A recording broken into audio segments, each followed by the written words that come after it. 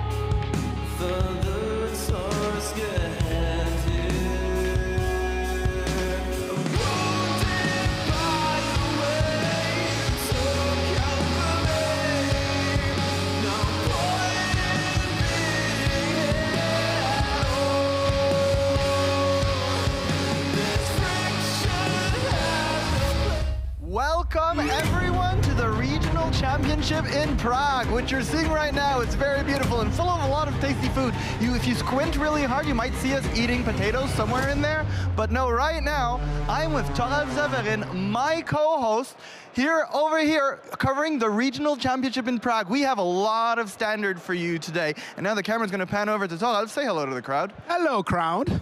Yes. So today, before we start the rounds, we're just going to give you a bit of a presentation of what you're expected to see today. The coverage, not only the coverage, but also the standard. We are going to be covering for you the prizes that the people can win amongst these beautiful mana drop. Wait, why did they put the good one on your side? Mine now. And some of the things you can only get exclusively at this event, like these beautiful playmats and deck boxes. But first, we're all here about the Magic the Gathering, which is a tournament we're covering. Regional Championship Prague is a tournament that you had to qualify for. You can't just waltz in here and play it unless you're really lucky on the last chance qualifiers on Friday. Can you tell us a bit about why this event is a little bit more important than a regular Spotlight series? Oh yeah, this is basically the jumping point to the big tournaments. If you want to play Pro Tour, if you want to play the World Championship, this is where you have to be.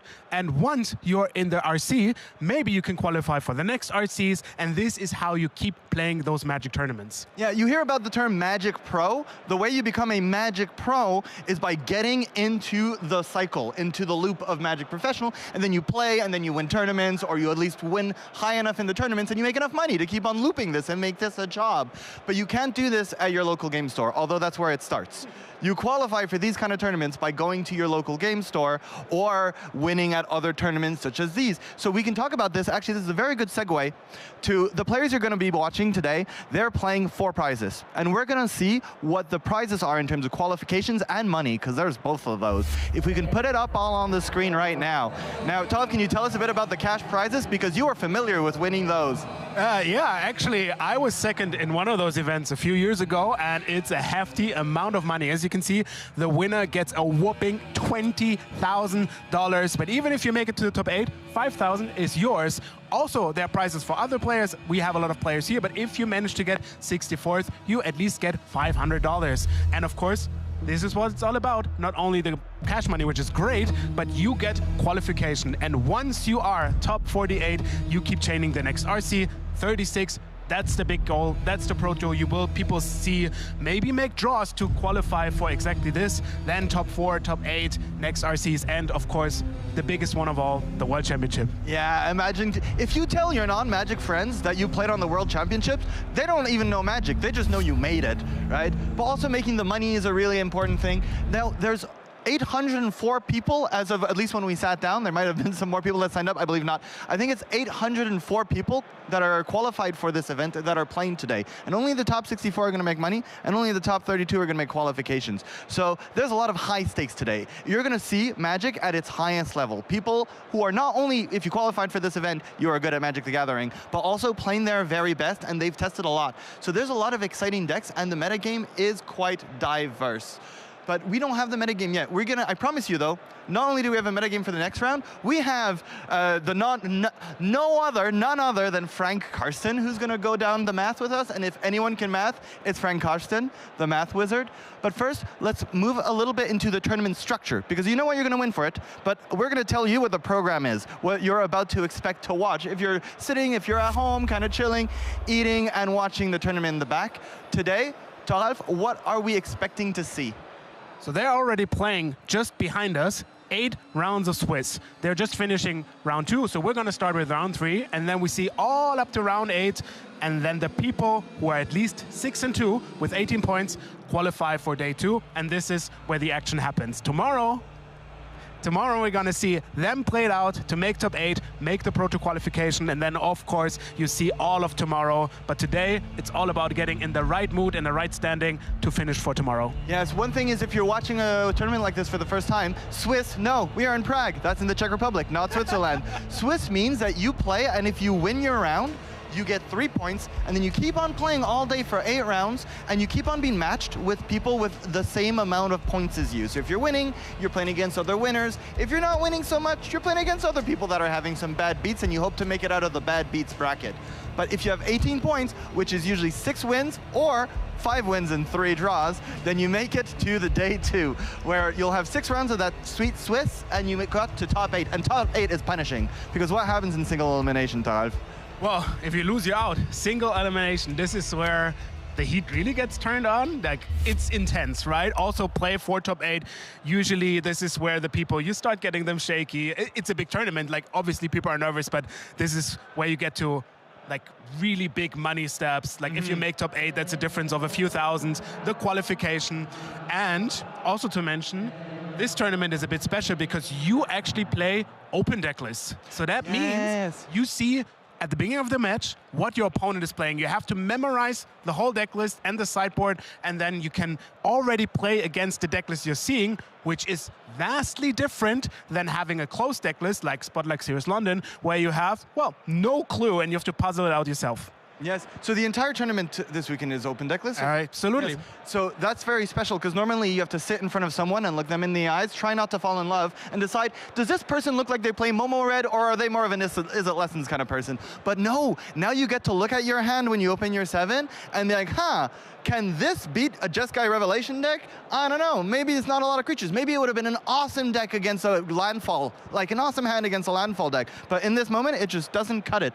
So this is gonna be special. Not only are you seeing players play at their best for high stakes, but you're also seeing them play with very good information, which is like really, really cool magic to watch. If you give good players more information, guess what? They're going to do better actions. So you're going to see a lot of good players, especially in the later round of the tournament, perform. And if something looks very specifically like suspicious of playing around something, that's because they know. Yeah, exactly. Plus, we have very good casters this weekend. Todd will be one of them. So if you're watching and you don't know what they played around, the casters will be sure to tell you. And we're going to tell you. Yeah.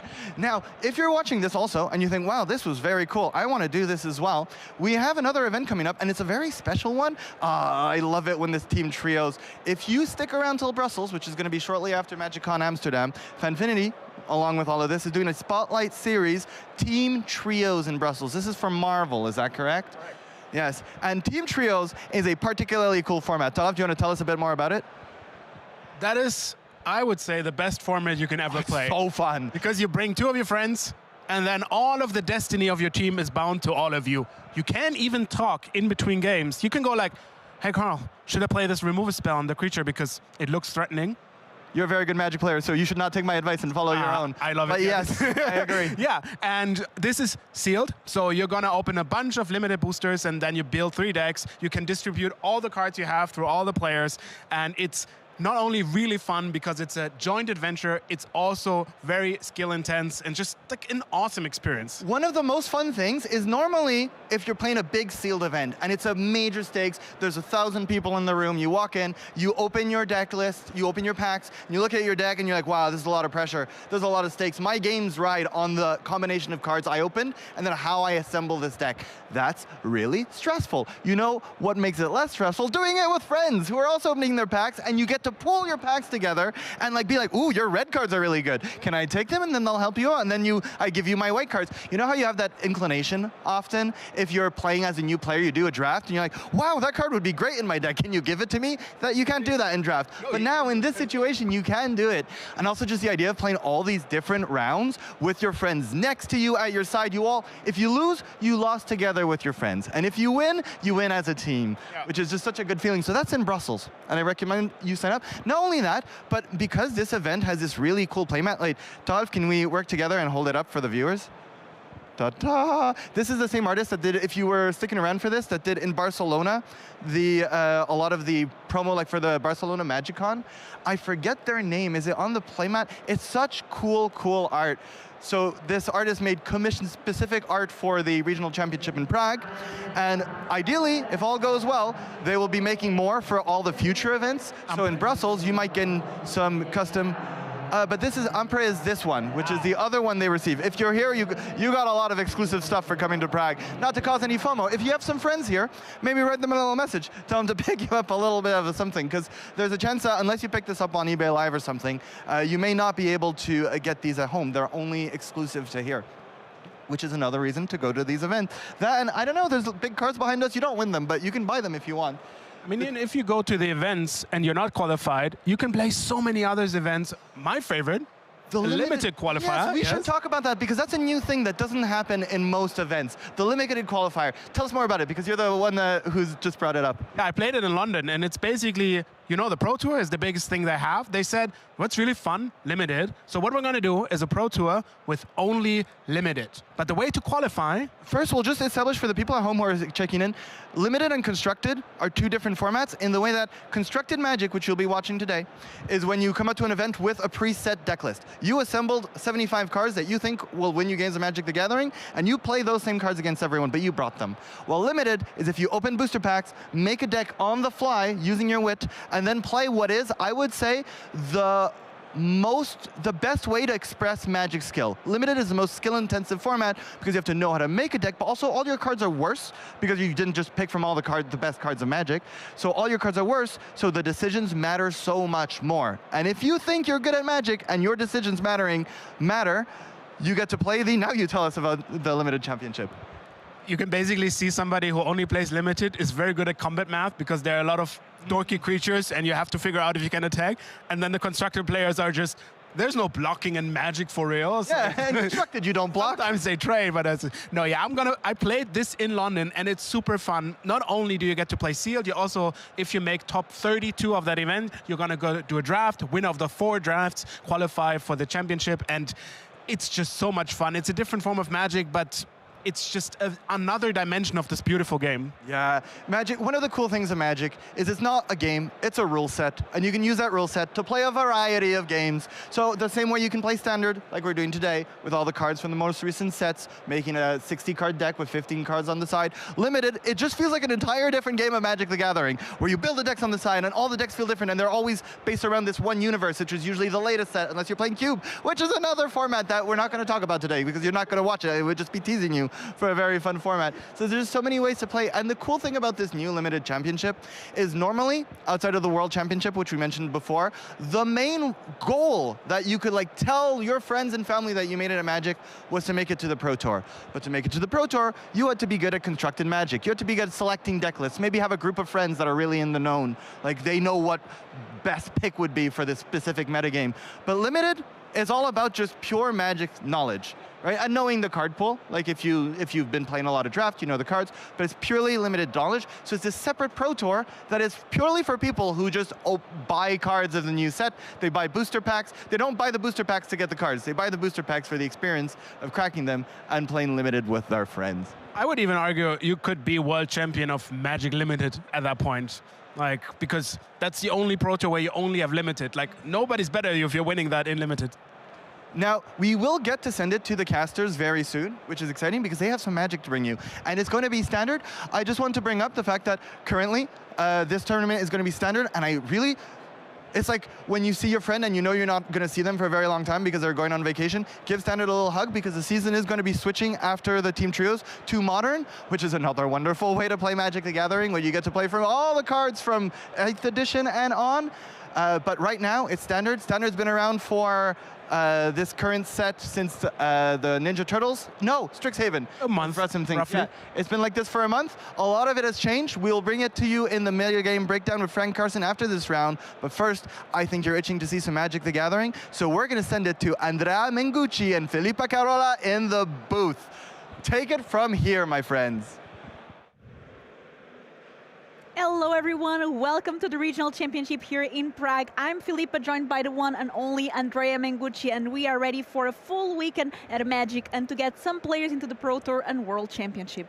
Hello, Filippa. It's a pleasure to see you. It's a pleasure to meet everyone. Today, of course, this is our first time we are covering the matches, so very excited to see what the players are playing. The players are playing for a lot because they're playing for 36 Pro Tour invites and, of course, 2 Worlds invites. That's very, very exciting, and a lot of money on the line as well.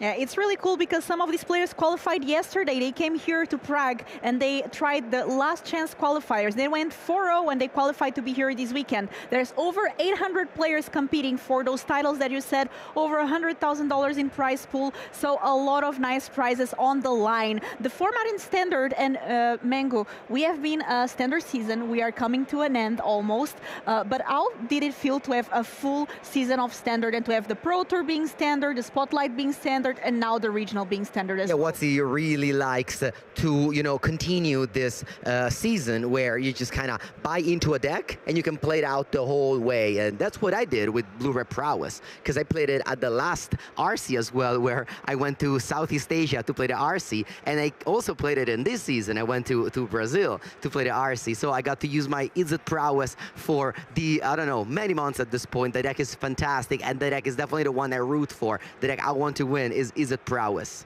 You heard it here first, and Mango, I have to tell you, because before Magic used to have this slogan, which is play the game, see the world, and you're doing that. You're traveling all over the world, playing Magic, meeting new people. How has that been for you? Yeah, I mean, play the game, see the world is definitely a thing in Magic. Today, we have a tournament right here in Prague, Europe. In the same weekend, there is a Spotlight Series in Japan, Chiba. And in the same weekend, there is a regional championship in, believe, Washington, D.C., United States. So throughout the world, over 3,000 people are going to be playing competitive, are going to get their Pro Tour invites, are going to get lots of money, and are going to be able to play standard, which is, again, the competitive formats of choice for this season. But it'll change next one. Players are already home playing the regional championship qualifier of Modern, and in October and September, the next RC will be Modern as well. So, competitive Magic is also announced that next year, 2027, we'll have return of Pioneer. So, multiple formats are going to happen next year at competitive level. Speaking of multiple formats, you can go to Brussels in July to play the Spotlight Series, which is going to be limited. Not only limited, but team trios. So you can grab your two best limited friends and try to win the whole tournament. I have to say I'm really excited to have a Spotlight Series that is focused on limit, because that's my format of choice, and as well as team trios, which is something that we haven't seen recently, but it used to be very popular. Yeah, team trios. There was a time during 2018, 2017, where Magic really pushed those team events. There were so many team modern, team limited. I even played a team Pro Tour event in 2018. So that is, it's cool that it's back. I'll be doing commentary in Brussels. So, I won't be downplaying, but I definitely need to learn a lot of the Marvel sets, because, you guys wanna hear about it, not just play. The people that can't come to Brussels will definitely get to enjoy watching us on the same platform there he is. So just make a follow to whatever platform you're watching us on, so that you'll be updated for the next event. Yeah, we have a lot of events coming, so make sure that you are following us to be here with us, to see us, take pictures with us, be playing, be on the feature match, who knows, win the whole thing, qualify, get a bunch of money. That's what we are doing here all weekend long. And I always love to return to Prague. We've been here many times. We've done several regional championships in Prague. It's a beautiful city, and it's just nice to be back today. As Carl was saying, we have 8 Swiss rounds. Players need 18 points or better to advance to day 2. It's not easy. It's a stacked field. You need to qualify to be here. So you needed to have won your regional championship at home. Then if you make day 2, you have 6 rounds of Swiss, and then cut to top 8, which is single elimination. And players are looking to today get 18 points or better. 6 wins, 6-2 is not easy, right, Mango? 6-2 is not an easy record at all when you have no buys and when you just are battling against the best player from Europe. This is a very hard event just to make day 2, let alone get to the top 36 and the top 8 eventual cut. So today is going to be the hard churning. We're gonna go from like 800 people to 100, 150. So it's really going to be hard. And tomorrow, that's where the hardest competition will go. This is an open decklist event, which is worth saying, because a Spotlight Series is slightly different. Day 1 is closed decklist, day 2 is open decklist. Whereas today, it's open decklist the whole way. So I'm not sure if we have all the comments on, but if you click !deck in the chat, you may, or standings, !standings in the chat, you can get access to the MTG mail list, and you can already see what decks are the best player in the room playing. So you can see Arne Uschenbat playing Mono Green Landfall. You can see Guillermo Lupi playing Azorius Momo. And you can see really just a lot of the very many best players in the room, what decks they're on. You can just already download it immediately, load it on Magic Arena, load it on Magic Online, and play already what the best players are playing. Because, yes, the Pro Tour happened a few weeks ago now, but the metagame really changed, and it's kind of a feature of these standard format, right? Just the metagame changes. It's a very cyclical game standard, and you got to be updated, and you got to always be there to see what the decks of the moment are. Philippa, have we talked about these deck box yet? No, we have not. Tell us about us. They look very nice, by the way. And yeah. I think they're exclusive, right? Yes, so these deck boxes are a product of Ultimate Guard, and Ultimate Guard does partnership with Wizards of the Coast right now, so you can get the actual, you know, art of cards. This is the Embered Challenger, which is the card that you get for attending the original championship. You also have the matching playmat, and you can buy the whole thing, but only here. Only if you come to a regional championship, so you can't buy it at home. So that means that you can come to Ghent at the next one and get the official promo, which I believe to be Kozilek's command. Ooh, very exciting. Kozilek's command with the hand that evokes the Eldrazi symbol. Very much a throwback to Cryptic Command. That was one of the old promos, textless. So Kozilek's command, which I believe, and I might be a hot take, but I say it, the best card in Modern, Kozilek's command. Okay. It doesn't mean that the decks that play Kozilek's Command are the best in Modern, but the single best card of the format, I think, is Kozilek's Command. It's just, so you yeah. can have the best card of the format, according to Andrea Mengucci, in a very special, cool art if you just play these events, which is very exciting. We are actually not starting in round 1 this weekend. We are starting with round 3. So players that we will see will probably be 2-0 already, doing well, and we are excited to see some Magic and to see them play. What decks are you excited to see today, Mengu? Well, as I said, my favorite deck is Izzet Prowess, and I always love to cover it. I love to play it. It's just always fun to just see how blue and red cantrips and cheap threats play in a game of Magic. That's my favorite way. But obviously, the name of the standard right now, the deck that just was nowhere to be seen at the Pro Tour, basically just nobody played, and it's now the second most popular deck at the event, is the Tablet of Discovery.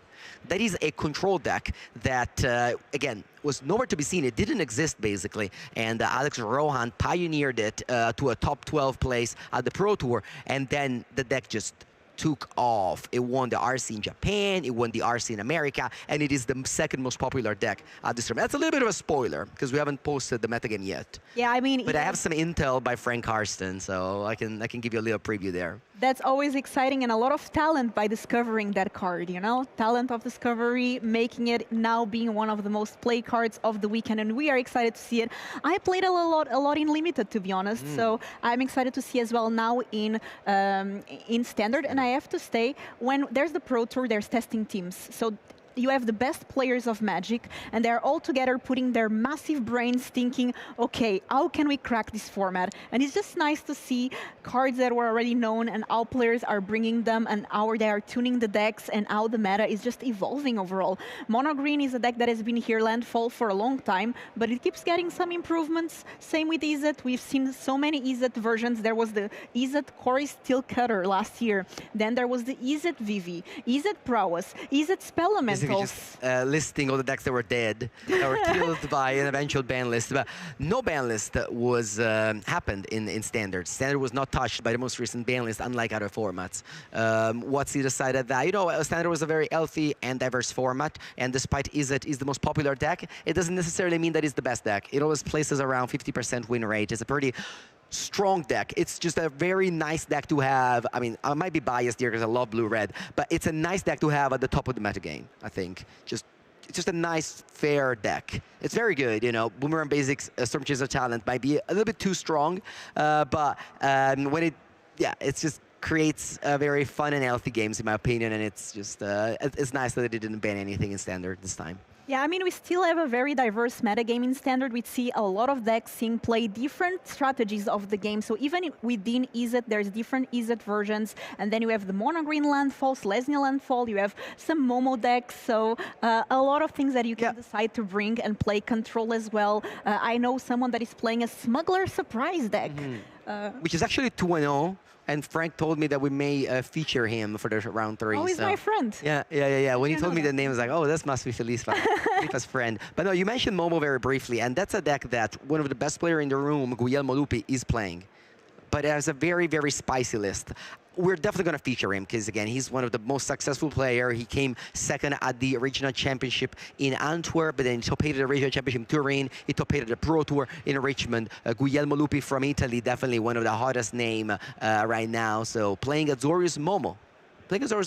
That's a sentiment whenever one of the best player plays a deck that you don't just think it's a very good choice normally. I mean, not saying that it's bad, but it's just not a conventional choice. Maybe it's like 2 or 3% of the metagame. Yes, it did win Spotlight Series London, but still remains a pretty small name in the format. So it's cool to see that. But you know, sometimes bringing the deck that you feel comfortable with ends up making it the best. Because, for example, this friend that I was telling you about, he was thinking about bringing Izzet Spelementals. And then he was like, you know, I really like this Smuggler Surprise deck.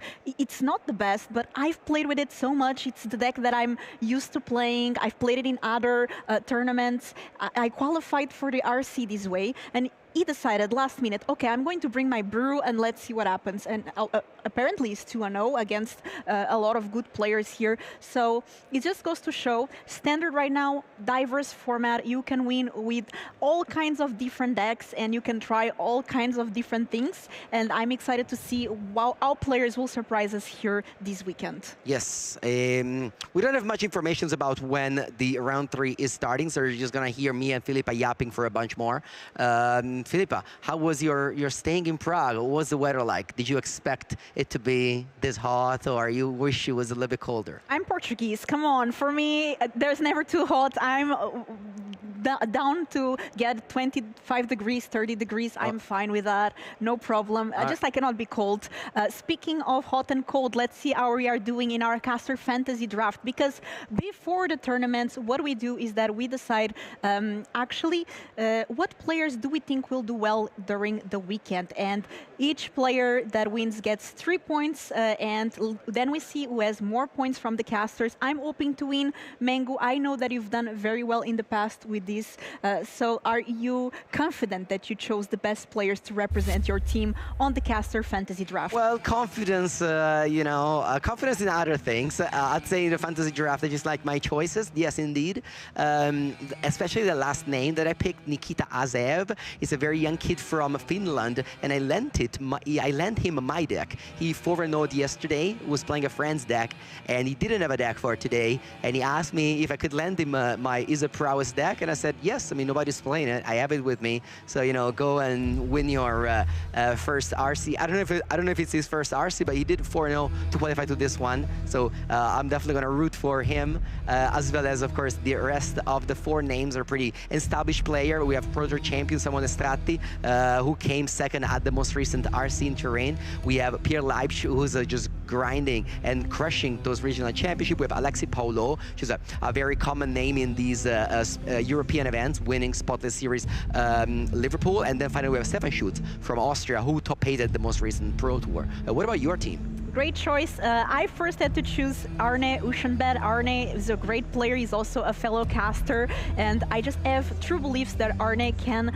bring a lot of wins this weekend to my team. Andrea Piemonte is a great Italian player. Cohen de Vos, actually this was a tip by Frank Karsten. So I hope that it will go well for Cohen, that is on my team as well. And then of course I have 2 Portuguese players, because I always try to include some Portuguese players in my lists. André Santos and Miguel Simões, I've heard that they are well prepared for the tournament. They've been studying, they play the Pro Tour, so I'm excited to see how they do this weekend. This is the points that we have after round 1, which means 3 of my players out of 5 won round 1. In your case, Mengu, Toralf, you are ahead. 4 out of 5 players won round 1. Congratulations, you are having the heavy start.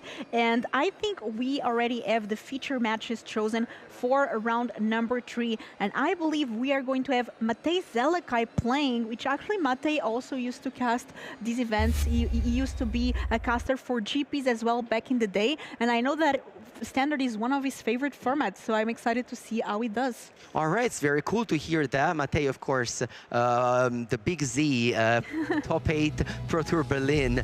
2008 with Elves. I was just a kid watching the TV while he was doing the Pro Tour Top 8. But I want to talk about the other guy, the opponent. He's known online as Respect the Cat.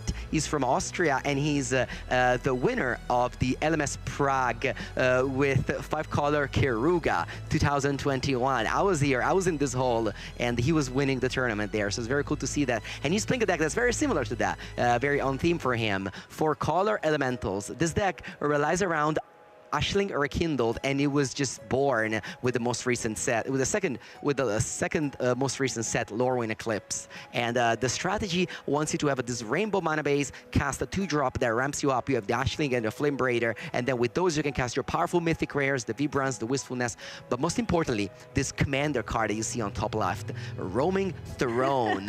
Filipa, you know that card is just a powerhouse in Commander, and it also sees play here in this deck. I have no idea, but I know that it's very good in the Elementals deck, and glad to know that he's also making it in the Commander scene. I mean, just a good 4-mana 4/4 with Ward that then you choose a creature type and just doubles the triggers an additional time of those types. So in Elementals, really good with all these amazing creatures. I'm excited to see how the deck does. On the other side, Matej Zelekai, which decided to play Izzet Opus. And if we can get here a look at the deck, what do you have to tell us here, Mango? Very clean deck list. This deck list is definitely missing cards. This is way too few cards.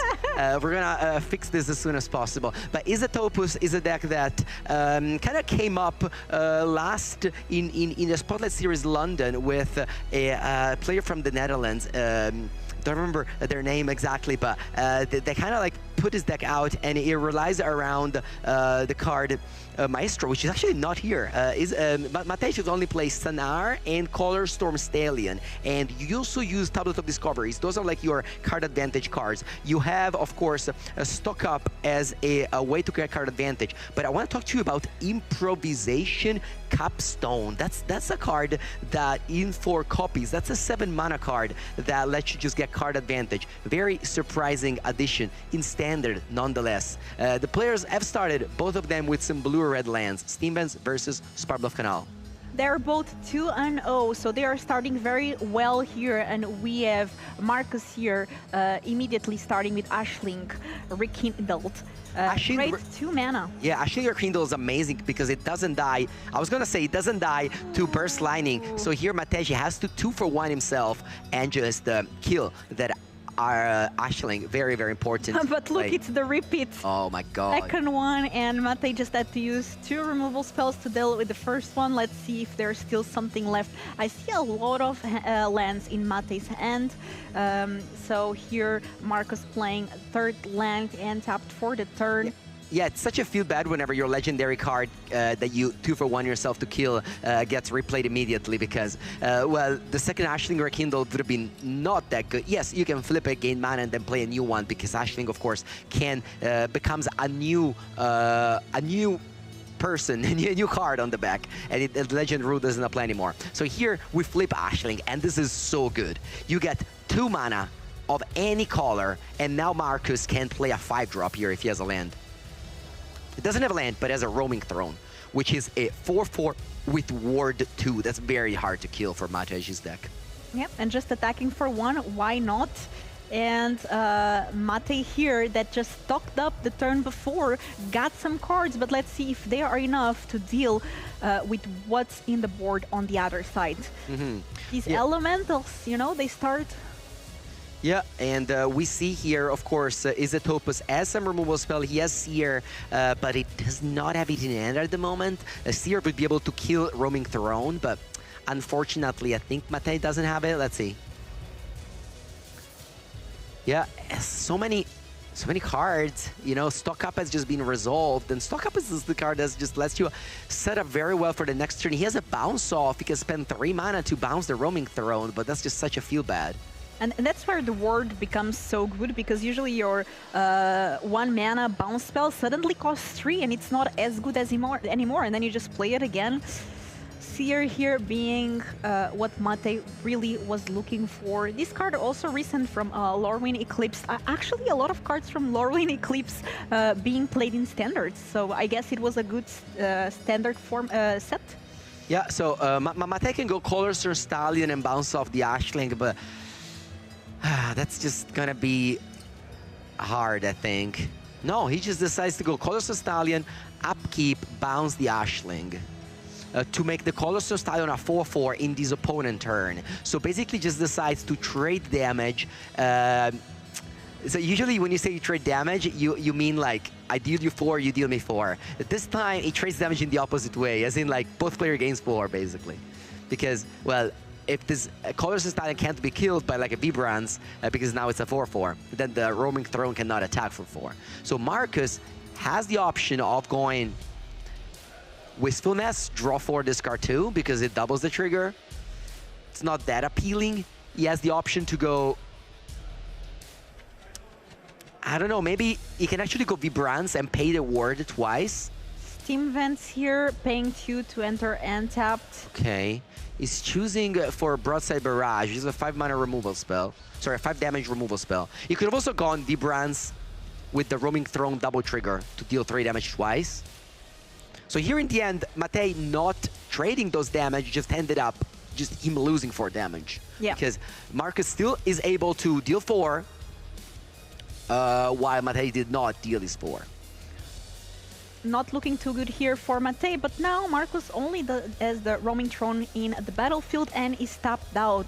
So let's see what Mate Zalakai can do now with 5 mana available. It seems like he has an Ashling command. So that's the card he's planning on casting on the opponent turn.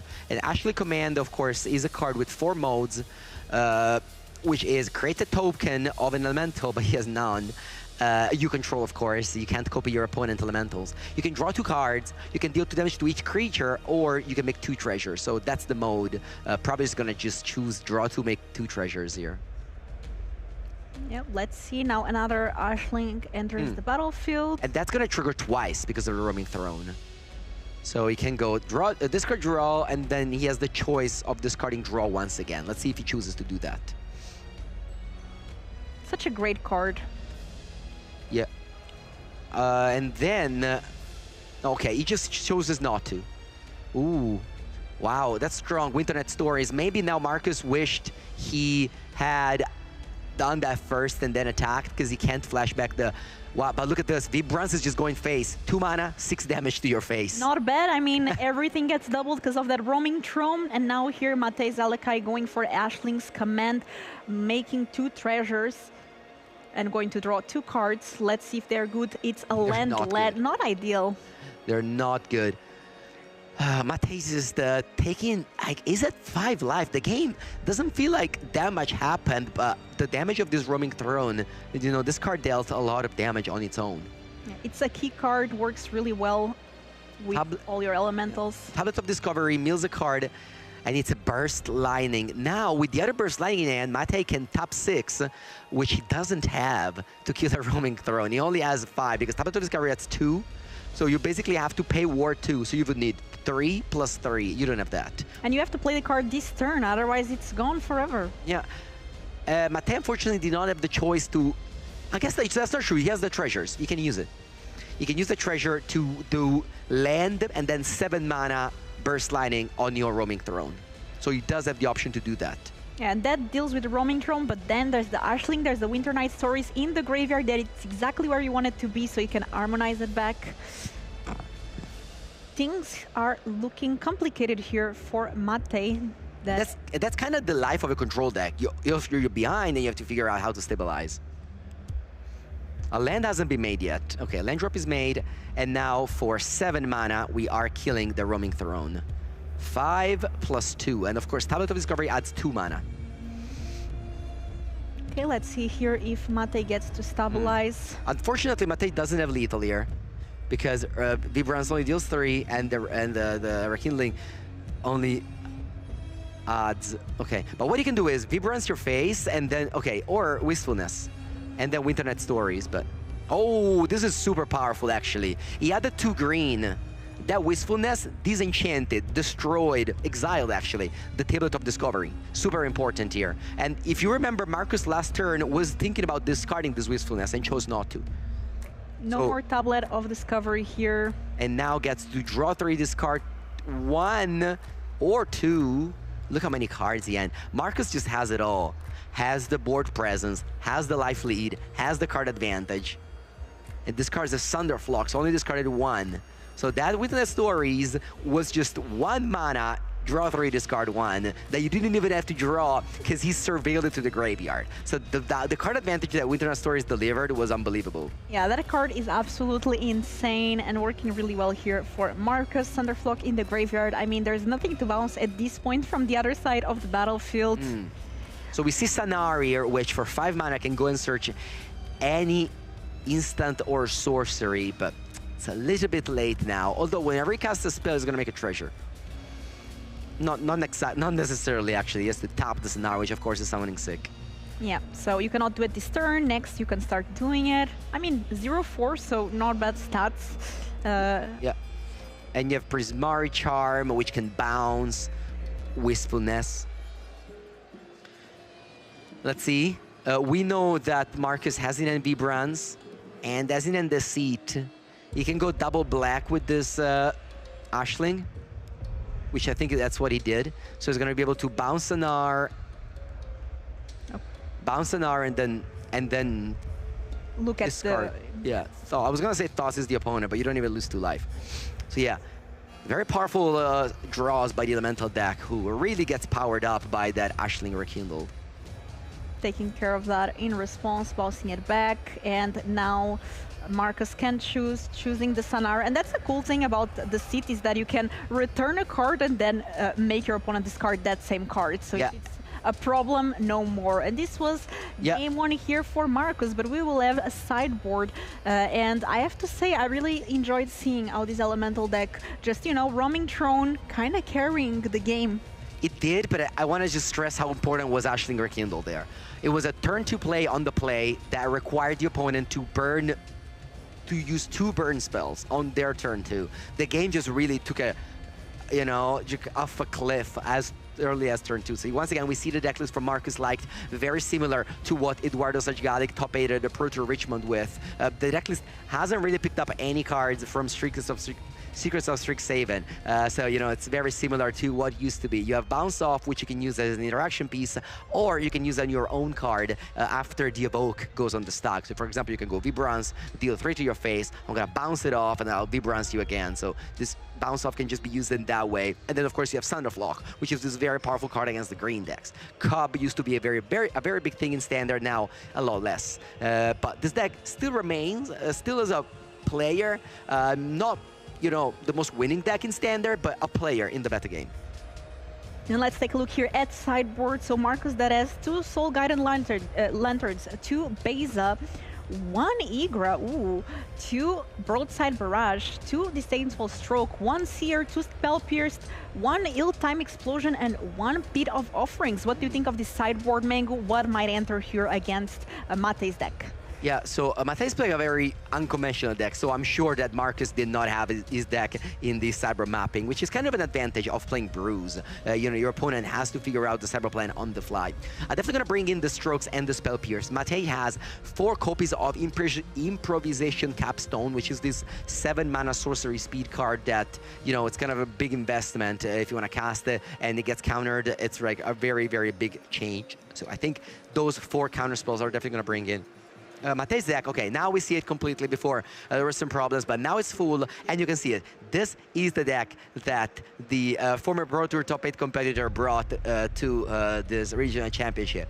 Once again, the Tablet of Discovery deck and the Colorstorm Stallion deck. That's kind of an unconventional thing, because the 2 most popular decks in this tournament are Is a Prowess, which is, you know, embodied by Colorstorm Stallion, and Tablet of Discovery, which is the control deck. And Mate's playing both of them in a single deck, so makes it very hard for the opponent to sideboard. But this is kind of a control deck at the end of the day, except instead of playing Just Cast Revelation, instead of playing Day of Judgment, you just play spot removal. You kind of grind your way through. You have the Seer, you have the Burst Landing, you have the Firebending Lesson. But this matchup is tough because Marcus just goes over the top. top of this cheap spot removal spell. And yes, you can go even much more over the top with the improvisation and capstone, but that's going to be hard, as we saw in game number 1. A challenge, but I'm sure that Mate is ready to go against the Elementals deck. So let's take a look here maybe at the sideboard to see the options that are in hand. A lot of different removal spells, as you said, Mango. I'm very curious to see how some of these cards like Improvisation, Capstone that you mentioned in the beginning will do. And now taking a look here at the sideboard, what do you think might be key? Two Storm Chase Atlantis is an interesting choice. That card is very good against the control deck. I wonder if Mate decides that the opponent deck is a control deck, but I don't think so. Get Out is definitely a good one because it counters those powerful 5-mana card, except Marcus has access to 4 Cavern of Souls, which make the counter spell pretty awkward. You know, if Marcus draws a Cavern of Souls or even Vibrance into a Cavern of Souls, then counter spells are bad. Kind of a tough choice, honestly. You might bring in the Emeritus of Ideation just because you want to grind the opponent, so you just want those 5-mana 5/5 flyer ward that also has access to this Ancestor Recall text. So I think that's a very good card for these type of matchups. A Brosset Barrage definitely coming in as well as a removal spell for that Wistfulness or that Vibrance. We see here, unfortunately, Mate taking a mulligan. Let's see. It puts the card bottom and I think is ready. No, the opponent also maybe mulliganing. The players are, of course, live. They're playing behind our back. But they don't hear us because they have the headphones. Very nice. So here we have some lands displayed and both player multi-6 it seems, and they're ready to go. Ooh, that's a land that we really don't see very often. That's a land from the set Final Fantasy, and that Lindblom. Lindblom, which of course is just a land right now, but Mate could have played it as an adventure to make a wizard. Ooh, and once again, Marcus with the most important card of his deck. Ashling. Ashling Rekindled. Guess who's back again, and now Mate Zalakai untapping access to 2 mana. Let's see if we can draw 2. Yeah, that's pretty awkward mana base from Mate, who had 2 tap lands, so he wasn't able to go turn 1 Storm Chaser, Stormcarver Coast into land, but he had to play this Prismatic Charm on turn 3, so his mana base kind of betraying him, even with this River Power Verge, which only adds red mana, because he doesn't have access to an island or a mountain. So maybe that at the end of the day, that Lindblom Industrial Regency kind of like turned against him in this game so far. Yeah, unfortunately here for Mate, this Ashling is now sleeping, and I mean, there a roaming Tron? There is not. So Marcus, what he can do is can go Vibrance and go get a Cavern of Souls, but he would just need to evoke it, which I don't think is what you want to do. I think in this matchup, okay, no, it seems like he's going for it. Okay, going for it. I think you just want to get Cavern of Souls, maybe. Getting a land, gaining 2 life. Yeah. Cavern of Souls means that if Mate sided in anything, really, any counterspell, those counterspell will not work anymore, because that Cavern is going to name Elemental, and that Ashling Rekindle will be played. I wonder if Marcus played around the Spell Pierce here, which can't really be played. Vibrance, of course, also gains 2 life, notably. Oh, wow. Land tap, passing the turn. Chooses not to go for Ashling Rekindle. Holds up this... Is that Disdainful? I think that's this Disdainful Stroking End. But, of course, that's not up. Okay, Broadside Barrage. Dealing with that Ashling, but of course we know there's a repeat. And Mate here, 1 mana available, passing the turn. Again, it seems like we are kind of having a repeat of the past game, but without roaming Throne. So let's see how things play out. Yeah, I'm very surprised that Marcus chose not to play that second Ashling, because it would be nice. He has a lot of lands. I would have discarded a Breeding Pool last turn. Let's see now. Marcus is... Wow, he chooses not to discard anything. He keeps the Spell Pierce, he keeps the Disdainful Stroke, the land, and the Wistfulness. And if my opponent has the option to discard draw and they decide not to, I'm like, yeah, I'm in trouble. Yeah. That's when you know. Yeah, yeah. All right, let's see now. Mate shocks himself with a Steam Bands and draws a Colorstorm Stallion, which unfortunately for Marcus plays around all his cheap counter spells. Yeah, I love Colorstorm Stallion. This card is one of the coolest Secrets of Strixhaven cards, in my opinion. And yeah, Prismatic Charm here. Prismatic Charm, which pumps the Stallion to 4. But in the opponent turn once again. Curious what mode he chose. Did you see if Mate was pointing at the Ashling? I did not. But here, Marcus is thinking. I think that's what happened, though. And but by Mate doing so in Marcus' turn, once again he plays around the B-brands. Okay, so he's bouncing. Yes. Back at hand. Hey, lots of choices, but not that much mana, only 5. Which seems like a lot, but still. If Marcus wanted to hold up that Disdainful Stroke and Spell Pierce, that's kind of awkward. If this Color Storm Stallion survives, though, those 5 mana spells and more will start making copies of Color Storm Stallion, and things can get out of control very fast. So that card, not to be underestimated. Yeah. Ashling here, okay, it's back.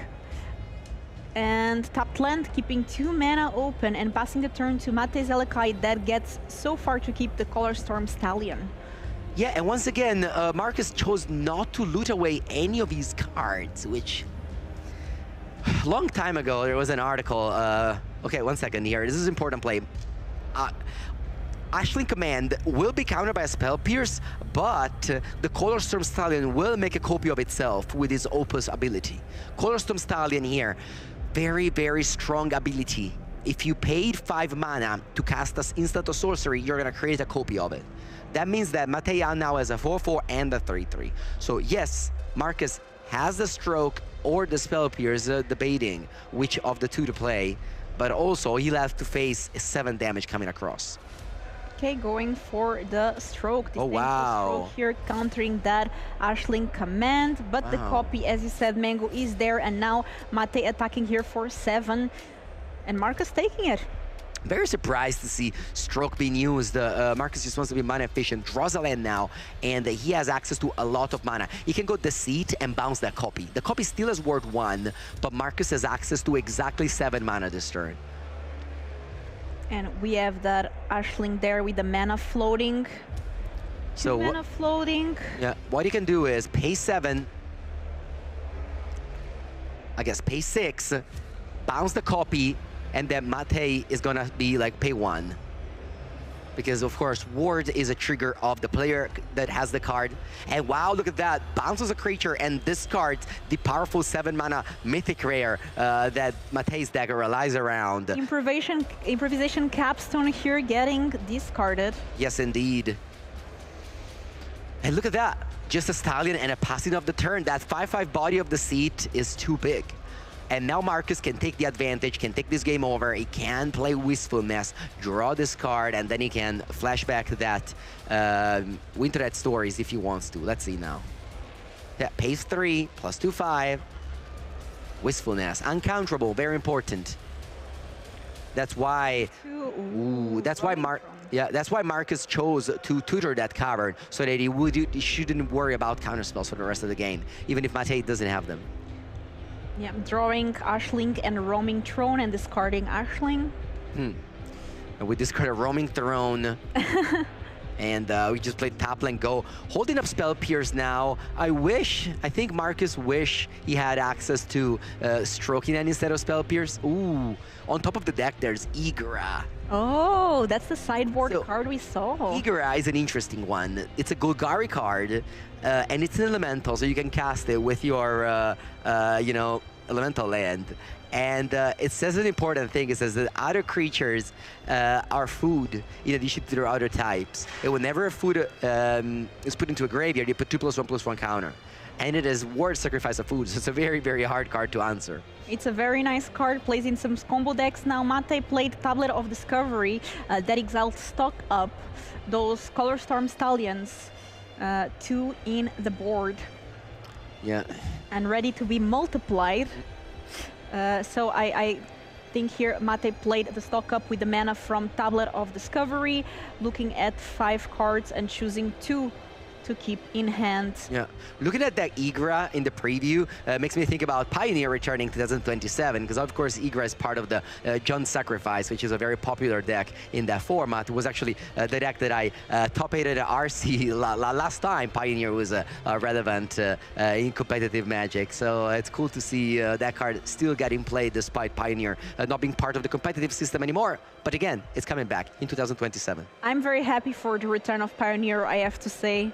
lovely format, and I think people missed it. Yeah, I mean, it's just fun to diversify formats. I think Magic is a great game because you can play many formats in with a single rule set, and yeah, the more the better, the more the merrier. Also, it gives you more ways to play your cards that you might have acquired throughout your Magic career. All right, let's see now. Stock up decision has been made. Prismari Charm is added to Matej Zetelkai's hand, the player from Slovakia. And the player from Austria. These players probably speak the same language. No, they don't, but I remember Matej telling me how, the capital of Slovakia, Bratislava, is very, very near to Vienna, and they can understand each other very well. I don't know where Marcus is from, but I've been teaming with Matej in the past, and he's telling me that. So it's cool to see, of course, Europe. It's a single big country, but lots of different small countries. Sorry, it's a single big region, but lots of different small countries that, with their own languages. All languages, but they're very friendly to each other. That's very nice. And all right, these are 4/4 now. The Italians. Yeah, roaming through, capacity play uncounterable. No enter the battlefield on this one. And let's see now. And then Marcus can play Igra, Eaterlol. No, actually, Marcus can't play Igra because he has no black mana, but he doesn't want to. Barrage anyway. here. He wants to go barrage, pays the ward, of course. Let's see if there's an answer. There are 3/3s right now, but if Matej decides to play a spell, they'll become 4/4s. That is gone forever. Now, Marcus may, the way he tapped his mana, I can't play the Vibrance. Not that he wants to, but oh no, that Igra goes to the graveyard, sad. Matej is at 16 live with only one Stallion left. Wispunas attacks for 6. And end of turn, this card is going to be spell pierced. Marcus. Prismari Charm. Oh no! Marcus chooses not to spell pierce. Wow. I'm surprised. Draw 2. And let's these. Maybe Marcus. Reveal 2, then draw a card. Marcus maybe wants to counter that 7-drop. Although Matej can have 9 lands next turn. 3, 6, 9, exactly.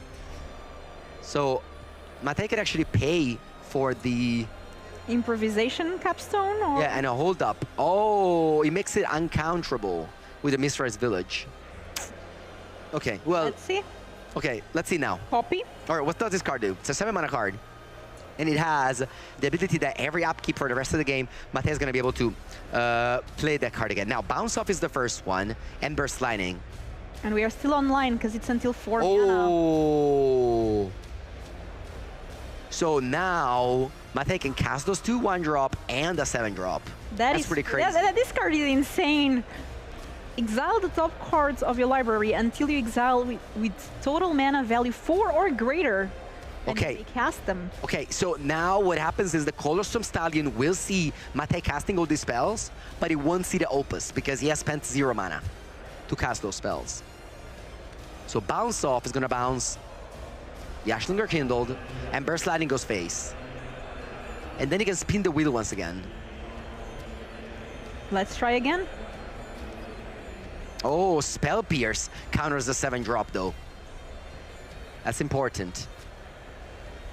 That's very important. And now Matej has a, how big is that? 6/6 and a 5/5. No, 7/7 and 6/6. Big Stallions. I would use the ice if I were them, but their choice not to.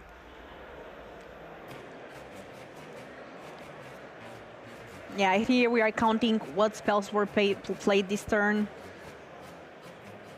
So as you said, the mana 5 or more doesn't count because they were free, but they still get +1/+1 for each of the spells. And that's that mythic, red mythic card that you see hanging around is because it's going to be played once again in the upkeep.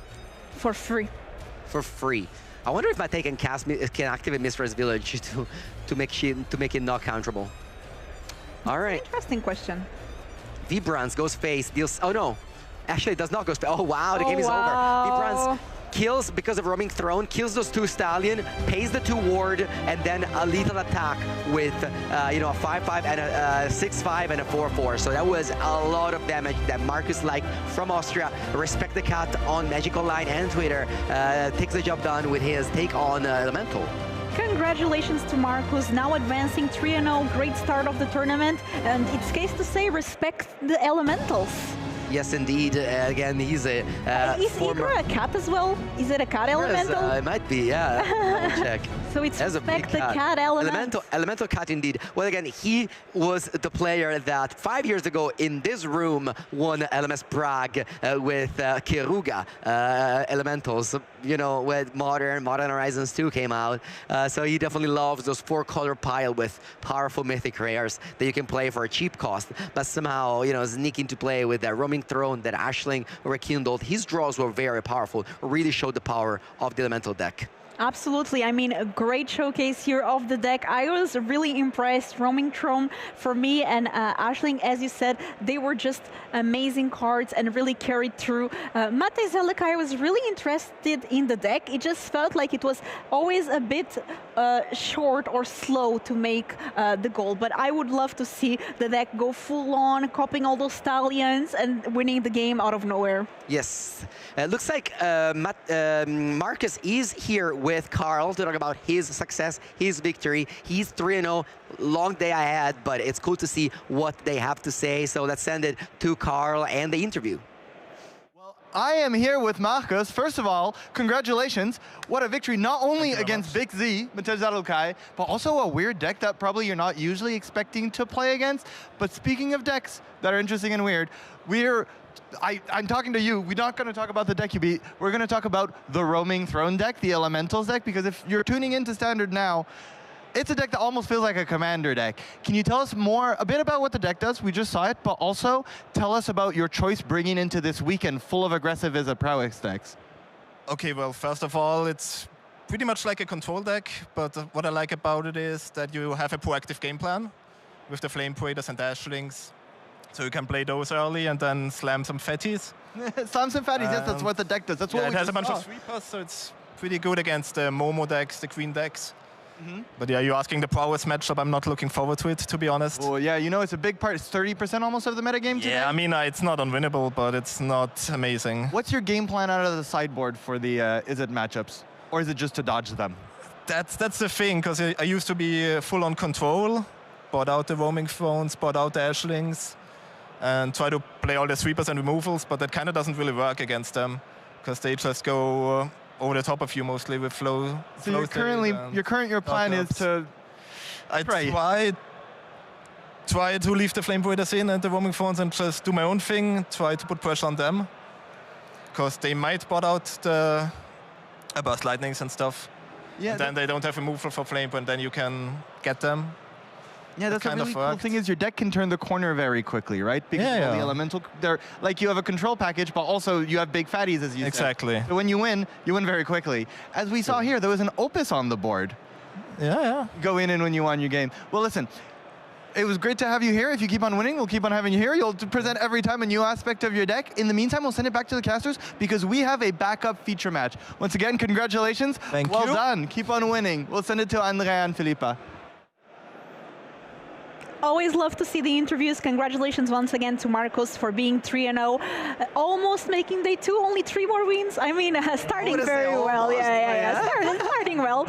Now we are almost ready for our backup feature match, still in round number 3. And we are going to actually have José Fonseca, which is my friend from Portugal. And yesterday he was telling me, you know, Filipa, I think I will go with Izzet Spelementals, but I'm not feeling the deck. He made an MTGO league. He went 0-5. And he was like, I went 0-5, this cannot be a good sign. And I was like, I don't know, maybe. And he's like, you know, I'm 0-9 now with this deck on MTGO. This is the 9th game in a row that I lose. I'm like, that is not good. And he's like, you know what, I have this brew that I love with Smuggler Surprise. Maybe I'll just submit it after all. And I'm like, Okay, and apparently Didan is 2-0, and now I'm surprised to see him here in the feature match, doing well with a card called Smuggler Surprise. Mengu, why don't you tell us about this Temur Surprise deck? Well, this is a deck that, you know, has been a thing in Standard for a while now. Outlaws of Thunder Junction has been in Standard for a while, and this deck comboing out of nowhere for 6 mana. It's kind of like a throwback to Tooth and Nail, where you pay 6 mana and you can put into play 2 creatures from your hand. Here you see it. So yes, 4 copies of Smuggler Surprise, you pay 6 mana, you put 2 creatures from your hand into play, and if you put in Calamity, the Galloping Inferno, and Voltborn Tyrant, you just attack for so much. But not just that, you also have Marang River Regent, you have Ureni, you have you know, a few other big threats that both can be played for cheap, like Overlord Hanswood, Summer Fenrir, or even Blue Vine Regent, and those cards just kind of like ramp you to art cast those cards. So you can either cheat them into play with Smuggler Surprise, or you can hard cast them the old-fashioned way. And you also have a sweeper, a very powerful one in this deck, Ill-Timed Explosion, where you just draw 2, discard 2. If you discard a 7-drop or a 6-drop, it kills everything. So that's a cool way to kill the board, swap the board, while also getting some card selection. I'm excited to see how this deck performs, but it's not going to be an easy task because Jose is going against Kaitan Sis, which is playing Izzet Prowess, and we have a look at the deck here. This deck has just been doing so well. Some of them have crabs, others don't. This has 2 This is crabs. both. This is both. Kaitan could not choose whether to go for the version with crab or version with stallion, so he just split them. Now you see also a very powerful card, a Secret Identity. This is not a card that every Prowess deck play, but a card that I love. A card that just kills out of nowhere, giving the you know, your Otter flying, pumping up for 2. Just really a powerful card that I'm really happy to see here alongside Violent Outburst. That's a new card from Secrets of Strixhaven that also not that many Izzet Prowess deck adopt, but I'm playing 2 copies in my deck, and I really like to see the new addition, Violent Outburst and Colossum Stallion from Secrets of Strixhaven to this deck. And what do you think of the inclusion of Flow State in this deck? This card from Secrets of Strixhaven as well, just an amazing uncommon. Yeah, Flow State just basically power crept Stock Up. Like, Stock Up was a 4-Rob in this deck before the last set, and now Stock Up is gone, and you play 4 Flow State instead. So what happens is, this deck is so good at turning on the modes of having both an instant and a sorcery in your graveyard that this just, look at the top 3, pick up 2 cards almost all the time. So that's still simply better than Stock Up. And that's why you see 4 copies of Flow State, 0 copies of Stock Up. And looks like our players are getting ready to start here this game 1 of round number 3 of the regional championship in Prague. They are looking to make 6-2 or better today, 18 points or better. Currently they are 2-0 and they want to keep the win streak going. Always on camera, being on camera is nerve-wracking. Yeah, we see the player starting here, the Stomping Ground tapped, and the Sparkbluff Canal on the other side. This super powerful land that just makes so that these 2-color deck just function so well. Starting town here on the other side, and Gaitan playing Opt. Going to scry 1, put it to the bottom, and draw a card. And we are in slow-mo. A little bit of slow motion. This is our first, you know, first round that we're covering. So some things, you know, still maybe fixed for the upcoming round. But now we see 2 River Park Verge, which only add a red mana as a result, because there's no island or mountain in play yet. Yeah, sleight of hand here, looking at the top 2 cards. That's a 3rd copy of River Park Verge. You really do not want that. So we're going to take the Boomerang Basics, which combos with the Stormchaser Talent, but seems like Gaitan doesn't have that yet. He may not even have a blue mana, honestly. Yeah, I think he just has to go for the... Oh, no. Oh, no, that's an island. An island, okay, yeah, okay. We have the true original island. Island, a true OG, you know. No need to steam bends when you have... Oh, he also steams... Wow, then Gaitan has a ton of lands in his hand because he has 4 lands in his hand. That's not great. That's not a great place to be, honestly. This deck doesn't want to draw that many lands. Playing land, passing, keeping it, and tapped. Yeah, and that's kind of the dream scenario for Jose, where Gaitan doesn't do anything for the early turns. He does have a crab, but wow, he has 2 islands actually, so he has so many lands in his hand. And we have Portugal versus France here. It looks like Euro 2016 all over again. Who won? Portugal, but... Yeah. Let's see here if the outcome is the same. Is this a burst sliding phase? Burst sliding goes phase. Well, Gaetan sees that Jose doesn't have that many targets, and he has a crab in his hand, so he just decided to go to fill his graveyard. And then he goes for the... Wow, look at that. Response, Mega Surprise. This card isn't just a win con. It can also be a way to card selection. Mill 4, and you can put up to 2 creature and or Lancer among them into your hand. So this is a way for Jose to pick up a Cavern of Souls and an Ureni. Ureni, that's an 8-drop. That is pretty good. Yeah, it's an 8-drop, man. 8-drop. Like, it's not normal to put 8-drop in your standard deck. Yeah, I mean, but if you can surprise it, you know, for 6 mana, instant speed. Yeah. I mean, I say that, the other side is a crab, which also 7 mana, but that's kind of fake 7 mana, as it costs 1 less for each instant sorcery in the graveyard. Another Burst Lightning has been drawn. That's the special version by Secrets of Strixhaven that you can find in the most recent booster packs. 3 mana available for Gaetan here. Yeah, not drawing very well, honestly. This really is what Jose needs to win the game. It's just the opponent stumbling. If he wants to win this like pretty tough matchup, I want to say. But Jose here also with a lot of removal. We have the Ill-Time Explosion, we have 2 Thunder Magic. Oh, Carousel's naming Dragon. That's always a nice one to say. There's the Meringue River region that can always get some card advantage. Ureni, the Song Undying. Although in this matchup, I believe there's no counter spells in Gaetan main deck. So people play... Wow, he drew another bad one there, the Impractical Joke. It looks like we're casting a Meringue River region to coil and catch.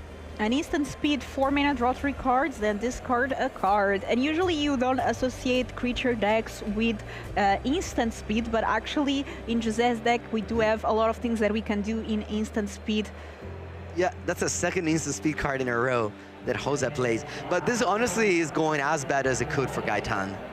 Like just doing nothing in the first 4 turns. Now, yes, he can cast a crab now, but yeah, the opponent is still at basically 20. I mean, it's not 2017, but still a lot. All right, so he chooses to discard Ureni, and we don't really have ways to bring the card back from the graveyard. We don't have reanimation spells, unfortunately. Okay, Jose now goes to his 5th mana. Ooh, draws a Calamity. Look how many cards. He can play Fenrir, summon Fenrir as a more ramp spell. I think that's what's happening. So that's a 4 mana 3/2. That 3 mana 3/2 that searches. This card was a power force in the draft of Final Fantasy. Yeah, absolutely. I haven't seen this card much in Standard though. Yeah, I mean 3 mana 3/2 is going to grab a land tapped into the battlefield. Yeah, and then more modes are coming next turn. We're going to put a +1/+1 counter on our card, and then we're going to draw a card finally. So it's a lot of value for a 3 mana spell. But of course, like this card is not great because it dies to a simple Burst Lightning. It dies to removal. Yeah, I mean, and yes, you get a land in exchange, but the 3 mana versus 1 exchanging constructed is a big deal. Yeah. Looks like Jose, wow, crazy, doesn't have a land. He just passes without making a land drop. Yeah, really needing the land drop here to be able to cast these big creatures. Yeah. Yeah, well, if you remember, when he's Mega Surprise, he could have gotten 2 lands. He chose to get land and spell, and then he ended up discarding that spell. So I'm sure Jose now preferred he picked up a land there instead of hindsight. No. Oh, wow. Gaetan chooses... Oh, he still couldn't... He chooses not to play Crab. Weird. He could have played Crab there. Yeah, decided just to Burst Lightning past the turn. I wonder why he chose not to play Crab. Because he had 4 mana and then played a Burst Lightning, so the Crab would have been 3 mana. Anyway, now Jose draws a land, so he can now cast 6 drops. But not now, because the land is tapped. Yeah, Commercial District is going to Surveil. I guess we have that Thunder Magic, which can get rid of the Crab. You also have the Ill-Timed Explosion that you can just use to draw cards. Yeah, Ill-Timed Explosion is not just a draw to discard to, it can also just be a draw to. There's also Meringue River region that you can use the coil and catch. Yeah, actually, Thunder Magic only deals 4 damage when you kick it. That would be the Farbending Lesson that deals 5. I wonder if you're actually supposed to play Farbending Lesson instead of Thunder Magic. I guess you have the option to deal 8 damage with Thunder Magic.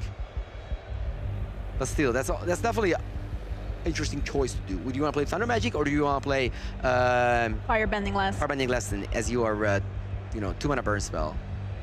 That's not burst lightning. so many effects. I also know that Jose told me that the deck was not like super updated because again, he was supposed to come with the Spell Elementals deck, and it was like a last minute, like I went 0-5 on MTGO, this is not going well, I'm just going with my brew kind of thing. Yeah. Might as well have fun. Yeah. And now 2-0 and an all-feature match. Yeah, of course, Thunder Magic is like 1 mana cheaper against card like Mindful Harmonizer, whereas you know, Firebending Lesson is better against Crab. So you kind of have to decide that. Yeah, you can see here our card spotter lets you choose here. On the left, on the right, you see the 2 cards. The Firebending Lesson from the Avatar set for 5 mana deals 5. Thunder Magic from the Final Fantasy set for 4 mana deals 4. All right, end of turn, we're going to go for another meringue. So card draw, more card draw. Hoping to draw the Smuggler Surprise to win the game with that Galloping Inferno. But no, there's no... No, there's another meringue River Region though. Discarding a top land. Meringue into meringue. And now it's time for Jose to cast something, I think. Man, that Urani could have come down next turn, in 2 turns. The game went so slow. Not even just the slow mode, even just the game also went slow. There's 3 Thunder Magics in the end, which is not ideal. Well, it's not ideal, but also Gaitan maybe eventually draws a Stormchaser Talent. Basic land choice, I love the one from Jose, who's maybe... I don't know. I wanted to say was playing at the time of Tempest, but that was like 1999, so maybe not. Esper Origins, another card that I haven't seen in a while. Gain 2 life, and you're going to surveil 2, and then you can, of course, get it back from the graveyard as a 4/4. Yeah, Gaetano had the choice many times to play that Crab, obviously choosing not to. At this point, he has a plan. The plan may be to disrupt the combo of Jose, or just like out of nowhere present 10 damage if the opponent's tapped out. Ooh, looks like it might be now, as we're gonna flashback the Esper Origins here. Yep.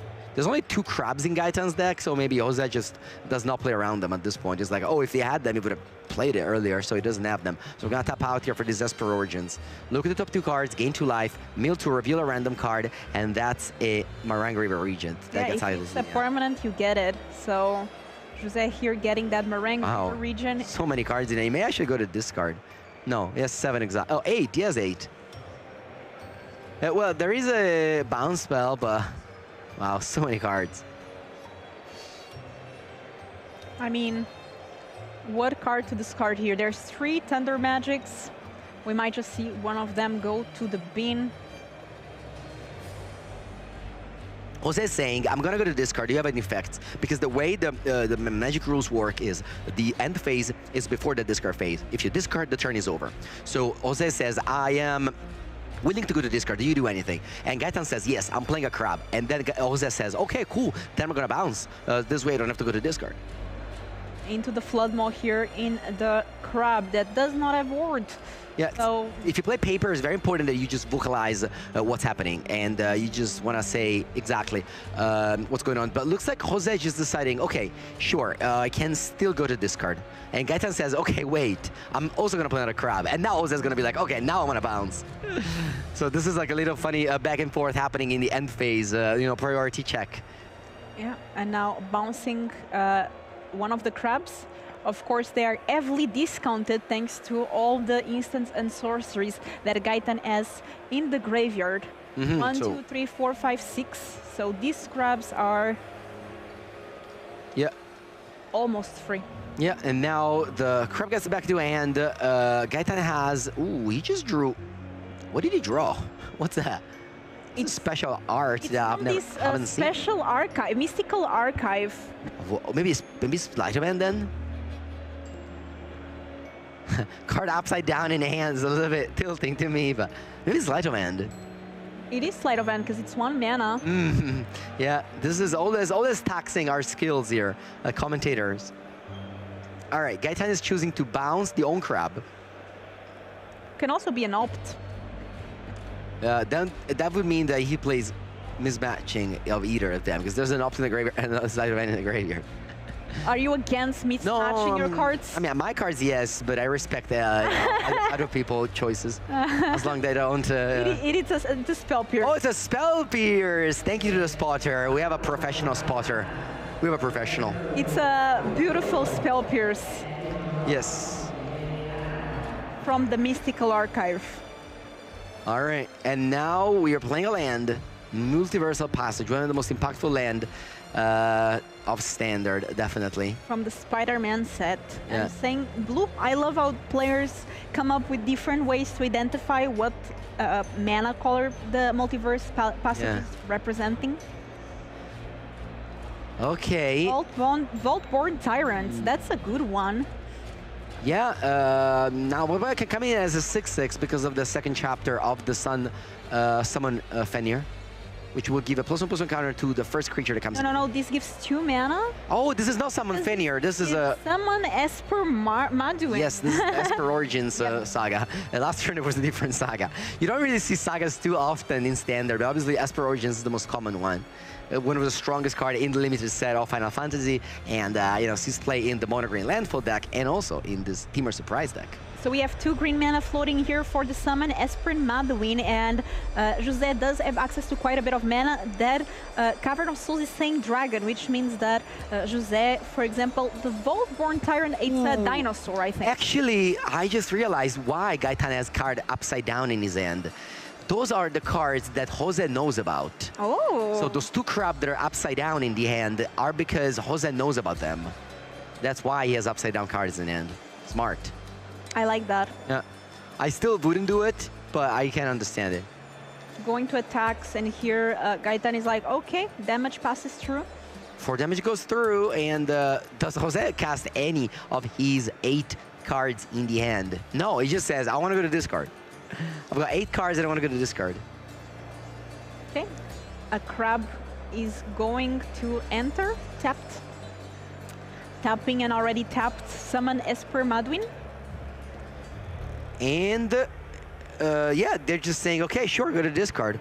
Yeah, now this Thunder Magic really wish it was a Farbending Lesson. Maybe you can split. You can play like 2 and 2. Here has the draw for Gaetan. One of the best draw possible here, Flow State. Look at top 3, select 2 of them.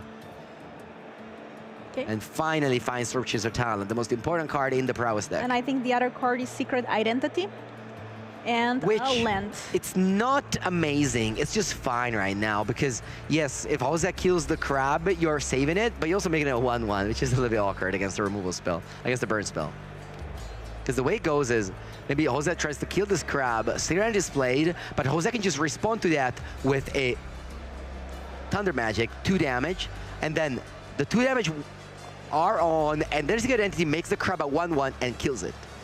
Attacking for 5, that makes Jose 10, which is highly dangerous because that means another crab, and if Jose cannot block, goes to 0. But here in response, we might see okay. or Thunder Magic for 8 damage. Okay. So Thunder Magic needs to tap all his lands here to attempt to kill that, dealing 8, but look at that, exactly what I mentioned. Secret Identity makes the crab a 1/1, and unfortunately Jose doesn't have an additional mana to play the second Thunder Magic, which would have killed the crab. But so only takes 1 damage, so... Well, it takes 1 damage, that's true, but like, very awkward that this Thunder Magic was not a Farbending Lesson. I know I said it a bunch, but I just want to repeat, because like, sometimes games of Magic are just decided by this very little deck building choices. Maybe you're supposed to split.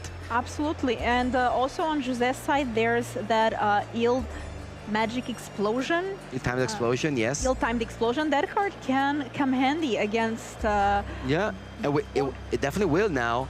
Jose is no shy of having expensive card in his hand to discard to that. He has to tap an island, which he does, so yeah, no issues in that. And then he can kill those 2 cards there. Ill-timed Explosion comes in. Gaetan has a Spell Pierce, which does nothing here. Okay, correcting the mana. So does these resolve? And for Jose here, he really wants these to resolve. Okay, wow, drawing a 4th Thunder Magic. Okay, so he has to discard a 6-drop, so that either Meringue or Galloping, or the Vault-Born Tyrant. Yeah, and the land as well. Yeah, Gaetan could have used Spell Pierce, but he chooses to hold the Spell Pierce for maybe Smuggle Surprise. Yeah. 6 damage to everything. And that will be enough to take care of the board. Of course, Jose knows that Gaetan has a second crab in hand. Wow, this game is lasting a long time. I believe both players never missed a land drop, something like that. Maybe it was a missed a land drop once. But Gaetan did not miss any land drop. But to be honest, the Prowess deck can play such a long game where for 6 mana, you just produce an Otter and draw a card for free. Because for 4 mana, you level up the talent, get back Boomerang Basics, bounce the talent, you replay the talent. So every 6 mana you have, you can produce an Otter and draw a card. Which, it's not nothing once the game goes so grindy and so deep. It's one of the strengths of the Prowess deck. Flow stage, that's another strength of the Prowess deck. Ooh, Slick Shot. Is it going to show off? It's time to see. So we have a Storm Chase talent now. And now Gaetan wish he used Spell Pierce instead of Secret Identity earlier. Because Secret Identity could have saved that Slick Shot, but it cannot save from this Thunder Magic. And now Jose has the option here to Thunder Magic. That Slick Shot show off was a promo that you could win at a store. I remember because I attended that tournament and I got it as a top 8 reward. I believe the winner was like a Fable of the Mirror Breaker. That was pretty cool. The current one are Oculus and Psychic Frog, which is also very cool. Very nice. I actually played one in Brazil. Oh. Yeah, I got the Psychic Frog. That frog art is also very nice. Yeah. Look at that cool little otter. Mm-hmm. And here, Jose drew, I believe, another Cavern of Souls, so that means we can make other creature type uncounterable. Yeah, so Galloping Inferno, it should not be a dragon. It's a horse.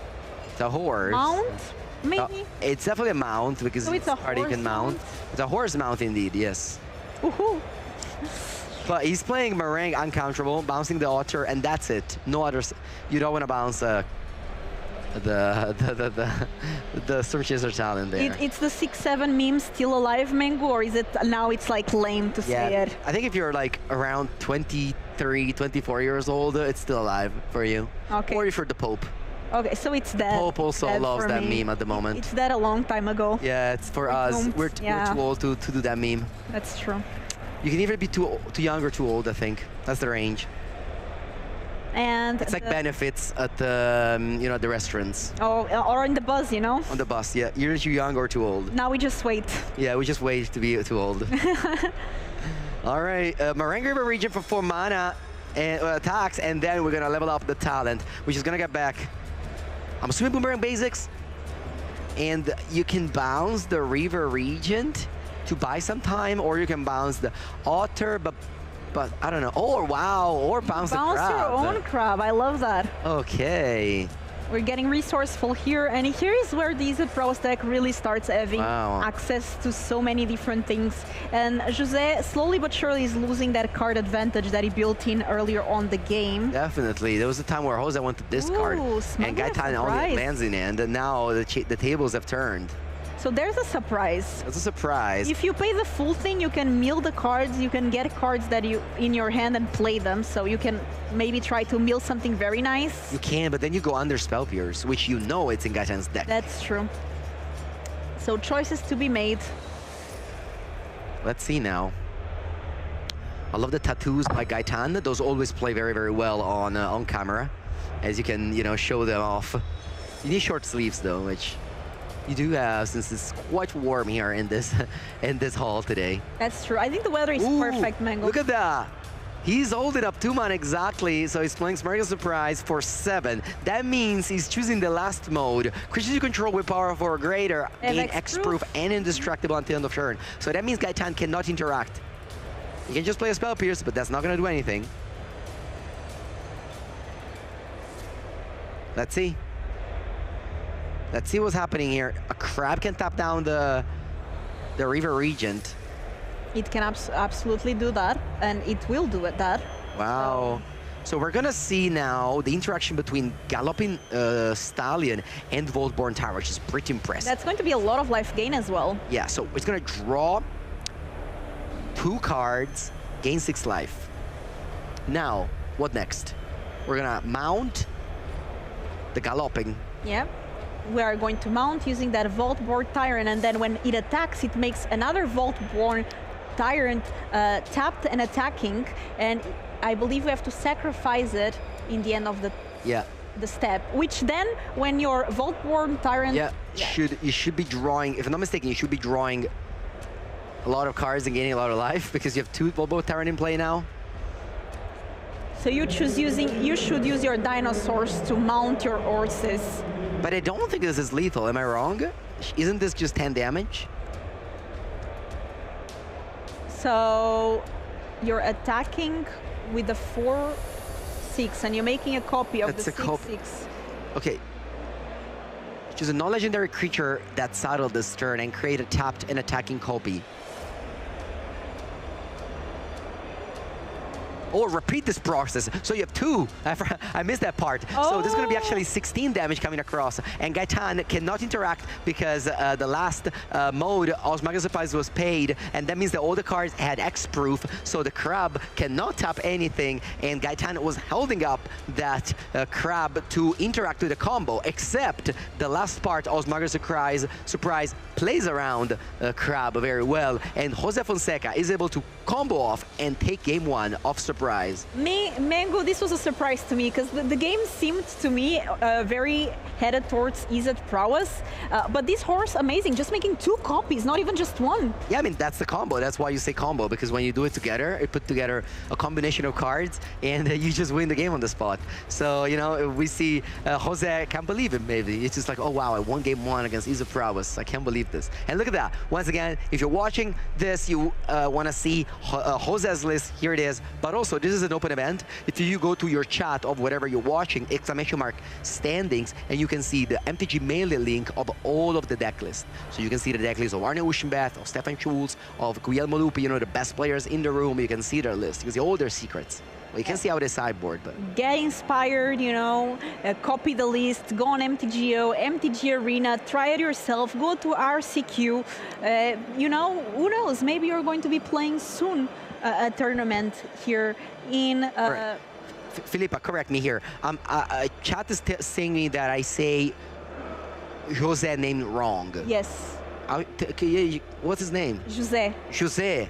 Oh, so Jose is Spanish. Jose is Spanish. Oh, I'm so sorry to the Portuguese people. I know, yo hablo español. I don't... Hablas un poquito. Un poquito. No hablo too much Portuguese. It's okay. I went to Brazil. I went to Brazil 2 weeks ago, and everyone, of course, only speaks Portuguese, because, you know. And, you have to learn. I have to give you some lessons. Yeah, and so I learned something. I learned obrigado. Oh, very good. I learned some things.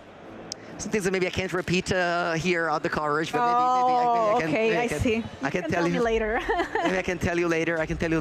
What I've learned. But no, it was a great time in Brazil. I played a regional championship there. It was super fun in Sao Paulo. And of course, Prague is also very fun. Prague is an amazing city. I love to travel to Prague every time. It's a really convenient city. Super, super nice. Definitely make sure you... Ooh, I have the same water bottle next to me right now, the Funfinity one. So, you know.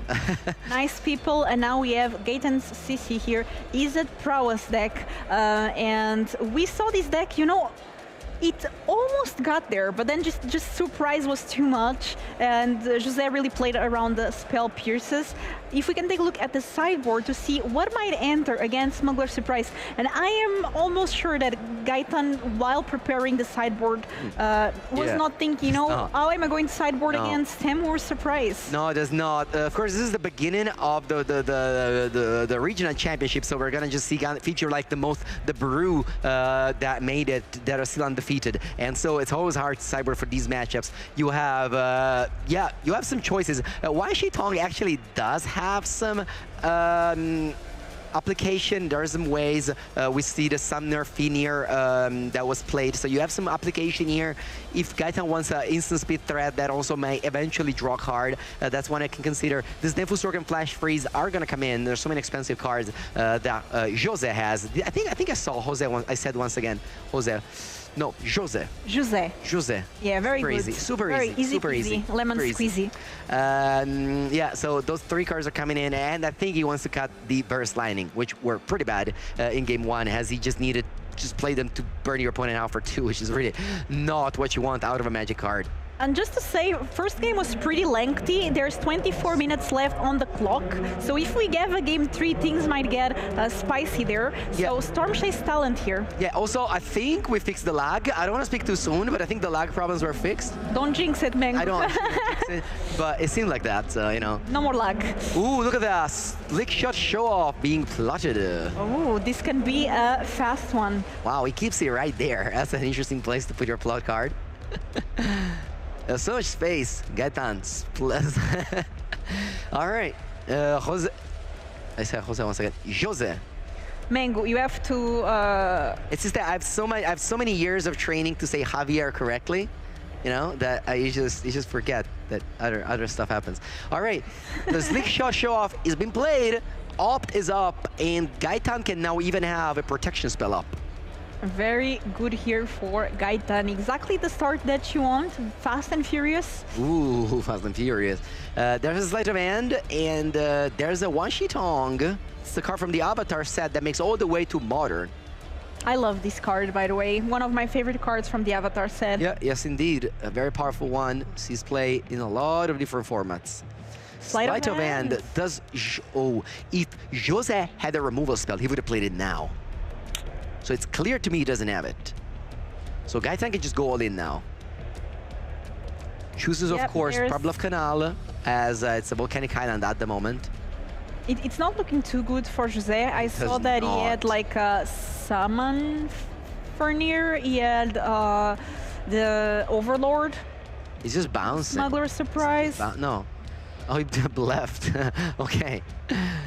And then Gaetan post-combat bounce. That's pretty awkward because you're just wasting a bunch of 3 damage. And again, I think this is important. Like, if Jose had a removal spell, he would have played it when Gaetan was tapped. So I don't think you should play around the removal spell anymore, and you should just main phase that Boomerang Basics to do 3 additional damage.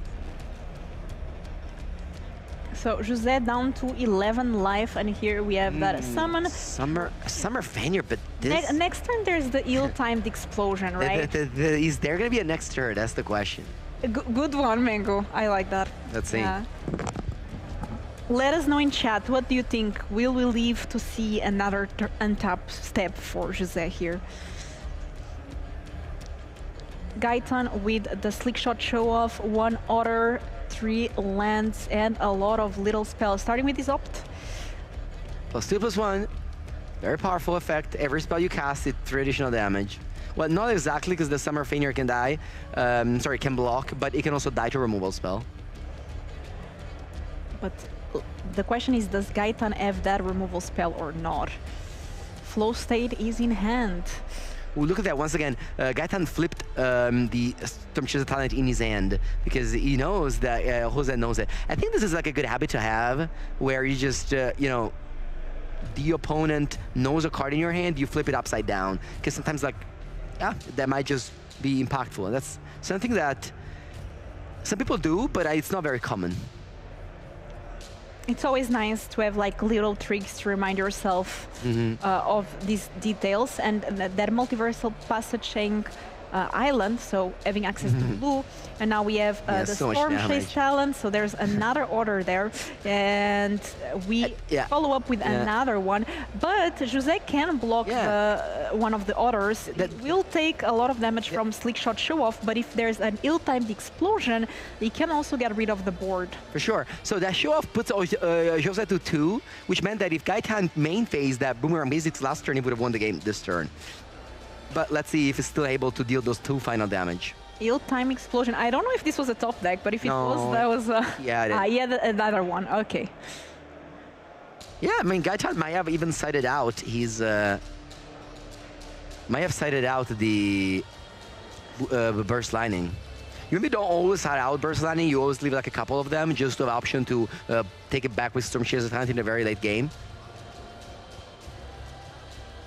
So we have here a decision. Jose has to discard 2 cards. Of course, one has to have at least 2 mana value to be able to deal with the board, and going for a Smuggler Surprise and another Summon Furnier, taking care of the board, but that's all that Jose can do this turn, and we left to pass. Yeah, I mean, another win play by Gaetan is Colorstorm Stallion. Oh, show off. That does it. It has ace. I mean, Slick Shot show off, flow state, and that's the game. We're going to have a game 3. I was talking about time in the beginning of this game, but it looks like maybe not as relevant because this game was pretty fast. First game took 25 minutes. This game took 5.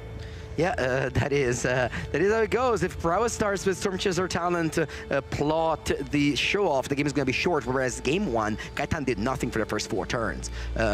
And that just made so that he just set up for the late game, which favors definitely the Jun Surprise deck, as he can just do that combo with a protection spell. Although post-Cyber things change, because Gaetan has access to Flash Freeze and Disdainful Stroke. So the player from Portugal doesn't just have that simple, I pay 6 mana, I win the gameplay. He has to play around those 2 counter spells. And Menko, I see that Gaetan here on sideboard as a Ral Crackling Wheat. What is your favorite Planeswalker in Standard? What's my favorite Planeswalker in Standard? There's not that many Planeswalkers in Standard right now. There are some. I mean, there are, but... Playable is a different question. Yeah. Well, I always play Ral Crackling Wit in my Prowess deck, 1 copy in the sideboard, so I actually say that one. It's a very cool card as well, with an unbelievable emblem of just giving Storm to your spell. It's really some unique effect. Storm is one of the most powerful mechanic of all time, and the fact that you can still have a taste of it in Standard, even in Draft, actually. Philippa, have you ever stormed off with Empty the Warrens or Brain Freeze in Draft? I tried, but unsuccessfully, I will admit. I tried, but Brain Freeze ended up just being a dream and just making my draft deck absolutely worse. Yeah, definitely. It seems quite hard card to build around, but you know, one day you can still do that. We see Jose sideboard. He has that removal spell, additional fire magic, as well as some cheap removal spell. Wow, 3 copies of Spell Pierce. I wonder if they're coming in this matchup. And I have to say, everyone tuning in, we are in the 3rd round of the Regional Championship in Prague. Players need 18 points or better after 8 rounds of Swiss today to make it into day 2. So that's the first goal of these players. They are playing Standard, and we are watching round 3 of the players that currently are 1-1 in this match, and they are overall 2-0, so doing pretty well in the tournament. Yeah, we showed both matches. The round 4, I believe, already started on the back of us, but we're just kind of like, you know, storing those matches to give you the little delay as possible. Here at the Funfinity Ultimate Go Regional Championship, we try to minimize the delay, minimize the time loss, so that you can just open the stream and never change it. You don't need any other piece of content today. You can just watch us until the end of today, which is going to be around 8. And it's going to be me, Philippa, Carl, Yaman, and Torov bringing you all of the coverage that you need for the weekend. Very exciting, and we have Gaetan starting with the Storm Chaser's Talent. On the other side here, Jose with that Esper Origins. Yeah, Esper Origins, 2 mana, Scry to gain, Surveil to gain 2, which seems pretty bad. It seems like card disadvantage when you cast it. Ideally, you want to discard it and then flash it back to gain only card advantage. Speaking of card advantage, Gaetan with the strongest play available in Standard. Storm Chaser Talent, Boomerang Basics. This is a combination that just leaves a very... just puts you so far ahead in the game. The game just started, and you get yourself 2 orders, 3 damage, draw card, incredible stuff, honestly. Name a more iconic duo. Yeah. In Standard. And everyone joining, it looks like the players are just asking a question to the judge. Good morning, hello, hola, bon dia. Yeah. What languages can you say hello in? Ni hao. Xiao, xiao. What's that? Italian? Italian, no? Ciao. Ciao. Ciao. Hola. Hola. What's that? I know more. You know more than in Bulgarian. Oh wow. What Bulgarian. else? What else would we know? I mean, I should probably learn something. So far, whenever I travel to countries, the thing I learned the most, especially Asian countries, the thing I learn is how to say not spicy in their languages. That's the most important thing for me. You know, whenever I go to a restaurant and I don't speak their language, I need to say not spicy. So I've learned how to say not spicy in Thai, in Chinese, and in Japanese. I actually forgot the Japanese one, but I still remember the other 2. I love arrabbiata pasta though in Italy. Arrabbiata. Arrabbiata. And it's spicy, so. Yeah, I don't like that though. I don't like it. No, I don't like spice. I like my thing to taste, you know, normal, to just Mild. mild, exactly. All right, let's see now. The play of Boomerang Basic Search as a Talent happens. We get 2 orders, tag for 3. This is the dream start that every prowess player ever want to start with. Also, like perfect mana base too. And on the other side, Jose just goes for a much slower start. A Final Fantasy staple, Esper Origins into Summoner Fenrir.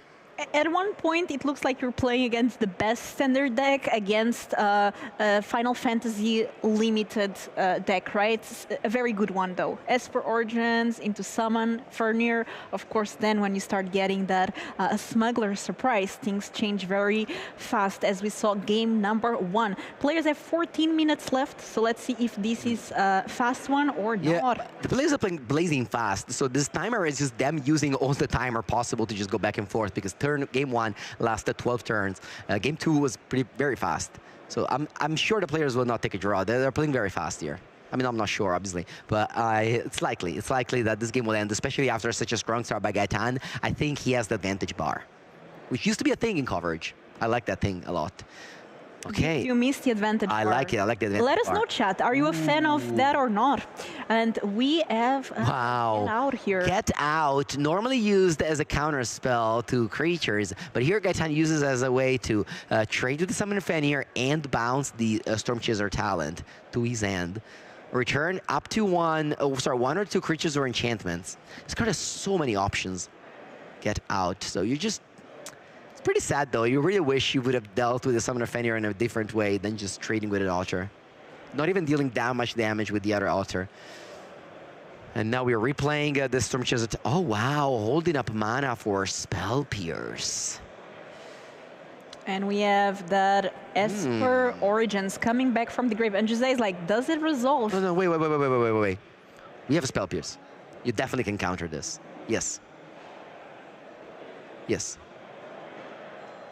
Spell Pierce counters Esper Origins.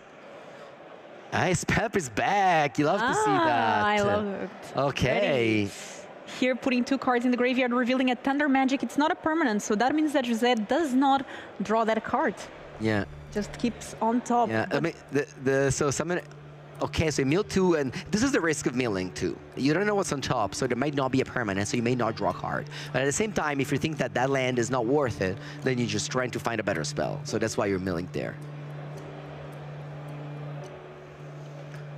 Flow Stage draws 2 cards.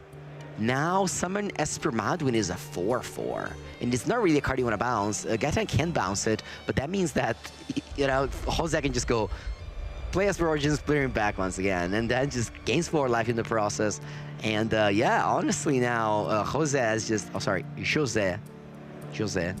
Better. All right. Getting there, Mango. I swear, you're getting better. Yeah, next time we have a Portuguese player, I'll be able to say his name correctly. Okay. Order. Holding up a second Spell Pierce, which is mismatching art to the previous one. And let's see, Forest. What are we doing there? Oh, the 2 mana from Summoner's Madwin. So he's using the first mode of look at the top 4, mill top 4, and then pick up 2 spells. Or 2 creature not a bad one so far. All right, you can get a spell land. You can get Marang, River, Region, and one of the lands. Looks like that's exactly what it's done. Commercial district. Playing it right away, surveilling. Okay. And then we pass here. That Summon Esper Madwin will die next turn without giving much value, because it gives supposed to trample to the board, but there's no creatures in play. Yeah, not as great when there's no board. But it already did a lot. Okay, Gaetan taps and draws. His hand is stacked. He has 5 cards. He has Colorsome Stallion, Secret Identity, Spell Pierce. Bounce Off, and I can't quite tell the last card, but very stacked hand here. And that's what happens when all you do in the game is just draw cards. I believe that he also has... That was a passing of the turn by Gaetan. And end of turn, Jose goes for the draw 3, discard a card. Wow, that's a heavy, that's a very expensive card. Jose drew a 5-drop, a 5-drop, a 6-drop. No, sorry, a 7-drop, Voltborn Tyrant. Counting the mana. What can Jose do here? There's 10 minutes left on the clock. Yeah, I mean, the clock might actually be... I mean, Gaetan started super strong, but then really stopped. So the game might just go on a stall, just like game 1 happened. Let's go now. Yes, Gaetan could have spell pierced this, chose not to. Holding up mana to counter the Smuggler's Surprise, maybe. Knowing when to counter is so fundamental. Yeah, I would have honestly spell pierced. Because we saw the previous game, game 1, Gaetan died with spell pierce in hand. And we also saw in the other feature match, you know, the spell pierce also kind of was dead late game, so. Jose's still at 19 life, though. Ooh, 5 mana. We might have Avatar here, Overlord. Overlord of the... Wow, I played this card last year out of Pro Tour, and this was so long ago. I haven't seen that card since. They banned Up the Beanstalk, and the domain that kind of died. But Overlord of the... of the Auntwoods? Yeah, Up the Beanstalk into Overlord of the Auntwood. It used to be like the most broken start you can have in Standard. But now, of course, without Up the Beanstalk, that deck is just a lot worse. And Everywhere Land is very nice as well. Yeah, you get this like very nice land. And Gaetan now has to face a 5-6. Sorry, 6-5. But there's a crab. Oh, this could be over, honestly. No, 19 life is the lot, so it's not over. But this could be a lot of damage. Spell Pierce now, please. Or Secret Identity. Let's see. So here trying to get rid of the others. Yep. Let's see. We're definitely going to play one of these. What would you do? Spell Pierce or Secret Identity? Or nothing? Tough one. Maybe nothing. It would be crazy. Gaetan thinking about it, so thinking which one. So Secret Identity is Secret Identity here. Once again, value Spell Pierce to hold up mana against the combo. Draws Boomerang Basics. Boomerang Basics is an interesting one. Yeah, that can go on the Talent or on the Overlord of the Houndswood. Jose does have now, I believe, an ill-timed Explosion, which if he does play around that Spell Pierce can be really good. Wiping the board. Let's see, let's see, let's see. Gaetan Sissi from France has been started super strong, stopped his aggression from an Esper Origins, which now has left the battlefield. Ooh, he chose to attack with all. Yeah, and that will put Jose down. Oh, and 12 life. He's just respecting the Smuggler's Surprise combo a lot here. He has the crab, he has the Spell Pierce, so Jose cannot, hopefully, cannot win the game like he did in game 1. Drawing a land here, and here Jose with the overall Lord of the Auntwoods. Let's see, because like Gaetan can just go tap your thing and begin combat. But to not make that extra land. But Smuggler's Surprise is an instant, so that play can open to a loss. Because what happens is you go begin combat. Okay, looks like begin combat happened, and the land is tapped, by the way. It should be tapped. Yep, the Everywhere land is tapped. There it is. Is it tapped? Let's see. The Everywhere land is tapped from the attack, and yes, it's tapped. Everything was played correctly. And now we have the ill-timed Explosion. Jose also has an Into the Flood Maw, which can be relevant. So ill-timed Explosion, will that resolve or not? Believe apparently I keep on misspelling Jose's name. It's okay, Mengu. I'm sure the Portuguese people will forgive you. Okay, Portuguese people, please forgive me. Please forgive Mengu. You can misspell my name if you want.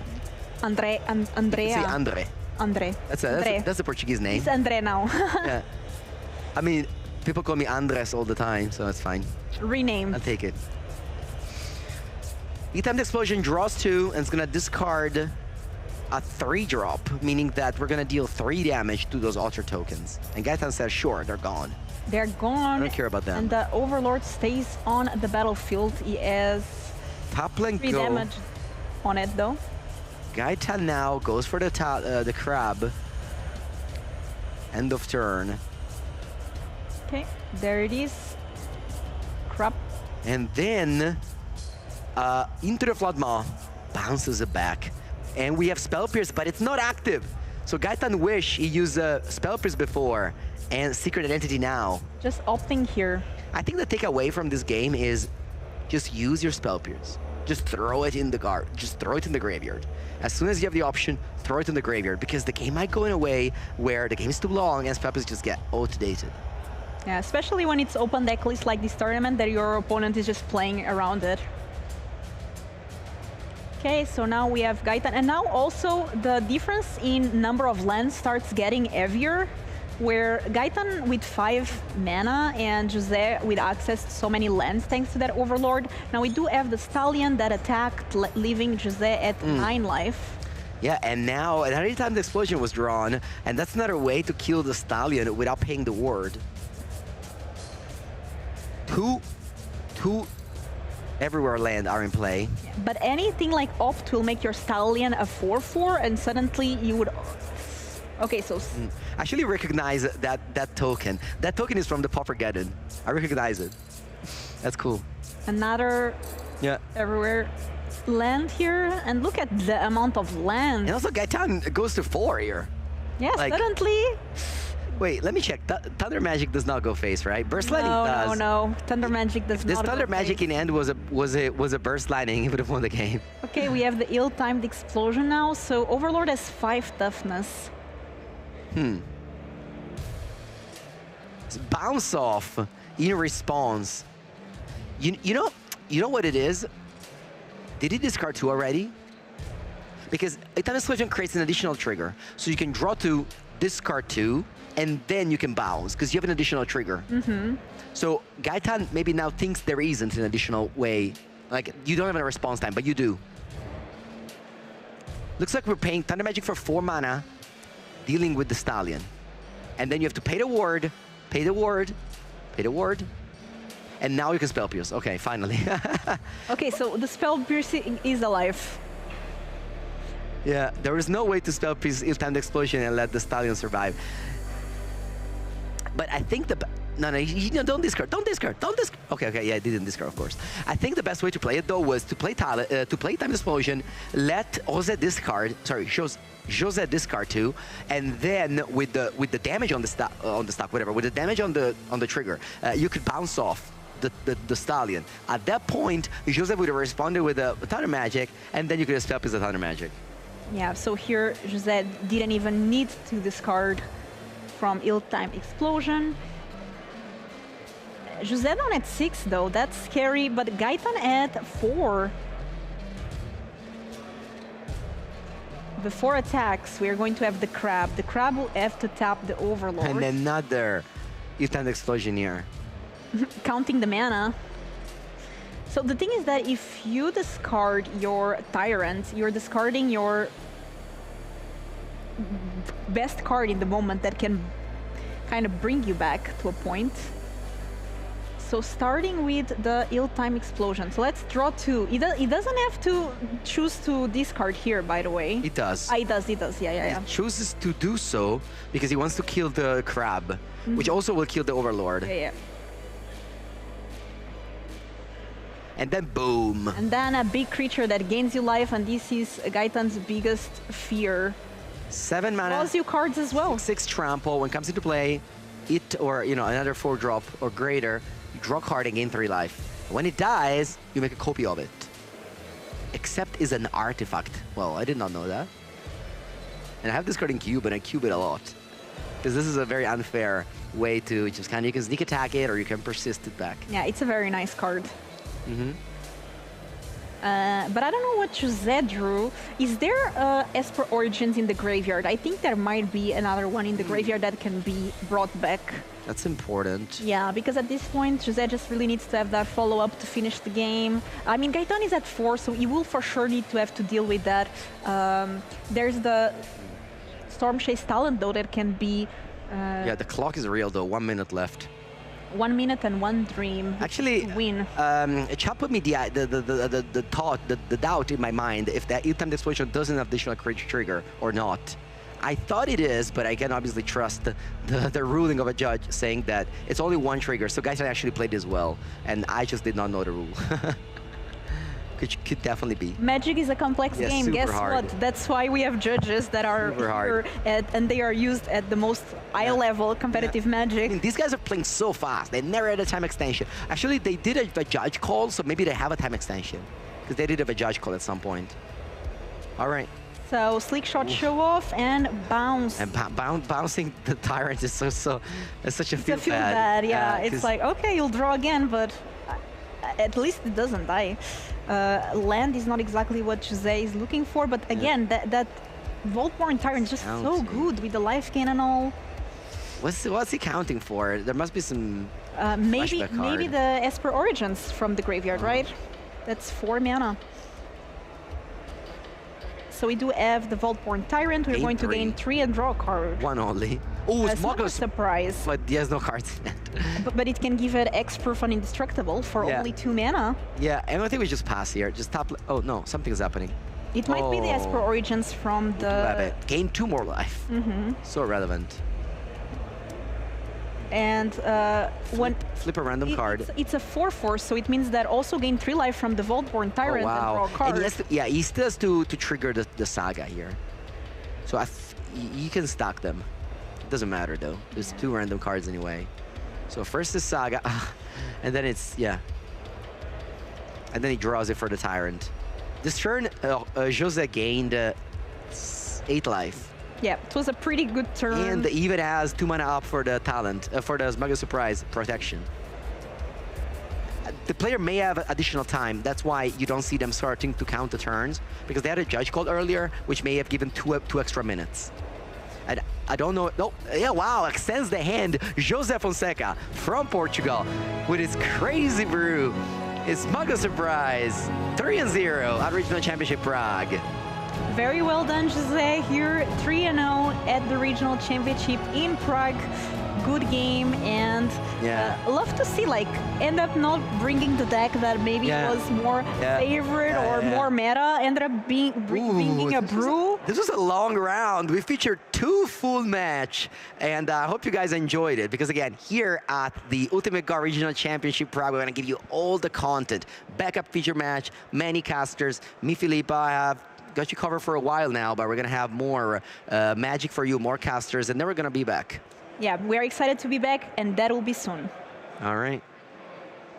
Interviews are ready, so... 2, 1. Jose, congratulations. That was awesome. I was really rooting for you, although I wanted everyone to win. Yeah. Because your deck, I have a lot of questions. Yeah. It was, as the name entitles, a surprise. Yeah. First of all, you know that Filipa was saying that you potentially wouldn't have chosen this deck, and this is a bit of serendipity. Could you tell us about this? Yeah, so until the last moment, I was between playing Spell Elementals and this deck. This is a brew I have. I've been playing it for the past year.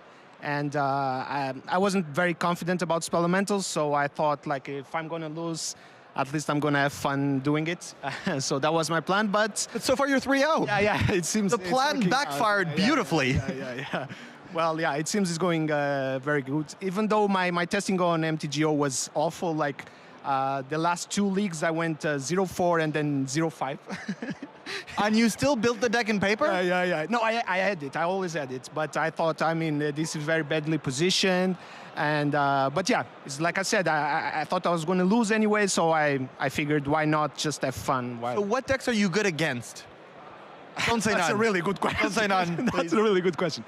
I don't know. I think prowess is okay-ish. I mean, that's 30% of the metagame. Yeah, and if they're not super fast, if I can stall until turn 4, where I can do ill-time explosion, and you have to play around some stuff.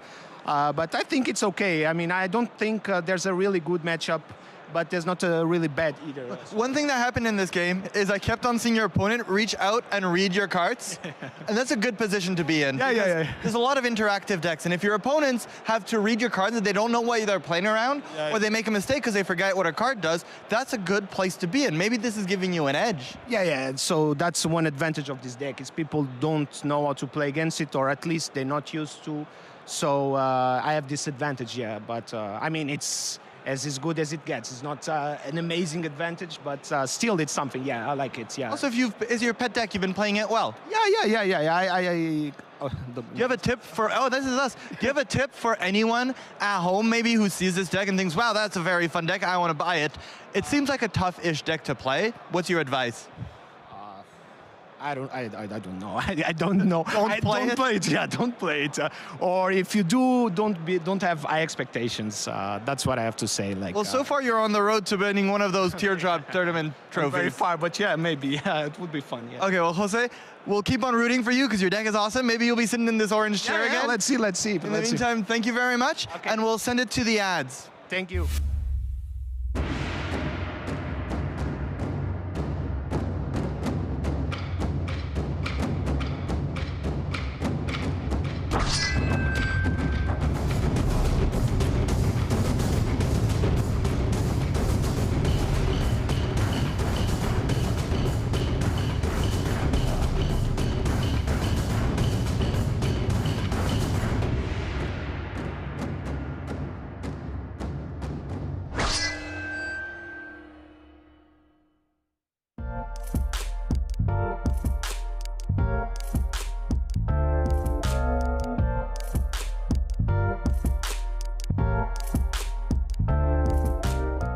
Welcome my friends, the new Avatar The Last Airbender collection by Squareos is here, and today I'm going to show it all to you.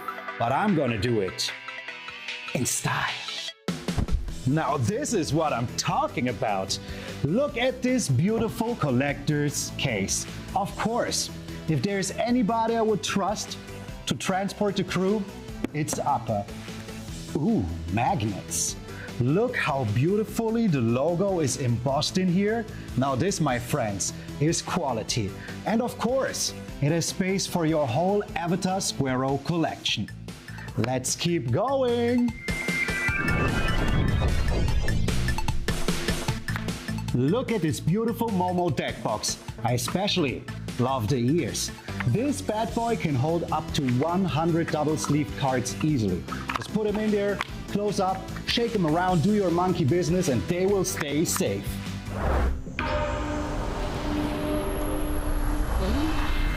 Ah, you're right, this meditation really does work. I can feel the energy of the elements rising already. And yes, you're cool and all, and I do really want to be like you, but did you really think I would cut my hair for this? You might be the last airbender, but I am the last hairbender.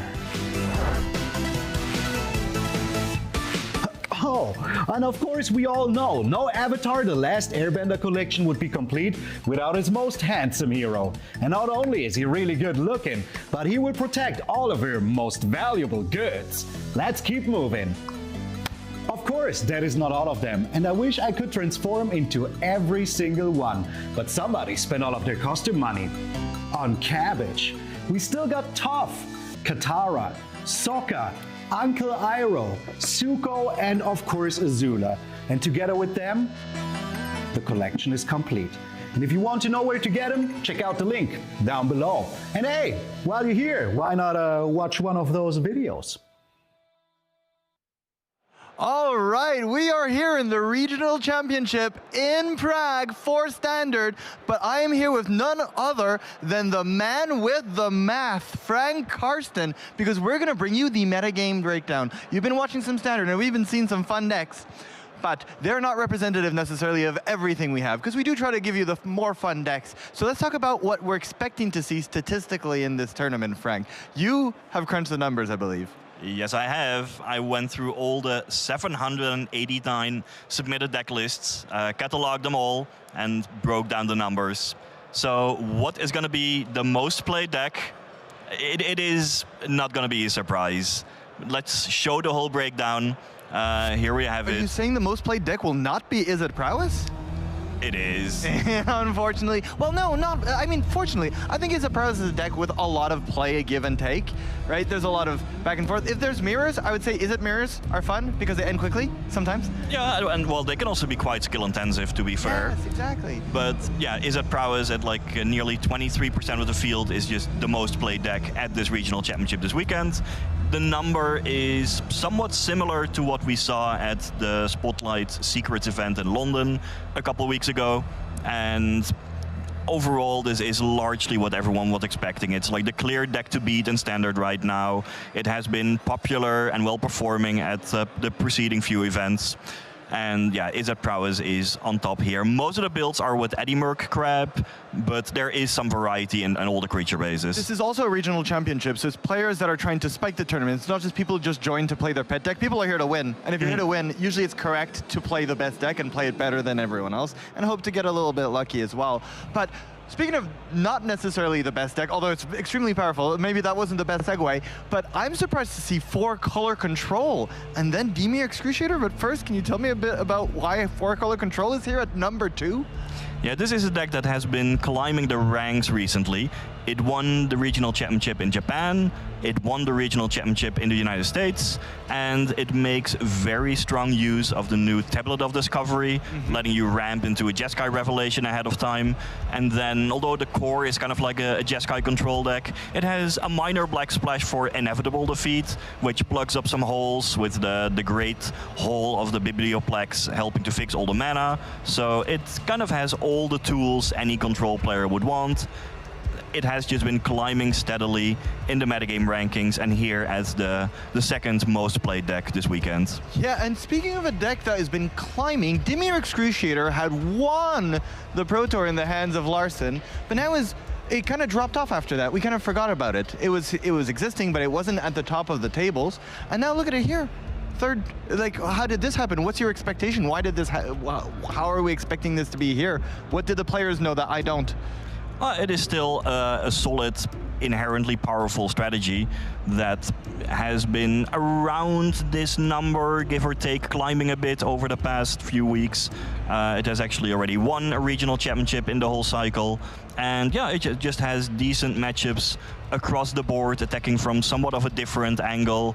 And there are lots of players who also enjoy that sort of play style. So just at 8% of the field, there's like so many decks at like 7 or 8% of the field that are all just in the mix. This is, you know, Standard is good when a lot of the metagame board is like a plateau. If it's just like a flat, like the top maybe 7, 8 decks, yeah, there's a lot of Izzet Prowess here. But speaking of decks that you're expecting to see a lot of, the Mono Green Landfall, which, I mean, the Silesian Landfall won the last Pro Tour, but here the Landfall deck is in 4th place, and it's not even the Azorius version? Not Azorius, Selesnya. Selesnya. Can you tell us more about how that happened? Well, overall, Landfall has dropped a little bit in popularity, both colors and combinations, over the past few weeks. What is notable, I think, is that Selesnya Landfall, which immediately following the Pro Tour was the go-to build. Yeah. You know, there was like a mirror match of the deck in the finals. But since then, for example, the 4-color control deck has been climbing up. And against that sort of deck, you'd rather have a Sapling Nursery to go into the long games rather than Erode. Erode doesn't have a lot of targets in that deck. No, and I think that is one part of the reason why many players just got back to the mono green version. And now that's, you know, a solid contender once again. Also, Erode is good in the mirror, so if you're expecting a lot of green, you bring in your Erodes. But if the metagame has such few green decks, then a lot of the white splash isn't as good. Now, we don't have a lot of time left before we send you over to the next round, but I would like to touch on 2 facts that I saw on the board, Frank, that are interesting. One of them is Izzet Lessons, the boogeyman of the format, something that people were saying, I won't play Standard because Izzet Lessons is too boring to watch. I don't think it's boring. I don't agree with them, but it was actually the tier 0 deck, and now how has it fallen from so high? Standard just keeps evolving every month. There's like new strategies coming up. But when it comes to new strategies, there was not just the Izzet Lessons deck, that was just a couple %, but the biggest surprise in this whole breakdown for me was the rise of the Jeskai Lessons deck. Cool. So that's kind of a, yeah, whenever you take an Izzet Lessons deck, and the Jeskai control deck and sort of merge them together, that is what you get. So you have Gran to ramp into your Jeskai Revelation. It cost one less. Yeah, that works. It's ramp. You have the Tablet of Discovery, which spots you 2 red mana, which you can use for Combustion Technique or Abandon Attachments. So there's some cross synergies there, and yeah, maybe this takes the best from both worlds and might just surprise us all this weekend. It's a sweet new development. The Lessons deck is basically a control deck for the first few turns that spins its wheels and removes a lot of creatures, so you can use that to get rid of things, and then just your late game is Jeskai Revelation, which tends to end games. And speaking of a healthy standard, before we send you over to the casters, just one last thing is, if we can show the board, the Frank's math map one last second, because healthy standard usually have a plateau of good decks, but also I believe there are way more of the other category in this tournament than there are of even the top deck. Yeah, when I took like the top 11 decks and then the rest putting it into other, there was like nearly 30% that fell into the other category. And this has all kinds of spice, some of which we've already seen from Izzet Opus to the Teamer Surprise deck. There's a Mardu, a Mono Black Demons deck. We're about to see that one very soon. Yes, indeed. And yeah, that other category is huge. And I haven't even mentioned the Azorius Momo and Mardu discard decks, right? The 2 decks that were really fringe in London at the Magic Spotlight Secrets, but they both made the finals, and now they are like really big contenders in Standard. Perhaps we will see this weekend some deck from the other category also making their mark, and then becoming bigger and bigger in the weeks to come. And maybe they'll be picking up this trophy, and then everybody's going to copy the deck list, and it'll snowball, and that's what's beautiful about these events. A story is crafted, a story is told, and who knows, maybe they'll influence the rest of the metagame. But now, speaking of the metagame, and speaking of influence, and speaking of games, Standard has been eating his vegetables. It's very healthy, so we will send you to a match where the Mono Black Demons deck will be playing, and it'll be hosted by none other than my YouTube co-host. I'll send you over to Yamin Kauf and Toralf Severin for some more magic. Hello and welcome back to the Casters Desk at Regional Championship Prague. As Carl just said, we're telling a story and we're getting into the meat of it.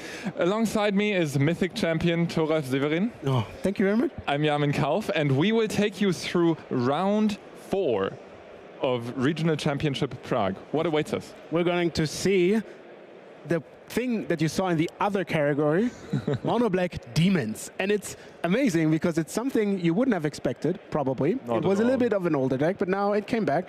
But also, it's 3-0. So that means they haven't lost. They're going to play this round, and if they win, 4-0, almost day 2, and maybe they can win the thing, you know?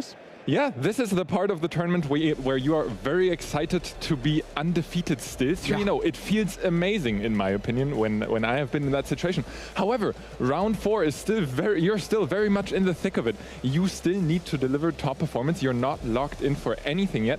As we were told earlier, 18 points is the cutoff for day 2 today, and so far you only have 9 of those points. Now, don't get me wrong, 3-0, great spot to be in. However, there's still 5 more rounds to go. So now you're thinking, Mono Black Demons, is that really good? Well, you're up against the biggest deck of the format, so if they win now, maybe you can see, it's actually a thing. Let's have a look at Izzet Prowess. That's Izzet Prowess. I'm an expert. Well identified, Toralf, namely to be identified by the Prowess cards. Well, Colorstorm Stallion doesn't have Prowess, but a very similar ability where instants and sorceries. It has Prowess Plus, basically. Basically, as the only card that doesn't actually trigger the Stallion itself is the Storm Chaser's talent in this deck list, the only non-creature spell.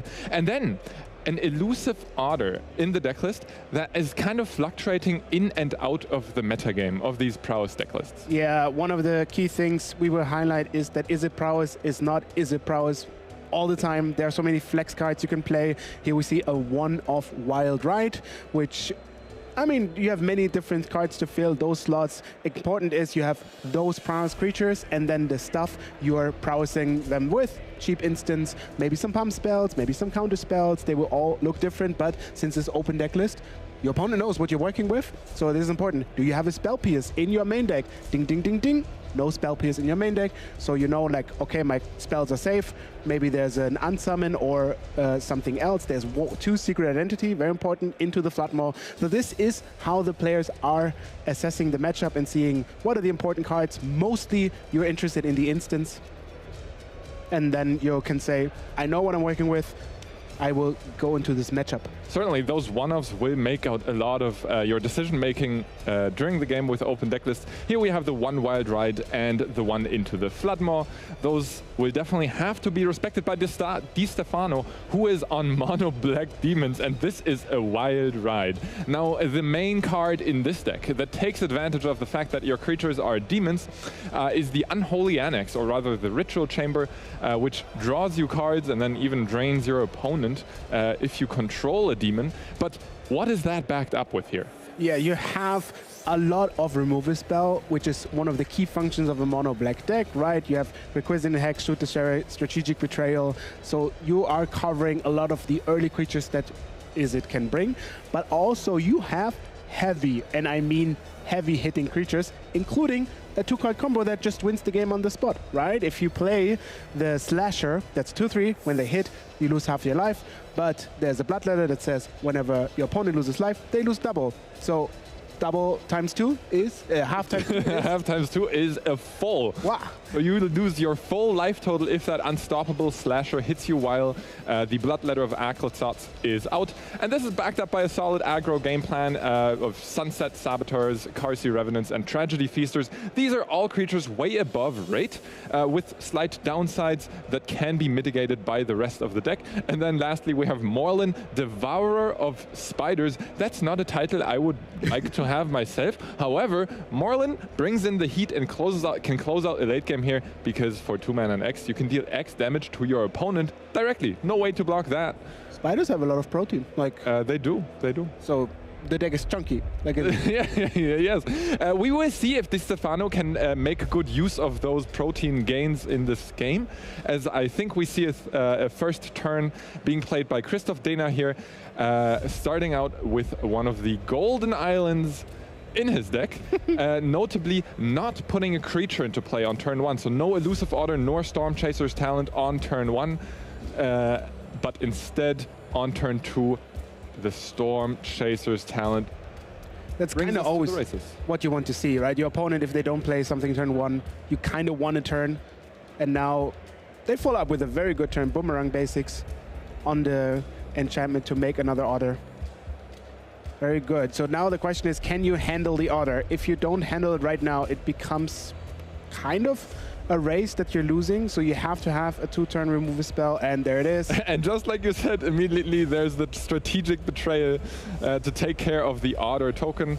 It also removes Christoph's Graveyard, which early on is not as punishing, because Christoph's only losing 2 instants and sorceries here. Yeah, but now the question is, do you have follow-up creatures? Because they don't play that many creatures, so that means once they don't have creatures, you have a lot of time. But here, as we see, Storm Chaser's Talent from the Boomerang Basics is played again, but what is the follow-up? Is it another creature? And no, for now, it's only Sleight of Hand. Well, Christoph actually playing a full 14 creatures in the main deck here, so having a second one as a backup certainly comes in handy against a deck with roughly equally as many removal spells. The second order enters the battlefield, and I assume that's Christoph passing the turn over to Di Stefano. And ooh, the clock is on. Bam. No passing off the turn to be seen yet. Wild Ride certainly makes for a Wild Ride, as that's a hit for 5. I'm a big fan of lands that you can identify as lands in your hand. For example, Giuliano just plays the same swamp, you know, so you always can recognize it between cards. I've not gone to the extent of playing those very shiny lands. Golden Basics are certainly standing out there. So if you play a deck where you need to search your deck for lands a lot or something, Golden Lands can help you with that. As we get back into the Di Stefano's turn, who now has to make up his mind how he can finally get onto the board, because you can't just play defense for the entire match. And that's kind of unfortunate, because you're already on the back foot, but your best option seems to be an Annex. An Annex without a demon is basically a worse Phyrexian Arena, which for the people who know Phyrexian Arena, I'm sorry to remind you that that card is a long while ago, but Annex is basically... Is it now the Boomer, Zoomer, Gen Z? What is Annex? I don't know. I'm lost in the generational talk. One way or the other, we will see the Unholy Annex being deployed on this turn. Obviously, only one of the rooms unlocked, specifically the Unholy Annex. And that's Di Stefano's turn. And that lets is it Prowess untap with a creature on the board and 3 mana available plus another land drop? This might hurt. Yeah, you're losing 2 life for a card, which is really, really not what you want to do. And yes, you can probably survive another turn and then play a demon and get it going, but it all hinges now. What is Christoph's best action? And I see pain in the future. I see a lot of pain. There is a lot of pain, and I already see some of that on the battlefield right now. It's lucky that Christoph doesn't have a red source, as those would enable burn spells to go Di Stefano's way. But that slick shot show-off will still hit like a truck. Yeah. Opt, considering how many damage is that? So right now we have cast 1 non-creature spell, so the Otter is a 2/2 and the Slick Shot Show-Off will hit for 3 damage. So that's 5 damage already, and I assume, if I know one thing about the Izzet Prowess deck, it's that they will probably have another 1 mana spell available. As we see it right here, Secret Identity adds another 3 damage on top of the Prowess triggers. So how much is that already? That's 5 plus another 3, that's 8. So that puts Di Stefano down to 1. How is he going to survive the turn? Expert analysis, no. How is he going to survive the turn? No. It's just... sorry, I think apparently I missed the damage there. Down to 2. Still, that Unholy Annex, if there's no demon in play by the end of the turn, that's game 1 for Di Stefano. So step 1, play a demon. All right, we achieved step 1. So now the problem is you will gain 2 life, so you go back up to 4, but there's still 2 creatures and an opponent, quite frankly, that wants to interact with you. There's a Slick Shot Show-Off on the board, and if there's one creature in Standard known for dealing lots of damage in 1 turn, it's that one. It's that one. And you're down on 4 life. This is not looking good, but you can always cross your fingers and hope that your opponent is kind of running out of non-creature spells here. Tragedy Feaster is kind of rough to target. It has Ward, discard a card. Now, okay, yep. An attack with both creatures. Yes. Christoph double-checking that Tragedy Feaster does not have reach, and that will put an end to game 1 and bring us into game 2 already. Yes, because that's 2 damage from the spell, at least 2 damage from the creature. 1 can be blocked. That's 4. No more math needed. But what is needed is sideboarding. Sideboarding is heavily needed, and some removal spells for Di Stefano to put an end to the beating that Christoph delivered in game 1 here of round 4 of Regional Championship Prague. As we take a look at Christoph's sideboard, what do you see, Torov? What's coming in here?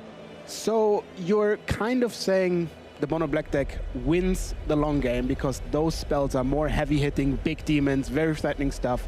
So you want to up the clock, right? You want to maybe find some removal spells that get rid of the demons for just 1 more turn to press in the damage. So I see an Into the Floodmaw, which I heavily expect. I see a Seer that can get rid of the 4 toughness demons. Unfortunately, the demon token is a 5/5, but I would expect more Edimer crap to come in. Because this is open deck list, everything kind of also depends on your opponent's sideboard, because that's the good part of Izzet Prowess. You can react to a lot of things. You see a lot of 1 and 2 offs, and this is because you have a lot of flexibility. Sometimes they will take out a big demon package, so you might not even want to bring this. They bring graveyard removal like Ghost Vacuum. Do you really want to board in the crabs in that sense? So you have to not only consider what you want, but also what your opponent brings, and Izzet Prowess is definitely good enough to make that consideration. I could see maybe a Ral or 2, because then you're saying, like, if they play 1 or 2 demons, we'll play a little bit of a longer game, you know? Could be. So Ral, obviously a pretty big value card here. Do you think that's a decision that will be made considering play or draw? Absolutely. I can think on the draw, you're maybe not good enough, not fast enough to beat the mono black deck with all of their removal spell. And they're saying, okay, if I can't beat the early game, maybe we'll just try, keep the stable creatures, keep the card draw, put more removal, and then win over a long period of time, especially if you can defend this Ral for a longer period. Mono Black doesn't really have that much interaction, so you're not afraid of counters, you're not afraid of like something that interacts with your board state a lot. As we move on to Di Stefano's sideboard, I see multiple discard spells, and I assume those are huge, especially with the open decklist one-offs in the deck. What's coming in here? I'm not sure you actually want Duress, because you're kind of racing the hand game, right? Like, you're paying a mana for your opponent to discard the card, and that only kind of is relevant when your opponent have no non-creature cards in their hand, like after the end of the thing, because then the prowess creatures are really bad. Sometimes I board only one Duress, because that's a card you want to have in the beginning, but maybe not want to have multiples of. I would expect the Day of the Black Sun to definitely come in. I don't know about the Deadly Cover. That seems very expensive. So Ghost Vacuum, of course, like this is basically the best card you can have. You exile their graveyard.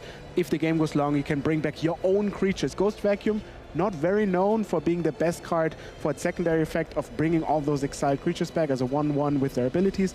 But actually, in your deck, your creatures are heavy hitters, so you want to bring back your creatures eventually. Pretty good. So both sides we expect kind of to go lower to the ground with the cheap sweeper and potentially cheap discard spells, another strategic betrayal as a cheap answer. It kind of becomes a race to the bottom as to who can interact the cheapest. We see a Sunset Saboteur, which is sometimes not even played in limited, because you go like, oh, my opponent has a lot of creatures. Really, really good if your opponent don't have creatures.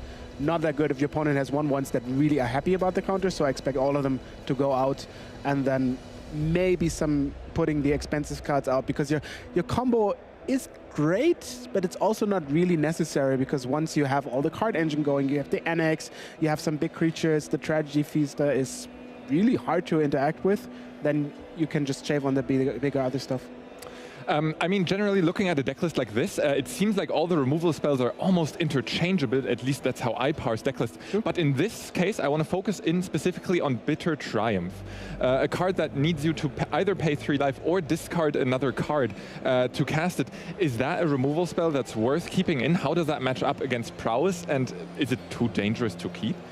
I think on the play it's fine, depending on what your options are on the sideboard. If you board mass removal spells, like the Day of the Black Sun, you can board out some spot removals, and definitely 3 life is not what you want to pay for those. But also discarding card is not that bad, because you have a lot of cards that gain back the card advantage. And I see someone's been cleaning their room as a Ghost Vacuum enters the battlefield. Storm Chaser's Talent to follow it up, and we head into Di Stefano's second turn. And now on the play, he's the one who can actually get onto the board. And let's take a look at Christoph's hand. Oh yeah, that's a lot of card quality, redundancy.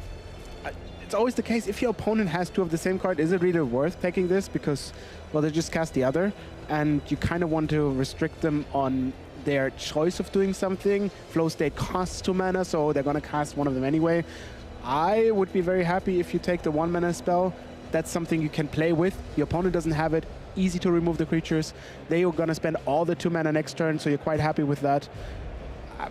Yeah. I was going to suggest how greedy is the strategy of take the instant, and Flow State will never be activated by having both an instant and a sorcery in the graveyard.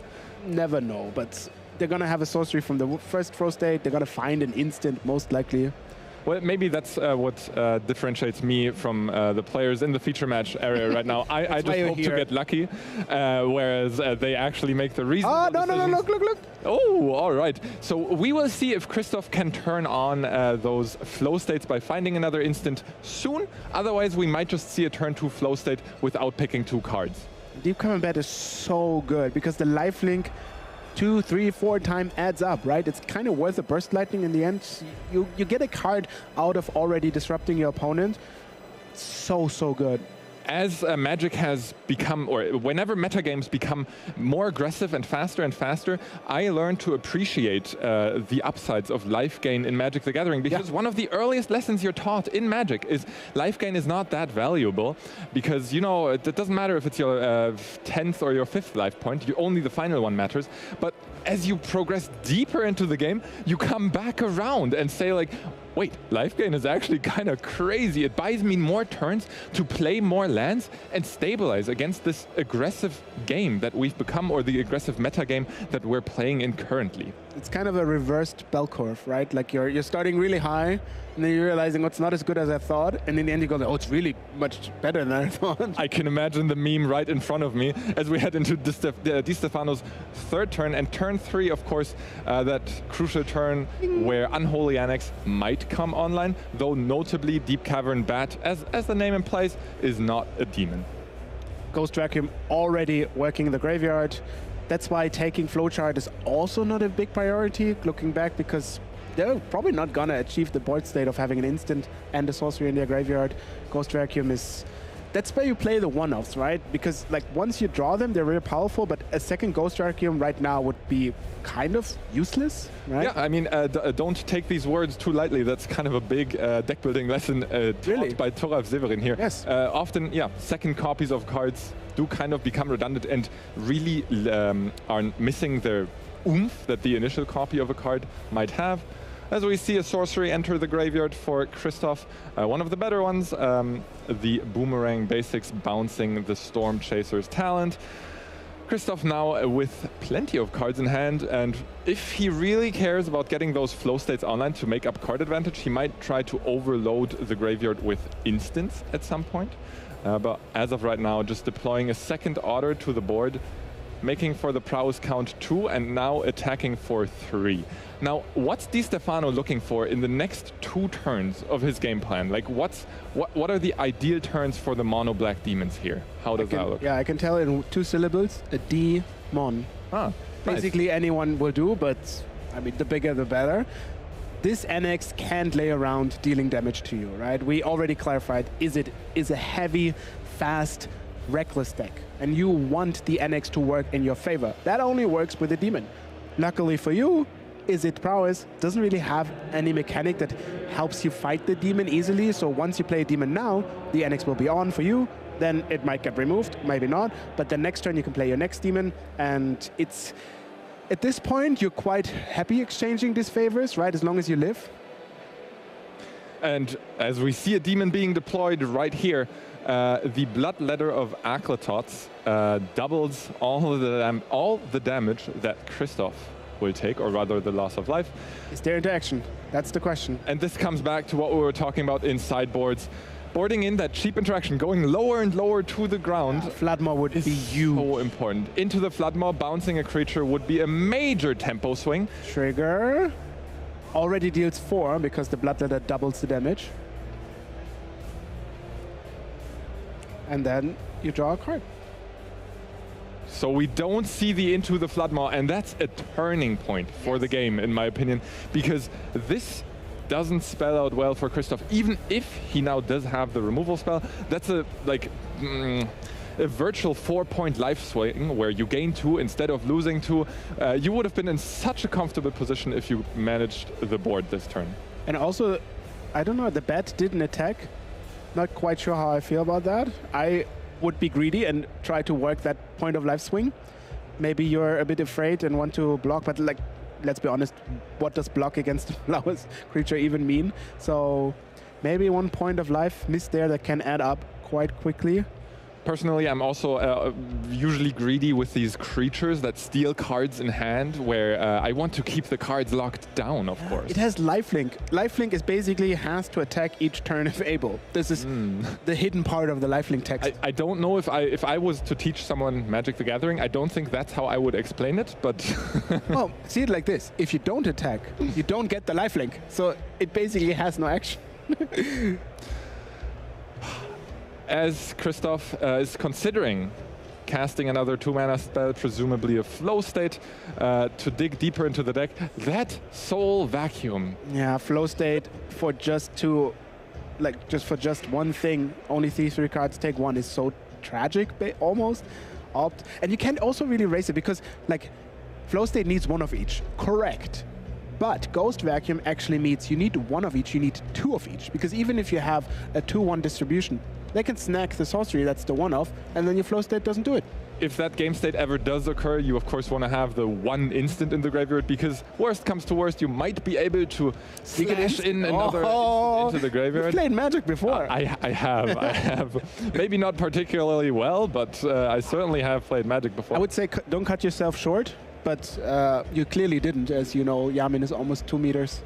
So I'm never cutting myself short. Actually, I cut myself short. As we see the flow state being played, do you agree with the decision to just cast it without having both card types in the graveyard? You have to. You have to find something. Your opponent now is like in the advantage seat, and if you don't get rid of the demon, it just adds up, right? The annex is giving you cards and damage. The demon hits for 4. Even the bat. We didn't consider that the lifelink from the back actually counts twice because, well, they deal twice the damage. At least they take twice the damage. Yeah, I would also consider Di Stefano in the advantaged seat here, having a total mana value of 10 on the battlefield compared to Christoph's, let's say, 4 or something, depending on how you value the order tokens. Bat is dead. Bat is dead. Secret Identity is back in Christopher's hand, and I assume we're getting into the red zone with a multitude of spells being cast. That Bloodletter of Akrotsots is not blocking. 8 damage delivered, and we head back into Stefano's turn, but not before we do another sound with the vacuum. And at one point, you can think about taking your own creatures, because getting the bat back just for 6 for free is nice. Ooh. Day of Black Sun being spotted here by Toralf in the hand cams of the players. Day of Black Sun, of course, letting you choose which mana value you want to destroy. And it turns out that Bloodletter costs 4 mana and those order tokens cost 0. So a very cheap sweeper here. If we compare rates, this pays 2 mana to deal with 2 creatures at the same time. And that's a better rate than even single removal spells would usually cost you. And you're only spending 1 card. So this another huge swing turn for Di Stefano. And he's, even with all these swing turns, both last turn and this turn were huge turns for Di Stefano. He's still on 8 life and can't feel comfortable yet. Your demons are so expensive. The Day of the Black Sun mostly doesn't hit them. So Is It Prowess has, I mean, yeah, biggest cost is 2. So you will never kill your demons. It's a one-sided wrath at this point for 2 mana. There's not much more you want in Magic than kill all of your opponent's creatures and just draw a card, gain 2 life, deal 4. And then now having 2 removal spells plus another Wrath. The only thing that kind of would worry me in this spot a little is your opponent is capable of producing haste creatures, so you always want to have this instant that kills a creature in hand. There's a Secret Identity, so we know that's probably not going to work. So in that point, you have to have your life total at a resource where you know, I will survive through 1 hit, definitely, and then can deal with the creatures myself. Luckily, gaining 2 a turn. Really happy with that. I strongly agree. With you knowing about that Secret Identity, you really can't rely on your removal spells doing the job. So you have to take the proactive role here. As we see Christoph cast another flow state to look at the top 3 cards of his library.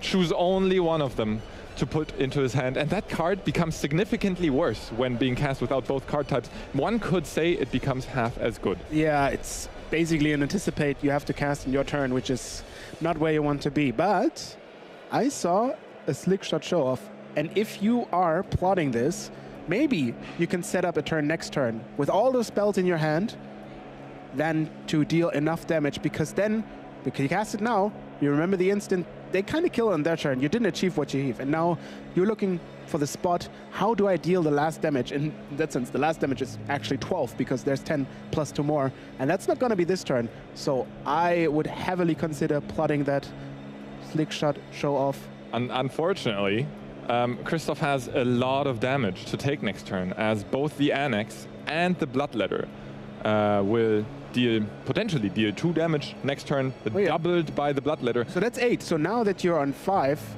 you will have to block. You will, well, you would have to block beforehand anyways, right? Because Christoph was on 7. So Christoph now looking to supply the board with blockers and maybe looks for that explosive turn with the show-off next turn. 9 blockers. How are you blocking in the air? Isn't that just 8? Secret Identity is the only combat trick that Are you gonna secret Christoph has identity your access opponent's to... creature? No, you can secret identity your own to turn it into Spider-Man, who has flying. Remember, Spider-Man, when he's on his webs, like he's soaring through the skies. I don't know which skyscrapers he's putting the slings to right now, but it doesn't look like the otter will sling anywhere. Yes, but now you have to make a decision of hexproof and flying, and oh, GG for this game, yeah. But you can only choose hexproof, and then it doesn't get flying anymore. Also, strategic betrayal, the one card, well, not the one card, but one of the cards that go around hexproof, where your opponent actually exiles the creature they control. And that wraps up game 2 already. So we're in for an exciting third one. That's how you want it personally. Spectating Magic, that's how I want all of the games I spectate to go, because of course I want to watch as much Magic as possible, and I want to see intense games being played. It's just free, yeah. So both of these players will go back to sideboarding, and with Di Stefano, Mono Black Demons winning game 2, Izzet Prowse will be on the play here. And we discussed this beforehand, but the matchup's dynamic changes tremendously, depending on play or draw. We have a very aggressive standard format at our hands, so games last pretty short amounts of turns. So let's say, I don't know the actual average turn to count, but let's say 7. If you go first, you get 4 of those turns compared to the 3 you get when you're on the draw. So looking back at sideboards, as this is not Christoph Dehner on camera right now, we look at the other side of the board, the Izzet Prowse sideboard. Maybe those Rals become a consideration when you're on the play, given that you're the first one to reach 4 mana in the matchup. I would consider, because you're on the draw now as Mono Black, to take out the Duresses, because you're not getting the advantage of getting a talent on turn 1 with the Duress, and maybe board in something else that helps you to survive longer. I can see an Intimidation Tactics being more valuable, because then you have the chance of hitting the Slick Shot on your turn 1 that would come down as turn 2. That is very important. The Prowess deck, yeah, you just want to go all in, basically. If you're trying to be slower and trying to assert like value, why would you? You can just board in some spell piece. You see your opponent's deck list. You know your opponent removal spells start at 2 mana. Very, very inefficient. They basically pay 100% of the price of your creatures as the removal spells. They can't keep that up for long, right? Usually they do. The only one that's able to trade up in mana efficiency in this specific matchup, being the Requiting Hex, and you only have so many of those.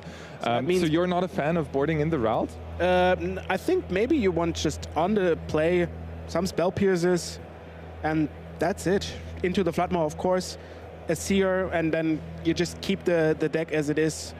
I wouldn't even need all the cramps, because the way your opponent might win is either find the Vacuum again or play a well-timed Graveyard Exile, and then your craps become very expensive.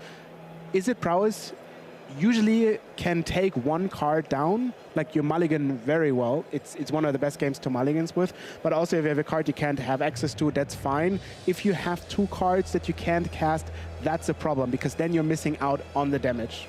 Eddie Merc Crab, certainly a card that kind of just falls prey to incidental graveyard hate, like the Strategic Betrayal or the Vacuum, the Soul Vacuum, vacuuming up your entire graveyard. And you probably don't want to board into more relying more on your graveyard, as Flow State is really not a card you want to get rid of post-board. So you already have enough reliance on your graveyard as we head into game 3, the final one of the series between Mono Black Demons and Izzet Prowse. I would put a heavy advantage bar to the Izzet Prowse decks, but also if the Demons can make it, it's gonna be one of the tough things where if you live through the first 3 turns, you're kind of stabilized, and that depends all on what the Izzet Prowse opening hand is going to be. As we move into the first few turns, those usually go over quite quickly. So what we're looking out for are early prowess creatures by Christoph and early removal spells by Di Stefano. So can we see that Requiting Hex, maybe even main phase to play around Disruption? We don't see it right now, but we might see it later during the turn. This is all about how much we can fight for the board and who ends up winning that early fight for the board. Well, you didn't cast anything in turn 1. Your opponent had basically the best one. Now it depends on can you offer any follow-up, because turn 2 is the one where the interaction starts. Attack for 2. And no removal spell being played right here. If I had to guess, there's not a removal spell to come at the end of turn. Yes, this one is not on yet. One of the downsides of the Verges is if you don't have the matching basic like type, then this one only makes the color on the left, I think. So this one is only blue. Pretty sure? Yeah, Christoph obviously not having any single basic land on the battlefield right now, or not even a basic land type. That's a neat trick. Yeah, you put the trigger on stack. Early on Magic, that would have cost you a card. In this type of Magic, you keep all your cards because the wording is different, but you get a free look at your opponent's hand, which is 4 lands. Is that correct? That looks like 4 lands left in Christoph's hand, and as much as I praised his early turns in getting pressure onto the board, 4 lands is not what you want to back that up with, and this deck doesn't directly play cards that, you know, cycle away the lands. Think Artist's Talent or other rummaging effects. So Christoph will be the one to play with all those lands. So hear me out. Bad side, all your hand is land. Good side, one of them cycles for 3 mana. Isn't that great? Look at that. Ah, but you drew, oh, wow. The best card you could have drawn. Color Storm, Stallion. Hello, good morning. Talk about early pressure and early board presence.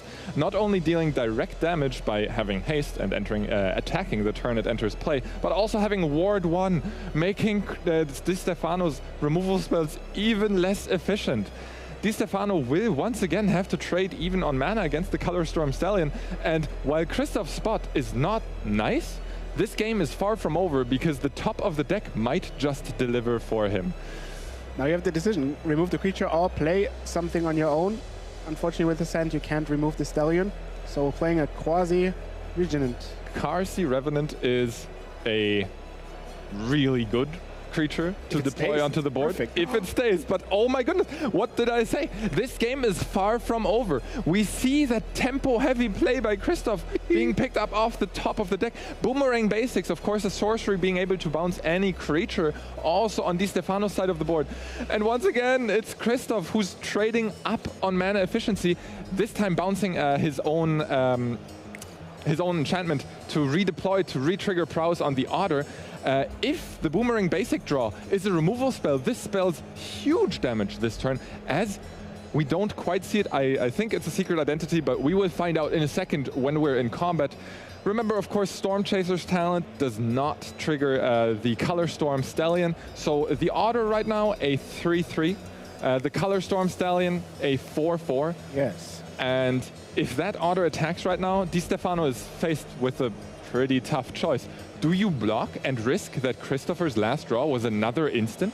I actually don't risk anything because the region has Death Touch. So this is actually just enough with the lifelink to think makes the block really appealing. So Christoph actually in that scenario heavily punished, wait, what do I say, punished?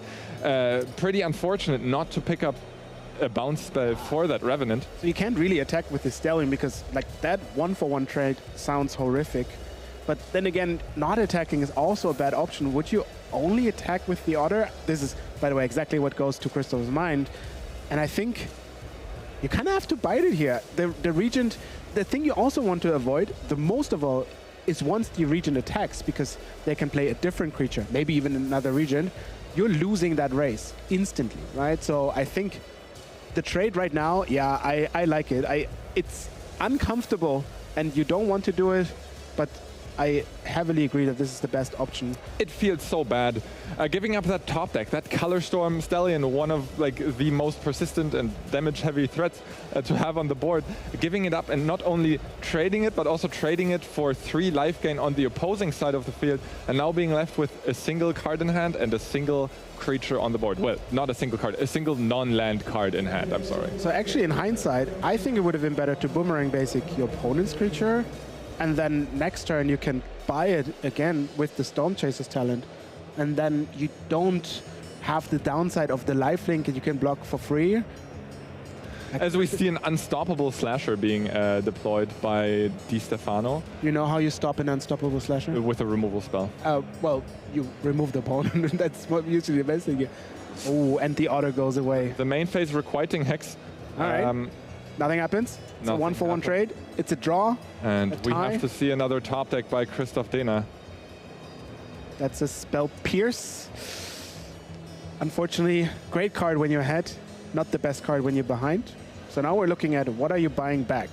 Because that's the only thing you can realistically do right now. Christoph with 4 options in the graveyard, namely Opt, Burst Lightning, Boomerang Basics, and Secret Identity. The most value-heavy of those is probably the Boomerang Basics, because you will be able to bounce your own Storm Chaser's talent. But talking about value, we also have to talk about tempo. And if you take that, then you're giving up half of your life total to that unstoppable slasher.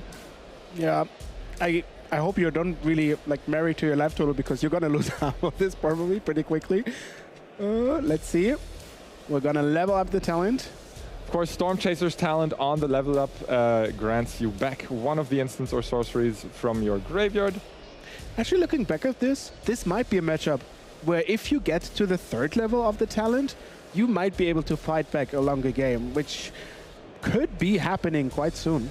Mono Black not known for having enchantment removal, so once it's actually properly leveled up, it will do a lot of otter shenanigans. Oh, but actually nowadays, some of the cards do actually remove enchantments. Yes, indeed. Thank you, Mr. 2005. Well, I would still argue Black is not known for dealing with that's true. And in this deck list, you're right, there's also nothing that really does it. But of course, yeah, some exceptions are proof of that rule. And Deep Cavern Bat, of course, kind of punishing just for the work Boomerang. Hard enough to find other cards you can play, and then they take it away. That's not fair. But when is Black known to be fair? Rarely. It rarely is. But you're saying that as Black is facing down a handful of blue cards who are really also not known for playing fair with their counterspells. That's true. And that unstoppable slasher feels barely stoppable by the Otter token, as the Prowess deck cannot give up its single creature in play just to conserve half of their life total. And also, once a big creature is on the battlefield, that Quasi-Regent? Karsi Revenant. Quasi, he's not there yet. He's in apprenticeship. Yeah, right. He'll become a real Revenant real soon. The secret mode of putting all of those counters onto a 6/7 demon or a 7/6 demon to get lifelink, you know, that's kind of the deal. And we see the card that we talked about earlier, Bitter Triumph, here basically taking away half of Christoph's life total, removing the Otter token for the unstoppable slasher to slash in.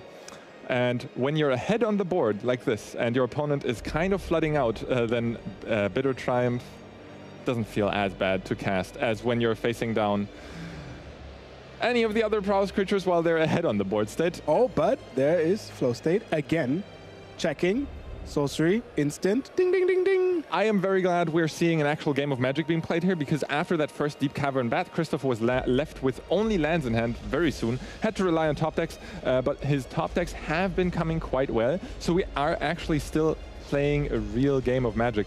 Storm Chaser's talent, of course, still in Christoph's hand after the Boomerang Basics. Put it back there, soon to be redeployed, I assume, but for now, Sleight of Hand will fix up Christoph's draw even further.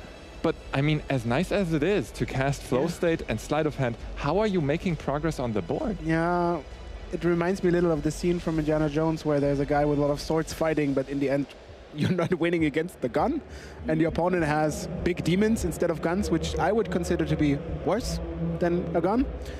Storm Chaser's talent makes an Otter, yeah, but like Slasher is slashing, and I see the future, and the future looks awful.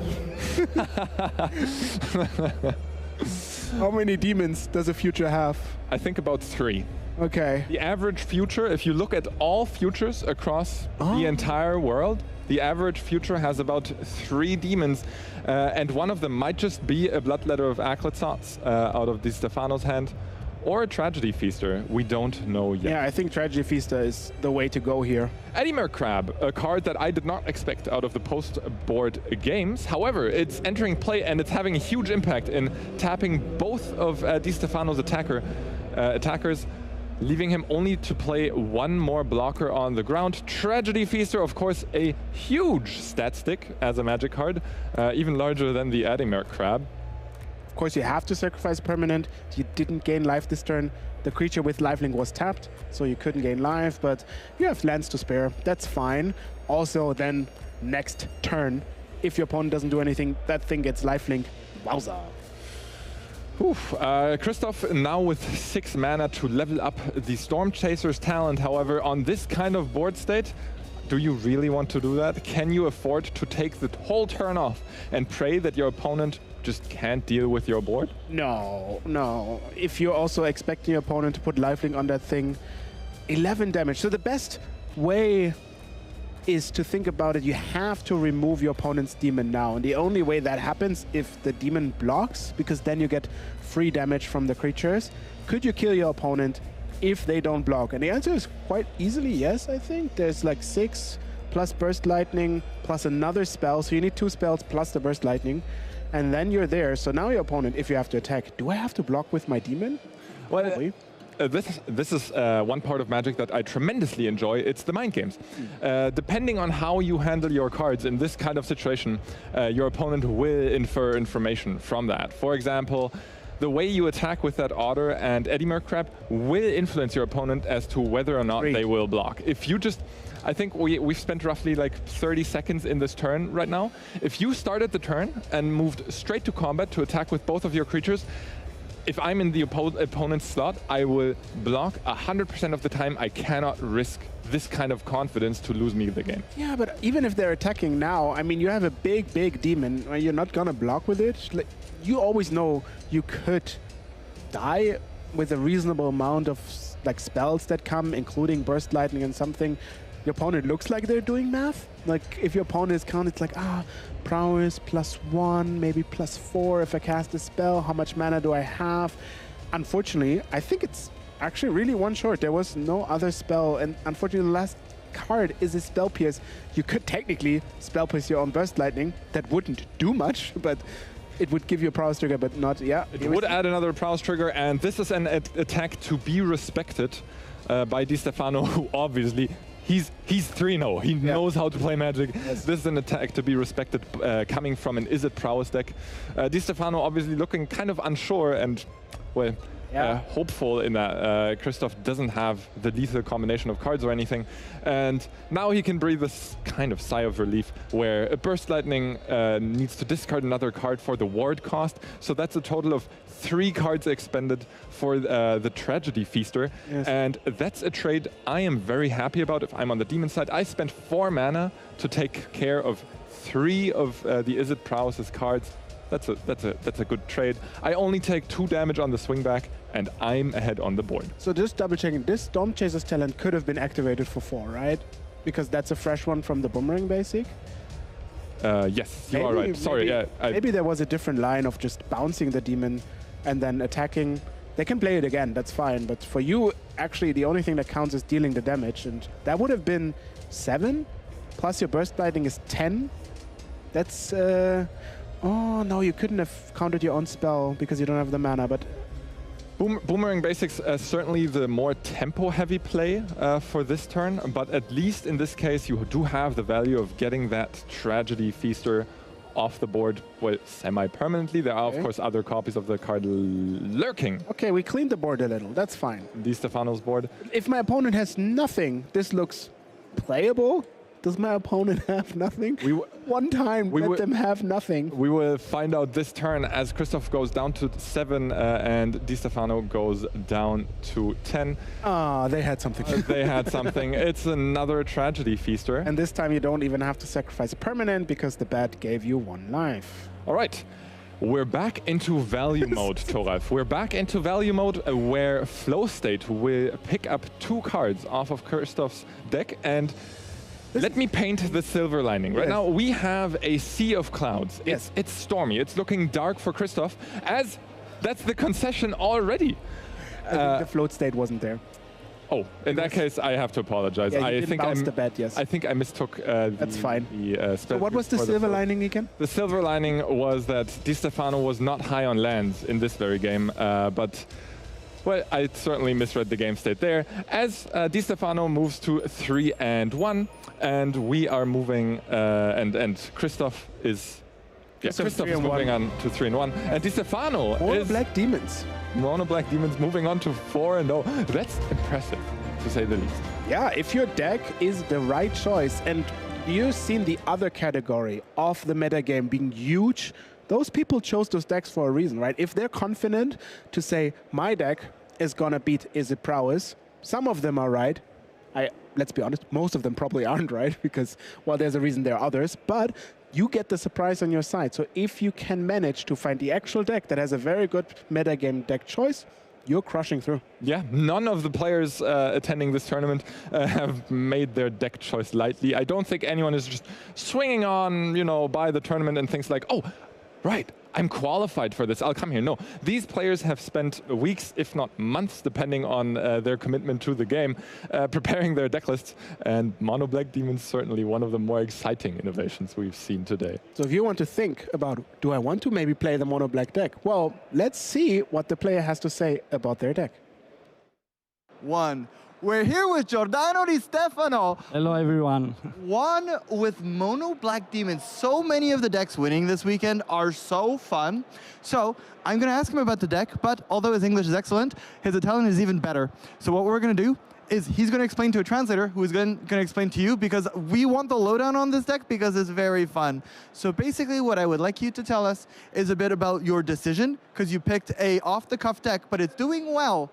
So why you picked the deck, why you think it's doing well, and a bit of the choices behind and what your matchups are like. So I'm going to pass over to our judge, who is not only an excellent Italian speaker and Magic player, so thank you very much, Matteo. And he's going to tell you the rest. Che mi ha chiesto perché ho scelto questo mazzo. Come pensi che sia messo nel meta? Ok, gioco demoni da molti anni, soprattutto da quando c'era Shielded nello standard. Penso che in questo meta con alcune tech, con alcune carte dentro, si pone molto bene contro Izzet. Infatti ho scelto. Okay. So Giordano is playing this deck for a while, since the Shocklands entered the format, and he believes it's well positioned in the metagame, especially against Izzet. Sì, con alcune carte che prima pensavo di poter giocare inside, ma adesso mi accorgo che dentro sono veramente meglio rispetto a side, tipo il Vampiro 3-3 con Death Touch e Lifelink, o il Fester, il Demone 7-6 con Ward, perché ha una difesa 6 e contro i granchi di Izzet non muore. Se viene targettato a Ward discard a card, e guadagno molti punti vita tra Vampiri, Bat e Annex, e quindi non devo sacrificare con lui. In più c'è la solita combo con il 2-3 Death Touch, che insieme all'altro demone vampiro shotta, uccide in una sola. I'll try to recap.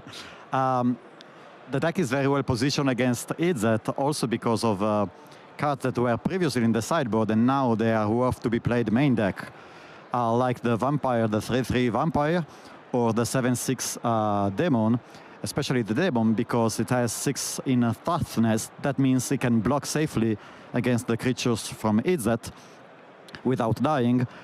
And also the combo with a 2-3 creature with Death Touch. Yes, Horror. The Horror. That works very well in the matchup. Yes. Sei contento quindi della scelta oggi? Sì, contentissimo. Cioè sta andando abbastanza bene. Sì. So I asked if he's happy about the choice after playing the first 4 rounds, and he said extremely happy. Yes. So thank you very much. Thank you, Giordano. And now let's move to the next game.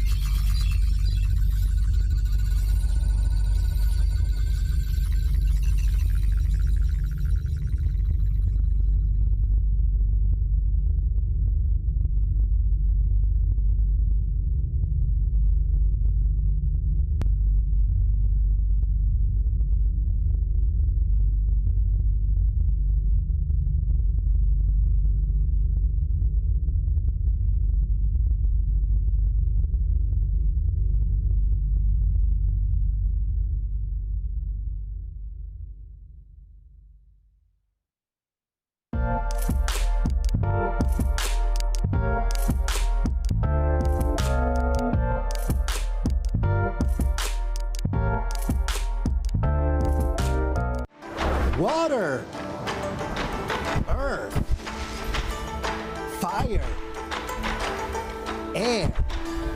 Not long ago, we made it our mission to protect cards, shielding them from the elements. Only our Avatar The Last Airbender Squaros could protect them. And when you needed them the most, we released them. As you can see, the new Avatar The Last Airbender collection by Squaros will protect your cards on your next adventure from all of the elements. If you want to know some more, check out the link down below.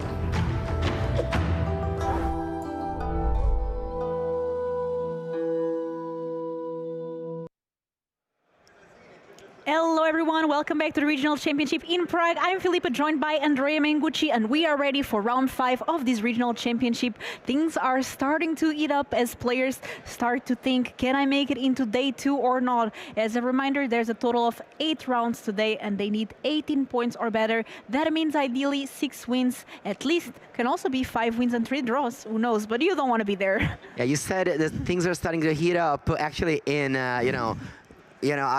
I left my scarf at home today. No, well, it's not home. It's there, but I can't wear it. It's too hot. So, things are starting to heat up indeed. This is round number 5. We have some amazing players playing behind us. Also some amazing decks, because that's what our Frank Karsten does. He selects the best decks played by the best players, just for you, for the viewers. So stay tuned. We're going to have some amazing Magic to be played for the next 3 or 4 hours. So, don't go anywhere. What we try to do, as always, and Frank does a great job, is to try to bring you decks that are different and, of course, are doing well. So it's very nice on day 1 we get to do this, to bring you the funniest or the spiciest decks that are performing well here at the Regional Championship. And that's how we are going to start round 5 as well. But before, we have to thank the sponsors of this stream, Ultimate Guard and eBay Live. Without them, we couldn't do this all these interviews, all these nice things that we have. So shout out to our great sponsors. Indeed, this show takes a lot of money, a lot of effort, and having sponsor is very important for this show that you can watch for free from home. And of course, thanks to Watsy as well for hosting this tournament, the Spotlight Series and the Regional Championship. Hope everyone at home is enjoying. Good morning. Hello, everyone, as we take a look at our Caster Fantasy Draft before round number 5. And if you don't know, Caster Fantasy Draft is where before the event, each caster chooses 5 players to join their team. For each point that these players get during the tournament, we get points as well. And right now, Mango, looks like you are almost ahead, but Yasmin, actually, that is the first time that he's casting. He is choosing very well, because he's ahead with 39 points. Yeah, well, the tournament is still long. It's a marathon. It's 14 rounds. So, yeah, for now, I think we're almost all there. I think we've got a good job. My team is, holding up strong. One of my players got a draw. That's surprising in this format, but, Jiskai Tablet is a slow deck.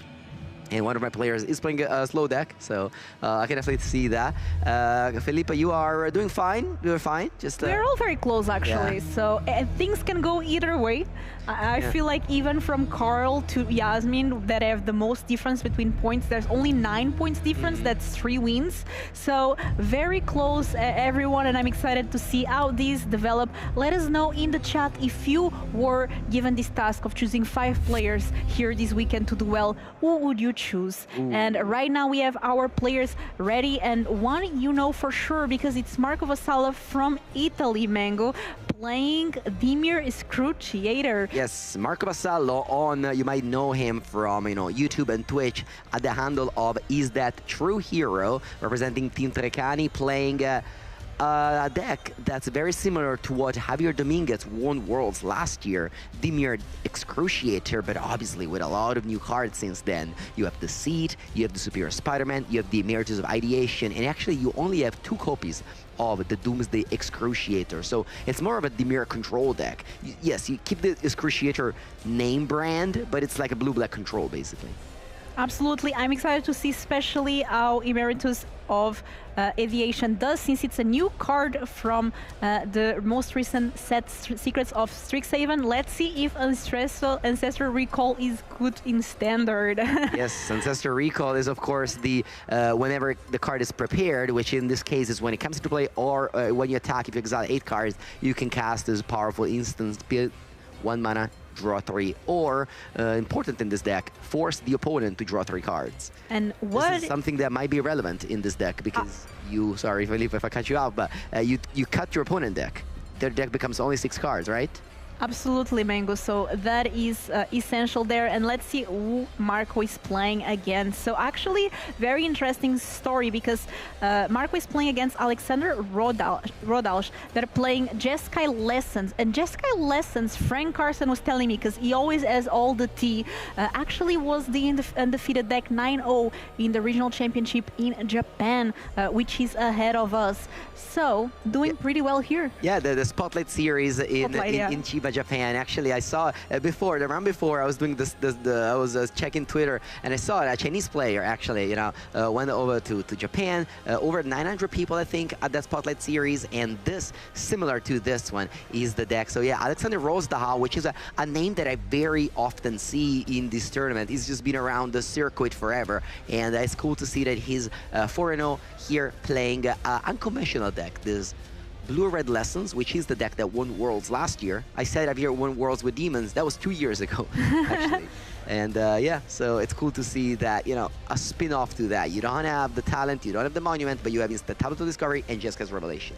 And we see these a lot these days because with Standard being legal for longer, so meaning that there's less rotation, or the sets just, you have more sets in one Standard rotation, that means that we get to see just the same decks, but being upgraded with new cards, like the case of the Mir Excruciator here that Marco Vassallo is piloting, starting with Restless Reef, tapped land, and passing. This land being very important because it can become a 4-4 that when it attacks mills 4 cards. That can be crucial. Yeah, it could be a game combo piece. Ooh, look at that.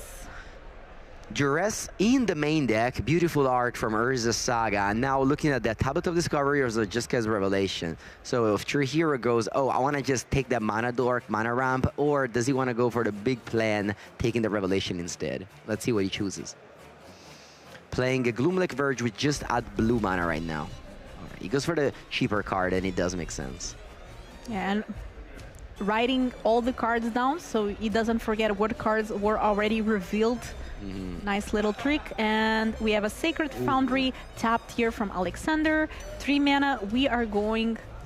Ooh. Yes, Steam Core Scholar is really a pet card of Marco Vassallo. Remember when this card came out in Murders of Carlo Manor, we were together and we were playing it in Espergorio in Modern. You know, that card didn't really quite live up to it.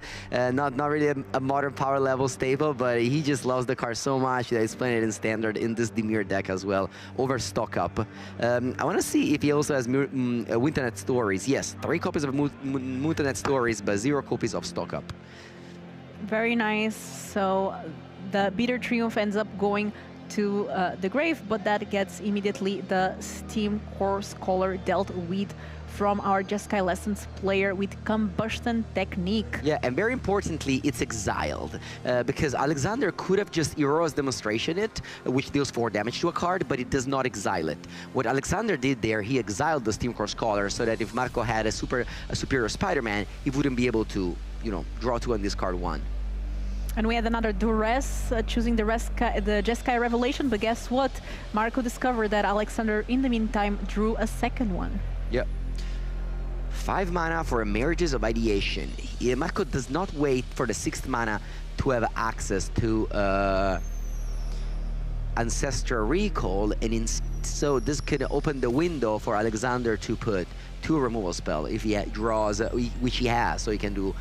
Yeah, you could just go double removal spell now, which is a 2 for 1, but at the same time, if you let Marco on top, it's gonna draw 3 cards. Let's see what happens now. Ooh. Interesting choice. Oh, Ward 2, of course. Ward 2 stops that. And Alexander cannot point 2 removal spell at that Emeritus of Ideation because of Ward 2. Ward is such a tricky thing to play around. Yes, indeed. And now let's see. The Ancestral Recall is being played, and Marco definitely ahead in this game. He has a 5/5 flyer Ward, and he has drawn a lot of extra cards. Yeah, there's Winter Night Stories in hand, but here just attacking. Ancestral Recall, as you can see on the left side of Trigger, that's the card he just played. And we are in standard. Yes, and now Winter Night Stories has been played, and Mako can just discard some removal spells. He doesn't need all these removal spells. Alexander only has 4 creature in his deck. The 4 Grands. 1, 2, 3. Ooh, Superior Spider-Man has been drawn. And just 2 lands seems to be discarded. So Mako wants to keep all these removal spells. Interesting. And you can always, if you're able to discard a Doomsday Excruciator, you can get it, the ability with Superior Spider-Man. Yeah, well, I said Alexander only has 4 creature, but that's not really true because he has, of course, the monks from the Just Cause Revelation. So, you know, that Day of the Black Sun can kill those monks as well as the Shoot the Sheriff and the Bitter Triumph. A lot of different removal spells in the hand there. Both players 4-0, so with a great start to the day. We are now at the half point of day 1. There's a total of 8 rounds and players already played 4. Let's see if they can keep the undefeated score going. So a stock up gives 2 lands, 2 Grand, and it seems like a Confounding Riddle, which is a card that I haven't seen in Standard since the days of Abuelo's Awakening. And Confounding Riddler is a 3-mana counterspell that also gives you some card selection. That's an interesting one. Putting some cards to the bottom there with stock up, land for the turn, and passing with 3 mana up. And I believe 2 lessons in the graveyard? Only 2 lessons, so yeah, the Grand discount is not online yet. The key is 3 lessons. Yeah, but actually, Alexander did not choose any Grands. He chose land and Confounding Riddler. Confounding Riddler, I believe, puts the card in the graveyard. Let me double check. Card from the Rivals of Ixalan. Look at the top 4, put 1 of them in your hand and the rest in your graveyard. So you can actually put the 3rd lesson there to get the discount on... Double removal, firebending lesson here on the Restless Reef to take care of the 4/4 dead touch creature that one attacks... Mills 4. Mills 4, or you make your opponent mill 4. Yes. You can also... it's always tricky, like, who do you mill? Mill yourself or you mill the opponent? If you mill yourself, you can get a flashback card. If you mill the opponent, you help them. You know. You do, if it's before the Doomsday Excruciator, you can mill yourself, because then you can even get something like a Winter Night Stories in your grave, or a creature that you can just get the ability of Superior Spider-Man to... of course. Do things, so... Yeah, to copy. Okay, let's see now. That was a good draw. Yeah, discard 1 and we're going to draw. Abandoned Attachment, a way to get rid of that dead Heroes Demonstration, and a 7th land arrives. That's important. Mako does not have Counterspell in his deck. I'm just double checking here, but he just does Duresses. So that, just because Revelation will be online here. Alexander is at 10 though, and this Emeritus Ideation is dealing a lot of damage. So now attacked, putting Alexander down to 5 life, and Alexander needs to find a way to deal either with this Emeritus of Ideation, and then there's still the lands that can start attacking. Yeah, and also a good point is that with Restless Reef, you want to mill yourself, because that's going to prepare the Emeritus of Ideation. You can actually... Pretty sure you can stack them in a way where you first mill yourself for 4, or is that, yeah, and then you, okay, looks like Spider-Man gets countered by the Confounding Riddler there. It would have just been a 4/4. But the life total on Alexander's side is so low that he decided, okay, that's enough to scare me at this point. Okay. Top land pass. Yeah. And Mako has a lot of removal spells in hand. What he can do is, what he could have done was to cast that,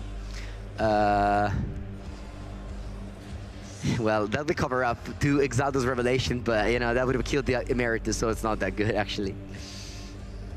Okay, what do we do here? We just attack with our 5/5 War 2, and Alexander says, sure.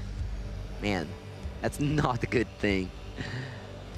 All right, looks like we want to bounce that Emeritus. Oh, we want to gain 4 life. Of course, just because Revelation gains 4 life. Because you don't want to bounce the Emeritus, which should have the token prepared on it, because 8 cards were just exiled there. Okay, so we tap the land. Tap the land, and then he says, with a floating mana that you want to bounce, I'm going to draw 3. and now their land goes back to my hand. The Just Reservation gains 4, so Marco does not win the game yet. 2 Monk have been played and then 2 lands, but Marcos really drew the Demon card here. The Demon card is kind of tricky because it makes both players draw. So it could be a little bit of a double-edged sword now if he goes for the top land Demon. Yeah, Emeritus has Ward in this, so you can't bounce it. Again, Ward being so relevant. Oh yeah, I mean, Ward is a fantastic mechanic. Really, really good mechanic. Oh, looks like Marco goes for the Deceit play here, bouncing a token and discarding a card. That so is powerful. pretty good.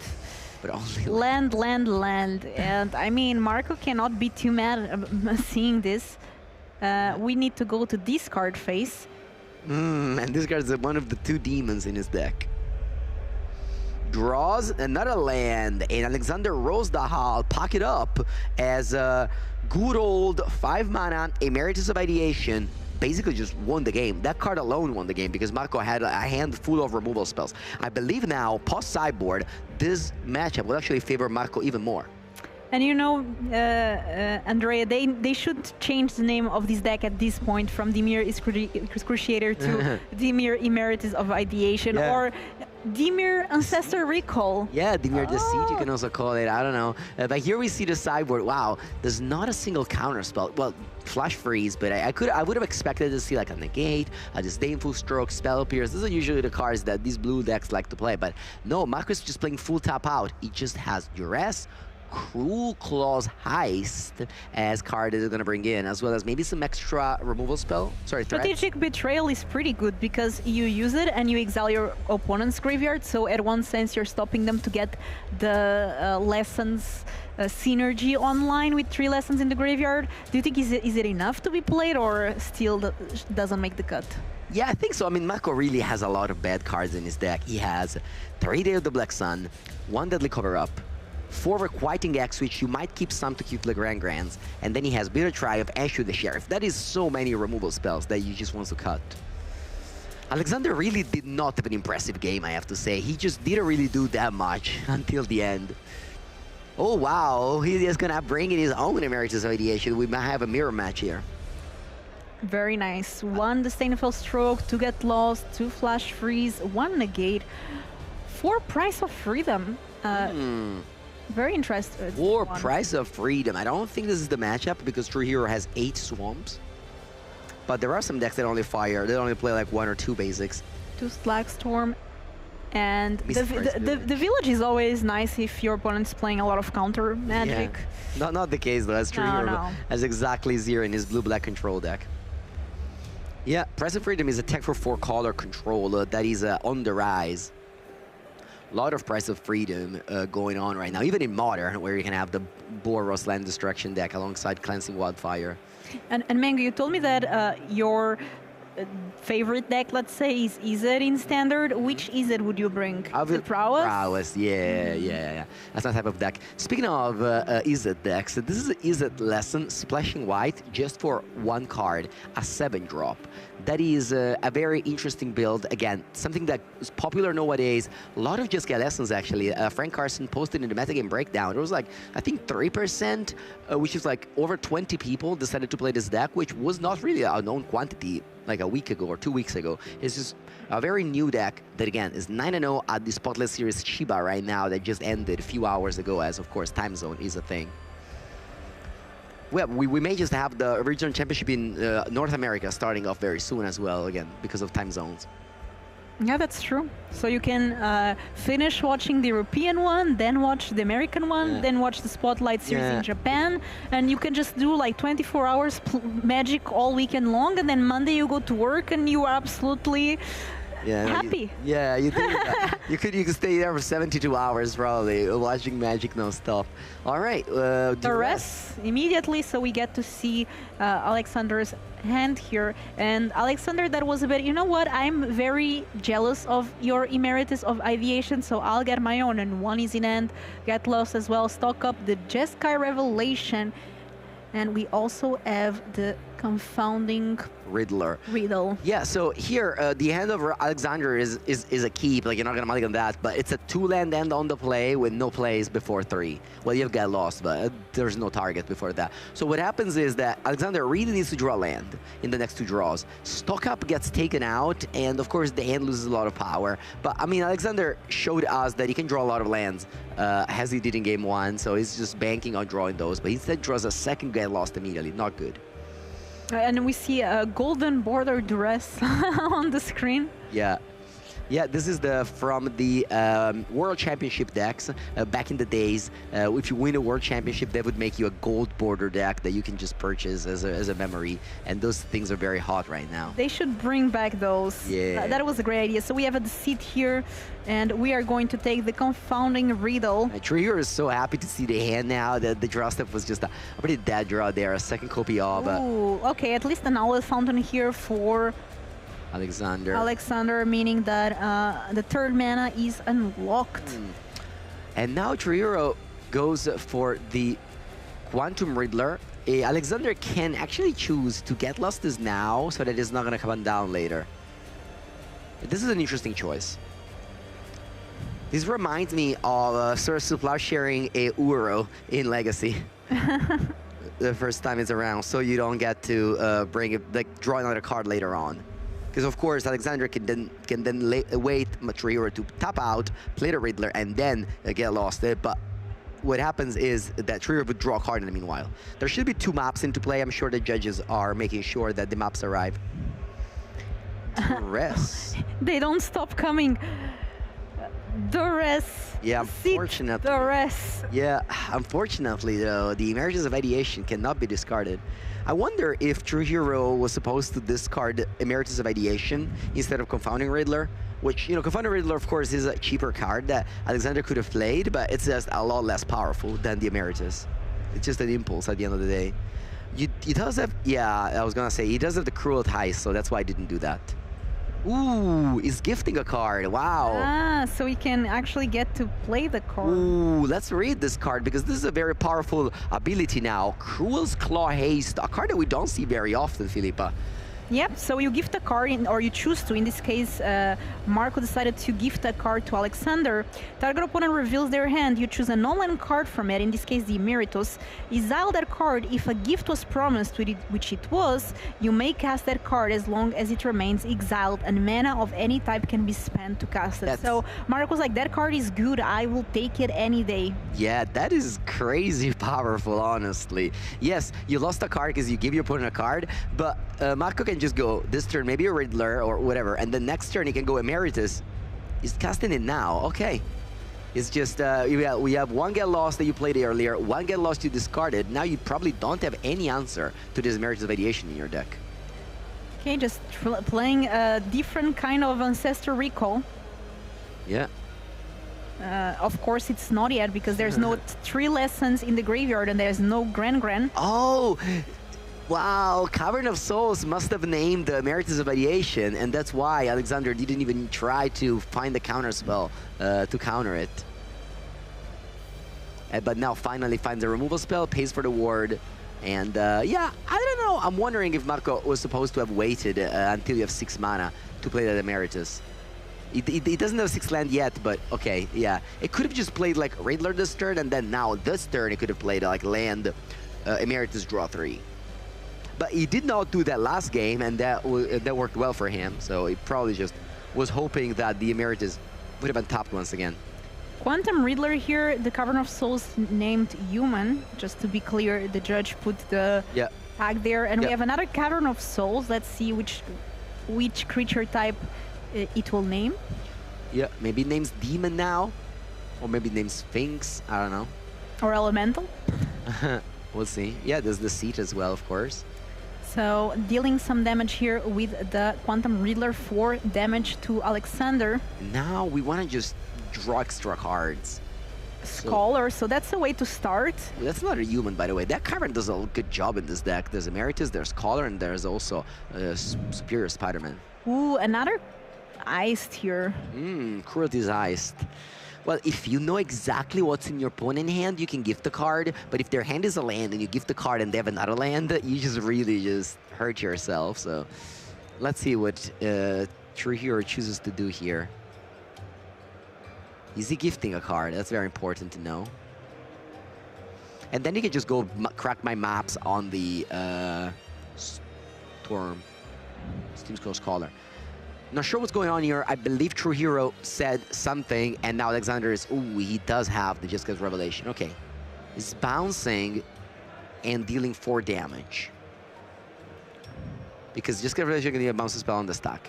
Now, Alexander draws 2, and what True Hero can do is... What Marco can do is he can play Passage, or whatever, a Water Grave, and then Cruelty Heist again. Let's see if he pays for the gift. Yep. Looks like the gift is promised. Ooh, the gift is promised. Stroke and Combustion Technique. It takes the Stroke. So from now on, it can cast the Stroke at any time. As long as there's mana available. Of course, you have to spend 2 mana. But actually, funnily enough, you can spend 2 Cavern of Souls mana as well. Yeah, mana of any type. You don't need to spend blue. That is true. Drawing a card here, Alexander. Drawing a land. Well, he can go ahead and kill the Riddler, and then he can maybe attack with the Great Biblioplex. Great Biblioplex is such a powerful card. So what he can do is play Biblioplex. Okay. And then he fires one off, and then he shoots the thing, pumping all these 3 creatures, attacking for 7 here. That was pretty good here. So 7 damage, that will put Marco down to 9. And Marco drawing at the seat here. I believe the seat says, I don't know, I don't remember. Does the seat say no land? Let's take a look. It must be. Yeah, because the monk was returned. Another great hall of the Biblioplex was revealed, but that's a land, so it cannot be discarded. Okay, so the seat kills a monk, and that's it. Yeah, it's a 5/5. Yeah, I mean, that's pretty big.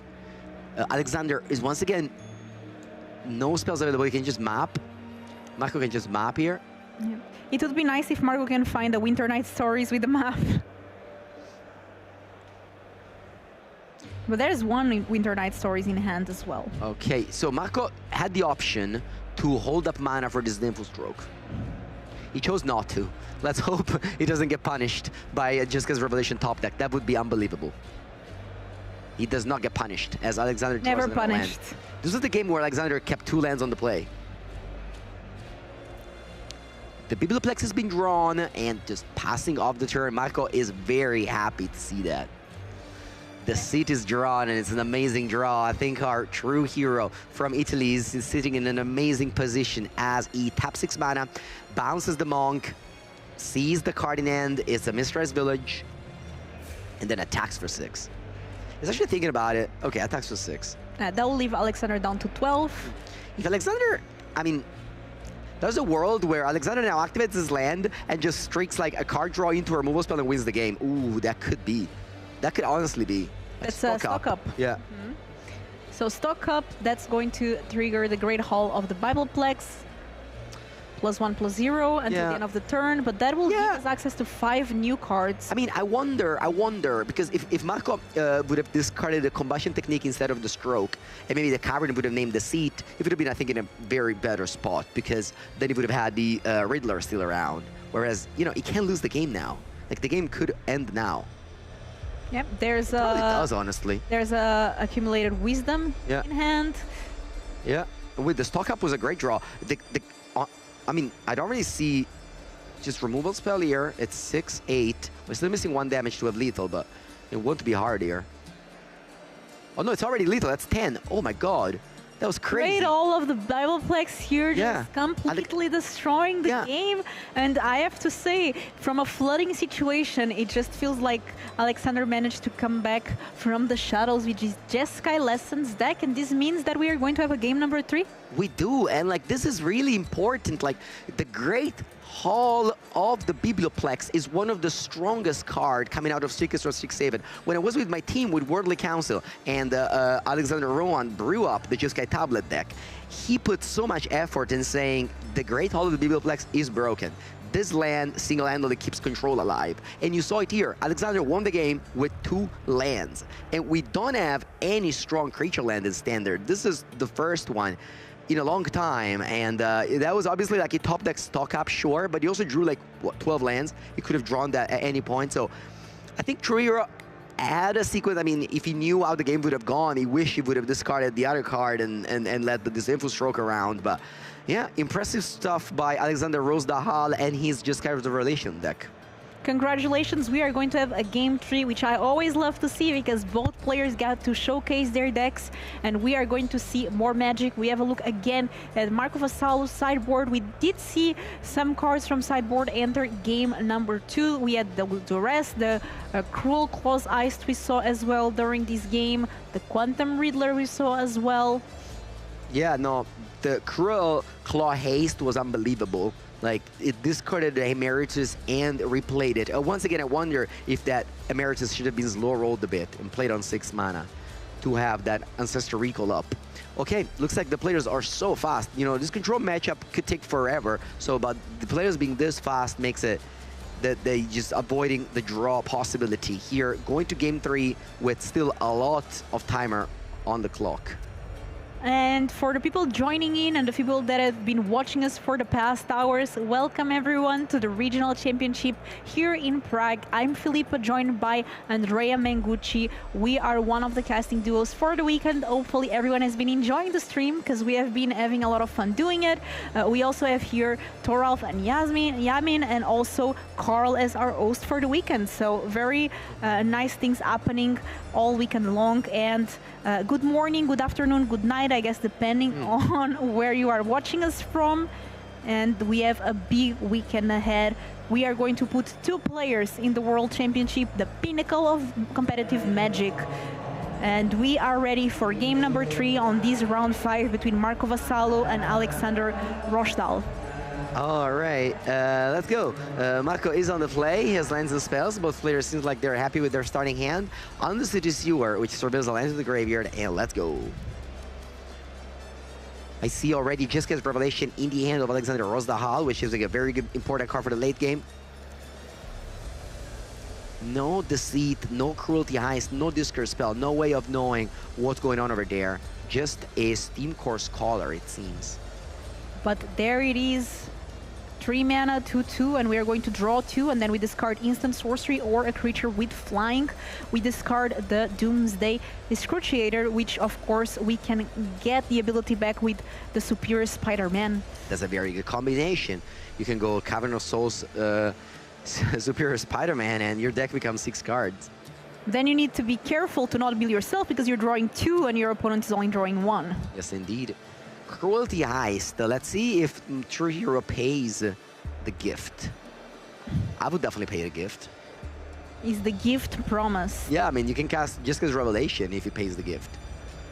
So you always bring gifts, Mango. He doesn't. He didn't pay the gift. Oh, wow. Okay. We're just gonna discard either the Emeritus or the Jiska's Revelation because... And again, we see 2 Great Hall of the Biblioplex, which was key cards in previous game. Filippa, do you know the answer here? If you pay the gift, and your opponent counter spells it, you like, how does this card work? No, I guess that's not how it works. You don't get the gift, I believe. Yeah. First you resolve the spell and then you choose. Because you're not gifting a gift, you're promising a gift, right? So you're promising if it resolves. Oh, okay. I think, but chat, let me know if I'm correct. I think you're just saying like, if you let this resolve, I'll gift you something. Yeah. So of course, Marco first asked, does it resolve? Alexander says, yes, it does. I'm not gifting you anything. That just because Revelation is gone and I can't replay it. And now we go Accumulate Wisdom just to look at the top 3 and pick up a card. We've seen Alexander playing this card as an impulse throughout the whole match, honestly. And this is something that you may be greedy with. You may wait until you have 3 lessons, but it does not look like the way. And just Accumulate Wisdom here being cast end of turn to look at the top 3. Yeah, so we have Honest Accumulate Wisdom here. A fair one. Yeah, Second Emeritus of Ideation has been played. Combustion Technique in end as well. Passing the turn with 4 mana up, and now Marco Vassallo attacking with that Flying Vigilance 2/2. Steam. Steam Core Scholar. Let's see what happens now. We are playing 3 mana. We are going to have a Winter Night Stories. Always holding up 2 mana for the Eloquentia. Flash Freeze notably can counter the Jessica's Revelation, but not the Emeritus of Ideation. And Alexander, this is an open decklist event. Alexander knows that Marco doesn't have any disdainful stroke, so he may just jam here. Yeah, the only way Marco can have a stroke is with a Crow-Claw Iced, getting Alexander's stroke like last game, and then you have your own disdainful stroke. Yes, indeed. A Witness is in the bin. This card is the second copy of Excruciator, which, keep in mind, this is the last copy of Excruciator. There's no more in the deck. There's one in the sideboard. Did Marco bring it? I mean... He probably did, yeah, so there should be a third one somewhere around. Eloquentia kills a card, and the Combustion Technique kills the other card. Yeah, Combustion Technique pretty good here because it's the third lesson in the graveyard, and that means that... Alexander here going for the Emeritus of Ideation here, but not having mana for the Ancestor Recall yet. Strategic Betrayal kills the thing, but also what I want to tell you is that True Hero, Marco drew the Superior Spider-Man. He can shrink both players' decks, but Emeritus of Ideation, the second copy of Alexander, can target Marco, making him draw 3 cards. Oh, okay. So this is interesting. I wonder if Marco had an untap land, if he would have gone for it. Drawing 3 cards, and here having to discard. There's a Superior Spider-Man. There's 2 actually, so discarding the second one. Interesting. Discarding the 4-drop rather than the 5-drop. Because you can just discard the Emeritus of Ideation, and that's just the same. Okay, now we see a second Emeritus of Ideation with the 1 blue mana up, which tells Marco you should not play Spider-Man on Excruciator, otherwise you may just be decked. Okay, we have a mirror. Emeritus of Ideation versus Emeritus of Ideation. Players can start Ancestring Recall in Standard. This is Standard 2026, everyone. There's no Spell Pierce going on. And then I believe Alexander also can go for his Ancestral Recall. 2 Ancestral played in the same turn. Not something you would expect in Standard. Who has the most advantage of having more cards? Is it Marco or Alexander? But Marco has 7 cards. Alexander, though, I don't think it matters too much if you have 7 or 5. I think now it's all about maybe board presence, maybe just threats in the deck, threats in hand. Marco has a lot of threats in his hand. And Alexander draws even more card. Honestly, this game could go anywhere.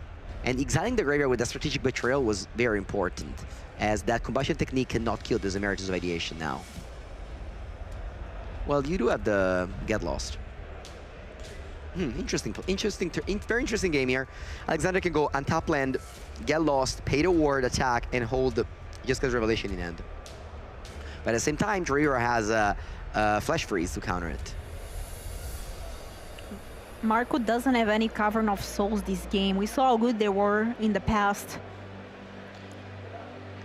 Let's see. Steam Vents and paying the 2, leaving 4 mana open now for Alexander. A Get Lost, that's 2 mana, and paying the ward. And now we are attacking. Of course, we can't prepare Emeritus again because the graveyard was exiled. It was very, very relevant. But this means that Marco is untapped. Now, what is the worst thing that Marco can do when the opponent, that Alexander is untapped? So what can Marco do here? Drawing Requiting Guess is not great. You wish he had a different removal spell than that one. Bouncing with the Seat, also not great. You can just play another Emeritus. You can also just go Spider-Man on Emeritus. I mean, he can the Seat, pay the ward, and get rid of the Emeritus. Yeah. And discard it. That would take 8 mana. Doesn't seem like a bad play. It's only bad if the opponent has Jessica's Revelation, which you can't Flash Freeze anymore because you have to tap out. Okay, so going for the Deceit, but just for the Evoke cost. So 2 black just to see what the opponent is. And what would you take here, Mango? It's a tough one. This game is so difficult. Very difficult. I maybe would... Oh, you already played a land. I would just take Jiska's Revelation and play Emeritus Pass. You can also play Spider-Man on Emeritus Pass, holding up Flash Freeze mana. So at that point, you just take Confounding Riddler? I don't know. Very difficult game here. I don't know which one of the other casters is doing the card viewer, but they're doing a terrific job. Shout out. They're putting some funny memes on the screen. I think this is we appreciate it. This must be tour of humor. Tough cookie indeed. This is very difficult. This is when it's good to just stay here and watch rather than just be playing the cards. All right, Confounding Reader is the side card. So I think what your hero wants to do now is just to play Spider-Man Pass, holding up Flash Freeze. I would personally... There's no Restless Reef in play either. So he can't even copy the Demon, looking for that combo kill. I guess you can make your opponent draw with the Emeritus. Oh my god, this is so hard. Let's see what he goes for. I'm super curious. Spider-Man. I'm very curious here. Getting the... Oh my god. Going for it. He goes for the Demon, and now the game takes a very quick speed. By the way, the cards on the bottom are probably cards that Alexander bottomed with Stock Up, right? Okay, sure. So did he bother them thinking about the Excruciator, or...? I don't know. I think he bought him a lot of red cards, I remember. There were like a lot of red cards on the previous... Okay, so a draw step was just a land. So Marco is playing on full information. Well, obviously we know Marco doesn't have that knowledge. But, you know, whatever he's playing around, there's no new informations. Oh, interesting play now. Let's see if Alexander taps out. I mean, again, the players are playing with open deck list. Alexander knows that Marco has Flash Freeze in his sideboard. And he's asking, do you have a Restless Reef? I do not. Those lands are not Restless Reef.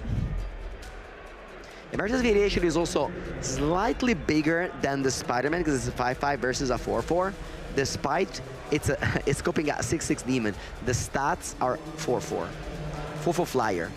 Yep. Ooh, it chumps it. Yeah, because it doesn't want to draw two cards at the beginning of the... Because then he's losing faster. I see. So he just draws one card here. Yeah.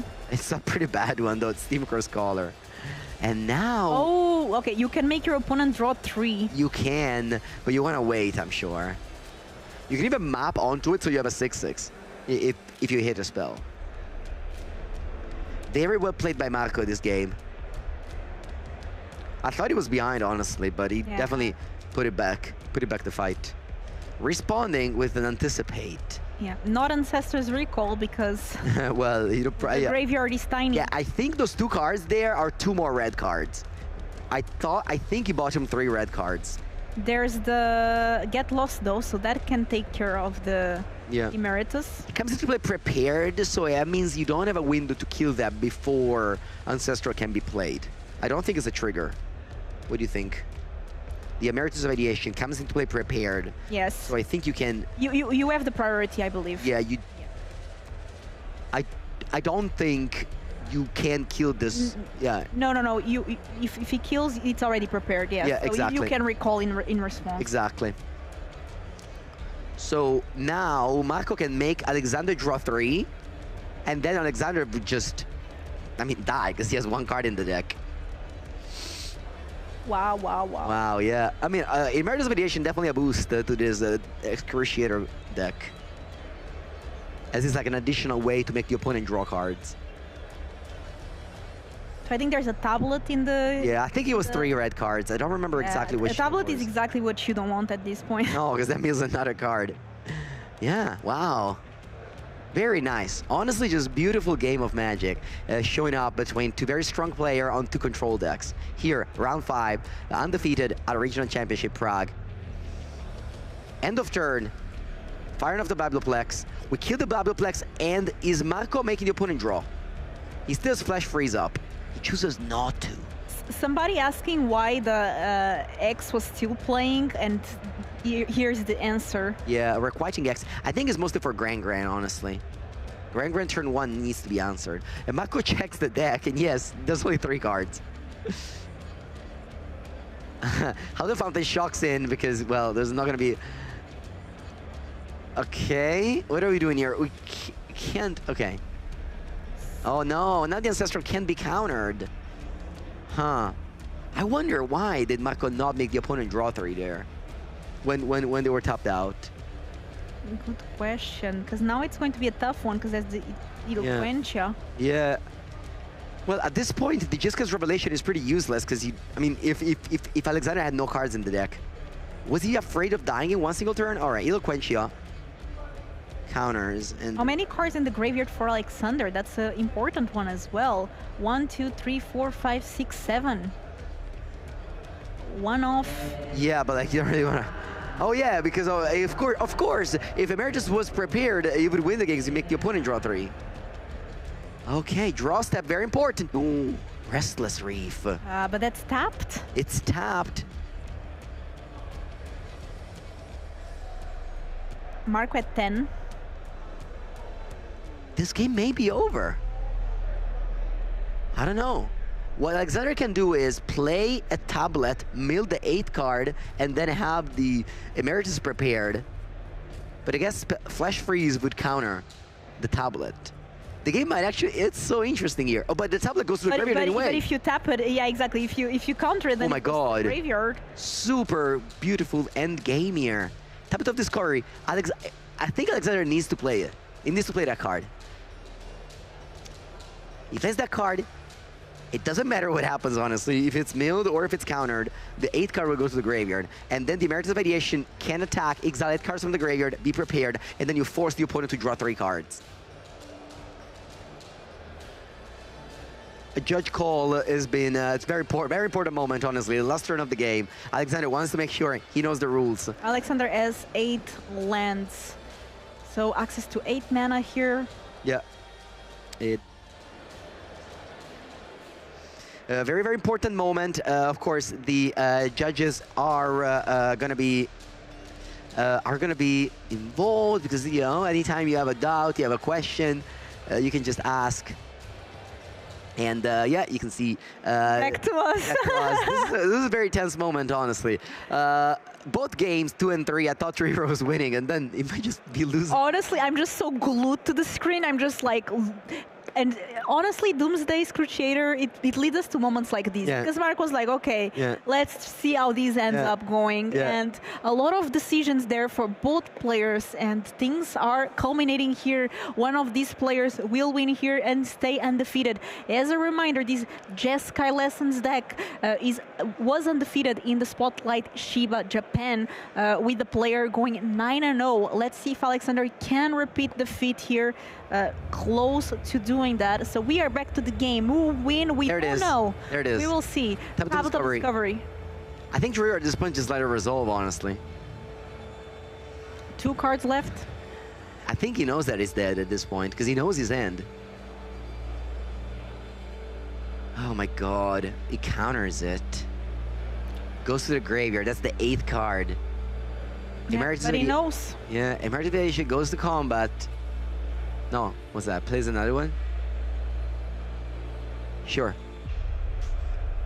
Okay, I think we might see another Flash Freeze here.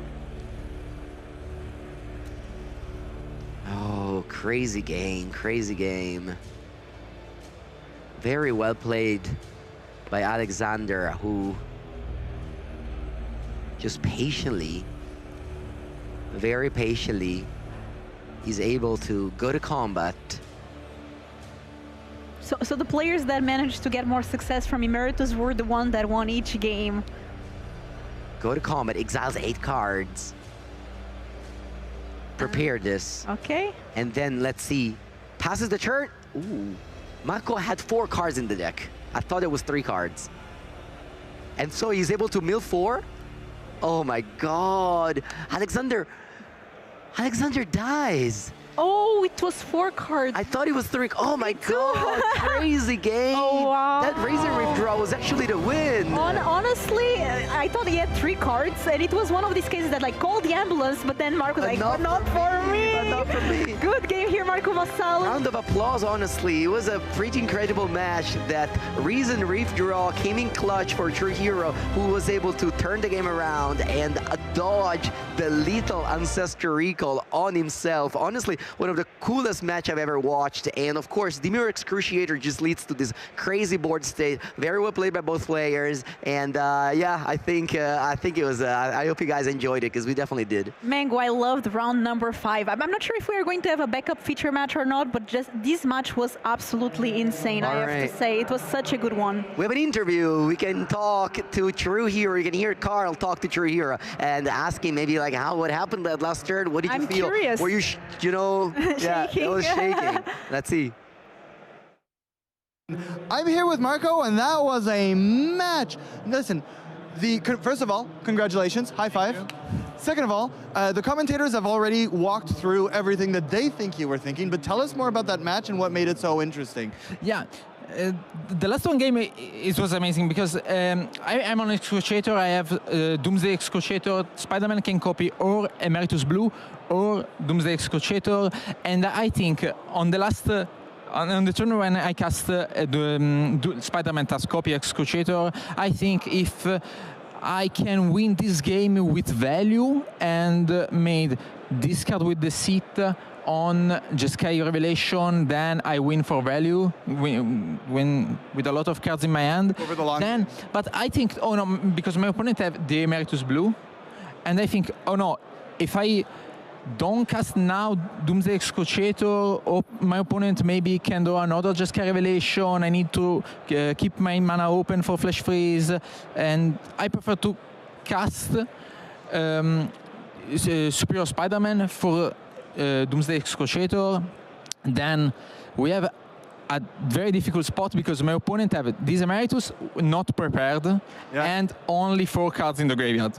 I have my Emeritus and the Doomsday Excruciator. If my opponent try to win with damage, the attack, I block with the Doomsday Excruciator, and I didn't draw 2 cards with Excruciator. Then I have more cards in my deck than my opponent. Yeah. But if my opponent try to pass the turn, now I need to respect his Emeritus Blue. Okay. And it was so difficult to spot. I think I play bad. Because just for context, the Emeritus, I don't know if they talked about this in the coverage, but the Ancestral Recall targets your opponent as well. He's a target. Marco could have had to draw the 3 cards. Yeah. That would not be good. You said you think you play bad. What do you mean by this? Because in a spot, my opponent tap out. I know my opponent have El Quencha in their hand. And I didn't cast Ancestral Recall targeting him.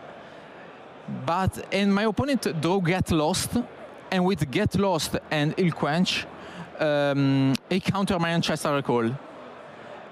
Next, please. I play bad, then I top deck, and I top deck the Restless Reef. I'm sorry.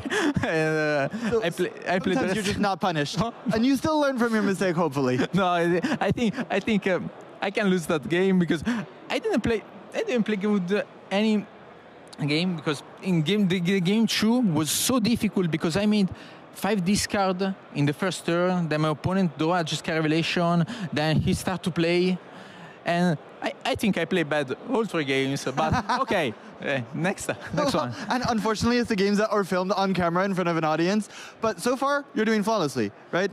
So, unpunished. Okay, it's okay. Keep on making mistakes as long as you still win games, right? I prefer no, but okay. If I win, okay. Well, thank you, Marco. This was wonderful. Now we have another backup match for you. We're going to send you to the backup match and watch some more Magic the Gathering. In the meantime, well done. Thank you.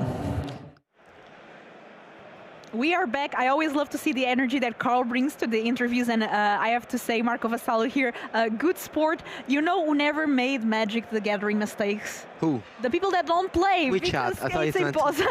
Yeah, as well, because everyone that plays Magic makes mistakes, so love to see here Marco like, yeah, I did some mistakes, but I won. I got lucky, so that's nice. Advancing now 5-0, congratulations there. And we have a backup feature match because doesn't end here. We have round 5 still, but now starting for game number 2, and we're going to have Mardu Discard versus Mono Green Landfall. That is an interesting match, but I wanted to once again, repeat what Marco said. It's very important after you finish a game to analyze your game. This is how you improve. See exactly what happened, the mistakes you've made, what you should have done, and in that case was just you realizing that I can't just let my opponent draw 3 cards. It'll be fine. But yeah, so let's move on here. Filipa. Mardu versus Mono Green. Those are 2 of the most popular decks that we haven't seen on camera yet. Neither of them. And it's going to be 2 of the many because I'm sure we're going to see plenty of Mono Green and Mardu today. Yep, and we have Mardu Discard that again the new tool in Secrets of Strixhaven with Ardener Academic. So excited to see how that one plays here in the deck versus the Mono Green Landfall that honestly, piloted by Jen, that we have seen and we see now on the screen, we have seen a lot throughout the recent standard history, and we have their Badger Mole Cub. Yeah. A card that, for example, Simon Nielsen won a spotlight with recently. Yeah, yes indeed. We were both casting that Simon winning Spicy as Leon, but this was a different deck. It was a Cub deck winning the game with the powerful Simic Rhythm, right? Simic Rhythm, yeah. But here, instead, we're playing Mono Green Landfall. This is one of the powerful decks of the format. It won the Pro Tour and made both final, but actually that deck was splashing white. Now, the metagame is back to the deck being Mono Green for the power of Sapling Nursery, the full playset of, well, 1 Sapling Nursery main deck and some more copies on the sideboard, some copies of Esper Origins, and 4 I Still Explorer, a card that the Team Cosmos was playing only 1 copies in the final of that Pro Tour. So, you know, a little bit different take, but it's still very, very similar decks. Curious to see how this works. Sirac as well, a very interesting card in against a very easy meta. We do have a look at the sideboard here because we are entering in game number 2. So actually Mardu Discard is 1-0, won game number 1. So what can Jan do here against the Mardu Discard deck? Yeah, Mardu Discard is an aggressive strategy, so sometimes can just take you out of nowhere. I don't know. I mean, I wouldn't bring in the Sapling Nursery. You might cite that out actually. I don't know about Mossborn Hydra because it dies to removal, so it's not great. But also, there's not that many removal spells in the Mardu Discard deck. Requiting X doesn't even kill it. Same goes for Seam Rip, so maybe it is a good card in this matchup. The Mossborn Hydra. On the other side, we see Matthew Miller Tog on Mardu Discard, a deck that was very fringe deck, taking the 2nd place as Police Series London, but then just kind of like popping off and winning a regional championship in Canada a few weeks ago. Mango, what do you think of Practiced Offense? Because I've lost to that card in Limited so much. Yeah, Practiced Offense is a very powerful one in this deck, as you can discard it for kind of free, and then you can just pay for 2 mana. You can do 2 or 3 counters on your things. You have a flyer maybe in the form of Arden Academic. You just, just even grow it over there because, of course, a card is leaving the graveyard, which is paying for the flashback. So you can just kill your opponent out of nowhere with that Death Touch, and of course, cool but rude. Yeah, this deck is super cool, and the mana base is as good as the 3-color mana base gets. You have all the Shock Land, you have all the Verge lands, you have all the Fast lands, and you have 4 copies of Starting Town. Yeah, a lot of good things going on for this deck. Mardu Discard that is 4-0 here at the tournament. We have a look now at Matthew Miller sideboard. So Matthew is going to be on the draw game 2. What do we see enter against the Mono Green Landfall? We are going to bring in some removal spells, I think. I don't know about Sheltered by the Ghosts, because that's a removal spell that gives some protection to your own creature, but also can be like kind of vulnerable to like a Maelstrom Resolve, so it's not actually a hard removal spell. But it's probably good enough, honestly. And again, what I mentioned about Mossborn Hydra having like no counterplay, that is one removal spells for it. So I would bring in a Sheltered by the Ghost, the Shoot the Sheriff, that's for sure. Because in mono green we have no criminals. Yeah. No criminals, just good little insects and what kind of creatures? Beasts, maybe? Hydra is an elemental, but yeah. Hydra, right. yeah. The players are about to be resolving mulligans here, and we will be underway in this round 5. Round 5, things are getting very spicy and interesting as players are looking for 18 points to make sure they make it into day 2. They are so close yet so far. 4-0, both players want to stay undefeated. We start with a Fable Passage on Jan's side. So Fable Passage, that gives away that maybe not enough basic lands in the beginning of the game. Yeah, usually it's like land you want to exploit the landfall trigger, whereas now it's just played on turn 1 to fuel that starting forest. Moonshadow. Moonshadow. This is a very powerful card in older formats, thanks to fetch lands, Mishra's Bubble, Straight Wraith. Here there's none of these, and the way you can exploit it is by maybe discarding some creatures, or just your opponent kills your other creatures than the Moonshadow. So that's a 1/1 menace right now, but it can grow very much. So still a very powerful play, but definitely, you know, did not expect to see this card in Standard after all. Very interesting card for sure, and a very good addition to these discard decks. So 1/1, but it will grow, and it has menace, so it will be a menace to deal with very soon. On the other side, Jen here, 1 forest down, looking to start maybe ramping. A Badgermole Cub would be nice. Yeah, Badgermole Cub, I see it there. It's a white border card. You can go Bazing Se, but no, he chooses to go Saza Chocobo. Maybe Tapland? Yeah. Saza Chocobo. Oh, maybe you can go Master Rider Resolve and fight. No, nothing happens. Maybe just holds up mana for removals, but I don't know. But yeah, he chooses not to go for Badgermole Cub. Interesting. Matthew Miller as Erode, but Erode is kind of awkward early on. It only costs 1, but it's almost like he doesn't, because realistically, you don't want to use it in your first turns. You know, it costs 1, but yeah, as you said, like late game, it costs 1 late game. It's a late game card, so like maybe turn 4, turn 5 play. Starting down here and attacking for 1. It has mana, so Chocobo cannot block it. Okay. Marauding Mako. Marauding Mako. The reason maybe Jan did not play his Badgermole Cub is he has a, I think he has a Promising Vein in hand that I saw. So maybe he can Earthbend that one for the future. So Chocobo now with 2 little counters on it, so it's a 2/3. That's the Hydra. That's the Mossborn Hydra. Jan plays 4 copies of this card in the sideboard. And this is a 3-mana 1/1 that, you know, dies to removal, but Matt deck doesn't have that many removals, but they will kill this. It's a very interesting card because right now only a 1/1, but that is going to grow fast. And only removal spell that Matthew has is that Erode, which you really don't want to be giving lands to your mono-green landfall opponent this early on.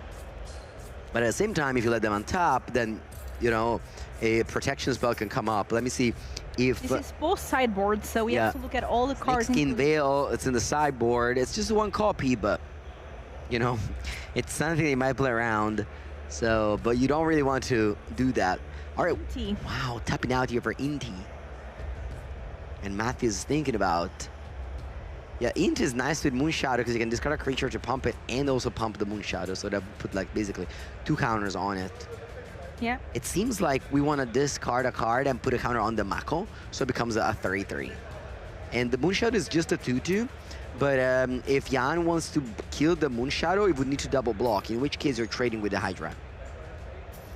Exactly, and here we have those creatures attacking. That's now a 3/3. Yeah, Revealing Swamp is awkward because he may play the Swamp, but then he doesn't ever road up.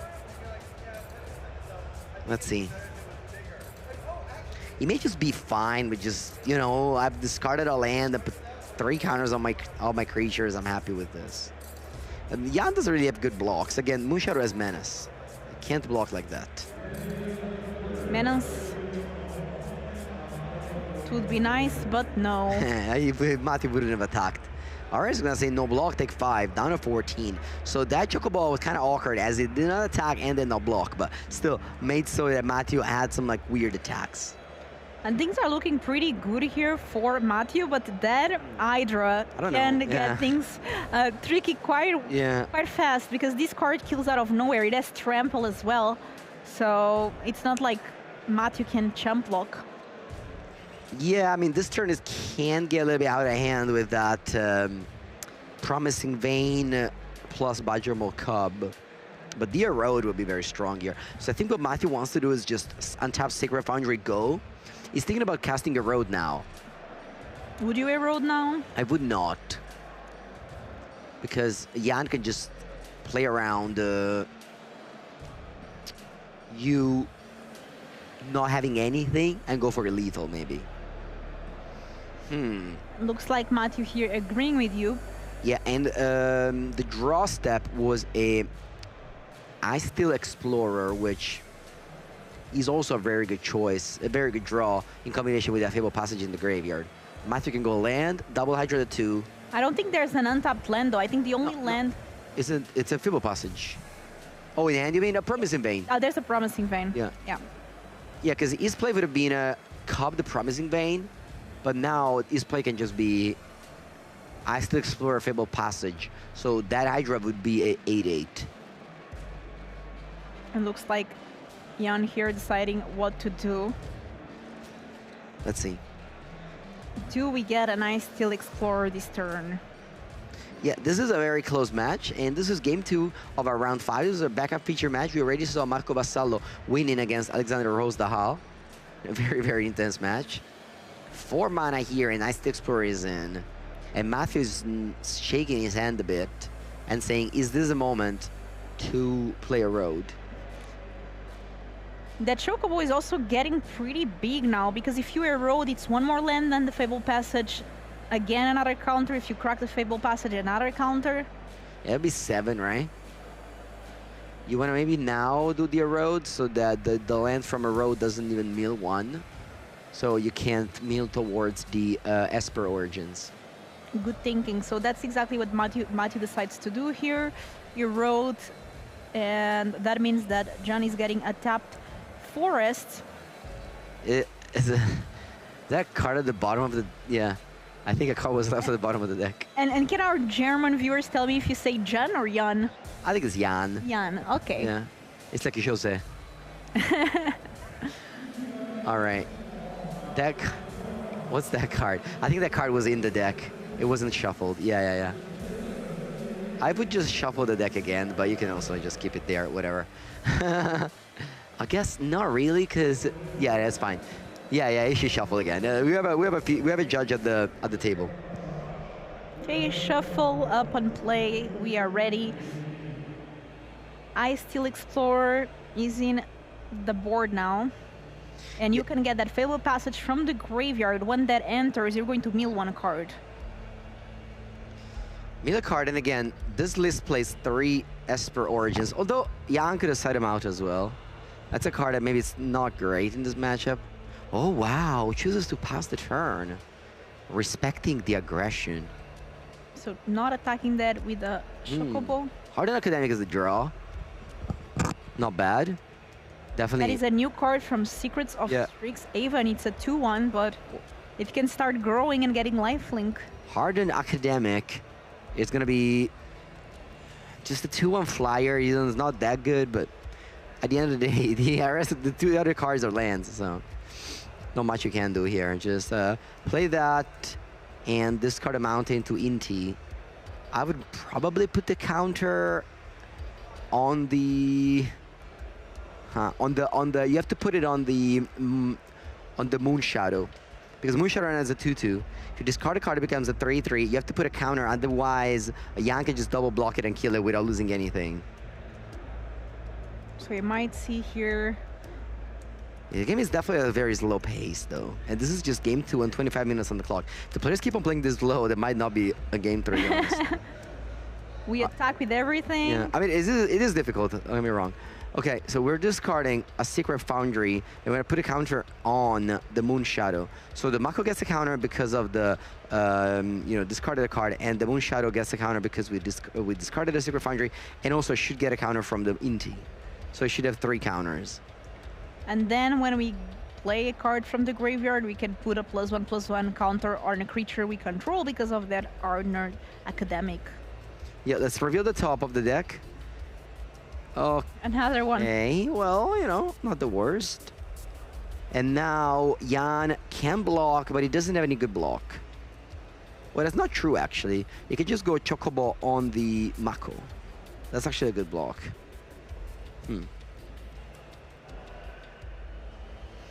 Hardened Academic can discard a card to gain lifelink. The thing is that you can use the Ardner Academics to discard a card, put a +1/+1 on the Mako, and then it's no longer a good block, right? I see, you're right. But then we have Fable Passage. That's true. Then there's the Fable Passage, so there's another counter there for the Chocobo.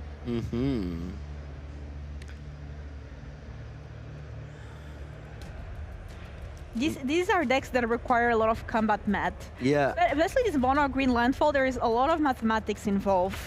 Yeah, I feel like Mono Green Landfall is mostly it's a combo deck as well. You can just, double your Hydra 3 times and the game is over. The Mardu deck has a lot of tricky play. Like here you have a Moon Shadow with Menace. You have the Mako that can grow because of another effect that's, silently sitting on the table. What deck would you play from these two? Izzet is not an option, of course. What deck would I play from these two? I just go for the Mardu discard, but, I wouldn't play either of them, honestly.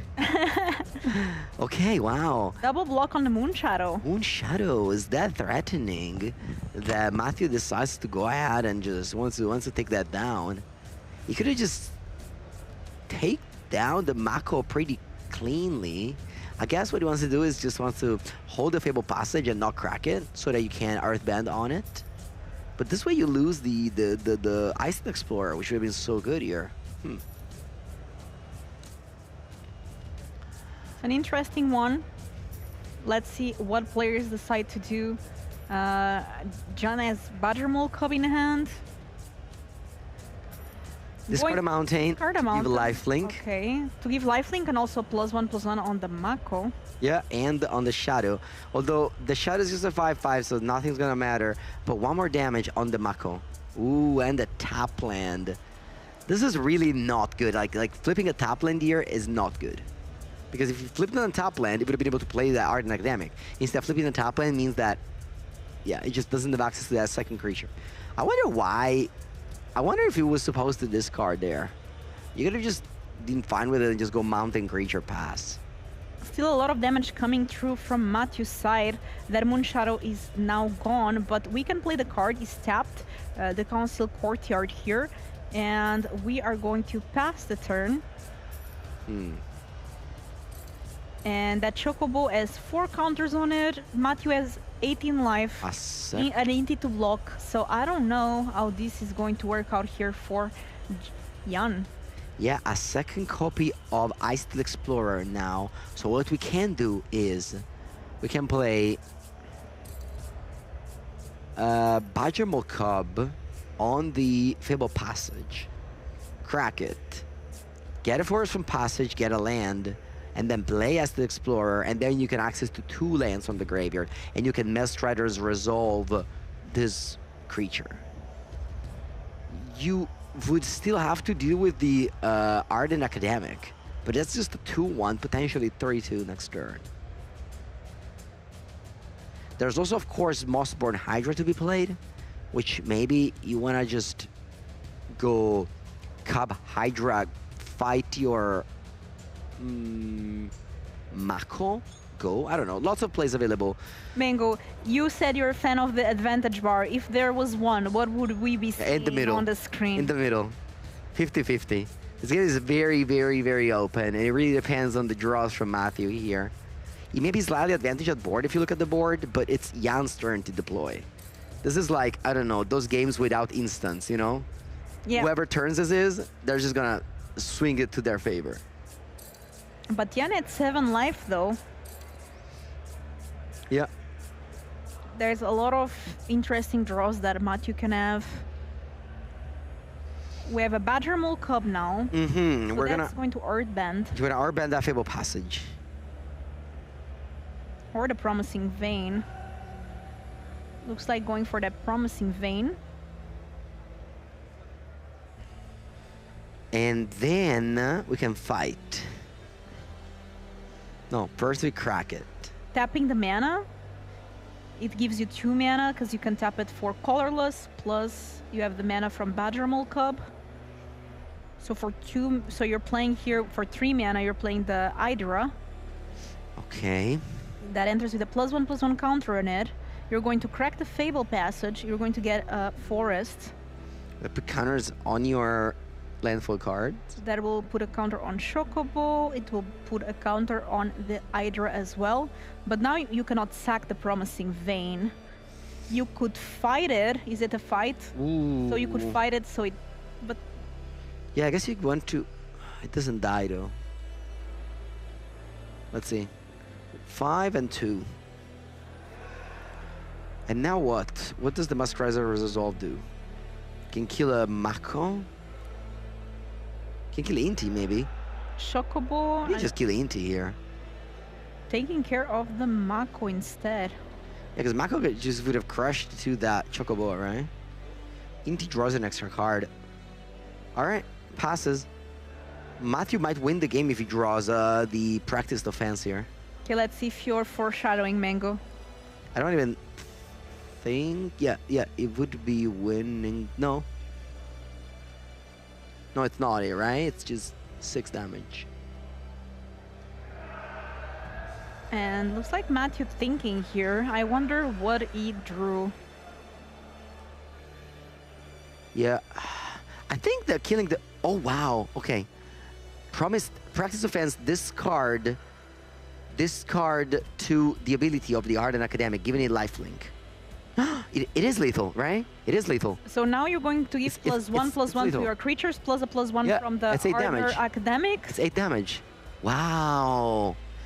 +1/+1 for the ability of the Ardent Academic, and then, wow, giving double strike, and the Flyers wins the game. This is insane. That was a crazy top That's deck. a practiced offense, not only winning all the games that I play in draft against it, but also here, Matthew a 2-0, and that's a clean win for Matthew with Mardu discard, drawing the best card at the right moment. Well, yeah, but Jan had the card to avoid this if he killed the Flyer. That was, or even if he killed the, you just needed to kill the Flyer. Killing it wouldn't have done anything. Wow, Matthew Miller really pondered his plays. I don't know if this matchup seems that good for Mardu. I think it doesn't look that good for Mardu, in my opinion. But he made it look good. He made it look very good. Congratulations. Absolutely did. Yeah, congratulations to Mardu, which takes the win. 2-0, he's 5-0, so he only needs 1 win to make day 2. But at this point, when you're 5-0, you're just thinking about going undefeated. You want to go 8-0. You want to make top 36. You want to make top 8, top 2, trophy.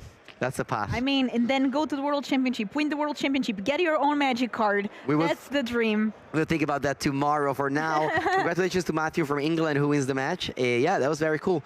I loved round number 5. Yeah, I have to say, we had a lot of good matches. This was round number 5. Round 6, I heard there are going to be even more better matches. Better. I heard that. And they are keeping us for the other casting duo. Yeah, definitely stay tuned. And we're going to see more of what's going to happen today, which we don't know. Yeah, we don't know. A lot of things can still happen. As a reminder, players are looking for 18 points or better to advance into day 2. There's a total of 8 rounds of Swiss. Top 36 qualifies for the next Pro Tour. Do you know what the next Pro Tour is going to be, Mango? I believe it's going to be the Pro Tour Amsterdam. Modern. I'm sorry, I can't say that. Modern and Top 8 is draft, actually. Top 8 is draft. Marvel. I'm going to be there. I'm going to be in Amsterdam. Not playing the Pro Tour. I tried my luck in Brazil. Played RC over there. The interview is ready. We're going to hear about the mathematician over there, Matthew. He made such good math. I'm sure Carl will ask him, what does 2 + 2 × 2 equals? Mango 8. 8. You're ready. You're ready. All right, let's go to Carl. Here with Matt, who just won. You are on a hot streak right now with a deck that is playing really well. not usually seen at the top tables. It's a good deck, but it wasn't necessarily in favor, and it's going up in popularity today. And I want you to tell me more about it, because if you're watching Standard, like semi-periodically, this is definitely a new deck for you. Can you tell me about the Mardu discard deck? So the deck came out a couple of weeks ago. A team at the Pro Tour played it, and it posted some good results.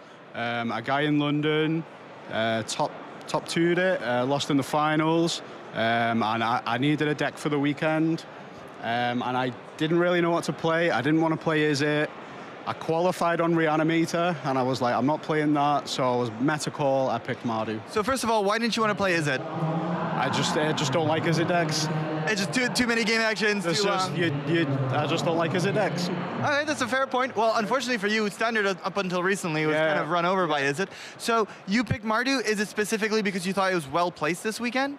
Yes. I thought 4-color control would be more represented, which it is. Is It would obviously be high. The Is It matchup is, depending on the build they play, can be favorable. The 4-color control matchup I find okay as well. So I just thought I'd run with it. So if all goes according to your wishes, you face 4-color control all day? Yeah. All right, and is there any card you brought in your sideboard today that you maybe regret that you should have brought another card? No, I'm pretty happy with my 75. 74 maybe. The Soul Guide Lantern I wasn't 100% on, but I went with it. I mean, it shows up a lot of matches. Yeah. Well, listen, if you keep on winning, we'll keep on seeing you in this chair. Okay, Mom. Keep it up. Congratulations. Thank you. Thank you, Matt. We'll send it to the next game. They did what? Oh hi, I didn't see you there. The new Avatar The Last Airbender collection by Squareos is right around the corner, and you, the community, want to know more about it. But worry not, today I'm here to break the ice and answer all of your burning questions. So let's waste no time and jump right into the action, shall we? Which characters will be released as Squareos? Well, you can expect all of your favorite Avatar The Last Airbender characters like Aang, Momo, and even Uncle Iroh over here. But hey, never forget my favorite, the Cabbage Merchant. Isn't he the best? Will there be any special deck boxes for different factions or elements like fire, water, earth, and air? Well, we already have all of our favorite benders over here. We even have fire. But the next factions, well, that is something that will happen in the future, so keep your eyes peeled for that. Malone, how big are the Squareos compared to other cards and figures, and how many cards can you fit in a deck box? Well, these are Return to Earth boulders by Ultimate Guard, so they're the same size as those, and they all fit your typical 100 cards double sleeve commander decks if you need to. So yeah, put them all in there, they're safe, you can shake them around, nothing to worry about, safe and protected, as Ultimate Guard always guarantees. Will there be any pre-order promotion or special bundles? Well, once all of these beautiful deck boxes hit the market, you'll be able to collect them all, even in this very beautiful upper collector's box where you can fit them all. Does the deck box also fit in other trading card carrying cases or backpacks? Well, as we already said, these are made by Ultimate Guard, so you can be certain that you can put your Ultimate Guard deck boxes into your Ultimate Guard cases. So if you already have one, just put him in there, bring him to your next Friday Night Magic, and get ready to beat your opponents in style. Are the Squareos made of the same materials as Ultimate Guard boulders? Yes. These are Return to Earth boulders. They're almost completely made out of renewable material in Germany. So yeah, I like them a lot, and I must say these are one of my favorite products that I will always keep on using. And now having my favorite characters on them just makes them way freaking better. All right, we have time for one last question. Can you use your Squareos for something other than trading cards? Of course you can. You can put your dice in here. Of course you can put your tea in there. But there's so many different uses, like, who put cabbage in my Squareo? Well, my friends, sadly, that is all the time we've got for today. But I want to thank this amazing community for all of your cool questions. And if you do have some more, please feel free to ask them in the comment section. We of course hope that you will enjoy these very cool Avatar The Last Airbender Squareos just as much as I did. And if you need any more information, check out the link down below. And you want to know even more? Check out these cool videos.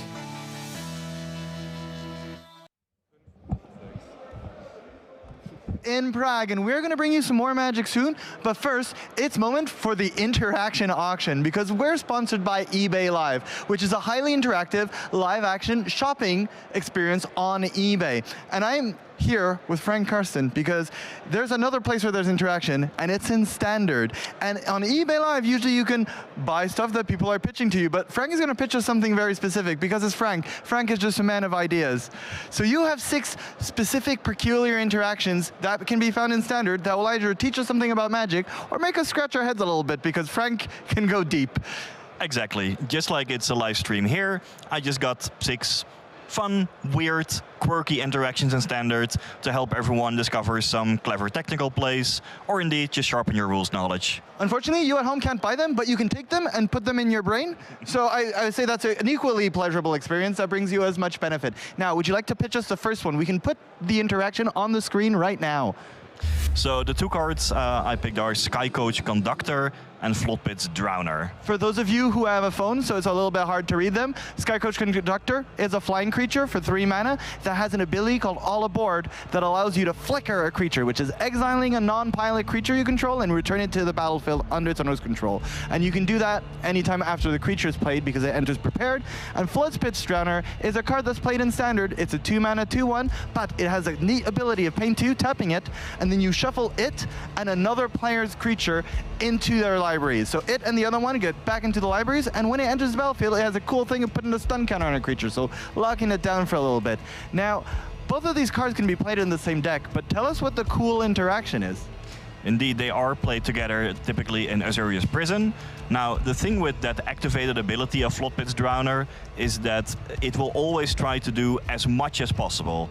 So what you can do is put that ability on the stack, hold priority, that is the important thing, and then respond to the Floodpit's Drowner activation by playing that All Aboard, blinking your Floodpit's Drowner, and then ultimately, when the shuffle ability resolves, well, it'll try to shuffle away the opposing creature, but your own Floodpit's Drowner has returned as a completely new object. And it gets to stun again! Yeah, it will stick around, and indeed, you get more value out of it later. That is so neat. Frank, I'm sold. Bought it. I want it immediately. What? So that's so neat, because that's such cool, because normally the way the text would go is you'd assume it all happens at once. But now, because of how it works, you use the All Aboard, they have to shuffle their creature into the library because the text tries to resolve as much as you can, as you said.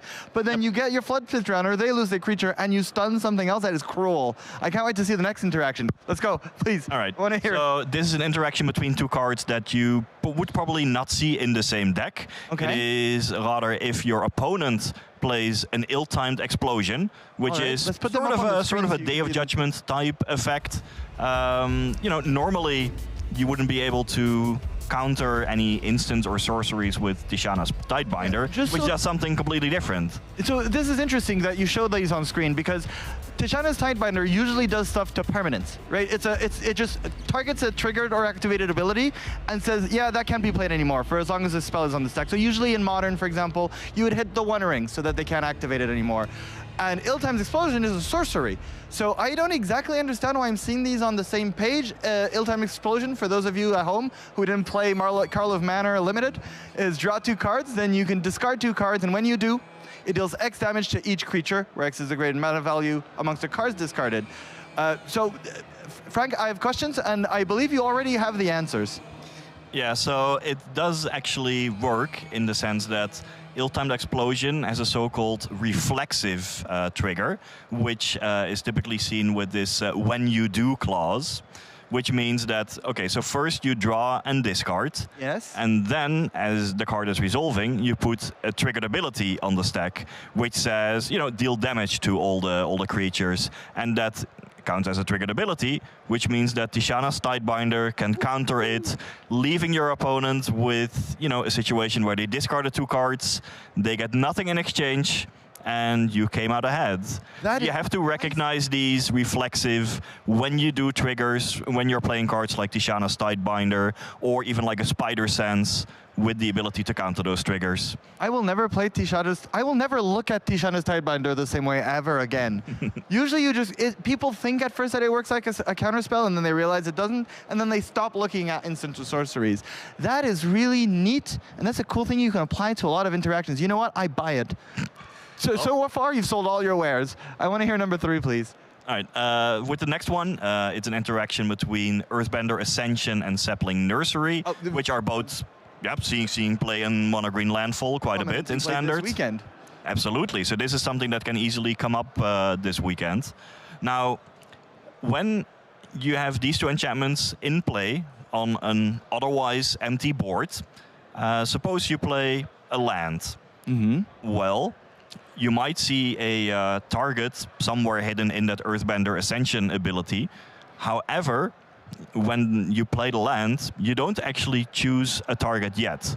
You put 2 triggers on the stack, and you can resolve the Sapling Nursery trigger first, creating a Tree Folk. And then afterwards, you resolve the Earthbender Ascension ability, which at that point only says, put a quest counter with this enchantment. You haven't had to target a creature yet. So by stacking it that way and making use of that reflexive trigger, there it is again, when you do, and then if it has enough quest counters, only then do you have to choose a target, which you now have, and you can put a +1/+1 counter on a creature. So by stacking the triggers correctly and recognizing that it's a reflexive trigger, you can ultimately end up with a 4/5 Tree Folk with reach. With reach. So the from word an of the day board. is reflexive trigger. That is so cool. So if you at home are watching this tournament and you're like, mono green landfall looks like a pretty sweet deck, this is a way you can upgrade your play quality by using reflexive triggers, stacking your triggers in the right order, and this gives you an advantage in the game. That's so cool. Frank, once again, sold. Awesome. It didn't make a noise, but imagine. I'm not going to do it with a trophy because then we'll have a very sad second place winner. Yep. Yeah. You have 2 more, right? 3 more. So 3 more. Okay, let's go. The next one involves the question of, okay, what actually happens? So suppose you have played an Esper Origins and have flashbacked it so that it has transformed into a Saga creature. For you at home, if you haven't seen Esper Origins, this might be confusing. If you pay 4 when it's in your graveyard, it doesn't come back as a sorcery. It comes back as a creature that is also a Saga. So it's a creature that lasts a few turns, but it has a finality counter on it, meaning that if it would die, instead you exile it. It doesn't. If not, you could be able to play it infinitely. And Seam Rip is just for 1 mana, you exile a non-land permanent with value 2 or less until Seam Rip leaves the battlefield. So normally, if you exile a Esper Origins that flipped because the front side is 2, it's still allowed even though it's a big creature. Exactly. But Frank, what happens if the Seam Rip leaves the battlefield? Does it come back as an Esper Origins or as the backside? Well, that's the question. That's why I'm asking it to you. I need to know. Does it just go into the graveyard, or does it get exiled because of the counter? Does the finality counter even matter here? So here the finality counter doesn't matter because the Esper Origins never died. It was just exiled by the Seam Rip. Then if Seam Rip leaves the battlefield, you would try to put Esper Origins, and only the front side here matters, onto the battlefield. But, and this is a rule in the game of Magic, sorceries cannot enter the battlefield. That makes sense. So, good rule. Yes. What happens is that it will actually just stay exiled forever. It is not going to return, and yeah, tough luck. That Esper Origins is gonna be gone. So if ever someone, sorry. And there's even like more wacky stuff you can do with the Seam Rip. For example, if you would exile an opposing Roaring Furnace, Steaming Sauna, that's the red-blue room. Rooms. Exactly. So if only the red part has been played, it has mana value 2, and you can exile it. Now, if that Seam Rip then disappears again, the enchantment returns with both rooms locked. It's just a house. Just the wildness that can happen and after then you can trigger it again. Unusual permanence return. Yep. Well, I'm out of money because I just bought your last 3 auctions, but I would like to buy it as well. I'll maybe take it on credit. I want to hear number 5. it's just a bunch of things that are useful to know when you enter competitive standard, because sometimes it can come up. You need to take any edge you can in competitive standard. Ooh, we have the next one's already up. Oh, Badgermole coming. No, Frank, don't tell me this doesn't work the way I wanted to. Yeah, unfortunately. Well, Badgermole Cub, just before you explain the rules interaction, usually enters, you've seen it this weekend, it'll put counters on a land, and when the land dies, because of the text on Badgermole Cub, when the land dies, it comes back as a land tab. And Day of the Black Sun is a card that you pay X or less, and then each creature with that mana value, X or less, so if you pay 2, you would exile the Badgermole Cub and the land. They lose all abilities and they die. So normally I would assume that the land would die because it lost all abilities. Is that the case, Frank? That's not how it actually works. Weirdly, that ability that says when the Earth-banded land dies, return it to the battlefield tapped, is not actually an ability of the animated land creature. It is an ability set up by, say, the rules of the game, which means that, well, even with the Day of the Black Sun stripping away all the abilities, that land will still return to the battlefield. And this is why Day of Black Sun is not as ideal of an answer to Badgermole Cup. Maybe Standard would look different if it was, but that's why Day of Black Sun doesn't see all that much play, or at least as much as it would if it would answer Earthband in the way you might have hoped. Because it's a really good card, but you know what else is good? The mechanic Earthbend. It's really popular in Standard right now. So maybe Day of the Black Sun gets a little... Oh no, they would rotate at the same time. I'm sorry, Day of the Black Sun. You're gonna get your Day of the Black Sun one, maybe in Modern. No, it's not. Anyways, you've got a 6th one. Before I spiral into a sadness loop with Day of the Black Sun, the future that we could have had. Exactly. Well, I do have a positive note on how to answer the Badgermole Cup. Let's go. Ultima actually does work, because that's a card, yes, that destroys all the creatures. Let's put it up on the screen for the viewers. Ends the turn. And indeed, it does end the turn before the Earthband return trigger would happen. Now, end the turn is a completely wild thing. And to make it even wilder, to end on a weird note, I want to just explain the weird things that may happen in the cleanup Before step. you explain the weird things, so that they understand at home, for those of you who don't work with end of turn, because it's not on many Magic cards, it does something weird. Well, actually, it does exactly what it says, but you wouldn't expect it to. Literally, all spells and abilities that are in the stack disappear. They are exiled, goodbye. Including this card. This Ultima doesn't hit the graveyard. You also exile it because the turn disappears. The player whose turn it is discards down to their maximum hand size, damage disappears, and all the this turn effects, so like if you giant growth a creature, ends because the turn is over. Now, there's a Sheltered by Ghost on the screen. Yes, so what I was going to show here is that, you know, normally you won't get any death triggers or anything that results from creatures dying because the turn ends. Yeah, the stack disappears, it evaporates. But suppose your opponent has used a Sheltered by Ghost to exile, say, your Quantum Riddler. Right? Something that you may also play in a control deck. Yes. Then you play Ultima, destroying everything, ending the turn. And now the Sheltered by Ghost is still somehow lingering around. Like, what happens and Ultima what happens doesn't with this destroy Quantum Riddler. enchantments. So the actual rules interaction is that, so first all creatures die, the turn ends, Sheltered by Ghost is still lingering because it hasn't been destroyed yet. You check state-based actions, which see an enchantment, an aura not attached to any permanent. Because the cleanup step, you clean up the battlefield. Yeah, you have to put it into the graveyard, and this happens in the cleanup step.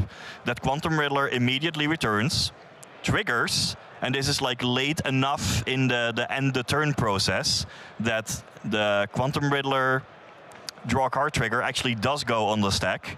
And there's even like a round of priority where you can cast spells and activate abilities in response. This is like the complete weirdness of the Magic rules, where triggers can happen in the cleanup step, and you can actually do things even after the whole turn has completely ended. So the turn it is not very useful, but it's like my favorite weirdness of the Magic rules that I love. Magic is weird and wonderful. And let's see more of it, because it's waiting for us in the booth. So I'm going to send it to the casters, and we're going to begin the next round, because we have more Magic the Gathering for you. Let's go. Welcome back to Regional Championship Prague, where Toralf Severin, alongside myself, Yamin Kauf, will bring you round 6 of coverage. We're getting into the nitty-gritty of the tournament. But actually, before we go down into the feature match area, I prepared something for you, Toralf. Oh. A little quiz. Is it a gift? It's a quiz. All right, I'll bring it up for you. Okay. I'll bring it up for you. And I have assembled 4 cards. Okay. That have something in common. One thing. But well, actually, like one specific thing that I have in mind here. So take a good look, and if you're at home, guess along with Toralf, because there is a, how do I say? Common ability? Common denominator? Yeah, a common denominator that these share. They're all very good in draft. Like. Yeah, I agree. I guess the goggles. No, even that was at least 10 years ago. Toralf, you're old. So while Toralf is kind of dreaming up old fantasies of old Magic cards, if you in chat have a guess as to what this means, do leave it in chat. You get the bragging rights if you're right. All the bragging rights. Okay, are they all? I mean, they're all in standard, right? We wouldn't do that if they're not in standard. They are all in standard. Right. Oh, that's a rough idea. I mean, Pyromancer's goggles isn't obvious, but we saw Foundation. It goes into the right direction. It doesn't actually have to do with the gameplay aspect of it. Does it have to do something with the tournament? Yes. It does have something to do with the tournament. Wait, they're all played in the tournament? They are all played in the tournament, and more than that, Toralf, they're all played by exactly one person. One time. in the entire tournament, there's one Pyromancer goggle and one of all the other copies. One Novice Inspector, yeah. Oh, wow. So if we can bring up the cards just for one more second, just to maybe give some context as to where they're played. Novice Inspector is a one-off to be tutored out. Oh, from the Shepherd, yes. Yes, exactly. In the Momo deck, the Shepherd can tutor out the one-drops. That's cool. The Pyromancer's goggles is a tech in the 4-color control deck because you remember 4-color control, a little spoiler for when we head down into the feature match area, casts one of the best spells in standard. Yeah, and you know what you really need when you cast a Revelation? Another Revelation. Another Jessica's Revelation. Yeah. Emeritus of Woe is kind of the most spicy deck on this thing. It's a Golgari mid-range deck. Okay, yes, I see it. It hasn't done so well so far, but it was a tech. And Bristly Bill, you can guess. Landfall, green, white, green. In this case, it is a green-white landfall deck list. Okay. That is playing the Bristly Bill. It was an early tech into the landfall deck, but it has since fallen off. But today, someone actually registered one. No, that's cool. I hope all of those make day 2. I hope so as well. Honestly, I would love to see a copy Jessica's Revelation. But for now, I think we have to stick to regular Jessica's Revelation as we have a 4-color control feature match against Izzet Prowess. And in my opinion, a very dynamic matchup. A classical one kind of where it's aggro versus control. And despite if you believe after the first few turns the aggro deck usually runs out of steam, I think Izzet Prowess specifically is one of the aggro decks that can really compete in terms of card value in the mid game. Yes, that is probably just the race of will your cheap creatures interactions pass the test of dealing enough damage until the 4-color control can use all of their removal spell and then finally top off with Jessica Revelation. And if the answer is yes, if you can protect your little otters and critters, then you got it. But if not, they will hunt you down with that Jessica's Revelation. And here a 1 North Wind avatar, because value is not good enough. We're going to look in the sideboard and get anything we want out of it if we want to close the game or need to remove some more creatures. So normally we say sideboards become relevant right after game 1, but in this in this case they become relevant even for game 1 with the North Wind avatar grabbing something straight from there. But other than that, this is pretty stock 4-color control, removal spells, and you finish with Jessica's Revelation. I love the decision to play a lot of 1 and 2s off because you have 2 flashbacks, and that means once you see a card, you have access to it again. You want a lot of flexibility. You have to answer multiple different threats, so that means we have to be prepared.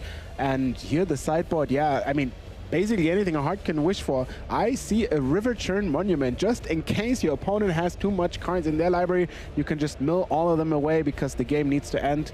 And then now here we see Masaya Hoshino also at 6-0. also 6-0 and not on 4-color control, but is it prowess? Now, all right, let's go through the checklist of things to check for in an is it prowess list. Oh, yes. Color Storm Stallion. Not there. Not there. How many Eddy Merc crabs? 4. How many 1-drops? 8. And the full 8? 4. Sorry, my bad. My bad. Yeah. And then last question, full set of slick shot show-offs. Indeed, and interaction spells in form of instants that protect your creatures. I see 2. 1 spell pierce, 1 shore up. Yeah, so that's kind of the checklist you have to go through with those is it prowess decks. So and there's then only, 1 card that you can play on turn 1 that really ups the pressure, right? That is an interesting choice. Yeah, I mean, it is. I think it's good in the mirror, right, for example, but I think it's bad in the matchups where you actually do need to apply that pressure early. So I assume Masaya looking forward to sideboards to bring in more of those threats, not the 1-mana threats, but in this case we do see the Color Storm Stallion with its ward ability, kind of pesky when dealing with direct removal. But yeah, right now, is it prowess? Very much looking forward to having a 1-drop, the Storm Chaser's talent. Let's go! Give me a game! I want to see magic happening. Oh. And I think we do see the game. Let's get into it. We have our first few turns. Tapped Steam Vents on the side of Alessio, and Masaya does have a 1-drop, but not the one he was looking for. Just a sleight of hand, but that's fine. You can set up your good turn 2 plays. I assume he correctly identified that a lot of the metagame share will be also a control deck, and you're going with some rooms that also draw you a lot of cards. So if they play a lot of removal spells, your creatures become worse. So you're prepared for playing a little bit of a longer game. Yeah, and like I said, usually I would say as soon as we get into the mid-game, a control deck is very likely to win against an aggro deck, but Is It Prowess is certainly one of the decks that can just keep up with card advantage. Between Flow State being such a good card, and all the 1-mana instants and sorceries also providing you with that card quality, not card quantity, like it's not card advantage, but you can very much keep up with the control deck. Yeah, and Flow State, again, probably has to deal the Anticipate role now. You can't really be greedy with that, I feel, because you need to get the instants and sorceries in your graveyard. You play 4 crabs, so that means every time you have to pay a mana for those extra mana costs of 2 blue, you're losing out, so you have to fill your graveyard with all those instant and sorceries and then go from there. And we very much, it looks like a mirror match, kind of, where both players are just turning through their library. But most importantly, Alessio is the one who goes up a card here. And since he was on the play, he'll go back up to 7 cards in hand, making up the basically lost card of being on the play rather than on the draw. Stock up, more powerful than Flow State, as long as Flow State is not enabled. The card you're looking for is Tablet, because then you can really start getting the mana advantage, maybe even card advantage. You usually want to wait until turn 4. If you mill a land, you can already play it. That gives you some extra advantage. But sometimes you go like, those are very card draw heavy decks, especially if your opponent doesn't have a really quick start. You can say, I don't need that card, I play the Tablet right away, but unfortunately, no Tablet right now. As we see a full value Flow State being cast by Masaya now. And Masaya, finally we get to see a full value one. And you just touched on it, but Magic is a game of resources. That's a true statement. And which resources do we have in the game of Magic? We have life points, mana, and cards in hand, and to an extent, cards on the board. Yeah. And you can basically every spell you cast and every action you take in Magic is an exchange between these resources. Wow. Because right now, Masaya is exchanging some of the mana he has available against some cards to put into his hand. Yeah. And that makes him lose out on the concept of tempo we talk about a lot. But I feel like this kind of matchup is a beautiful display on how these resources interact. Because notice Masaya missed a land drop, and that's crucial. That's a crazy thing to miss in a game that goes on for so long, where you will exchange so many resources against one another. And Masaya is now down 1 crucial one, which is 1 point of mana per turn for the rest of the game. So you're saying there's an equation that describes the universe, or in this case the multiverse, where you have all of those variables of board state, hand cards, mana and such, and every time it changes because something else becomes more important. As you see, removal spells, discarded Day of Judgment in another matchup that would have been horrendous. In this matchup, it's just a card you don't need, so it's not valuable. Yes, I mean, generally, of course, these kinds of like very abstract concepts of Magic break down as soon as we enter, for example, very expensive cards. Jesska's Revelation is one of those cards that just tips the scales. It's a 7-mana card, but it provides generally more resources than 7 mana is usually worth, or it's like extremely efficient in that sense. But right now, it's all about using your resources effectively, and Masaya is unfortunately falling behind in the resource battle further and further because Masaya spent 3 mana this turn, whereas Alessio now has 5 available during his turn, and I hate to say it, but it's not looking great. No, but he has the advantage of his mana comes back, right? Every card he spells, like Delve, comes back in the discount of the Edamure Crab. So now he can maybe hope for a really, really potent turn, play the crab, end of turn, put in Slick Shot, play some more spells, and then hopefully catch up a little. Your deck doesn't need that much mana. The problem is, if you're on the back foot and your opponent starts casting 7-drops, which, you know, do damage, draw cards, gain life, make monks, and so on, you have a problem because then all of a sudden your crabs and Slick Shots don't do it anymore. As we come back from this, let's say, excursion, I don't know, like this little adventure of like theory Magic talk, we come back to the very real game state of Masaya deciding not to deploy the Storm Chaser's talent, instead keeping up all of his 3 mana to cast an Edamure Crab backed up by protection. Is it turn 6? Did we already see a creature on the battlefield? I'm not prepared for this. Like, what am I doing? 5/5 for 3 mana? Do you think Alessio, in all this time of like looking for cards, found a removal spell for him? Well, if he didn't, I would be surprised. Yes. But I have seen crazier things happen in games of Magic, as we see a Swing 4/5 and an Inevitable Defeat being cast targeting the Edamure Crab. Masaya actually does have one answer to Inevitable Defeat in his deck list, which is the Shore Up. That one grants Hexproof. Hexproof, of course, gets around the can't be countered clause of the Inevitable Defeat. And now Masaya is opting to deploy additional creatures with the Storm Chaser's talent, and I very much enjoy this play. I like this play a lot because Alessio's mana was tied up with the Inevitable Defeat, so he doesn't have mana to cast the other cheap answers he has in hand right now. Things like Lightning Helix that he would have otherwise just cast had Masaya deployed the Storm Chaser's talent last turn. Yeah, fun fact, this deck is very capable of just dealing enough damage accidentally by the cards, because you have Lightning Helix, Inevitable Defeat, Jesska Revelation, all of those deal accidental damage to your opponent, and Flashback getting those back. So it might be just the way of winning the game is just handling the permanence. If I was to say accidental damage, I wouldn't say tapping 7 mana and deciding I wouldn't call that accidental. Like, that's very much intended. But I think this is Masaya's big chance. Yes. This is the turn that Masaya has been waiting for. And in Alessio's spot, even if you have the Jesska's Revelation, this is a scary turn to play it because there is that Spell Pierce lingering. It's kind of, you wish your Day of Judgment wouldn't be gone anymore, and you have to find your spots to put on your removal spells to the task, because if there's a well-timed hexproof spell, you're all of a sudden in big danger. 4 mana against 1 and 3 to 5 damage, that's rough. Looking at the cards available to Alessio, there is things like Fire Magic, Firebending Lesson, Inevitable Defeat, and Seer, notably Fire Magic being the only instant that deals damage to multiple creatures. There are also some counterspells, a single Lightning Helix. So there are certainly tools, but you have to worry. The Storm count, or rather the Prowess count, is getting pretty high. I think I see a Fire Magic, so that's awesome. Because if you time it correctly, you can kill all of those otters, and then the Slingshot obviously as well. Then, if you have some more mana, you can kill also the crab by dealing the rest of the damage. Yeah, this is basically the big turn. Can Masaya get out of this alive with some extra damage on top, or will all creatures cease to exist, and then Alessio can basically do whatever? Sleight of Hand adds another 4 power in total, 3 of which can attack to the board, and this is the point that forces Alessio's hand. Alessio going for Fire Magic in response.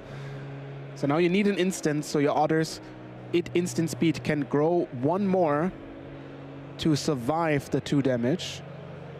It's also, I believe, one of those otters is smaller than the other because that happened later. Yep. The Storm Chaser's talent certainly did trigger the first order, so that one already surviving the fire magic. Growing to 4-4, so right now Alessio is facing down 9 damage. Let's see how much more that will become. Now Hexproof is big, because that will be the 4 last mana spent, and that's 11 damage. Oh, 23 is it's a long way, but at least you got in half of the life total. Yeah, that incidental life gain also off of the inevitable defeat coming in clutch against aggro decks. Once again, life gain turning out so important. Right, it's the theme of decks. Standard. Life gain just doesn't do nothing anymore. It's really, really important. Yeah. And we are now heading into combat. Remember, both of those creatures do have 2 damage marked on them. So Lightning Helix might become more potent, but nope, no Lightning Helix. Instead, the larger brother of Lightning Helix, Inevitable Defeat, has a similar text. It deals 3 damage to your opponent and you gain 3 life, but the more important part, of course, is that it exiles target non-land permanent, in this case the Eddie Merc Crab. Important to notice also, even though the spell says it can't be countered, which is relevant for something like Ward, it doesn't work against Hexproof, because Hexproof doesn't counter the spell. It just can't be the target of it anymore. Yep, that and similarly, if all targets of a spell don't exist anymore, the spell is also fizzled. Fizzled is also a very old turn. Countered upon resolution, but not the same countered. That's the confusion. Yeah, because otherwise that would be weird. That would be Inevitable Defeat, kind of fighting with the rules of Magic. As we see another slingshot. Slingshot. But that wouldn't really make it inevitable if you could just kill the creature and survive, you know? Semantics. Yeah. We see Masaya did not commit all of his creatures to the board in the previous turns, but we're getting out the prowess counters already again. Notably, Slickshot, of course, adding 2 power to the board per non-creature spell. And Boomerang Basics, targeting Storm Chaser's talent. It's such a good value play. Your opponent is kind of like, please tap out, please tap out. I only have 8 mana. If you tap out, I know I can cast the Jessica Revelation forever. And now we see a flashback potentially targeting Inevitable Defeat. Getting rid of the Storm Chaser's talent, as we mentioned, would also counter the Boomerang Basics on Resolution, because the target is gone, and that would also deny Masaya the additional card draw off the Boomerang Basics, but it's the Fire Magic instead. Yeah. Instead of just making your 1/1 orders, I don't want to take damage, so before the triggers resolve, kill all of the creatures, and then yeah, you're kind of good, but although Alessia's hand is a bit empty, I'm concerned that maybe all of this 1/1 isn't ending up getting him over the finish line, even though there's another 3 damage in hand. Masaya might just take that just from the pure value of Boomerang Basics to make more orders. There needs to be a Jessica Revelation, yeah, otherwise the thing you're left with is the land, the Biblioplex, there's a wizard, and just a few removal spells? Yeah, and it comes back to what we were saying earlier, like on pure card advantage and card quality, these decks went toe-to-toe in this match so far. And like you said, LSU has the much more potent top decks, specifically the card Jessica's Revelation is simply game-ending, especially as long as Masaya doesn't have the spell pierce for it. Yes. But as long as, I mean, the heart of the cards doesn't deliver that Jessica's Revelation, this game is up in the air. Yeah, and here you see the play you mentioned, removing the Storm Chaser's talent so it doesn't get bounced.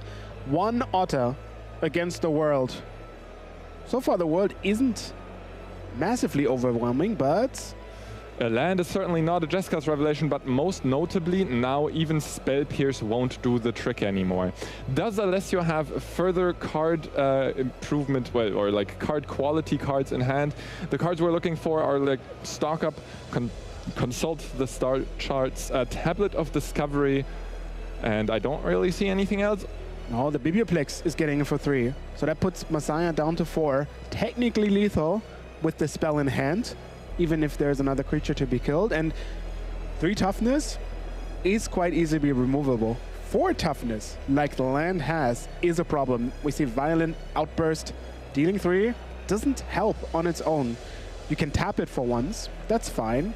Maybe you can add something to kill it to do the other 3 damage, it's also fine. But now you have to be really concerned about that land. Yeah, but Masaya, not concerned at all, is going for the value game. Leveling up the Storm Chaser's talent will net him an instant or sorcery card from the graveyard, deciding on Boomerang basics, and now that's another Storm Chaser's talent. One removal spell. You're basically empty. All right, so many cards win. Any removal is... Okay. Oh, he goes to... Is it 5? Okay. Yeah, so Biblioplex is a 2/4 creature, so with a semi-prowess. No more lies, that's enough. Is no more lies enough? I don't think so. I don't think so. Did you pay for your own spell? Yeah, but then it's only 4 damage. No, you get 2 triggers. Is it a 2/4? It's a 2/4. My bad. Sorry, I thought it's a 3/4. No. Great Hall of the Biblioplex, a 2/4 creature right now. So Masaya able to afford that additional damage. And it's kind of funny when the Is It Prowess deck has to play the control deck. But like you said, as long as there's no Jessica's Revelation, it actually can still play ball. And ball it does play by... Does the Otter play ball? Yes. Yes. Look here, get a thing. I mean, honestly, Otter Ball, I don't know if that's the name, but that's the premium sport on Bloomborough, if I remember correctly. Otter Ball Elite is a card that exists. As No More Lies prevents Masaya from making more progress on the board, but that's the upside of playing a very cheap deck. You have more spells to follow this up with. To be very specific, the thing you're doing here is a loop. You get it back the Boomerang basics, and then you bounce the Storm Chaser's talent. So that costs you 6 mana to draw a card and make an Otter, right? And that is, if your opponent doesn't do enough, just enough to win the game, right? You're down on life, so it's going to be tight. So what you're saying is, as long as there are like 2 lands on top of Alessio's library, maybe Masaya still has a fighting chance. And Alessio, he has to be hoping every draw step he has for that Jessica's Revelation. It's the veil. Oh, that's on top. The veil that's left on top doesn't bode well for Masaya, especially without hard counter spells in his deck. And there's so much life to fight through. 20 life. Like even your Slingshot can't deal that in 1 turn. And if your opponent puts the card, and I would say instantly, on top of their library, you probably have to be worried because there's not much that he would just snap keep. Yeah, Masaya definitely, like you saw Masaya counting Alessio's lands there, kind of, I think, making sure that his Spell Pierce probably doesn't do anything anymore to find the best line. And as in Masaya's spot, you kind of feel bad about what's about to happen because you know your opponent's surveilled to the top, so the top card of their library certainly is good, but Slickshot Show-Off trying to show us what he's made of by triggering prowess a first time. Will there be additional prowess triggers to follow? It doesn't look like it. A hit for 3, Alessio down to 17, and Masaya is hoping that Alessio's top card is not a Jessica's Revelation. I have to say, I have to give them the Andrea seal of approval for playing very quickly. This match is so enjoyable. Yeah, both of these players certainly know what they're doing. All right, so Masaya must be happy already because 7 mana have not been tapped yet. 7 mana have not been tapped yet, so that means this is a redraw. Okay. That's worse because obviously with keep it's the same as not keeping it because you draw the next card anyway, but now you have 2 more mana. But that was basically happy birthday to Masaya because not a revelation. Yeah, any card that's not a revelation. A huge sigh of relief from Masaya there. 14 life, a lot to fight through. Right now there's 2 power on the board with an additional 3 per spell cast. So that means, quick maths, that we only need 4 additional spells this turn for lethal damage. Leveling up the Storm Chaser's talent is not one of those 4 spells. So already I think 4 spells is out of reach. Unless I'm missing a kind of free spell that Masaya might have access to. But still, 3 spells would still leave Alessio at 3 at the end of the turn. The untapped land is there for the 3rd spell. So if Masaya really wants to, he could play 2 cheap spells here to pump through 11 of that damage, if I'm not mistaken. Close, yeah. I think you're also now entering the Sudoku stage where your opponent has no hand cards. You know their library, or at least you should. You can kind of guess what is good enough for them to draw and what not. So your game plan should be fairly face up if you're able to calculate for all the things, and that's what's going to happen, right? Do I attack with one creature? Do I attack with two? Can I use the untap and hexproof so I get away with attacking with the other and deal a lot of damage? And this is exactly what's going to happen. As we're about to head into Alessio's turn, which of those cards need to be on Masaya's radar here? Like, obviously, Jeska's Revelation is kind of game over, so is probably any of the card draw spells, but what are the cards that are close? I think Inevitable Defeat or any way to cast it from the graveyard, you need to respect, because all of a sudden one blocker is not enough. That's why you keep him open too. Knock on the deck, and concede. It's a concession by Alessio, and I mean, yeah, we talked about it, but just making it to the mid-game against Is It Prowess is not the surefire way for you to secure the game. They do have a late game. Yeah, but they got really unlucky not drawing any of the expensive spells or one of the lands that get you access to more cards or more stock-ups. Like, I think not many universes Masaya wins it that easily. Certainly, but big credit to Masaya here for finding the lines and you know, managing his own life total in a way that allowed him to threaten the 4-color control deck as quickly as he did in the late game, because every draw step you gave that deck there might be game over with that Jeska's Revelation lurking. As we head into sideboarding, is it Prowess? What is the game plan? Well, you know that your opponent is probably bringing way more stuff to interact with, although we see they play a Northwind Avatar, so they play a lot of one-offs and two-offs, so they're probably not sideboard that much. I see 2 Flash Freeze, so yeah, this is exactly what's happening now. He's checking his and his opponent's deck list, because the players can do that in between games of sideboarding. You know what? If I'm on the play, I'm bringing the horses, I think. If I'm on the draw, I don't know, because that Ward 1 is very crucial if you're on the play, because then they have to spend an extra turn of theirs. If you are on turn 3 and your opponent already has 3 lands, they can pay for a Lightning Helix, they can next turn untap, pay for a 3-drop, so that's not as attractive. So maybe on the draw, I would try to be a little less expensive. And then Alessio, you said it beforehand, there's a lot of one-offs, and I assume the late game options do not want to be brought in, as Alessio wants to fetch them with the dragon later on, using the power of that North Wind Avatar to grab those late game options. But the removal spells, the cheap interaction, what of that comes in? I think one of those cases is, again, like, it's too expensive to wish for something, so you're boarding it in. I see a Day of Judgment where, yes, it would be nice to have access to it through the dragon, but if you play a 5 of dragon, do you really want to then Day of Judgment? So you're boarding that in, and I can see saying, like, I want a Pyroclasm because, again, I could wish for it, but that's turn 7, so it's even later than, for example, a Karn or a Cunning Wish, what you had before. So you're picking your best removal spells. Yeah, cheap removal spells. You can take out some of the slower cards, like Consult the Star Charts might be a little bit too slow. When you say slower cards, you are not referring to Jeska's Revelation, right? I don't think you can ever cut that card, because as you can see, if you ever get access to it, you're winning the game kind of on the spot if you resolve. The first one might equalize the game, the second one just wins it, and your opponent didn't show that much against it. 1 spell pierce, maybe a sideboard even negate. Out of the sideboard, there's no negate. The only counter spell that interacts with Jeska's Revelation is that spell pierce, which, yeah, if you're on the play, you might even be able to force through your second copy of Jeska's Revelation. Yeah, I would just board in all the cheap removal spells. There's a Pest Control, that's pretty nice. A Pyroclasm, and actually, you just board in out the Avatar. You just don't need to cast it. That might be...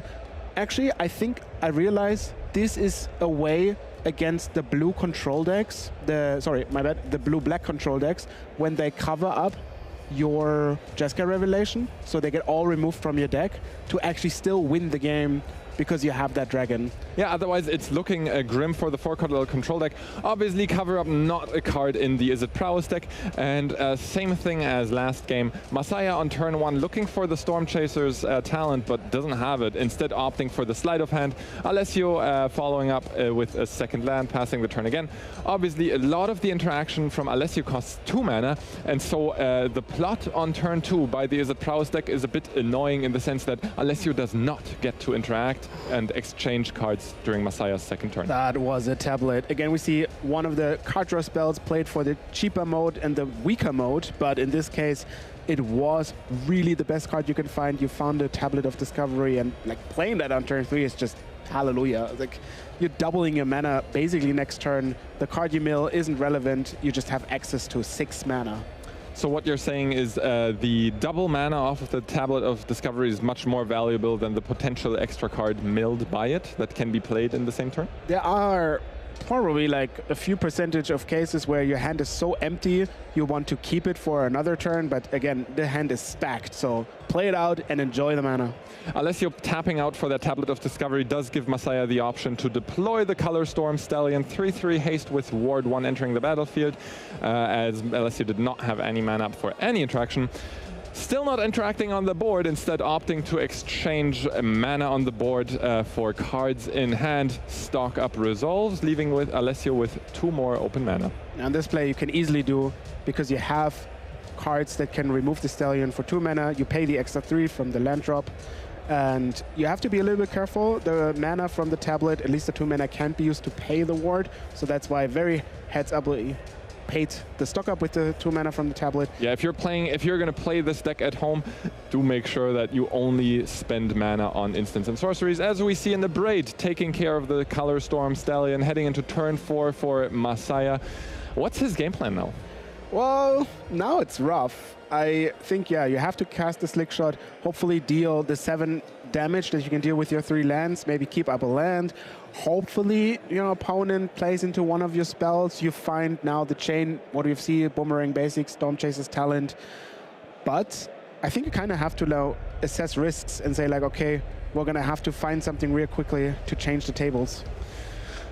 With the Slick Shot show-off in play this turn, do you opt to cast as many spells as you can, or do you keep up mana to protect your Slick Shot show-offs? Well, I feel like my question has been answered in real time by Masaya, because that's a hell of a lot of damage coming in. Here you can see exactly what you said. With all the equation of the resources, Masaya this time decided that speed is much more important than card advantage. The Boomerang Basics on the tablet, stealing away the 2 mana and the 3 from playing it, and he says, this is my way of winning this game, right? The Slick Shots, if they stay, can kill your opponent, but unfortunately, Pyroclasm takes them all away. Pyroclasm indeed does it both at the same time, taking care of 2 Slick Shot show-offs as Masaya plays his 5th land. Now this is a full power flow state, both instant and sorcery in the graveyard.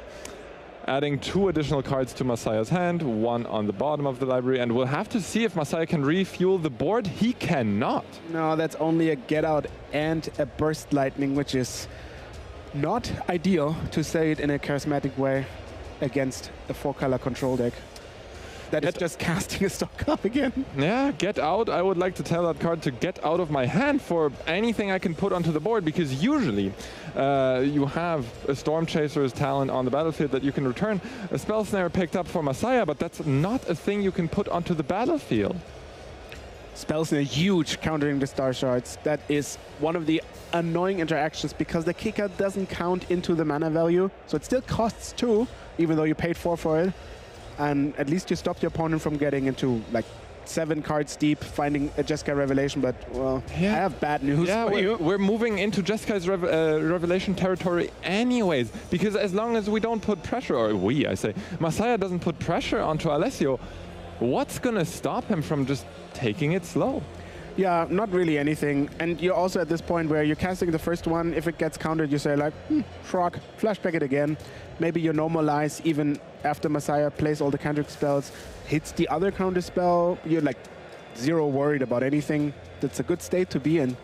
All right, Color Storm Stallion probably entering the battlefield. I don't know, maybe there's a No More Lies hiding out from Alessio, but Alessio, oh yeah, I even do see the No More Lies, but he has the decision to make between Flash Freeze, No More Lies, or the Jeskai's Revelation.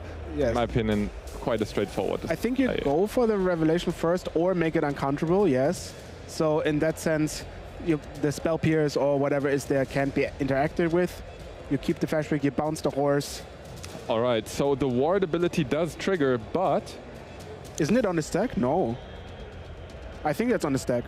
Oh, I would have assumed this is resolved, but I mean... It wouldn't matter. Like, actually, like, if your opponent could play a land and attack again, that would work. But in this sense, it prevents the horse from attacking with a land. Oh, okay. Well, you are completely correct. I assumed that the uncounterability meant that Alessio decided to go for 4 damage into the stallion. But also a possibility, yeah. No, all of this is possible. That's unfortunate we can't know what's happening, but... No, I mean, clearly the Color Storm Stallion went back to Masaya's hand, so Alessio agrees with you in that bouncing it and just dealing the chip damage to Masaya to end that game quicker is worth quite a bit. We have 2 Dice Monk tokens. Monk tokens, of course, 1/1 creature tokens with prowess. Very similar to Otters. Yeah, very similar to Otters, but they meditated so much they're only a singularity point in the universe now. And by the speed at which Alessio is playing, you can feel he's confident. He's leaning back in his seat. He's relaxing. He knows he has this game locked up. Between the 2 Monk tokens and Jeskai's Revelations and card draw spells and consulting star charts, this game is very much in his favor, and Masaya agrees, scooping up his cards and heading for a game 3. And once again, I have to say, I'm thankful for game 3s because these are exciting. This is for all the marbles, and this is for the entire match. Yes, I have to say there's almost no better feeling than playing a control deck and slowly winning when you know you've won, because then you're extracting every point of joy out of the situation. You're getting as much joy as possible out of your situation, though Masaya's concession does cut that short. Does anything change about Alessio's sideboarding on the play versus on the draw? No, I don't think so. You've made clear that you probably board out the dragon that gets anything out of his sideboard. You pull out his stuff. We see him change a card. Maybe he didn't expect the horses or whatever. Maybe he just knows like this one is much better on the play or on the draw. Very intrinsic. I'm surprised the horses were like in the game. Yeah, so what you're saying is if the horses were in the deck on the draw, they will surely be still in the deck on the play? Yes. Like, I would be shocked to no end if they go out now, because like if that's the weapon of choice, which makes sense, right? You're taxing your opponent's removal spell. If you ever somehow get to copy it, that's a win, like for no value. You burst lightning. Unfortunately, you don't have that many spells in the Izzet prowess list to make a copy of it. And the only way for Alessio to interact with that Color Storm Stallion on turn 2 are the flash freezes and the other counter spells in the form of No More Lies. Otherwise, he's out of luck. As for Masaya's sideboard, I mean, the game plan is still the same, right? We talked about the Stallions. Everything else just kind of falls into place. As we're heading into game 3, we see our players drawing their opening hands, and once again, this is another matchup where being on the play certainly impactful, because 2 mana interaction that Alessio brings to the table is so expensive when you're on the draw. Again, no turn 1 creature, but we've seen Masaya play beautifully just with deploying a creature a little bit later. Looking for good cards, sleight of hand, opt, flow state, you know, the shenanigans. That being said, I am slightly concerned if there's still no creature or threat of a creature on Masaya's side by the end of turn 2. That being said, of course, Color Storm Stallion does cost 3, but this might open you up to that No More Lies, just stopping you dead in your tracks. Yeah, shock, go.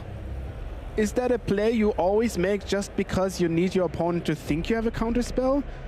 Kinda, maybe. I don't know if that works out. It might just delay Masaya's deployment of the horse, but on Masaya's side of the game, you can't get away with not deploying creatures. But I do see a slick shot being drawn, and Masaya deciding to respect the No More Lies. But I think there isn't any. I think he just shocked for no reason, no? I agree. I think there was a seer. I might have seen a seer. No, nothing. It was just a bluff shock, just to not make your opponent play the horse. Beautiful. It worked. Yeah, beautiful play by Alessio, and I think it might not have worked out if Masaya did not draw that slick shot show-off during that specific turn. Now we see the horse being deployed, and it kind of forces Alessio's hand. Do you have the answer right now? Oh, look at that horse. That horse is amazing. It certainly is amazing. I would refrain from licking the cards though, as I don't think that's allowed in a competitive tournament. I don't know if it's your card. What rule prevents you from licking your own? Oh, okay. I was watching this game out of the perspective of Alessio. Fire Magic now being cast for 3 total mana, dealing 2 damage to each creature. Wait, what did I say? Each creature. This is purely cast for the Slick Shot show-off. And if that resolves, you still have a horse to deal with, and Masaya has the Spell Pierce, but says, I want to keep it for anything. Unfortunately, inevitable betrayal. Inevitable defeat would not be good enough. Yeah, inevitable defeat not being able to be countered by neither the ward ability nor the Spell Pierce. But, Alessio tapping 2 mana bodes well for Masaya. That land is so sick, yeah. Get rid of that card. Can't be countered. Beautiful. Alessio making his spell uncounterable. Plays both around Spell Snare and Spell Pierce, leaving Masaya without any creature on the board. Now kind of wishing he had used that Spell Pierce last turn. The horse, again. Horses, like, haste is such a big difference. It's like life gain, you know? Haste is the best mechanic. Haste is kind of okay. And then it comes to haste, the best mechanic again. Haste is the best mechanic, as we see an Emeritus of Ideation, not with haste, but with the ability to cast an Ancestral Recall, drawing 3 cards. And we see Masaya taking the aggressive route, putting Alessio down to 7 with the Burst Lightning, untapping, casting Pay. Wow, that's exactly 7. Woo! And that's the explosiveness of the Is It Prowess list. A Vibrant Outburst being able to deal 3 damage to any target and tap a creature, 2 additional mana to tap the Emeritus of Ideation.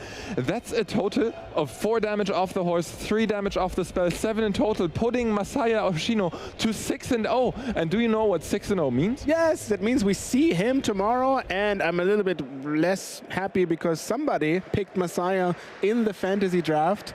Actually, Karl stole him from Andrea. There was like, I will take him, Andrea. No, I always take him. And now he's 6-0, giving 18 points to himself and Karl. We see him tomorrow. Obviously, the best possible spot you can have for achieving the top 8. Well done. And I can promise you that this is some of the pressure falling off of Masaya Hoshino's shoulders, because that moment is so important when you make it across the quote-unquote finish line. It's not the finish line, let's be clear. Nope. There are plenty more games of Magic to be played, and you're far away from being the champion of the tournament, but you are into day 2. But this is kind of the lower bar. Now that you make it, you still want to win, but you have a little bit less of this pressure. How much pressure, you ask? Well, let's see if Karl has that answer in the interview with Masaya. I'm here with Myra. Congratulations, but mostly thank you so much, because you're in my caster draft and you're holding up my entire point score so far. Well, I have to thank you, because I always keep telling Mengu to pick me early, because I'm not gonna wheel anymore. And I first picked you. I sniped him away from Mengu. We sat down, and immediately I picked Myra, and then I was like, no, because he was like, we rolled to see who goes first, and I went before Andrea, so I sniped you out. So now he'll know, never again.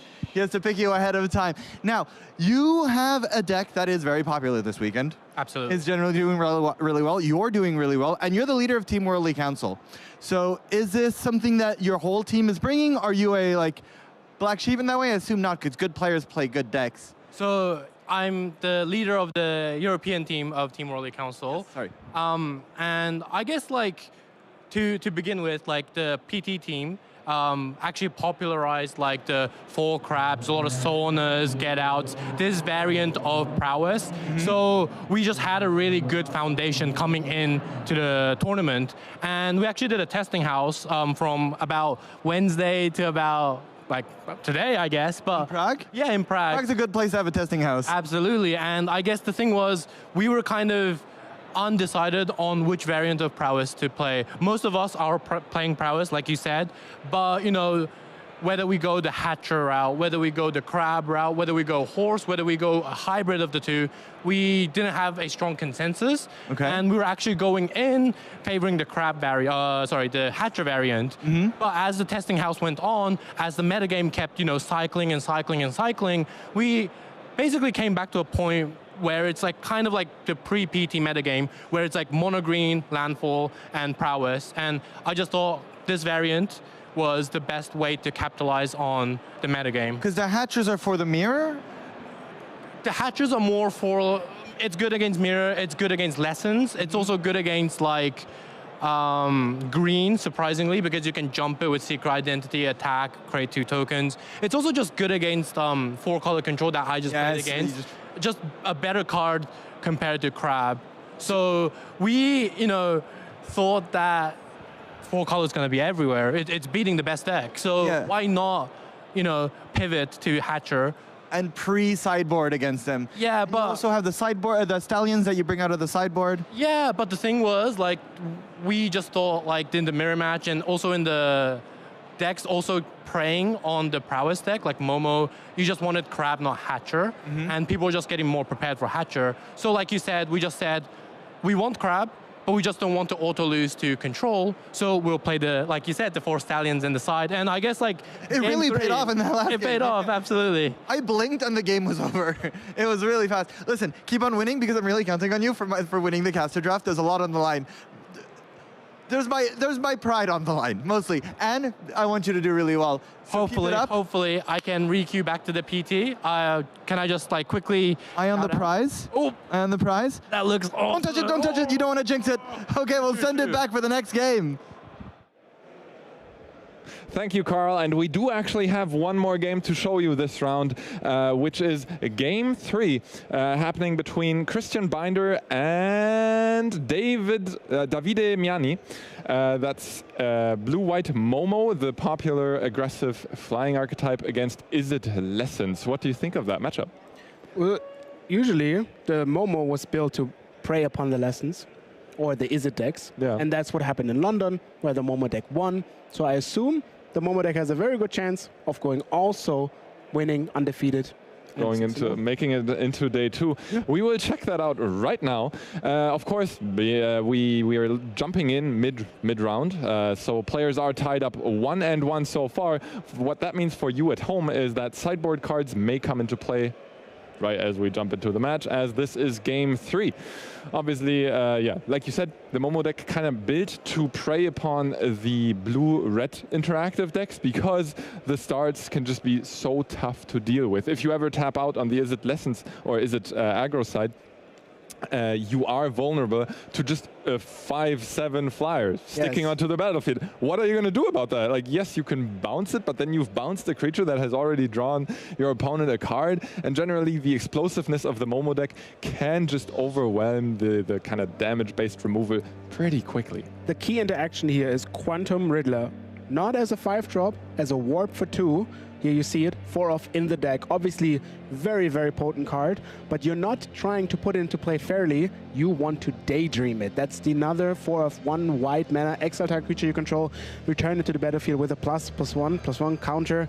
So that means for only 3 mana, you not only get a 5/7 flying, you also get to draw a card twice, because it entered twice. And then both Momo and Springleaf Drum are basically in the deck to enable that kind of explosive start, because Springleaf Drum storing up the mana, making it cheaper, like enabling the turn 2 play in the same way that Momo does, because both of these cards basically produce 1 mana on turn 2. Yeah, I mean, I have a theory. I think when you sign up this deck, you get a guaranteed promise that you start with Momo on turn 1, because that's how I feel when I'm playing against the deck. They always have a Momo. Let's see if Davide has the same experience where when they play against Momo, they also always have it on turn 1. In the meantime, I wanted to ask, so you say the best play possible is to daydream a Quantum Riddler. What does a Quantum Riddler daydream of? Like, do you think Quantum Riddler is just like out in space, floating about, like not thinking about much, kind of tired, so zoning off, and then what's the dream? So the problem about Quantums is that you don't know the exact state of them until you watch them, right? So I can't tell you the dreams, because if they're being seen, they're not there anymore. This is how Quantum works, you know. All right, like I know we hired you as like a pro Magic player to give your analysis, but I don't want to dive into the physics so deep. So instead, let's take the exit and return to the gameplay at hand with the Is It Lessons deck. Very stock list. It has been vastly successful in Standard. A control deck that relies on the synergy pieces, specifically Gran, Monument to Endurance, and Artist's Talent are all engine that just make this control deck unstoppable. once it's going. Yeah, this is the OG. This is basically Is It Lessons as it started. The flex cards are here, Monument to Endurance and Artist Talents, which can be replaced for white cards. That's the Jessica version of it. But the main package, all the lessons are all the same. Eloquentia, Accumulated Wisdom, obviously, and Chest to Recall. Consult the style cards also added just to get a little more flexibility, 3 steps ahead. And then, yeah, you're just basically playing a slow start and outvaluing your opponent once you have 3 lessons in your graveyard. Well, you call them flex cards, and notably none of the flex cards are any lessons, because the lessons deck is very inflexible when it comes to the actual interactive spells it wants to play, because, well, as the name of the deck kind of gives away, they need to be lessons to enable your synergy pieces. As we said, we're jumping straight into game 3 here, because we do have the next round starting soon, so sideboard might come into play. This is a sideboard we've seen plenty of times today. Is It Prowess? Pretty stock standard sideboard. What is at play against the Momo deck? Your opponent plays a lot of creatures, some of them multiple times through the warp creature that gets a 1-drop or planes.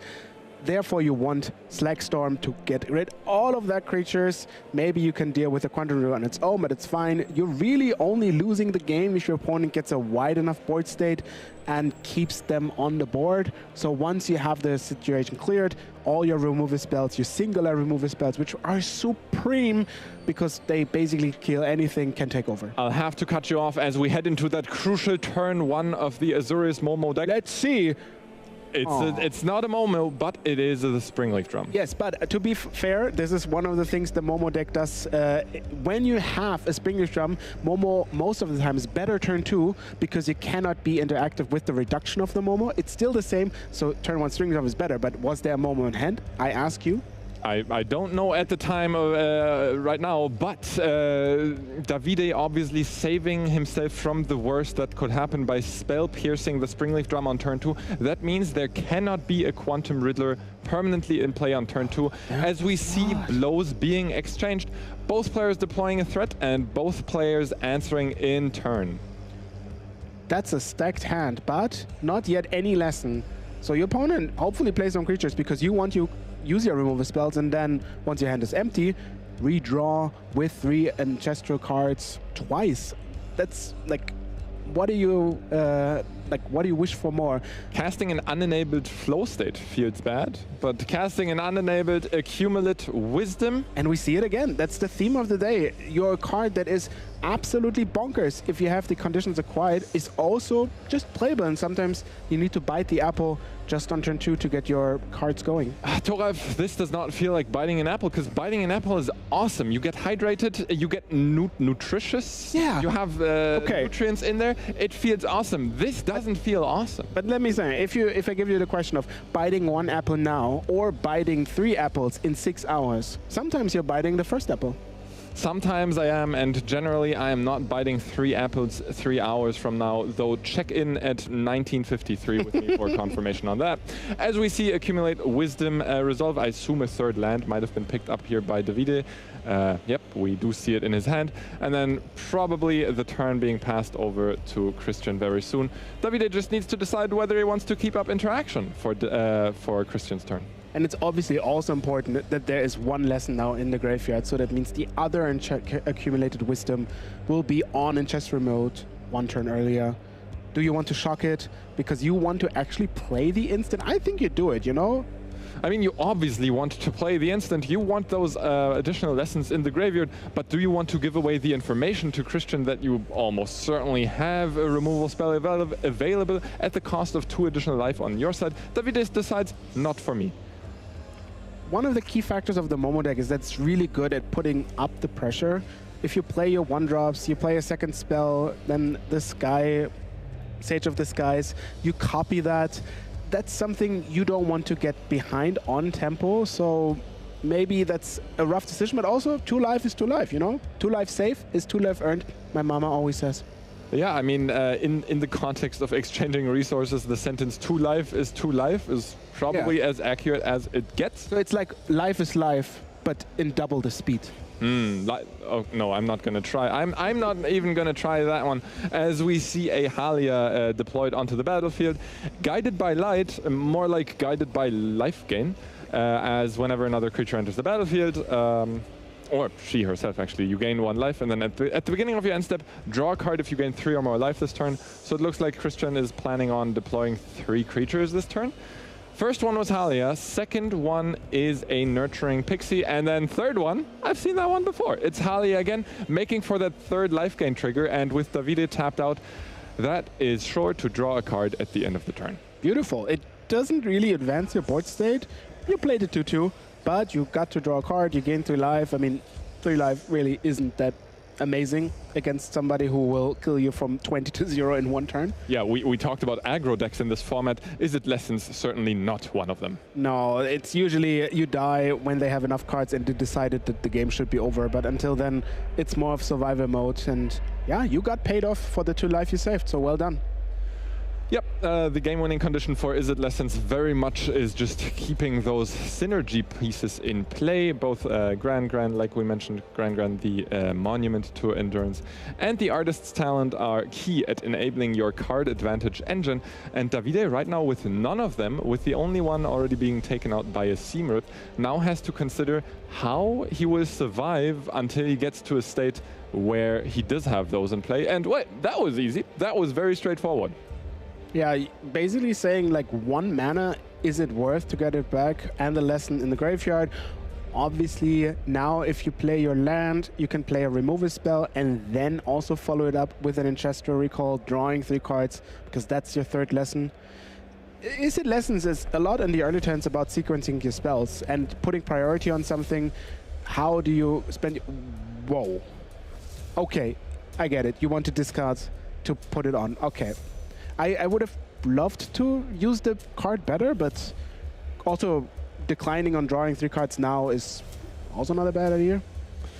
Yeah, so obviously the Artist's Talent trigger resolves before the spell itself, so Accumulate Wisdom sees 3 lessons in the graveyard at the time it resolves, because the trigger resolves beforehand, letting Davide discard any card in his hand to draw a replacement. Davide is smartly discarding a lesson, then he has 3 lessons in the graveyard, enabling Accumulate Wisdom to draw 3 cards.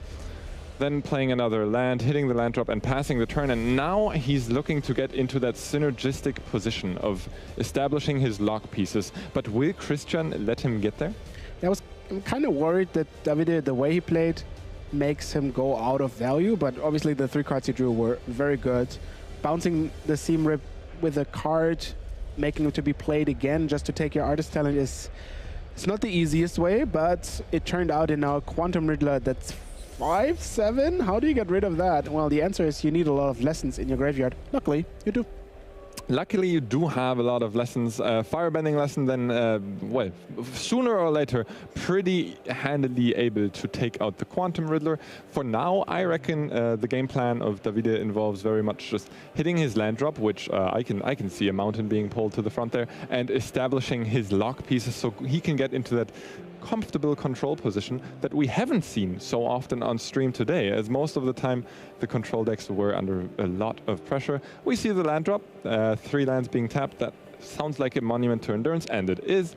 Monument to Endurance, of course, triggering up to 3 times in a turn, 1 for each mode. Davide getting out his token to mark each of those 3 modes, keeping up 2 mana, going into Christian's turn, apparently not afraid to take up to 7 damage this turn. No, because the problem is it's not the Combustion Technique, it's an Iris Demonstration. That only deals a few damage and not 7. So that means the Quantum Riddler is free to roam, and roaming it does with 5 damage. 5 damage off the Riddler, 2 off the Nurturing Pixie. And Davide would much rather not lose his Artist's Talent again, so the Seam Rip is trying to be countered by an Annul. And if that happens, you can also trigger, I mean, no matter if it happens, but you can now trigger the Monument from the Artist's Talent. Well, right now the stack is looking like a Seam Rip on the bottom and a Null on top of that, and then on top of that there's an Artist's Talent trigger, so if Christian manages to remove the Monument in response to that trigger, maybe it actually won't use any of its mode, but no, there we see the Artist's Talent trigger resolving, discarding an Idle Quenchia, drawing a replacement card, and most notably also triggering the Monument to Endurance. What you can do If your opponent taps out, hopefully for creatures that have only 3 toughness, you can combine Slag Storm with the Iris demonstration to deal 3 to all, and then 4 additional to the Quantum Riddler, and that would get rid of it. Unfortunately, your opponent is actually interacting with you. Simrit, the Artist Talents, and passing with 2 mana open. Okay. Yeah, so as is a tale as old as time, or rather a strategy as old as time, to beat control decks, you need to apply pressure and disrupt them, or especially this is especially true for combo decks. And in a way, the Izzet Lessons deck can be viewed as a combo deck, where if you establish your lock pieces, well, I call them lock pieces, your synergistic enablers, like the Gran, like the Artist's Talent, you're almost unstoppable, as we do actually see the Gran enter the battlefield. So now all your spells cost 1 less. All your relevant spells, yes. Technical Yamin looked at me saying like, are you sure you want to say that? Yes, I'm sure. This is the only thing that counts. Oh, I know, I love... Actually, technically, they're only Grans which can't be really played, so I was correct. Booyah. I actually expected you to make a pun with less ons, but let's actually... I was making that. It's really good. I'm very smart. Let's focus on the game state. As an Iros demonstration triggers the Artist's Talent. So that also means another Monument to Endurance trigger, which will draw a card, I think, right now. Yeah, looks like it. So you're dealing 4 damage to the Riddler, and now you can deal 3 damage to all. Because of the Gran. Yeah, Gran making that Slag Storm cost 2. Unfortunately, no! Gran, no! Watch out! Watch out! There's a storm coming! Well, she's kind of helped the storm form. Like, water bend to Slag Storm. She sacrificed herself for the greater good, which is what Grans are for. No, I didn't say that officially. All right. Well, moving on in this match. We have a spectacular Spider-Man. And I don't say that because I like Spider-Man so much. I say that because that's the name of the card. We have a spectacular Spider-Man being flashed into play at end of turn. Christian, unrelenting or unwilling to give up the pressure that he's built up, refilling the board immediately. This is 4 creatures on the board roughly 20 seconds after a Slag Storm has cleared it all up. I just want to reiterate that I think the Grandmas are the true value of our society because they sacrifice themselves every day to make our life more beautiful. To summon up some Slag Storms. All right, so the situation is Davide does have his synergy pieces. He has the combo pieces. Monument to Endurance and Artist's Talent are crazy cards to have on the board and try to control the game with. However, there is so much pressure on the board. Basically, another Slag Storm is the best thing that can happen for you. Is that availability? Can we check on the time schedule? We will check the time schedule. The time schedule says 2 minutes left in the round, and the time schedule also says 2 Slag Storms in Davide's sideboard. Unfortunately, there's roughly like 30 to 40 cards left in Davide's deck, so hitting that Slag Storm, not that likely. So that means you either have to find a lot of removal spells, or try to value out your opponent with the Monument by like looking for all the other cards, which then implies getting the removal spells, finding the Slag Storm, but all of that in between 1 minute and 30 seconds, because that's when the game ends. There's a secret third mode. Maybe you can play the second Monument and just burn out your opponent? I doubt there's enough time for that, because remember, the Sage of the Skies does have lifelink. As we see Abandon Attachment being cast, enabling Davide to discard a card to draw 2 replacement cards, and let me remind you, discarding a card triggers the Monument to Endurance. So that's another additional card draw. I'm sure Davide is excellent at keeping track of his triggers, because missing those triggers means missing win percentages. Drawing 2 additional cards, I didn't see a Slag Storm, but maybe Davide has something up his sleeve that we don't see yet. I have to say the trigger management of Davide is flawless. He looks like he knows what he's doing, and that's amazing. All those triggers aren't easy to keep up. You have to loot. This one is cheaper. Your Monument, your Grandma, putting into this, the Order. Magic is rough sometimes, but... So, as it stands, let me count. There's 8 power on the battlefield for Christian. I agree. As it stands, let me count. There's 8 life on the side of Davide Miani. I agree. Well, that makes for a lethal attack next turn, unless Davide manages to put up a blocker or cast a removal spell. And I know I saw a Gran in Davide's hand earlier, but putting down a blocker is not the safest way of preventing that damage. And also, you usually don't want your Gran to interact with Spectacular Spider-Man. Yeah, I mean, if that's your only hope, that's the one you have to bank on.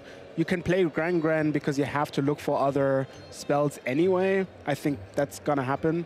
They figured out if Davide had played a land, rightfully so, he can play a land and then use that land to cast Gran and then dig for more cards.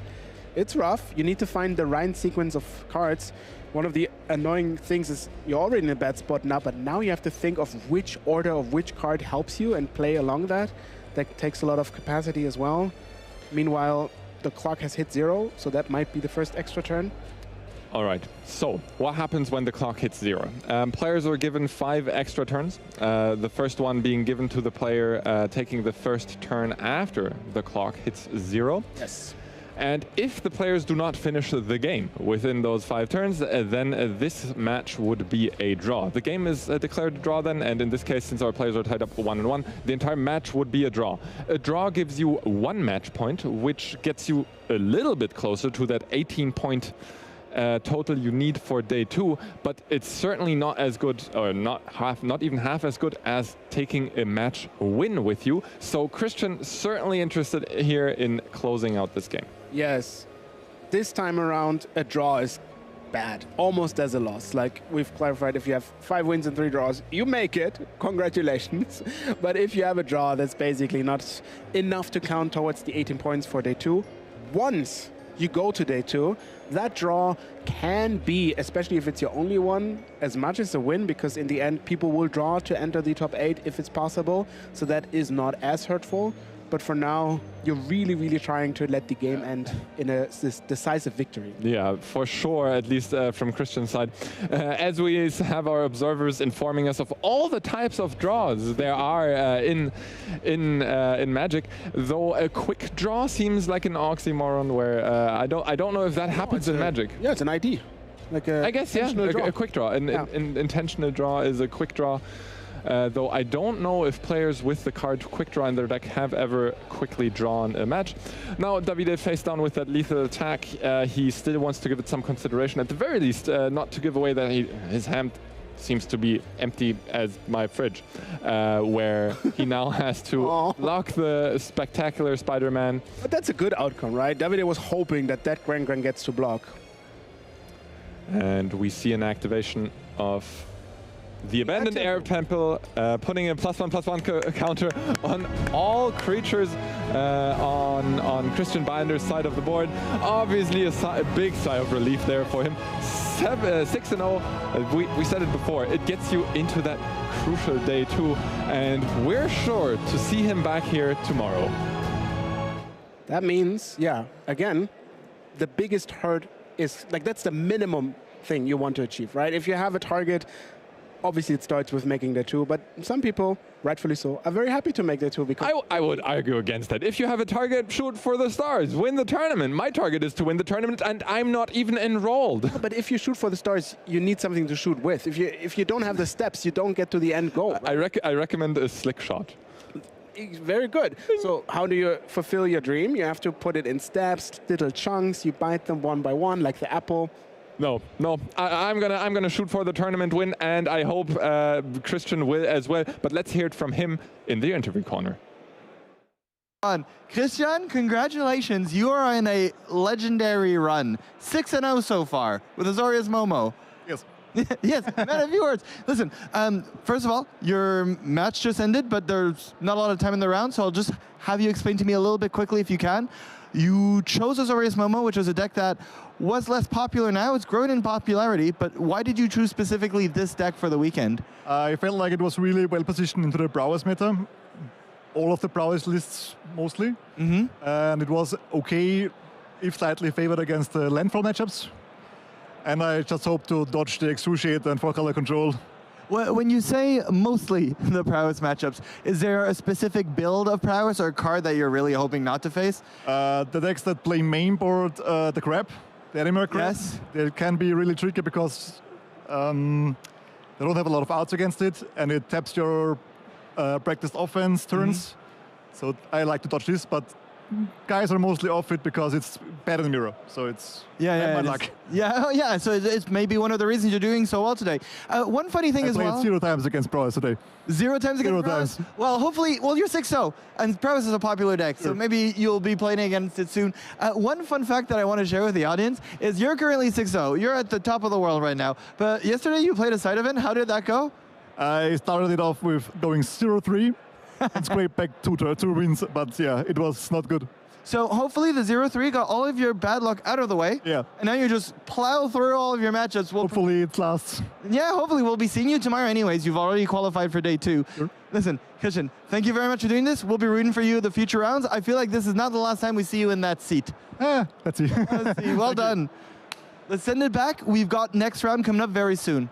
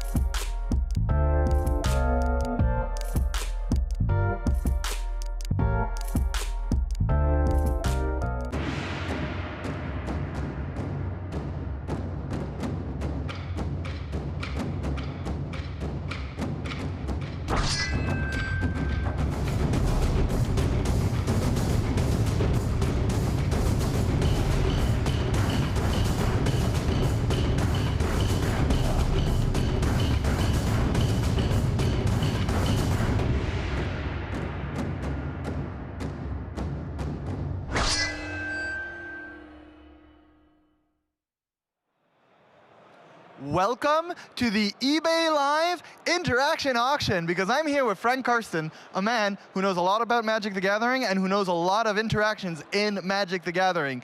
eBay Live is sponsoring this event. This is why we're doing an auction. eBay Live is a highly interactive live stream shopping experience on eBay where you can buy cards and talk and chat at the same time. And we're going to chat together as Frank here pitches us 6 interactions in Magic the Gathering that you can play in Standard right now.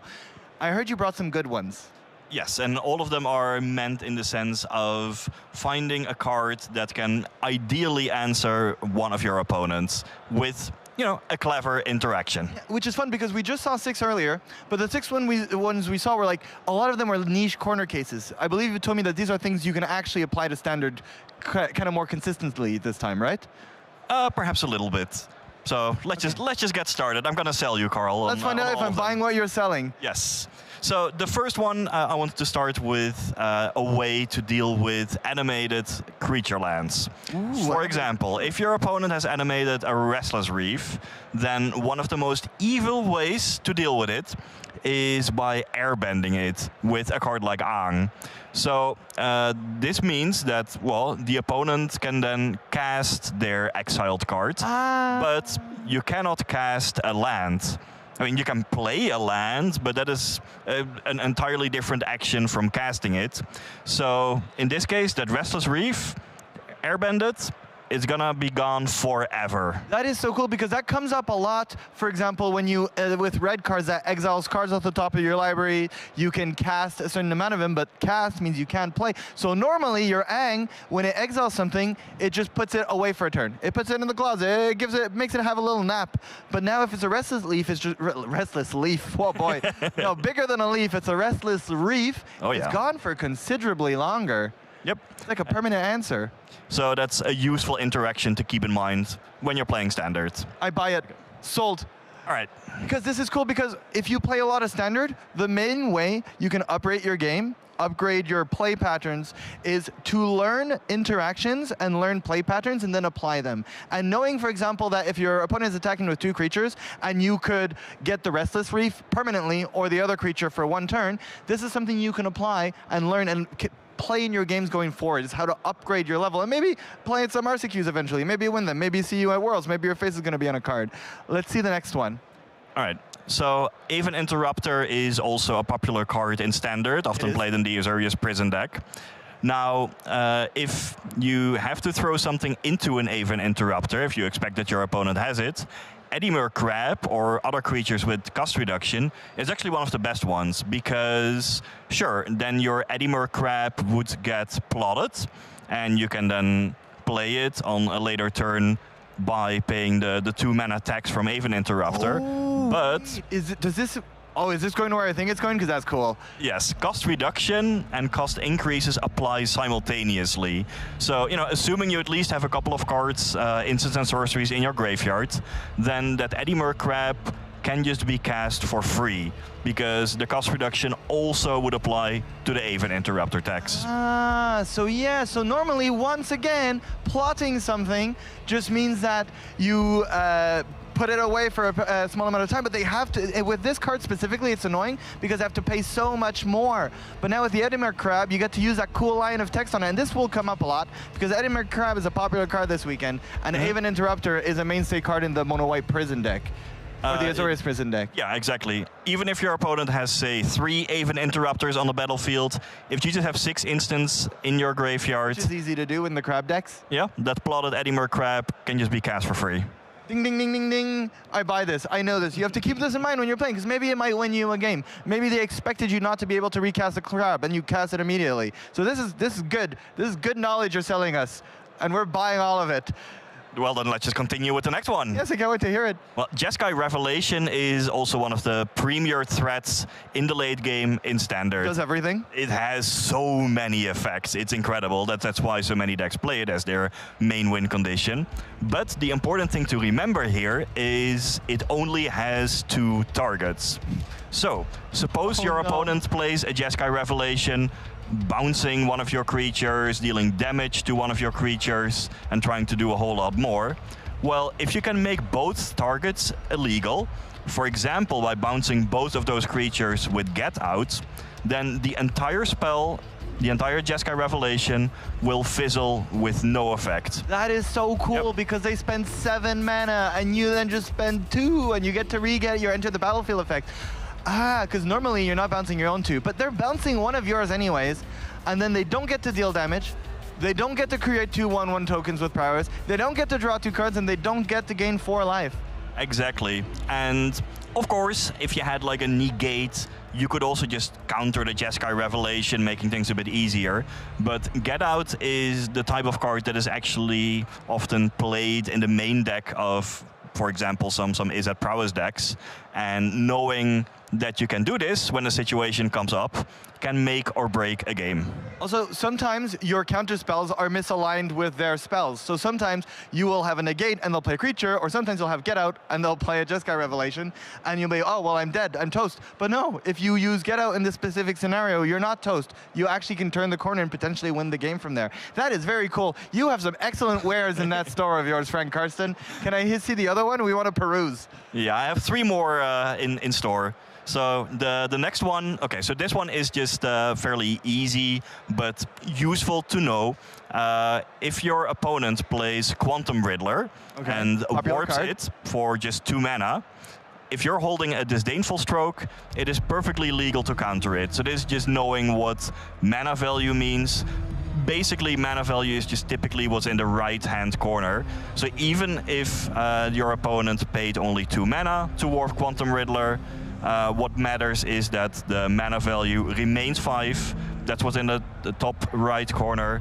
So your Disdainful Stroke will be able to counter it. Yeah, and that will come up in Standard. For example, a case that might come up a lot is you have a Disdainful Stroke, and let's say on turn 2 you could play a tap land, or you could keep up Disdainful Stroke. If you know they're playing Quantum Riddler, you might want to keep up Disdainful Stroke because you could counter it in this case. Because usually it's dead on turn 2. You're never playing a Disdainful Stroke on turn 2. But in this case, you could snipe it out of there and get a lot of their late game and value out of them. Exactly. That is so cool. Did I sell you? Yes, sold. So far, I need a lot of shopping bags because I just buy all of. But you keep on presenting such good products. So far, I'm buying everything. There's 2 more. Yes. So if your opponent has a Colorstorm Stallion, this is a quite popular threat in the Izzet Prowess decks. A lot today. Right? 3/3 with haste, a whole bunch of other abilities. Well, Inevitable Defeat is a very efficient answer. It just exiles the Colorstorm Stallion. Your opponent even loses 3 and you gain 3. But the important thing is the spell cannot be countered. And that also means that you don't have to worry about Ward. Ward just says, well, normally you have to pay 1 mana so that your spell doesn't get countered, but Inevitable Defeat just cannot be countered. So you don't have to worry about Ward, making the defeat one of the more efficient answers to this horse. Yeah, and Inevitable Defeat is a popular card. It's the reason 4-color control is not 3-color control, because Inevitable Defeat absolutely exiles something and also buffers your life total.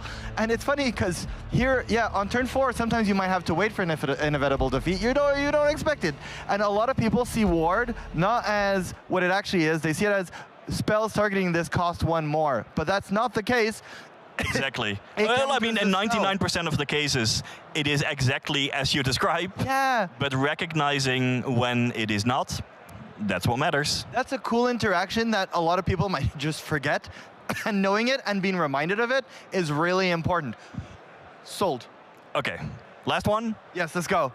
Okay, so you know Mardu Discard is a deck that has been getting more and more popular in Standard. Seen it today specifically as well. Yeah, and one of the threats in the deck is Moonshadow. Yes, just a 1-drop, but it grows quickly. Now, one of the more evil ways to answer a Moonshadow is with somewhat of a forgotten card. Azure Beastbinder has actually seen quite a bit of play in Standard over the years. At the moment, basically no deck really uses it. But if Mardu Discard might become more popular, this is something to remember because... Okay, so look at Azure Beastbinder. When it attacks, you can turn an opposing Moonshadow into a 2/2 that loses all abilities. However, all those -1/-1 counters, right? Moonshadow is one of the few cards in Standard that enters with 6 -1/-1 counters. Those still stay on there, so then the opponent has a 2/2 with no abilities, but with more than enough -1/-1 counters to kill it on the spot, making Azure Beastbinder one of the most surprisingly evil ways and delightful ways to deal with an opposing Moonshadow. It's funny because Azure Beastbinder usually is more of a flavorful card, right? It has Vigilance, it's a 1/3, so you turn the creature into a 2/2 without abilities, so you effectively shut it down, but then it keeps attacking into your Beastbinder, so which can block it and handle it. But the fact that now you've got this potentially -7/7 eventually, but if it's smaller, as long as it has more 2 -1/-1 counters or more, which it usually does. Yeah, especially in the early game, you cannot grow that quickly. Just take it out, and then you have a 1/3 Vigilance that you can just keep on attacking with and blocking with anyways. That is less of a common interaction, I'll tell you now, Frank Karsten, but I'm still sold potentially for the future.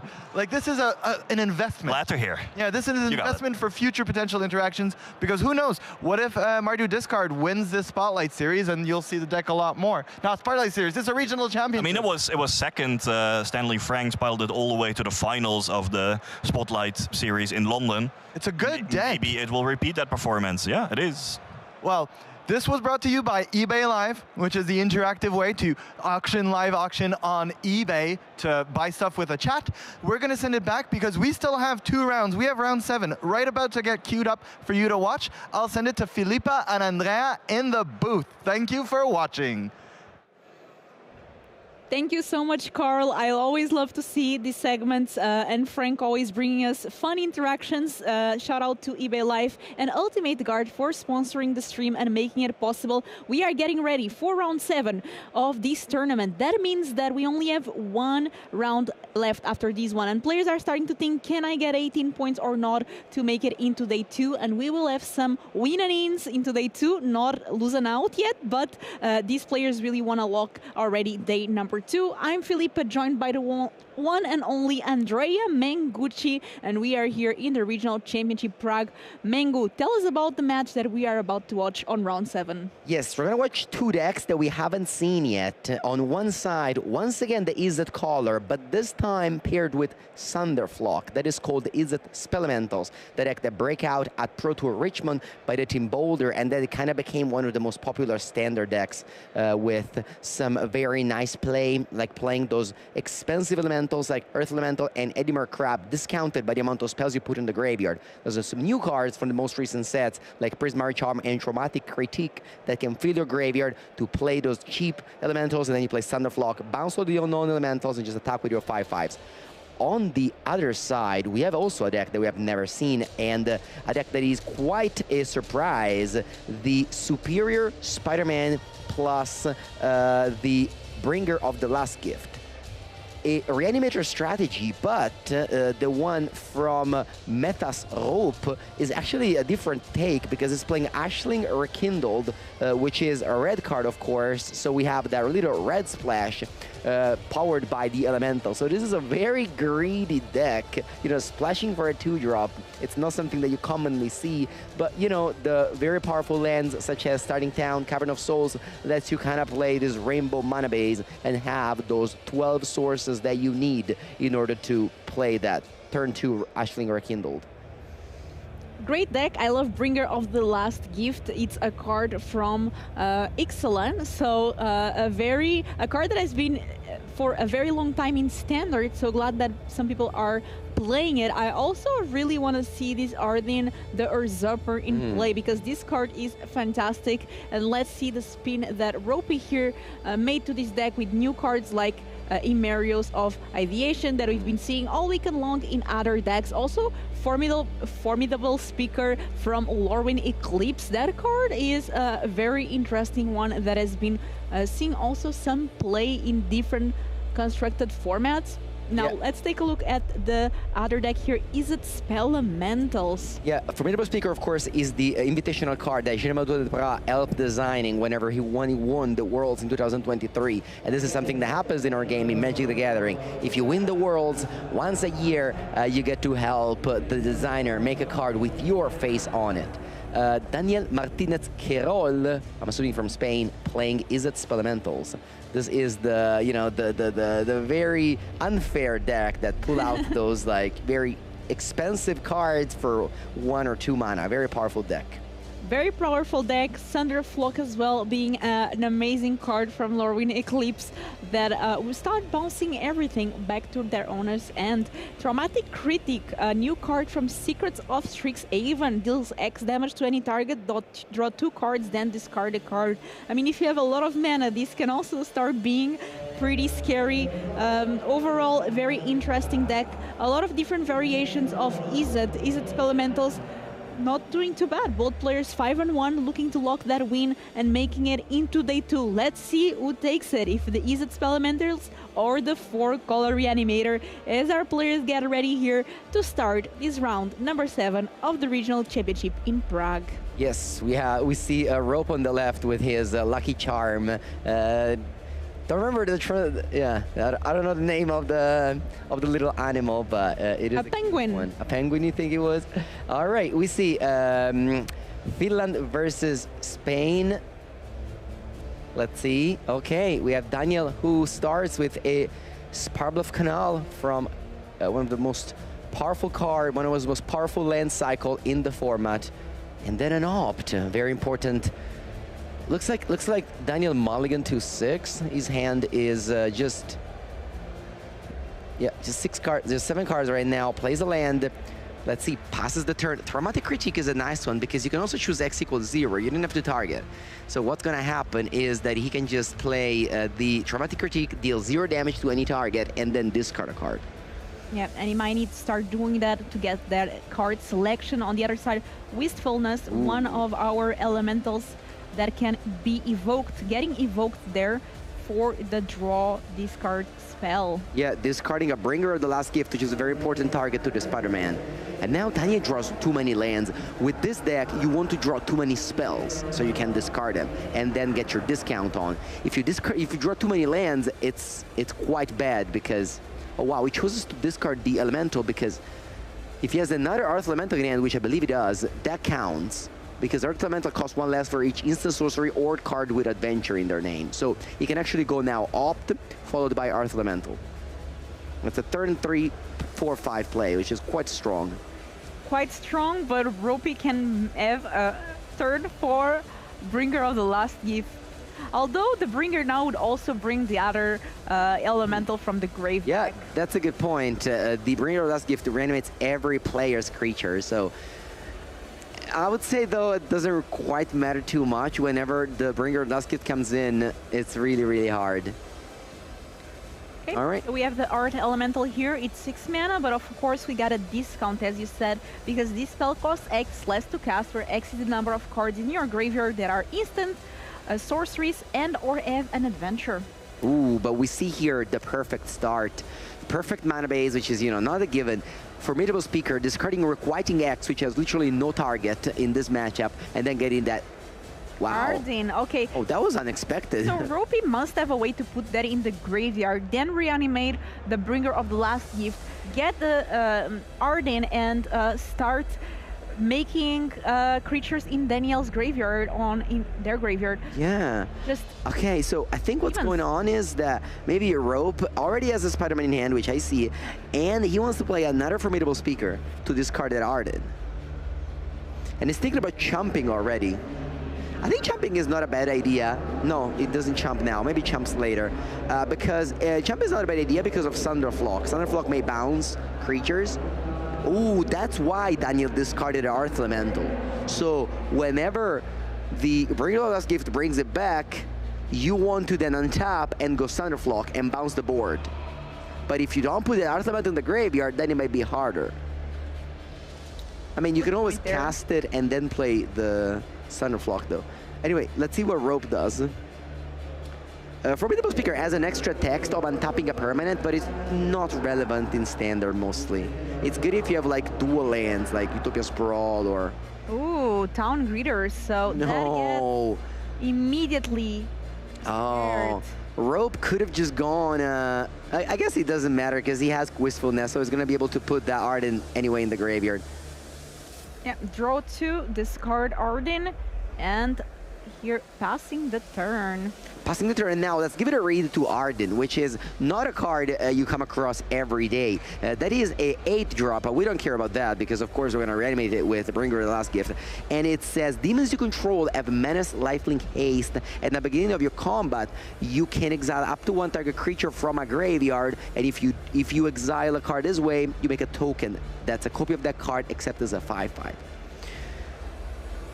And of course, I believe the Bringer of the Last Gift is a demon. What do you think? Yep, it is a demon, I believe, and also... And that's the combo. You can also just use the superior Spider-Man to get Arden, not get the Bringer, because then you can exile your opponent's Art Elemental from their grave and get it as well. Okay, I see. So a lot of tricky plays that can go on in the 4-color Reanimator deck. All right, this time the Formidable Tiger chumps, and now Rope untaps very quickly. Let's see what he does. He can surveil first, even maybe he finds an additional creature over there. Man, his meta base is so perfect. Once Steam No Cavern Souls though, that would be like the... Yeah, but main deck, I don't think Spell Elementals has interaction. Get Out, actually. 2 copies of Get Out. Let's see if Daniel has it. I think Daniel has 2 crabs. Yeah, Daniel does not have it. So, yeah, we're gonna see... Okay, he's coping the demon, and then reanimate everything. Bringer of the Last Gift. So one Earth Elemental is gone, but the other will come back. Yeah, and now Spider-Man, the way the interaction works between Spider-Man and a Bringer of the Last Gift is that you first copy the Bringer of the Last Gift and then you reanimate it. So you have both a Spider-Man and a Bringer of the Last Gift. So one is a 4/4, one is a 6/6. And because of Arden, they both have Menace, Lifelink, Haste. Yeah, and now Arden can steal that Art Elemental or even something from the graveyard. Even the seat. The seat, so you know, the world is your oyster. Yeah, and look at that. Formidable Speaker gets reanimated, and Rope can discard an additional Arden, although this is legendary. Mango, do you remember back in 2020 this meme that was this casket? The coffin name. The coffin name. Looks like Arden wants to target the opponent Earth Elemental, and now Daniel finally has that window to play those crabs. Let's see what happens here. So we make a copy.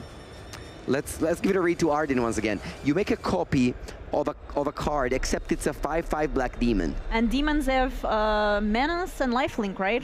You also get to trigger the ATB. So you did. Oh no, never mind. There's no ATB on that card. Okay, so the crab is gonna tap all the demons. No, he can play one more crab, but he chooses not to, and he attacks with his Spider-Man, which is now a 4/4 Menace, Lifelink, Haste. Daniel is asking what's going on. He's thinking he probably doesn't know that you can have both, and I don't think Rope explained it quite well. This is a pretty... Yeah, so the way this works is that there's... Okay, I probably could have called the judge on this and be able to tap with the crab. But the rule is you actually keep both. All right, let's see if there's a Thunderflock on top of the deck. This is very important. Winternet Stories. Is it Thunderflock or Bust? Okay, yeah. We have the Winternight Stories. We can try to find it. Let's see. Thunderflock would be... okay, it wouldn't be so backbreaking. It would be just okay. I mean, you would return the elemental to your hand. Yeah, and Earth Elemental, I think not, right? I know, think that's a copy. Exile it, right? Yeah, it's a copy. So not even that. Yeah, and the 2 Wistfulness remain in play because they're elementals. Mm-hmm. Oh, that's right, you're right. And then you can tap them with a crab, but it's not lethal. So here, Daniel can flash this back, the Wilderness Stories. This might be over soon if Daniel doesn't find a way to deal with massive demon elemental board. I mean, Rope really just had the nuts this game, going just Wistfulness into Formidable Speaker, into, you know, double play, into Spider-Man, find exactly the creature you need. The mana base, again, like, not simple to make that work. If this deck doesn't get interacted with, it can consistently combo very well because there are so many cards like Town Greeter and now the Wistfulness that help you get to that combo sooner and more consistently overall. Okay, so we have the Thunderflock. So now, let's make sure that that Art Elemental gets exiled. Okay, perfect. Exiled. And those Wistfulness stays in play. So Wistfulness is just bigger than everything else. The land has already been made, so Daniel can't play a crab and tap attack. The game is not over, though. The trade has been offered, and the Rope is taking it. It's not over until it's over. Is Rope taking it? Let's see. Sure. Blocking. Double blocking. Double blocking is fine. That's free. Okay, And we're then going to get flashing the back. Winter Knight harmonizing with Earth Elemental. So Drawing- that's only 1 mana. Ooh, that's a beautiful sleight of hand. Foil 8th edition. You know, Filippa, that those white border cards like sleight of hand, when it came in foil in 8th and 9th edition, and even 7th edition, they were actually black bordered. Oh. That's the only way to get that card in black border, also in Russian. Mango, you have the top tier fashion magic design knowledge. Well, vintage. old cards, yes. I give up now. Now I give up. Too many weird art.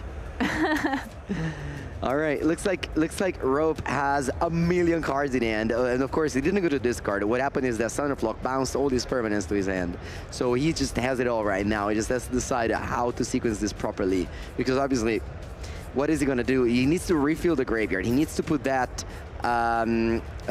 Bringer Last Gift in the graveyard, and you can do that with Formidable Speaker.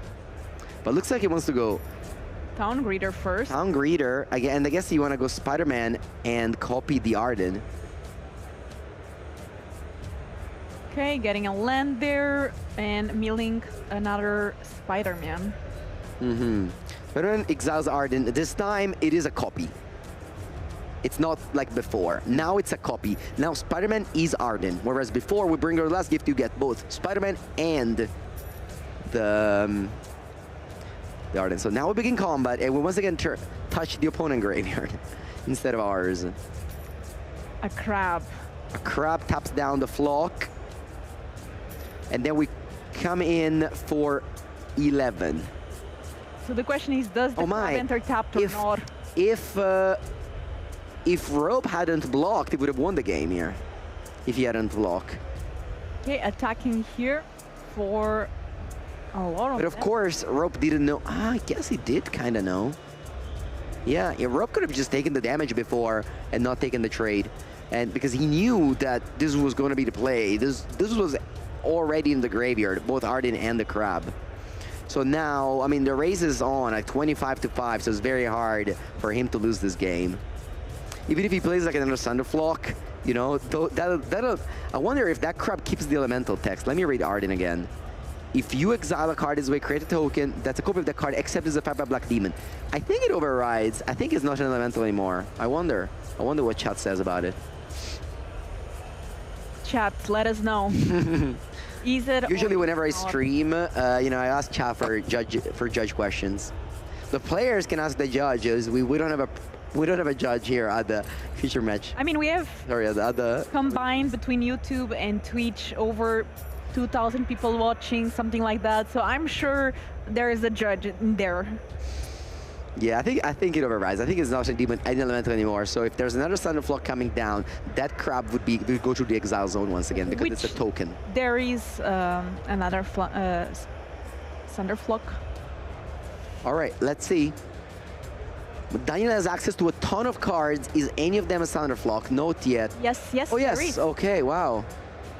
All right. Wow, this game is complicated. Magic is tough. Yeah, Arden got to the graveyard from hand size, by the way, before, alongside of the Bringer Last Gift, because Rope had too many cards in hand. I think he had 9 or 10, and he discarded 2 of them. So are we Thunderflocking? And if so, what does return into hand? So the Wistfulness stays because it's an elemental. The other Thunderflock and Art Elemental also stay, but I think everything else is gone. Okay. Let's see now. We're reading Arden once again. That Arden will be exiled, but doesn't back up But now one. Bringer is in the grave, which means that if Daniel Thunderflocks, we can Superior Spider-Man again, get the Bringer, and the party's back. I think what Daniel needs to do is to go Flow State and find a Get Out, which he plays 2 copies of. Okay, we're paying 5 mana, or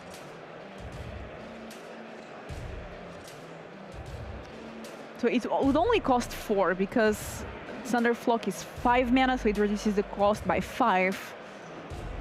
Oh no, mana value, so Yeah, never yeah, mind. It's 2 mana only. Okay, so flow state first. We have to find get out. Not find it. Spell, yeah, and opt is too late now. Like you can't afford to go opt and get out. So you have to go Sign of Flock, but maybe you gotta hope that your opponent doesn't play. falls for the bait. All right, so yeah, that's exiled. That's exiled. Those two are in hand. Okay, yes.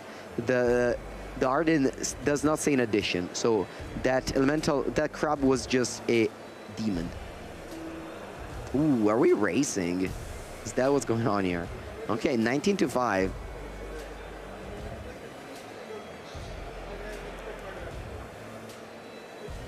Okay. What a game. So many, like... Fun game, and you know, showing different decks here as well, which is very cool. Okay, this seat is the draw. Can Rope answer both creatures and attack? Oh, looks like he's going for a Deceit first. Yeah. I mean, you can also go Cavern of Souls, actually, for the Deceit first. Just show me your secrets. Yeah. Spells Nair cannot counter this, unfortunately, despite you spend 2 mana. Because it's mana value. Shiny deck from Daniel with Zendikar Basic from the OG extended art. That was the first time ever they had extended art in the standard legal set. Now it's, you know, we always see them every time, but, you know, that was the first time, 2009. Opt gets discarded, and now Rope can just safely go land, top 4, Spider-Man. Superior Spider-Man is online. Let's get that. Beautiful. Bringer of the Last Gift. Once again, the way this two work is you get a Bringer of the Last Gift, you target it, you make a copy, but then you get back the original one as well. So you have 2. You have the original Bringer of the Last Gift and you have Spider-Man. And this is the board state. Boom. Boom. The board state of Daniel should also disappear. Yeah, but there's a Crab and an Art Elemental, so Edimur Crab enters the battlefield. That can tap something. Looks like he's vocalizing that the game is over because I can't answer all your unblockable stuff. And the Rope wins the game 1 with his different take on the Reanimator deck, which has been a deck that, you know, kind of forgotten now. It's what, May? I remember that, you know, I remember the Spotlight Series Liverpool when this deck was, he made the top 8 by a Spanish player in that Spotlight Series in Liverpool. That was like over 6 months ago now, and, you know, hasn't seen too much play since, but this is a new build, and wow, look at that sideboard. It's very blue. Yeah, it's very blue indeed, with that Quasi Revenant as the only black card. Oh, and shoot the Sheriff. Yes, and he's ready for the mirror match that goes vacuum too, because of course the Bringer of the Last Gift cares a lot about the opponent graveyard, so you don't want to have them to have stuff in their graveyard, so you want to make sure you exile them. I think those 2 cards are going to be amazing in this matchup too, because a turn 1 Ghost Vacuum is amazing against Elementals. Like really one of the best ways you can interact with them. Mango, I have a question for you. Do you believe in the power of Reanimator in Standard 2026? I mean, yeah, I should say yes, I guess, because this game definitely showed the power of it. But normally, I'm not a biggest fan of these decks that require a lot of things to go right. I'm more of a fan of these, like, you know, solid deck, cheap creatures, 1-drop, 2-drop. I let the 8 mana deck. I'd have people to cast them. I'm not an 8 mana spell card, unless they have Delve. But there's a good news for Reanimator decks specifically, because did you know that Superior Spider-Man will now be on Arena? So they will bring the Spider-Man cards into Arena. Before they were, they had this different set name with different names. Omen Path, I think it's called. Yes, but now they will be available on Arena, which will be great for us in terms of knowing the card names, because every time I see Superior Spider-Man, I think, oh, there's Caballero. I mean, I love my boy Caballero, honestly. Justice for Caballero, who's going to be gone, but not forgotten, honestly. Not forgotten. You can still have it as an alternative art kind of thing on Arena. I will remember Caballero. I hope one day they print him. 2025, 2000. I mean, they can honestly print him. Like, you know, they can do Secret Lair, beloved cards from Omen Path, and Caballero is just there with his low resolution picture. Daniel Martinez Quirol with Izzet Spelementals. Thunderflock, he was absolutely amazing. Crab, Eddie Merc Crab, and also Earth Elemental. So the creature is really shining through in this deck. What does he need though to stop these reanimation shenanigans? Yeah, so the best card possible is the Soulgate Lantern. Soulgate Lantern is the colorless way that this deck has. Of course, you have Rest in Peace, but that's white. You don't have that white mana. So you have either that or you have Ghost Vacuum. Let's see which of the two artifacts hate piece does Daniel have. And looks like he has one single Soulgate Lantern. It's going to pull out a lot of weight, that card. You also has a Braid, which you can bring against those Ghost Vacuum. That's a little bit of a cat and mouse thing. You bring in the answer, you bring in the threat, I bring in the answer. But a Braid doesn't really have that many targets outside of that, so maybe a little bit clunky. It's tough when you're playing against a deck that you can sideboard against pretty effectively, but also you don't want to sideboard too much and lose your plan. So we have... Ooh, there it is. Ghost Vacuum, turn 1 on the other side. Oh, you hate to see that. If you're the Spelementals player, you hate to see that. That's really such a beating, because like your whole deck, the whole plan of the Spelementals relies around casting Earth Elemental and Eddie Merc Crab for cheap. But if you eat the graveyard, then, you know, it's going to take a while. But Daniel has a plan. Look at that hand. A Color Storm Stallion, yeah, there's 4 in the sideboard, so... 4 in the sideboard and 3 in hand. Oh, and no second land for Rope, who kept a one-lander on the draw on 7 cards. That said, sometimes you see the Ghost Vacuum against your opponent that is trying to get those cheap spells thanks to the graveyard, and then suddenly you get beaten by something like the Stallion. Super smart sideboard plan from Daniel. I actually don't know if this is stock or something that Daniel invented. Wow. Because, yeah, I mean, this just makes total sense. The Colossus Stallion, by the way, it's an elemental. So the Thunderflock can... Ooh, we go to discard here, which normally it's a bad thing, but maybe it's a little bit less bad here, but I don't think this is lasting long here. Double Stallion, but also Daniel doesn't have 4th land. Yeah, and this reminds me of Bogart Ram Gang. This is an old standard card, 3 mana, 3/3 haste. Well, another ability that's less relevant now.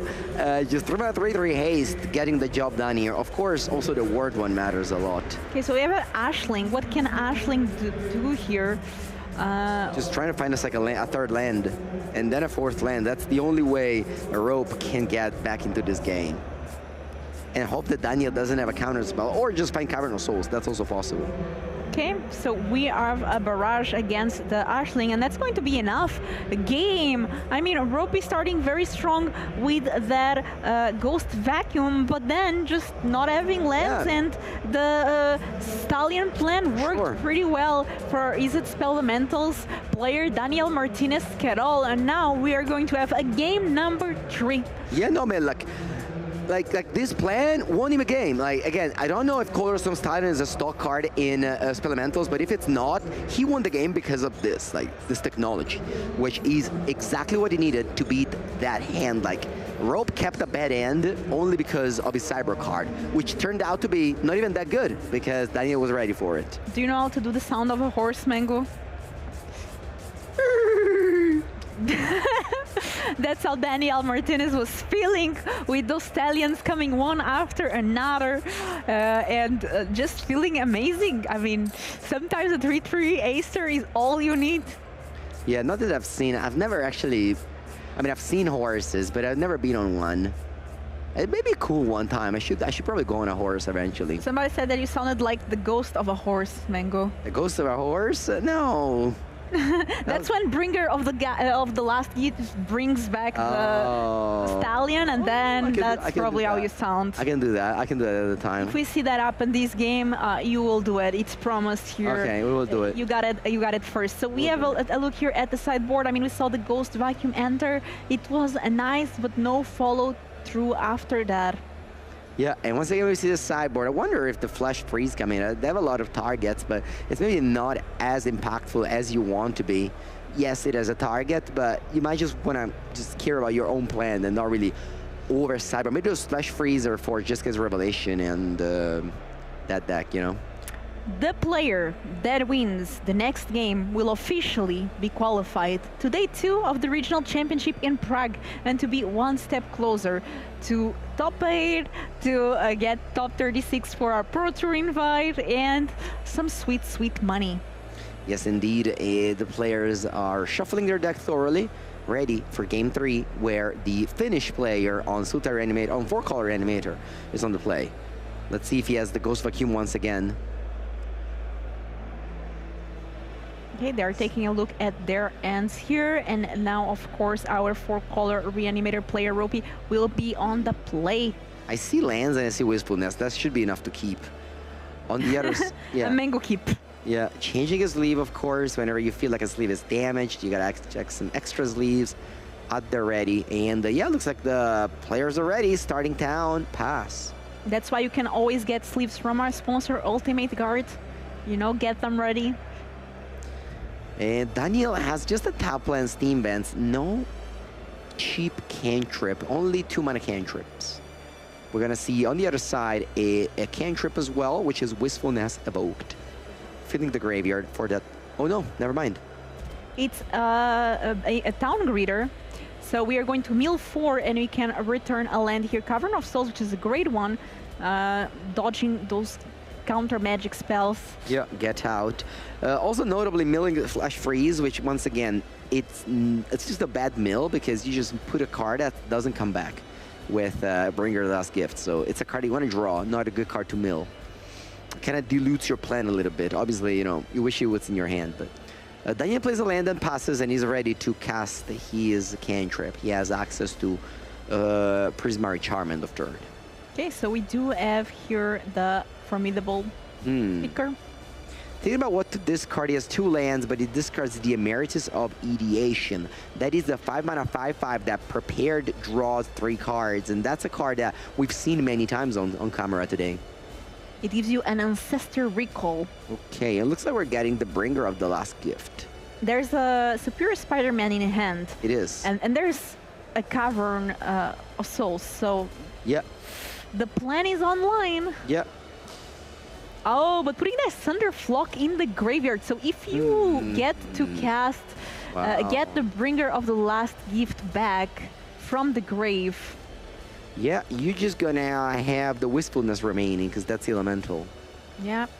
So maybe now Rope needs to find either a Ghost Vacuum to exile that Thunderflock, or just fill your graveyard with lots of elementals. If he puts, you know, more Wistfulness, more Deceit, then those don't come back.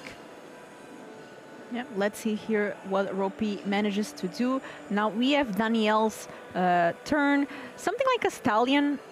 The horse is good, but not as good as it was last game, where Ropey just didn't have lands. Yeah, I mean, last game was a solitary, so a 3/3 haste was good. This game, you know, Rope is actually playing Magic, and he has a 2/4 that can block a 3/3 haste. So horses are good at playing solitary. Yeah, got it. The Thunderflock just needs to come into play. You don't have to cast it. It's not a cast trigger. It's an ATB trigger. So putting that in the graveyard with a Prismari Charm was actually very, very nice. So it says if you cast it. It does it. Somebody in chat is saying it might be wrong. Oh, wow. You know. Let's double check it then. Let's read the card, because reading the card explains the card. It does. When this creature enters, if you cast it. Twitch chat is right as always. So it's not a cast trigger. Well, it's not a cast trigger. It's an ATB trigger. But you have to... Wait, I don't know how that works. I think it's an ATB trigger, but you have to cast it from hand. Wow. So it's the same as the Superior Spider-Man. It's the same as the Bringer of the Last Gift, exactly, right? Oh, wow. When it enters, if you cast it. Oh, wow. Okay, okay then. Then we're wrong, and putting the Thunderflock in the graveyard isn't actually that nice. Uh-huh. Well, so you can go Spider-Man on the Thunderflock. But obviously you're gonna bounce your own, you're gonna target your own Just for fun. Yeah, just for fun. Okay, so flow state for just one mode. Just the fair one, you know? Yeah. He could have actually gone opt first. Oh no, Prismatic Charm is an instant, of course. So now the next flow states will be enabled. Okay, so we have Cavern of Souls. Now, the bringer of the last gift is not in the graveyard yet, of course, but there's the Superior Spider-Man, so you could get something from the grave, or you can find a way to discard the bringer. Okay, wow, Ghost Vacuum was drawn, very strong, actually. So there's another formidable speaker, so you can Ghost Vacuum and then formidable speaker as well, discarding the bringer of the last gift and getting a creature. What is it gonna get, I'm wondering? Maybe just a big dude. Maybe another Superior Spider-Man, just in case the first one gets dealt with. It seems like Rob really knows what's up. Like, he knows how to play this deck. He should also flip that top card of his deck, because... Oh, getting the Emeritus. Yeah, just a value card, I guess. And attacking for 3. He hasn't... Yeah, he has made a land drop, yeah. Curving out very nicely there. 2-3, 2-1. And now I'm wondering if Rope wants to exile the flow state now or let Daniel untap. Let's see. Yeah, he's tapping now. So we're going to exile the flow state to make sure there's no sorceries in the graveyard. Yeah, there it is. Exiling the flow state. And the board state is looking pretty good for OP here. There's a Thunderflock, which means that actually... No, that's far away. Yeah, Daniel is definitely struggling right now. We have in hand, Rope has in hand Cavern and Spider-Man. So he can copy the Bringer as gift, which brings back all of the cards in the graveyard, and that Ghost Vacuum can exile that Thunderflock first. Let's see how Daniel Martinez here can get out of the situation. Daniel that won game 2 very fast, but now the plan has to be different as we have a sleight of hand. There's a flow state. So now that would be online because there's sorcery and instant, right? Yes, but I don't know. But then what happens next? Yeah, like you just draw cards, but yeah, your hand is full, is very nice, is very shiny, but the board state is empty, and Rope board is gonna be full next turn. We can actually use the Formidable Speaker to untap Ghost Vacuum. That's true. So his 5th mana can be used that way next turn. Flow state? Sure, you're so happy to see that. Sure, you can take the Prismatic Charm to bounce. But do you have mana? No, I mean, I guess you don't. This is the turn 4. And Daniel hasn't done anything except cantrip, and very different game than the second one where he all he did was just casting creatures and attacking. Alright, looks like we have 8 cards in it, so we have to go to discard here. So he's gonna discard a creature. Yeah, big one. A big one, but again, the Formidable Speaker can untap the Ghost Vacuum to exile 2 creatures next turn. So that the Bringer of that gift is not gonna be bringing any gift to the opponent, only to me. This is what I do when I travel, Filipa. I only bring gifts to me. Only souvenirs to Mango. Only to me, yeah. So your like, fridge is full of magnets. Why did you bring me? I said nothing. I brought only one last gift. Yeah, you're like, nope, nothing for you. For me, new foil magic cards, absolutely, for my vintage cube. Exactly. More cards for me. All right, Rope exiles a creature. Thinks about it. Exiles a creature, Thunderflock. No, Thunderflock. And then let's see if he attack. He can also just attack, honestly. No, it looks like he will untap that Ghost Vacuum. Attacks for 3. Putting Daniel at 13. And then untaps the thing, the Ghost Vacuum. Exile the Thunderflock. No Thunderflock for you, Then no goes creature. Cavern, name Human. Man, this was perfect. There it is. And then it's just Spider-Man, uncounterable, just not that much to do. He could have, I don't know, because he could have also just prepared. He could just draw 3 cards and give the opponent a Thunderflock. Maybe it's fine. No, it's okay. This is the best play. You don't want to give the opponent a Thunderflock in play, because then you can play a 3rd Thunderflock with a discount. And now you have the ATBs as well. So for example, here with the Speaker, you can discard a land, get a creature, so you can even get another Superior Spider-Man now, or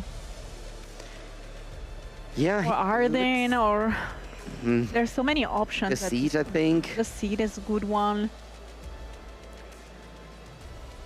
Yep. Yeah, I mean, he's probably not going to cast any of these 2 cards that he tutored. And pass. The Emeritus is prepared. The hand is Emeritus Aviation plus the Seat. Ropey is prepared to win the game. He's prepared. He's prepared. Goes Opt.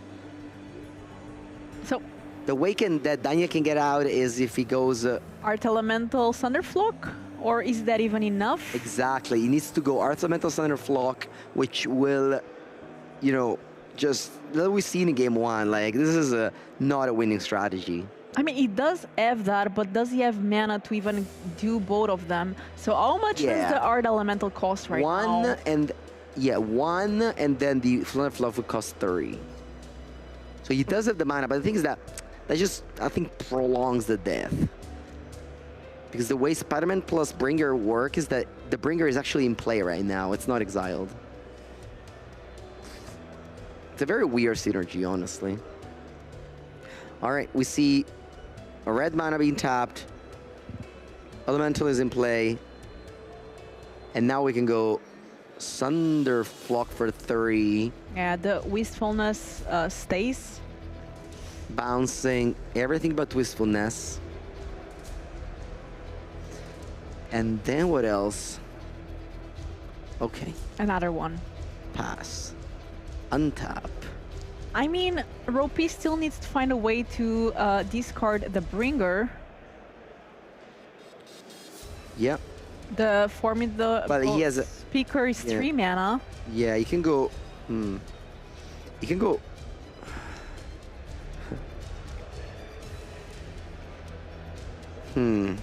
Yeah, I'm sure he wished that Wistfulness could go back to hands. Like, a cast Wistfulness, discard, and then go Spider-Man. But he can't. So what he has to do is just to play. Maybe you just play Formidable Speaker, discard Bring Your Last Gift, then you can bounce Earth Elemental.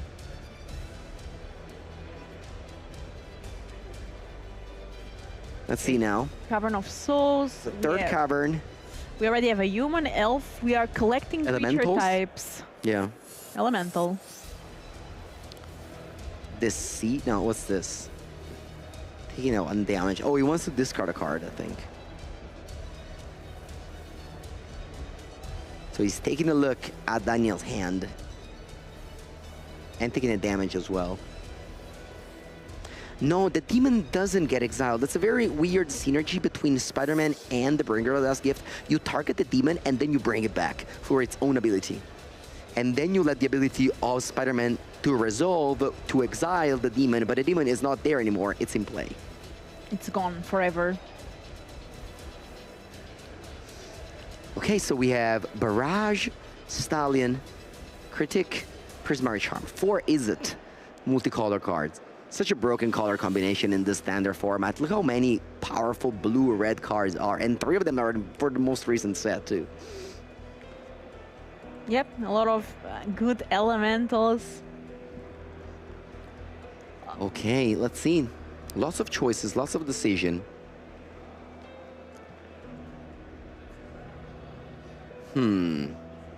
Not an easy one. No. This game is... I thought it was over, but I guess it's not that over yet. It's never over in Magic, Mango. Okay, so what can happen here is Rope can play... I was thinking he could play Spider-Man and copy the seat, but that's not a good play. We're going instead for the Formidable Speaker, discarding Bringer Last Gift, and then what can we get? I mean, you can get a Downgreeter to fill your graveyard. Get the Rekindlen. Yeah, Ashling. Which is an elemental, so it doesn't get bounced by the 4th Thunderflock if that ever arrives. Options are there. Yeah, Rope got like some expensive card earlier, like the Emeritus, which I did not like. He had like so many things to do, so he never had time to play that Emeritus. Myojin, wow. What does that do again? I see it on the top of the deck. Myojin of the Night Reach. That's a card from the OG Kamigawa, reprinted in the Foundation. It's an 8-mana 5/2. That's such a weird stats. Enters with a Divinity counter if you cast it from your hand. It has indestructible as long as it's a Divinity counter. You remove a Divinity counter from Myojin, each opponent discards their hand. So I guess it comes to play with the Divinity counter by the rules of the game of Spider-Man. So you just... But it says if you cast it from your hand, and if you're using Spider-Man... You'd probably cast it from your hand. Oh, okay. No, I don't know, I'm assuming. I mean, otherwise it wouldn't play it. That must be how it works. So it's a 5/2 that mind twists the opponent. Such a weird card. I would not play it in my draft deck. No, it's a 5/2, by the way. Like how does an 8-drop have a 2 toughness? I guess it's indestructible. Okay, yes, because you casted Spider-Man for your hand. I mean, it must be. You wouldn't put it in your standard deck if it wasn't the case. All right, Barrage here. Ooh, Soulguide Lantern was drawn. That's an amazing draw from Daniel. And now we can go attack with all. Rope goes, all right, whatever, I chomp. I'm gonna kill your board state later. But honestly, wow. Yeah. Ooh. Rope can also respond. Yes, thinking about it. He can respond to that by tapping the Ghost Vacuum and then putting the Bringer the Last Gift under the Ghost Vacuum and then using the Ghost Vacuum 6-mana ability to bring the stuff back. But Daniel can respond to that by sacking the Lantern because Lantern is in play. So many layers, so many plays. Yep, just forcing there to exile the full graveyard. And now the game is honestly looking pretty decent for Daniel. You needed to know so many rules to play this game properly. And Rope has a million cards in hand. At least he answered the Soul Guide, but he has to answer the board state. That's a lot of 4/5s and 5/5s. Shout out, we have Yellow at Gabriel Nassif in the tweet chat. Oh, this game might be over. What's in his hand? Arden. Oh, if only Rope tutored the Bringer the Last Gift last turn instead. Because there's no creatures. There's no creatures in the graveyard, so Arden does nothing. Wow, Rope might actually lose this game. And you were saying some turns ago, like the game is over, but I mean, I guess in the other side. Yeah, the one-off Soulguide Lantern, right? There's only one copy of Soulguide Lantern. It was an amazing draw.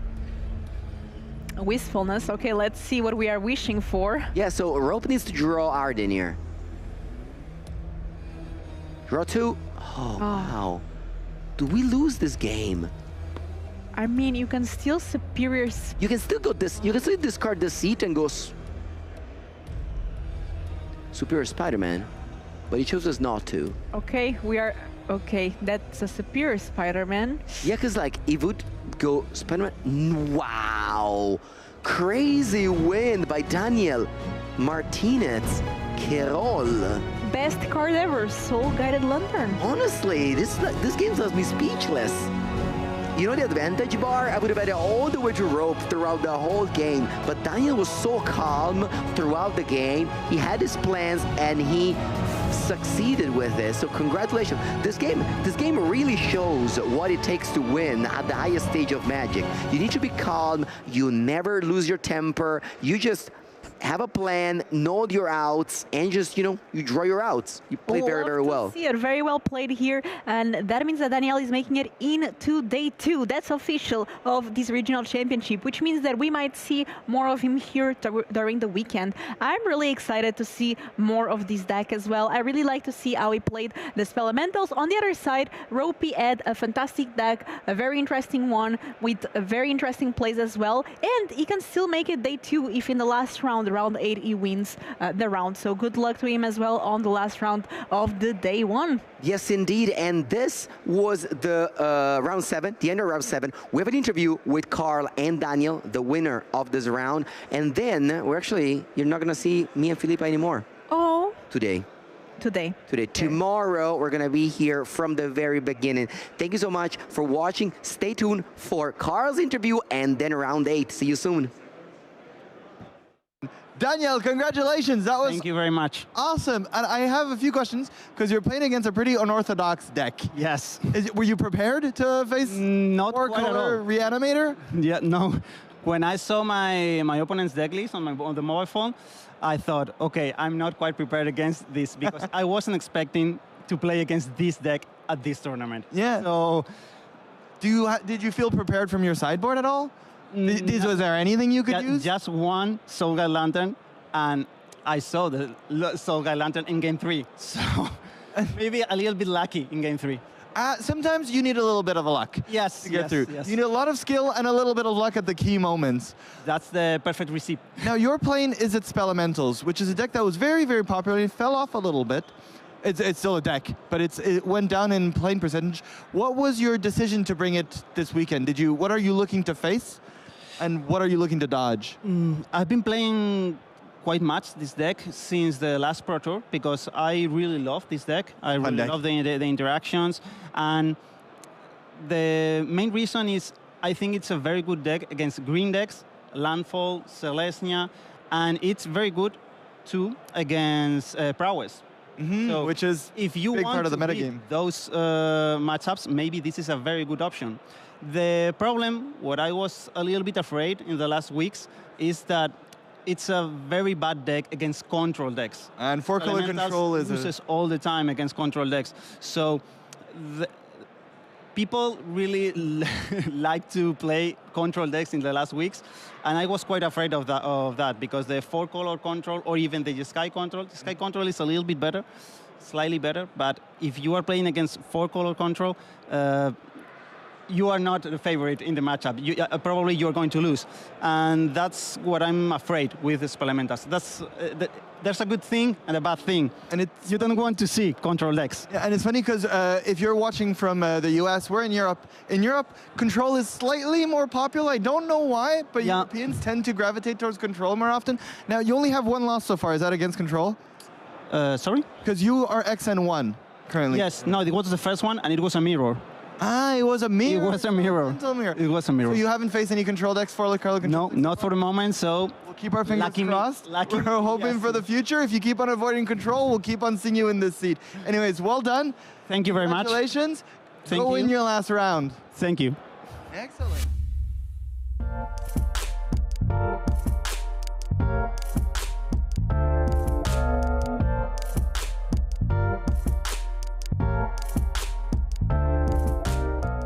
Welcome, my friends. The new Avatar The Last Airbender collection by Squareos is here, and today I'm going to show it all to you.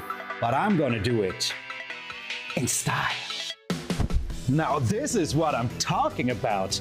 Look at this beautiful collector's case. Of course, if there's anybody I would trust to transport the crew, it's Appa. Ooh, magnets. Look how beautifully the logo is embossed in here. Now this, my friends, is quality. And of course, it has space for your whole Avatar Squareo collection. Let's keep going! Look at this beautiful Momo deck box. I especially love the ears. This bad boy can hold up to 100 double sleeve cards easily. Just put them in there, close up, shake them around, do your monkey business, and they will stay safe.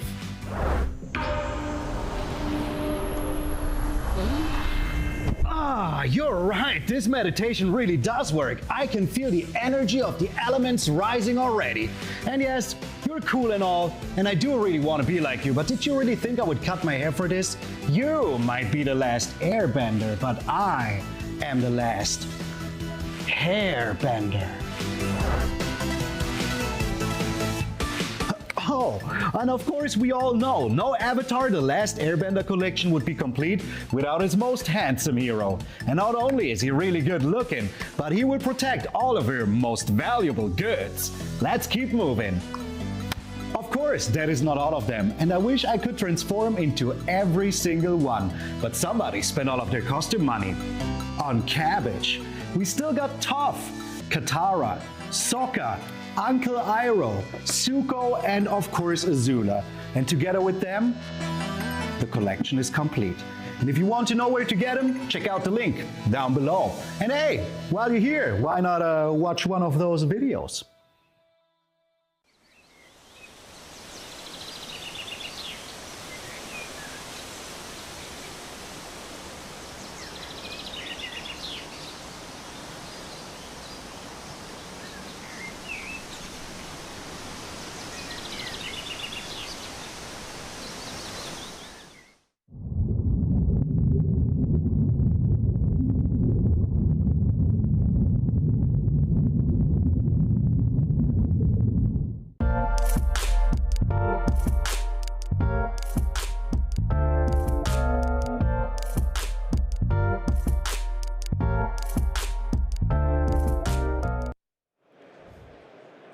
Welcome back to Regional Championship Prague, where we are taking our steps towards the final round of the day, which is being played in a moment. And that final round obviously decides the fate of many players, as once again, only players with a record of 6-2, or the equivalent of 18 match points, will advance to day 2. And what are we playing for in day 2 again? Well, we're going to play for it all. First, we go to top 8, but then in the top 8, we can play for World Championship invites, $20,000, I mean, you name it. Yeah, additional Pro Tour invites, additional Regional Championship invites, and all of that is only available when you're in day 2. So a lot of people are sweating right now on the battlefield. And we actually have a graphic prepared, if I'm not mistaken, of the standings as they are after round 7. We see 5 players still undefeated, multiples of those we've actually seen on stream so far. We see Christian Binder has won his last round. Masaya Hoshino has also just kept on winning like a truck. What a good pick for a fantasy draft. Thank you, Carl. And obviously, those players are still undefeated. If they make it in the last round, they're going to be 8-0 and in the best spot for tomorrow. But even then, looking at the decks, that looks kind of cool. Is it Prowess, Azurius Momo, 4-color Control, Martyr Discard, all of them Seren Zero, Dimir Excruciator, 4-color Elementals. Spicy! Yeah, and all of these players as well are already through to day 2. Once again, I'm repeating myself from last round, but once you're through, the weight really falls off, but you can't take your foot off the gas because the standings obviously carry over into day 2. And even though day 2 is a nice achievement, as you said, you keep climbing the ladder. Like the further you go, the more you get invites to the next RC, invite to the Pro Tour, invite to the next 3 RCs, and of course, World Championship! Oh, and you might win the World Championship, and you came from here, from this event. That's something that really convinced me of these events, because if, say, you found a crack in the metagame, something to exploit, you found the perfect deck. If you come to this event, you can play last chance qualifiers. Your deck is insane, right? Your deck is great. Your deck is way too overpowered. You win the last chance qualifier, and well, nobody's going to tech for your deck in that one day. So you come back on Saturday, win the whole thing, and then on Sunday, and you qualified for the World Championship without doing anything prior. Often, the way to competitive pro play in Magic seems difficult and overcomplicated to people, but these RCs, the Regional Championship weekends, are one of the most straightforward ways for you to achieve things in Pro Magic. You could have literally started yesterday to your path of Magic, tap the first mana, and then tomorrow get to the World Championship. All right, and before we actually head into the game, I do want to take a look back at day 1, because we've had roughly 800 players registered here, and all of them spent a tremendous amount of time and energy in building their deck. So I just mushed all of the decks together And I did some math. Is it a quiz again? It is kind of a quiz. Hey, it's Professor Yamin's quiz time. I prepared 3 questions. They're kind of quick, and they're estimation questions. Okay. So if you at home want to play along, okay, well, all right, you're locked in 4 for your first answer. If we can bring up the first question, I took a look at what the total mana value of all cards in the tournament are. Judge, I would like to change my answer. Revise your answer. All right, you get 1 shot. Yeah. Okay, what's the total mana value? All cards, all sideboards, everything that's registered. Yes, everything that's registered. You just walk through the tournament and collect every deck, and then you just... Did you do that? Did you just... 1 second, I need to... yeah, just 1 second, could you... Okay, so let's take an average deck. Let's say Izzet Lessons. How much mana pips do they have? Maybe around 70, 80? Yeah, I think it's a bit more, actually. Okay. I think we're going into the hundreds. No, but then, like, Izzet is a very cheap deck. Like, if you have... Landfall is also cheap, but 4-color control is expensive. Yeah. Okay, so let's say 80 times... How many people? 800, roughly. 800. Okay, that's 64,000, and then adding some bonus... 77,000. 77,000? All right. Chat, if you're at home playing along, make up your answer now, because we will reveal the actual number now. And it turns out it is, that's not the answer. It's 98,822. So really, really close to 100,000 mana in this tournament. 100,000 mana. Do you think that's also the amount of mana spent in the whole tournament, or is that different? Oh, that's a different question. I didn't calculate that. Wait, you didn't go out and make that work? Who are we inviting? I did not. And then actually, in hindsight, Frank Carson, our on-site mathematician, he's not counting, but he informed me that he actually calculated the average mana value off of this, right? Just divide by the amount of cards. And it's actually a bit lower than comparable standard formats. I think it's roughly around 2.4, he told me, which is slightly lower than other standard formats. All right, second question. Card types. We have Planeswalkers, we have creatures, we have instants. We've seen a bunch of sorceries today. Yes. But what's the most played card type? Does land count? No. Yes, of course land counts. Land is the obvious answer. I'd like to take your guess for the second most played. I mean, you gotta say creatures? Yeah, it feels like it, right? It feels like it, yeah. I would be very surprised if it's not creatures. All right, chat, last chance, lock in your answer, and it's... Creature! It actually is creature. Very closely followed by instants. To me, I found most surprising the drop between instants and sorceries, because that's like basically half. Yeah, a bit more than half, yeah, but... And then this format is not kind to Planeswalkers. Well, except the Planeswalkers who are slinging the spells on the battlefield. And then last but not least, I think the obvious comparison when we looked at card types is colors. What's the most played color today, Toralf? Blue. I assume so as well. So maybe give me a guess for the second most played color? Red. Red, all right. Blue, red, green, white, black. Let's check it out. Indeed. Oh, wow, green and white is really close. Indeed, just a difference of 12 cards and then black a bit further. Nice. What did I win? Prestige, I would say. Prestige as being our expert on cast, and we will need an expert on cast as we're heading into round 8, because we are watching 2 undefeated players. That's exciting, yes. We are going to see, is it prowess? Can it? It is. Is it prowess? Yes, it is prowess. Can it go 8-0 to crown for day 1 the undefeated champion, or is it Azurius Momo von Christian Binder? We saw him in the rounds before already winning previous. You know that the future isn't previous, it's now. Actually, the future is tomorrow. And now we're going back into physics, and with that going back into physics, we're also back at Quantum Riddler. Isn't that exciting? True! Momo, we've talked about this before, but if you're just joining us now, the Azurius Momo deck, an explosive deck that relies on a combo, putting a 5/7 daydreamed Quantum Riddler into play on turn 2, and it does so by casting one of its 1-drops, Momo or Springleaf Drum on turn 1. Yeah, but it's kind of the backup plan. I mean, that's great, right? But the whole base of the deck is just awesome. Momo, Springleaf Drum, which are like your functional Llanowar elves, but also they make your things bigger and faster. Then you have the huge payoff, Sages of the Sky. Amazing. If you can cast that turn 2 by casting another spell, you're like 6 power on the board. Some of them Life King. Great.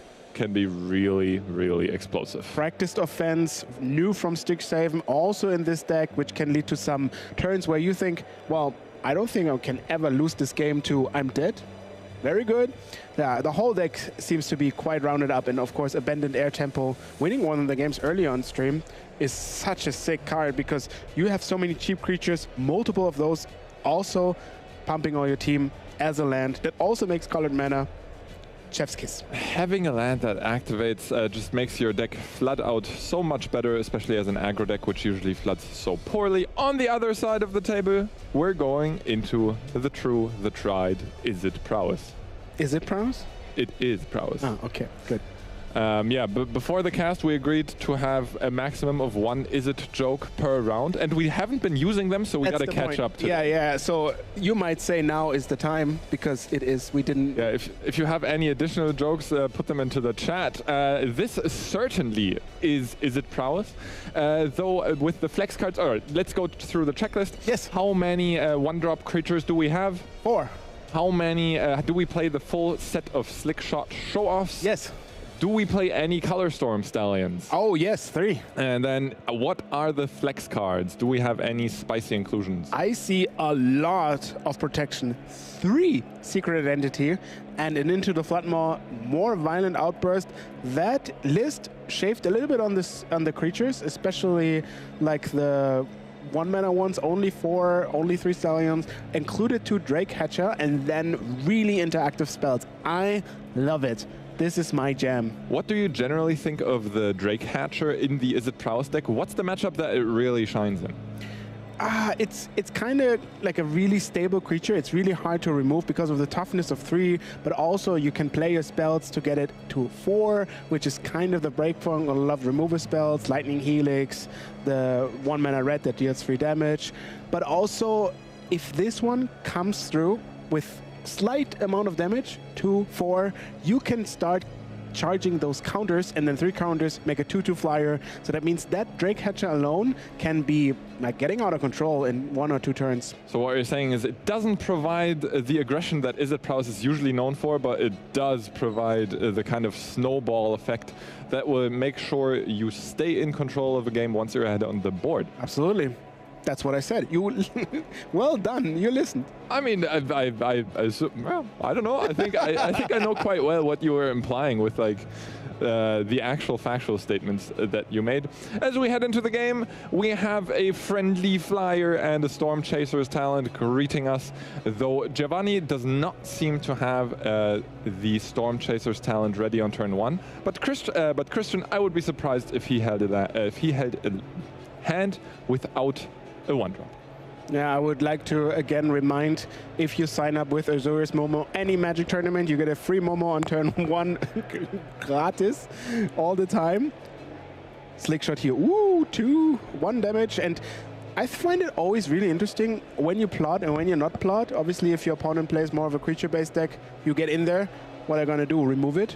Especially if their removal spell of choice is like an Erode that gives you a land. But even like sometimes you want to not be on the battlefield. It's a bit bold maybe in the face of Seamrip, but at the same time, Seamrip is not the worst thing that this deck can do on turn 2. And look at that. That's what we call the best possible start. 2 Sage Disguise Flyers against a Slick Shot. You have to remove them individually, and that means you're not getting rid of the Momo, which is kind of the most threatening card in a sense. Like all 3 of those in 1 turn on turn 2. Wow. Yeah, the protection spells will really have carried Giovanni in previous round against interactive decks like control decks or the mirror, but protection spells are so much worse against the creature-based decks, and that's the kinds of decisions you will have to make when you sign up to a tournament with Is It Prowess, whereas cards like Impractical Joke, which we've seen stranded in hands plenty of times against control decks today, become much more valuable against the creature decks. Yeah, but now you only get rid of 1 of the copies, and that's only 1 card you're about to handle, or half a card. That means also your Slick Shot can't really attack, so this is a huge defense power, and you gain 4 life if they attack. And if you attack, maybe the Slingshot attack is just like, you know what, I'm just not gonna block. Give me 5 damage, I'll deal you 4 back. Yeah, this slingshot, due to the lack of free spells in that is a prowess list. Right now, this turn can do basically a maximum of 7 damage plus whatever damage the spells themselves can pump out. So I think in the absolute ideal scenario, it's 12 damage that Giovanni could deliver. Another slingshot added to the board, and this is like, depending on Christian's hand, he is snapping up that double block on both of those slick shots, because that's one of the most dangerous creatures in Standard. As a reminder, this tournament is open deck list. So that means you saw your opponent's deck list and know what they're working with. They're working with 3 Secret Identity, one of them being cast right now. And that means you will have to adjust to your opponent's playlist. Will you block with 1 and they have a Secret Identity, you will lose your 1, the other ones will deal you damage. So there might be, I don't know, maybe you block both of them, 1. What the outcome is, you deal 4 damage, only 1 would die. That sounds to me like a good deal. Yeah, I mean, good deals all around, and I assume Christian's decision was heavily influenced by his hand. As you said, there were so many options there, even with just that single blue mana open for blocks from Christian. There could have been a double block, which trades both of the Sages against the Secret Identity. But it wouldn't, no? It's 6 toughness and 5 power? It is 6 toughness, however, Slickshot still gains +2/+0, so the... Yeah, it's 5 power. Oh, sorry, it's a 3/4 flyer, right? So the double block actually would Like the double block would have been insane. And that's the stuff you can make because you know your opponent plays a certain amount of spells. Oh yeah, sorry, I'm mistaken. I thought the Secret Identity is 4/3. I messed up the numbers. Yeah. It's a 3/4. And you also missed out on 2 life. But now we look on, Starfield Shepherd gets the chain going. One of the engines of the deck, as you can name it. Starfield Shepherd can get a 1-drop or a Plains, and that 1-drop could be the Pixie, which then picks up the Starfield Shepherd. Now that it's warped, only costs 2 mana. Then you can play it again, get something else. Of course, you can always get a Seam Rip, and then just go from there. Yeah, it looks like Christian might be going for the Plains here, or he's going for the Pixie to Pixie-Upsy his other creature. Yeah, you can't get a Seam Rip. It's a creature with mana value. I was confusing it with the Gearhulk. The green-white Gearhulk, yes. No, in this case, it is the Pixie. Let's see if it will come down this turn. I mean, getting the Sage of the Skies back into your hand, certainly very valuable, as it lets you produce a second copy of it, or rather another copy when replaying it. And we see Christian deploy a creature. Christian, you let me hanging there. I wanted. All the dramatic suspense. Yeah, the suspense was real. We're heading into the red zone first, and then after combat, now is the time to actually play creatures. The Nurturing Pixie, ready to pick up one of the other permanents on Christian's side of the board. And it's kind of, are we really excited about this 3-mana 2/2 that draws a card? I mean, apparently we are, but it's not the biggest thing you can do. One thing to remember is also that Momo does reduce the cost of flyers, but only in your turn. So 2 mana open, can't cast Aang, which costs 3 mana. In this case, you can't really play around it and play the Pixie.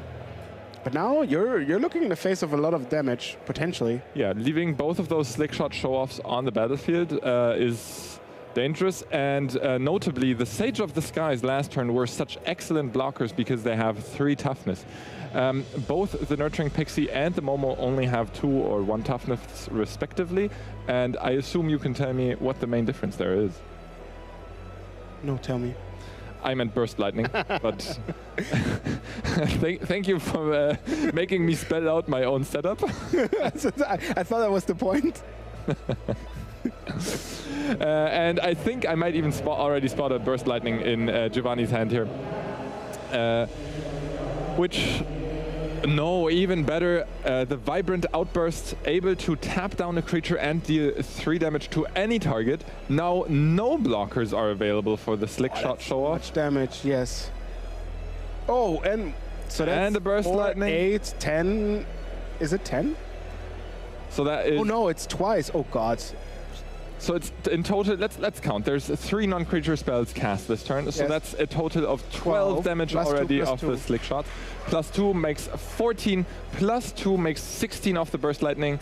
Christian did the same math, and that's game 1. That's through 2 blockers, 16 damage. crazy. Yeah, I think I think your words summed it up really well there, actually, Toref. Through 2 blockers, 16 damage, crazy, is roughly the description I would give the Is It Prowess deck. Let's see if we can make it even crazier post-sideboard as we take a look at what Giovanni might be able to bring to the table for games 2 and 3. An additional 2 Drake Catchers certainly catch my eye, because there are already 2 in the main deck, and this just makes it look like the card seems to be very influential for Giovanni in certain matchups. Yeah, but is it this one? It seems to me like more of a card that you want against the 4-color one, because they're a threat on their own. They do make flyers, so it's nice, but you also don't really want to trade your 2-drop against the Seam Rip. Yeah, I'm not hot on that card. I think I like Slackstorm as like a on-the-draw option. You can plot your Slick Shot on turn 2, Slackstorm, your opponent doesn't have a force anymore, especially if they just double spelled the Sage of the Skies, and then next turn you just, or even after the Slackstorm, instantly you can attack. Not before the Slackstorm, that would be not the wisest. Unwise to... I mean, you do get the trigger, don't get me wrong, it's but it's not the best. All right, so yeah, the counter still, I don't think you want it. I can see... No, I actually don't see Into the Flood more. I don't like it that much. The game is a little bit about tempo, but the white-blue deck has so many defenses, especially in the sky, that it shouldn't help you out that much. It turns out when all of your opponent's creatures cost like 2 mana or 1 mana, bouncing them to their hand doesn't make that much of a difference in a game of Magic the Gathering. What might make a big difference in a game of Magic the Gathering is, of course, the Azorius Momo sideboard, because both of our players do get to adjust their deck for game 2. So let's see what Christian Binder brings to the table for the matchup in a second.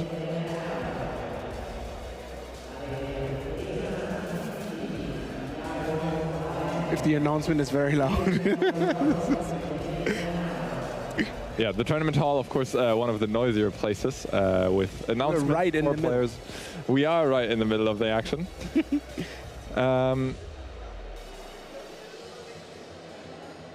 Yeah, I think we needed to look at the Azorius Momo sideboard, because that's the one we didn't see. I mean, there's additional 2 Seam Rips in there. Ah, yeah, now we have it up on screen. Yes. 2 additional Seam Rips, 2 Disdainful Strokes, a Pyrrhic Strike, 3 Spider Senses, 2 Rest in Peace, 3 Clarion Conqueror, and Ademi of the Silk Shoots.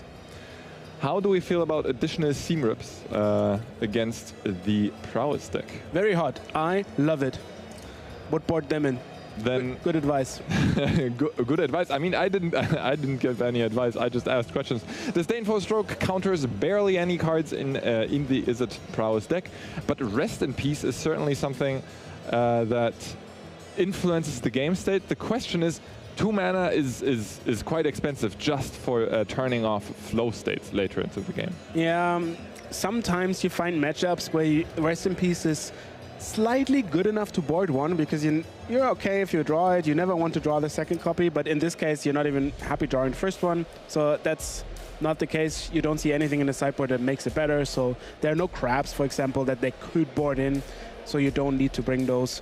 I think most of them are basically just staying as they are.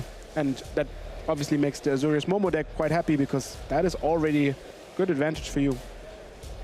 All right, what's not an advantage for the Azorius Momo deck is a mulligan to 5 that Christian had to take here. But nonetheless, he starts the game out quickly with a 1-drop already. Though Springleaf Drum, not the best card when you're on a mulligan. Directly Boomerang Basics. On a mulligan, you can afford trade your cards for tempo.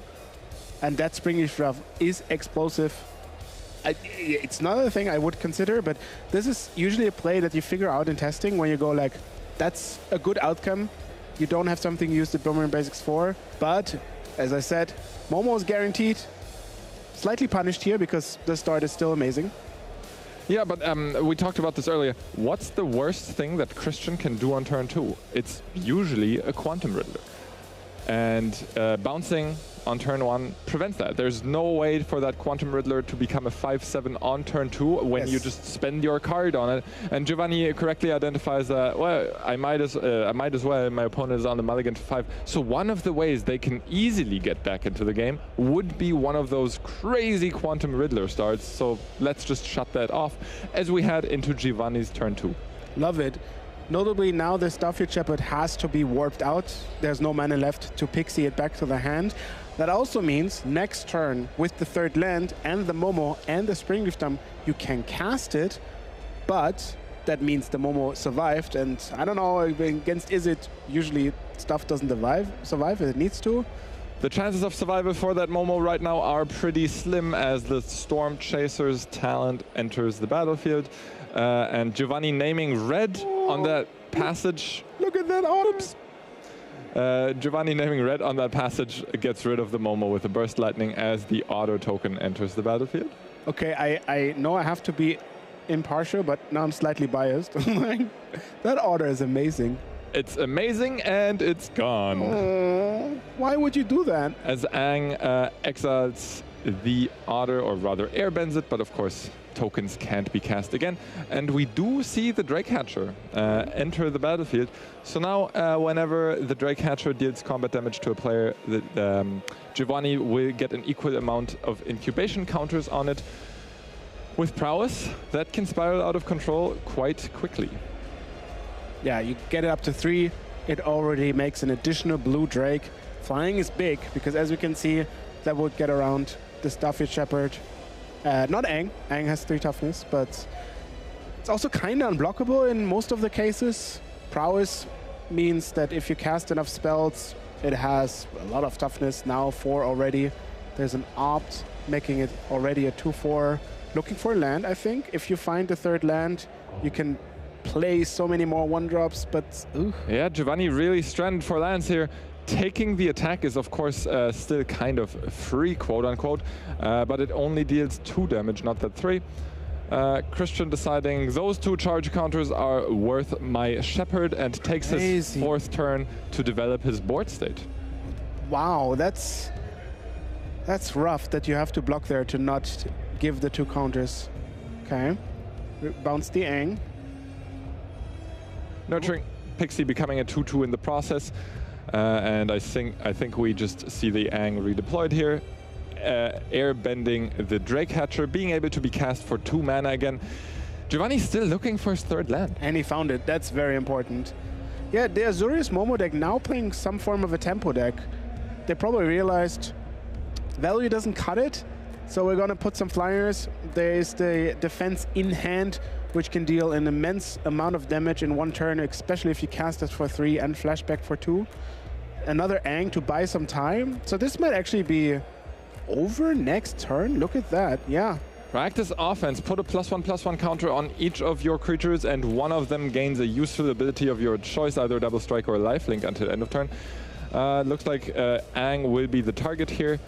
And we'll have to find out what mode that actually then is, whether Double Strike or Lifelink, but I have a hunch. We'll see in a second. Going for double? That's a lot of damage. Double damage is the most damage available. Hallowed Fountain being shocked in for the flashback cost of the practiced offense. Aang now 4 power. Nurturing Pixie now 4 power as well. Both have Double Strike, so that's a clean 16 damage. Wow. Like the other game, just over in 1 turn. Yeah. Just like so many games in this standard format, they are swingy.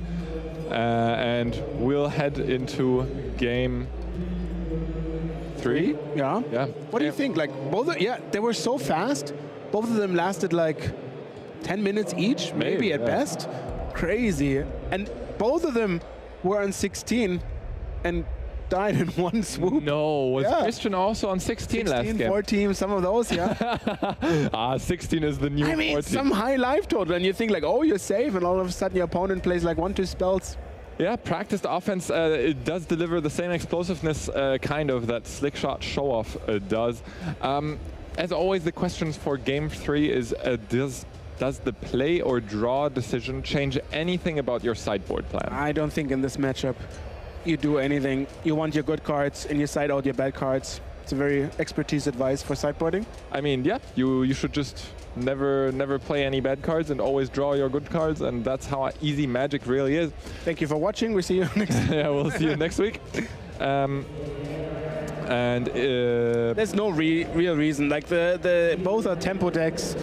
Both don't have specific cards that perform any better or worse on the player draw. So You just cut it and go to the next game. Yeah, also their mana curve is so low. Usually what like my first thought is when I think about sideboarding on the player draw are cards that cost 3 mana or more. But for Christian, those are key synergy pieces. For Giovanni, they are the Stallions, which presumably might have been boarded out already. I can see that, yeah. So yeah, I don't really see a reason to switch around here either, unless maybe Giovanni feels like he needs some of those worse responsive spells, like maybe an Into the Floodmaw on the draw, being put under too much pressure. Remember, that was a mulligan to 5, right?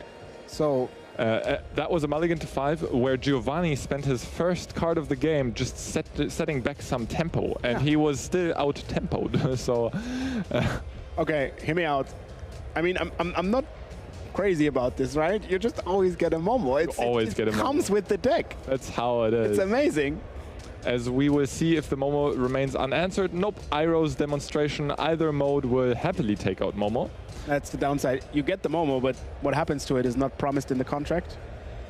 Do you think Azuri's players make a contract with demons as well? No, I don't think so. I think that's in the department of mono black decks that we saw earlier. However, apparently Izzet decks do make contracts with horses, as a Color Storm Stallion enters the battlefield and hits Christian for 3. Giovanni is ahead on the board. How does Christian deal with this or come back? Yeah, dealing is not really an option. There are erodes. Some of them might have been sideboarded out because it's really uncomfortable to give your opponent a land for others. So it's rough. Like, you just hope your opponent doesn't really have much to make a copy of it later, and hope that there is an erode. Oh, that's so expensive. You can see Christian's hesitation. Yeah. You could see. You just explained why this is painful. Yeah. And Christian decided to show our viewers exactly how painful it is. And you see the reaction. It's like, yeah, I had to do it. This is what the hand promised. We see a lot of high payoff cards, so that's kind of promising. Maybe he can get the Izzet Prowess deck over pure value, Quantum Riddler, Sage of the Sky, some of this. I have grim news for you, Thoralf. Beating Izzet Prowess on the value game is not as easy as it sounds, especially with cards like Opt, Sleight of Hand, and especially Flow State. Just making sure you get that card quality up every game, as we see Drakecatcher make a return to the battlefield. Okay, hear me out. Cosmogrand Zenith, and then a second spell. Okay. That's exactly what we see here. The second spell being Seam Rip to exile one of Giovanni's permanents on the battlefield. Sorry? Are they looking for the right tokens? I don't know. They're nice. Ah, okay, I see. I think he wants to use the tokens, but... I thought I made a mistake with Seam Rip, but... That's good comeback. Take the Dreamcatcher. Yeah, Drakecatcher. Ooh, and this is where we see those 3 copies of Secret Identity come into play. Good. I said last game that they're not particularly good in combat or dealing with opposing creatures, but they are so good against these tempo-effective removal plays. Actually, I really love them with Drakecatcher in combination, because that extra 2 damage that you get from the flat mode of 3 power, that's quite adding up then in flyer power that you can make from the things. Love it. Yes, certainly. Flow State here also beautiful with 2 modes. Yeah, like I said, beating Izzet Prowess on the value game. Good luck against Flow States, as Giovanni is about to resolve one of those. But if Cosmogrand Zenith actually stays on the battlefield, there are certainly some draws that can overwhelm your opponent. And I'm not sure. I don't see an answer quite yet. There's a sleight of hand. I mean, given that Christian blocked with a 3/2 flyer, the Drakecatcher. Like, Christian blocked the Drakecatcher with a 3/2 flyer last game. Yeah, but now you have humans. Now we have 1/1 humans. I assume that Drakecatcher is never getting another charge counter again. This game, as long as that Cosmogrand Zenith is sticking around. Okay. Digging for more. This kind of a thing where you watch always Izzet Prowess play all their mana spells, look for a new card, look for a new card. It always feels like they always have everything, because, I mean, to be fair, they always look for everything. and everything is what they have in their deck. As we see Giovanni cast a Boomerang Basics. What is it with players? That's an opt. I opt your sheep. So why is the opt? No, I just play the basics, yeah. Yeah, Boomerang Basics, one of the tokens, and then Drake Hatcher and the Otter token are both coming in. Obviously, Boomerang Basics, getting rid of the token is important to force one of Giovanni's creatures through. Now he's playing the Opt, obviously not targeting a Sheep token. Opt does not have a target. Scry 1, draw a card, and then that is spell number 4 this turn, so that's 5 damage for Christian. I don't really love the use of Boomerang Basics there. I don't... Oh, that was a good draw. Hello, my little friend. Momo re-enters the battlefield, and most importantly, it's not the Momo that is so backbreaking, it's the Cosmo Grand Zenith. Momo is just the second spell, and conveniently, it makes your Riddlers cost 4. Why did he take 2 from the fountain instead of playing the temple? Double, yeah, my bad. There's Quantum Riddler, of course. I was on the warp cost, blue mana drop. Okay, well. We've been robbed of sheep. Remember, yeah. Where are my sheep? Oh, remember when I said you could overpower Izzet Prowess if everything goes well? I think we're in this dream state of it's going quite fine. Yeah, so far it's still going fine. The Quantum Riddler, definitely very hard to remove for Giovanni. Okay. As we're casting a Slag Storm. Everything dies except for the Riddler. Well, the Drake Hatcher also with its prowess and ability the Cosmo Grand Zenith gets the 4th toughness, and to be fair, Cosmo Grand Zenith was hidden under that Quantum Riddler. So now an attack by the Drake Hatcher would trade with the Cosmo Grand Zenith and potentially threaten to also take out the Quantum Riddler. But Giovanni is deciding to cast another spell pre-combat. What would the best spell to cast here be? Flow State, maybe?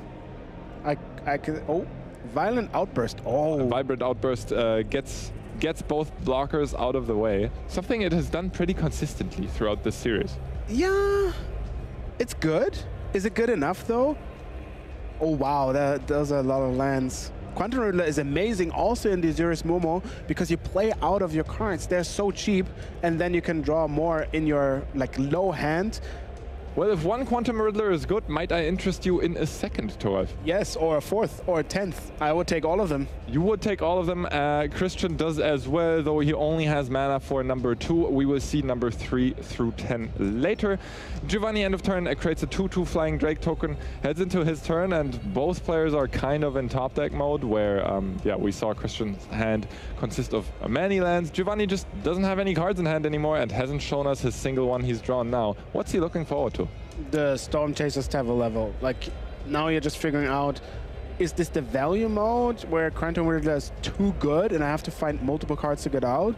Or can I maybe play another Violent Outburst and somehow, in addition with the damage from the Drake Hatcher, kill the other Riddler? Yeah, the outburst is certainly good at eliminating blockers, but you can only tap one of the Riddlers, making the Drake Hatcher, of course, kind of stare down a 4/6 without a way to go. Is that sleight of hand? Oh, it's so close. Everything seems to be just not good enough. You can buy back a Boomerang Basics, but then again, you only get rid of one of the Quantum Riddlers. And you, of course, allow them a second enters the battlefield effect. This is a sleight of hand, so first Giovanni will check the top of his deck. Looks like 2 lands there. So all he's left with is that second level on the Storm Chaser's talent, buying him back an instant or sorcery. I think you have to go for the flow state. You need much more. You need to basically break through once, and then hope that you can assemble a lot of spells, that the prowess and the flyer gets you through it. You have to charge up for next turn, because none of the spells you have right now do it right now. Quantum Riddler is just a... I wanted to say a horse, but it's... Quantum Riddler is just a horse, and Color Storm Stallion is a sheep. You heard it here first. What creature type is Momo? We'll find out next week. It's an elephant. It's an elephant, as Giovanni is staring down the elephant in the room that is 2 4/6s on the table. Which instant or sorcery will he buy back? That's the question he's struggling hard with. And I understand. You're in the spotlight. You're 7-0 at Regional Championship Prague, and you only get to take one of those cards back into your hand. There is maybe a consideration for taking Slackstorm for the 3 damage to opponent, like every player. That means Burst Lightning would deal their other 4. Very costly, very time inefficient. But I assume your opponent isn't, like, you have to assume your opponent kind of has only lands, which luckily is what it is. So if you get one more turn because of that, what can help you out? The Quantum Riddlers probably can't attack.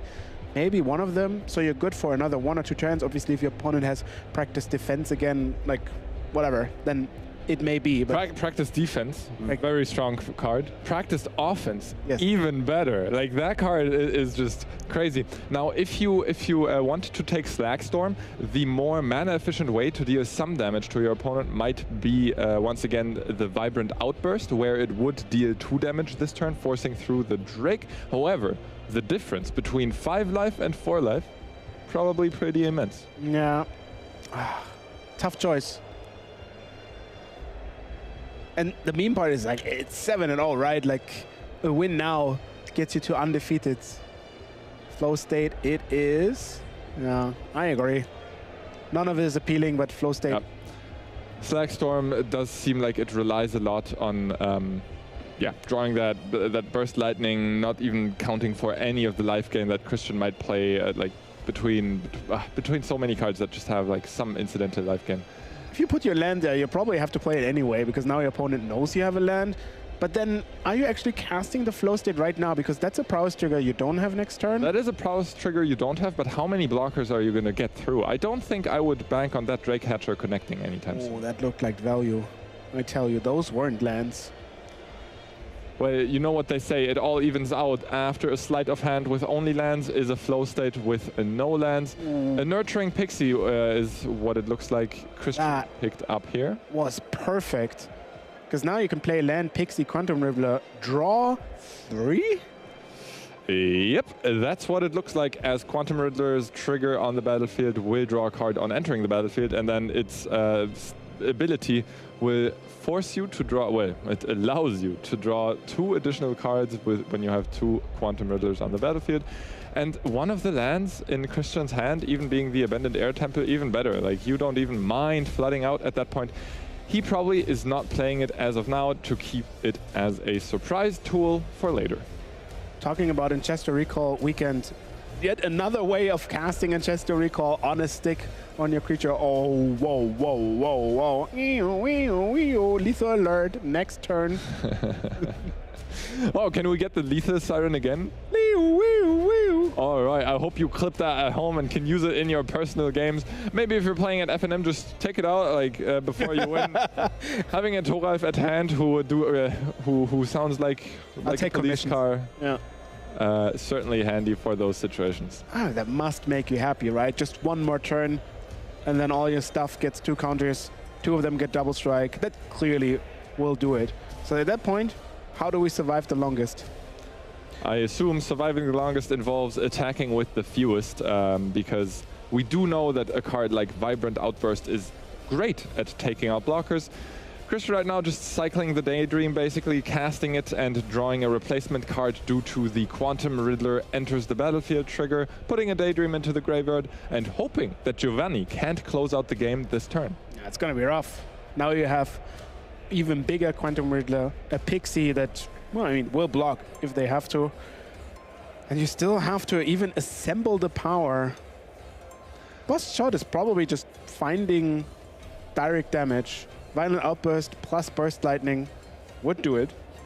That would do it. However, that would also currently leave no mana for any other plays during the turn. Of course, Giovanni hasn't made his land drop yet, I don't think.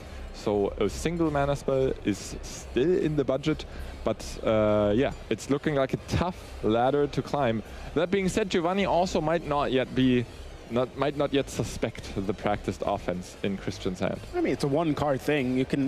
Maybe you can conclude you can't play around it. That's fine. But at least you're not going to be shocked if your opponent draws it from their deck. Yeah, you won't be shocked, but maybe you'll be burst lightning. Oh no, you will be fireballed like 400.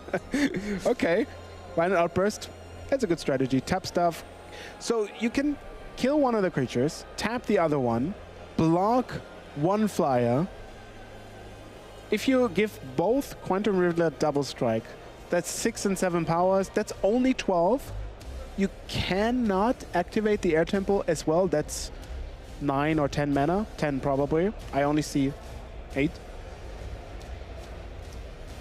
Yeah, and Vibrant Outburst obviously also quite good at preventing your opponent at attacking you. 3 damage to Christian and tap down that Quantum Riddler for the turn. I think that wasn't even a practice defense. It's the Golpi creature.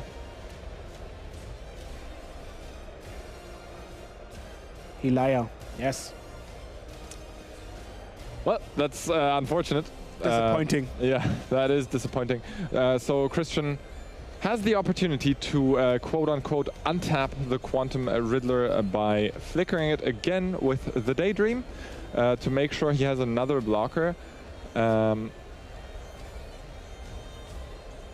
you get down to 1 card in hand? Yeah, you just cast the Daydream from hand. Love it. When you do cast that Daydream from your hand. So that means you're going to draw fresh new 3 cards plus a life. Yeah. Once the Momo deck gets in action, that's crazy. Like Quantum Riddler is a hell of a card. Your cards are very cheap. You can replay them if you don't draw too many lands. Yeah, your worst draws are truly your lands because you can't get rid of multiples of those during the same turn. Yeah, and with Alia being online, the direct damage plan of Giovanni is also cut off. So at this point, what does Giovanni have to play for? Yeah, maybe this is a case for damned if you do, damned if you don't. Just even like all of the things fly. Like look at that. It's not that you could maybe block and then get around it. There's nothing that makes it unblockable. Now Christian is up to 10. It's even more damage that you have to somehow find in your deck to get rid of your opponent, because your opponent's creatures are way, way, way too big. Yeah, way, way, way too big and way, way, way too many. So is that no, I mean, you're there flyer. I was thinking it's like maybe you get the talent up to 3 and then start making more creatures. Yeah, I have bad news for you. Otters don't fly, and your other creatures also don't fly, except for the Drake token. Otters don't fly. Maybe if we wait a few million years, they evolutionize into like... Are otters like penguins? They just have to learn it? We've moved on from physics onto biology. All that's left for us to cover here is chemistry, which we too certainly don't have on this cast. Oh no, I discarded chemistry in 8th grade. You too? Yay! Yes. Indeed, and that's why we have none of it left in the booth, as Giovanni is staring down that board of Quantum Riddlers, and that means Quantum Riddler has made Christian Binder one of our undefeated players of the day. Very impressive deck. Slight, like, troubles with the is it killing you in 1 turn, but luckily it's a best of 3. You win the other 2 games. Quantum Riddler drew, I think, a billion card. Yeah, roughly. What I counted? Yeah, I counted. I mean, I did the math first about the converted mana cost of all the cards. I did the math about the card draw as well. And Quantum Riddler just carrying that game like nothing else, daydreaming away and drawing roughly 20, 30 cards. No, in reality, it's probably like 7 cards 10? Drawn. Yeah, something like that. Yeah. But that makes a hell of a difference in a game of Magic the Gathering. So congratulations to Christian for getting that W and getting that 8-0 scoreline. He will certainly be back tomorrow for our final rounds of Swiss, and he'll be back in good form. Yeah, and to actually like enjoy the victory, not only for him, but for all of you. Carl has him in the interview booth for you. Christian, congratulations. Thank you. You're back in the seat. I actually, since you've been in the seat the most, leave this on the chair. It is now officially your seat.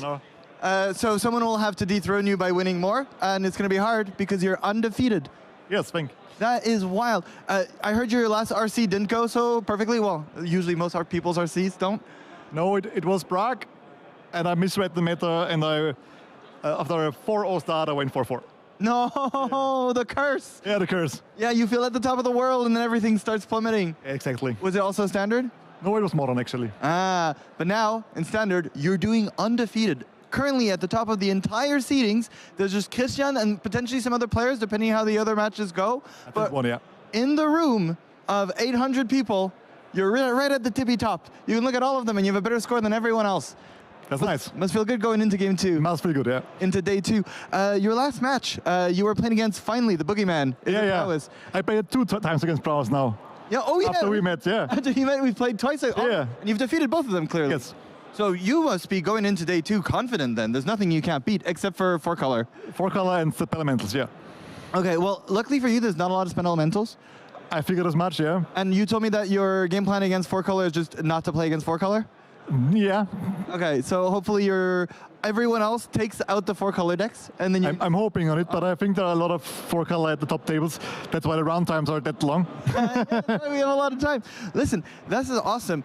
Do you have any game plan going into game 2? Are you going out tonight to celebrate? Are you resting? Definitely celebrating a bit, but not overdoing it. Just be fit tomorrow. Yeah, we're in Prague. You have to enjoy Prague. It's a beautiful city. Sure. Well, listen, Christian, I'm rooting for you. You're doing awesome so far. Congratulations. Thank you. And we'll send it off. We've got another round, another game, not another round, just one last game, and then we'll cut off the stream for tonight. We're bringing you more Magic tomorrow, and you're probably going to see a lot of this guy in it. Okay, send it back to the cast. Thank you, Carl. As we do have a final match for the evening. We're jumping into this one after game 1 has concluded, and we're going to watch the matchup 4-color control versus Mardu Discard. Mardu Discard, a deck that kind of, well, as the name implies, built around the discard synergies involving some of their aggressive creatures, and 4-color control we also earlier saw on stream, looking to turn the corner with a Jeskai Revelation after stabilizing the early game with a bunch of cheap removal. True. It's again a question of the aggro deck, Martyr Discard. Can they be quick enough against all of the removal spells from the 4-color control deck? Martyr Discard has a lot of ways of accidentally dealing damage. Colbert Root, very good, but also making your creatures big. Here we see 4-color control. Looks like a 4-color control list. You play 4 tablets, all the 1 and 2s off in the world you want. You can do that because of Flashback. Flashback is an amazing card that gets you double down to all of your spells. Snapcaster Mage you remember maybe from the past, but the biggest, I wouldn't say boogeyman because it's kind of a nice boogeyman, the white boogeyman, Jeskai Revelation of closing the game, no questions asked, doing everything you want. Yeah, a very spicy inclusion in this list here is together as one as the other key elements I look at for these 4-color control decks is the 1-mana interaction, because there are plenty of 2-mana interactive spells and removal spells, but the 1-mana ones always stand out. In this case, we only have a single fire bending lesson and then 1 thunder magic to interact with your opponent for 1 mana. I mean, yeah, these tempo positive plays are what the control decks look to turn the corner, right? But the 1-mana spells often only good at dealing with very specific threats. As we're jumping into game 2, Rasmus won the first game, so he will be on the draw, and this is the sideboard we're looking at. Wow. Yeah, that's quite some cards you want to bring in. Day of Judgment, very good. Pyroclasm to kill the early stuff. Depending on the list, Pest Control can deal with some of the Moon Shadows, some of the Martyr Discard. I think that's really, really good. I'm not sure High Noon does it for you, because they're cheap deck, they play a lot of spells, but it's not like the Izzet thing where you're reliant on your spells. You have very individual hitters, Taser, Inky, like all of those things that also are good on their own and then make your board bigger, so I wouldn't be surprised if that just stays in the sideboard. Now let's have a look at the other deck list, Martyr Discard. Ooh, yeah, here you can see all the interacting pieces of the discard deck. Iron Shield Elf, one of the best creatures you can hope for because it can be indestructible for just discarding a card. all of the removers don't work that would destroy it. Obviously, you can't exile it, but that costs 4 mana. And it turns out in a metagame filled with 1 mana red interactive cards, yes, Indestructible is a really good way to dodge removal. Also, because you want to discard a card. It's not even like, oh no, I have to discard a card. You can discard your stuff, your things get bitter, Bloodghast, the perfect thing you want to discard, because once you play a land, you get it for free. Carnage. If this deck is working like it should, it's an oiled machine and you'd see no sunlight. All right, well, let's see if Rasmus will see more sunlight in this game, or if Matt takes most of the sunlight for himself in this round. Matt's sideboard also like a well-oiled machine, consisting of mostly 1-2 or 1-3 off. Yes. As many. Probably also as many as there are? All of them? No. No, as many well-oiled machines. Oh, of 1 of 2 drops? Yes. So nowhere in physics again, or is that mechanics? Voice of Victory is insane. I can see the case, because you will play all your cards, your opponents play a removal spell. If you get to solve it, you get to have access to more cards. I would say post-sideboard, Martyr is a bit behind, but generally, as one of the bonus of also this standard metagame, so many things are 50-50 and like bound to how you play, what you chose the metagame, like with which cards you're bringing, which attack your angle you're attacking. Beautiful. I love it. 1 drop of choice, Maku on the table. Can you find an aggressive 2-drop to follow it up with Colbert Root? Immensely powerful, especially if you level it up. Level 1 is fine, but then level 2 and 3 is the real payoff, dealing lots of damage. Different choice, difficult choice. Are you going for Colbert Root or the Haster? And indeed, it is Colbert Root. I don't know if Rasmus will actually consider this move cool, as taking 2 damage is somewhat painful for him. Definitely rude. Yes, definitely rude. So maybe they can agree on the rude part. And practice the defense. Offense. Nah. Close. Practiced offense entering the graveyard, discounting it by 1 mana, flashback cost of 2, as Rasmus played his second untapped land. Now Matt looking down his turn 3 and wondering, how can I deliver the most damage and develop my board the best? You could level up Colbert Root, but Colbert Root only works kind of on attacking, and your opponent has 2 open mana. Not attacking would be immensely bad. Yeah, removal spell would really punish you here, so maybe the better play would be another kind of creature. Yeah, this is unfortunate, really. The Seer is going to kill the creature, and you get neither of anything, really. Neither of anything is nothing. The name of the game. You do get a Colbert Root on the 2nd level, but you're not discarding any cards this turn. No, but maybe you're charging up for the 3rd one, which is kind of gamble, and then you can look for a card that really gets you ahead in the matchup. But I'm wondering if you're not supposed to play your creatures and start to pressure your opponent. Well, I mean, given that Matthew is 7-0, I assume he has played that matchup before, because 4-color control, one of the more popular decks of choice for this weekend. Now Rasmus resolving a stock up, kind of making use of the turn that Matt has given him without any pressure on the board to refill his hand, make sure he hits his land drops and gets to those late game cards. But Matt obviously can't let that sit still for a long time, has to deploy some creatures, and chooses to go for the Hardened Academic for this turn. Stock up on an empty board is so valuable, so powerful. But luckily, best keyword on earth, haste. Haste, indeed. Haste, life gain, that's the theme of the tournament. No, life gain not involved. Well, actually, yes, very much involved with discarding to a Hardened Academic. But in this case, cool but rude. Being able to put that Bloodghast into the graveyard, now returning with the land being played.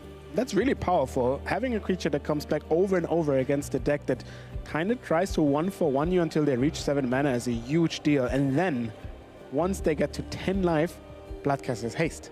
So that means you're not even like saving a turn, you just have to kill it over and over before attacking. And that not includes the Colbert Root and the Hardened 2-1.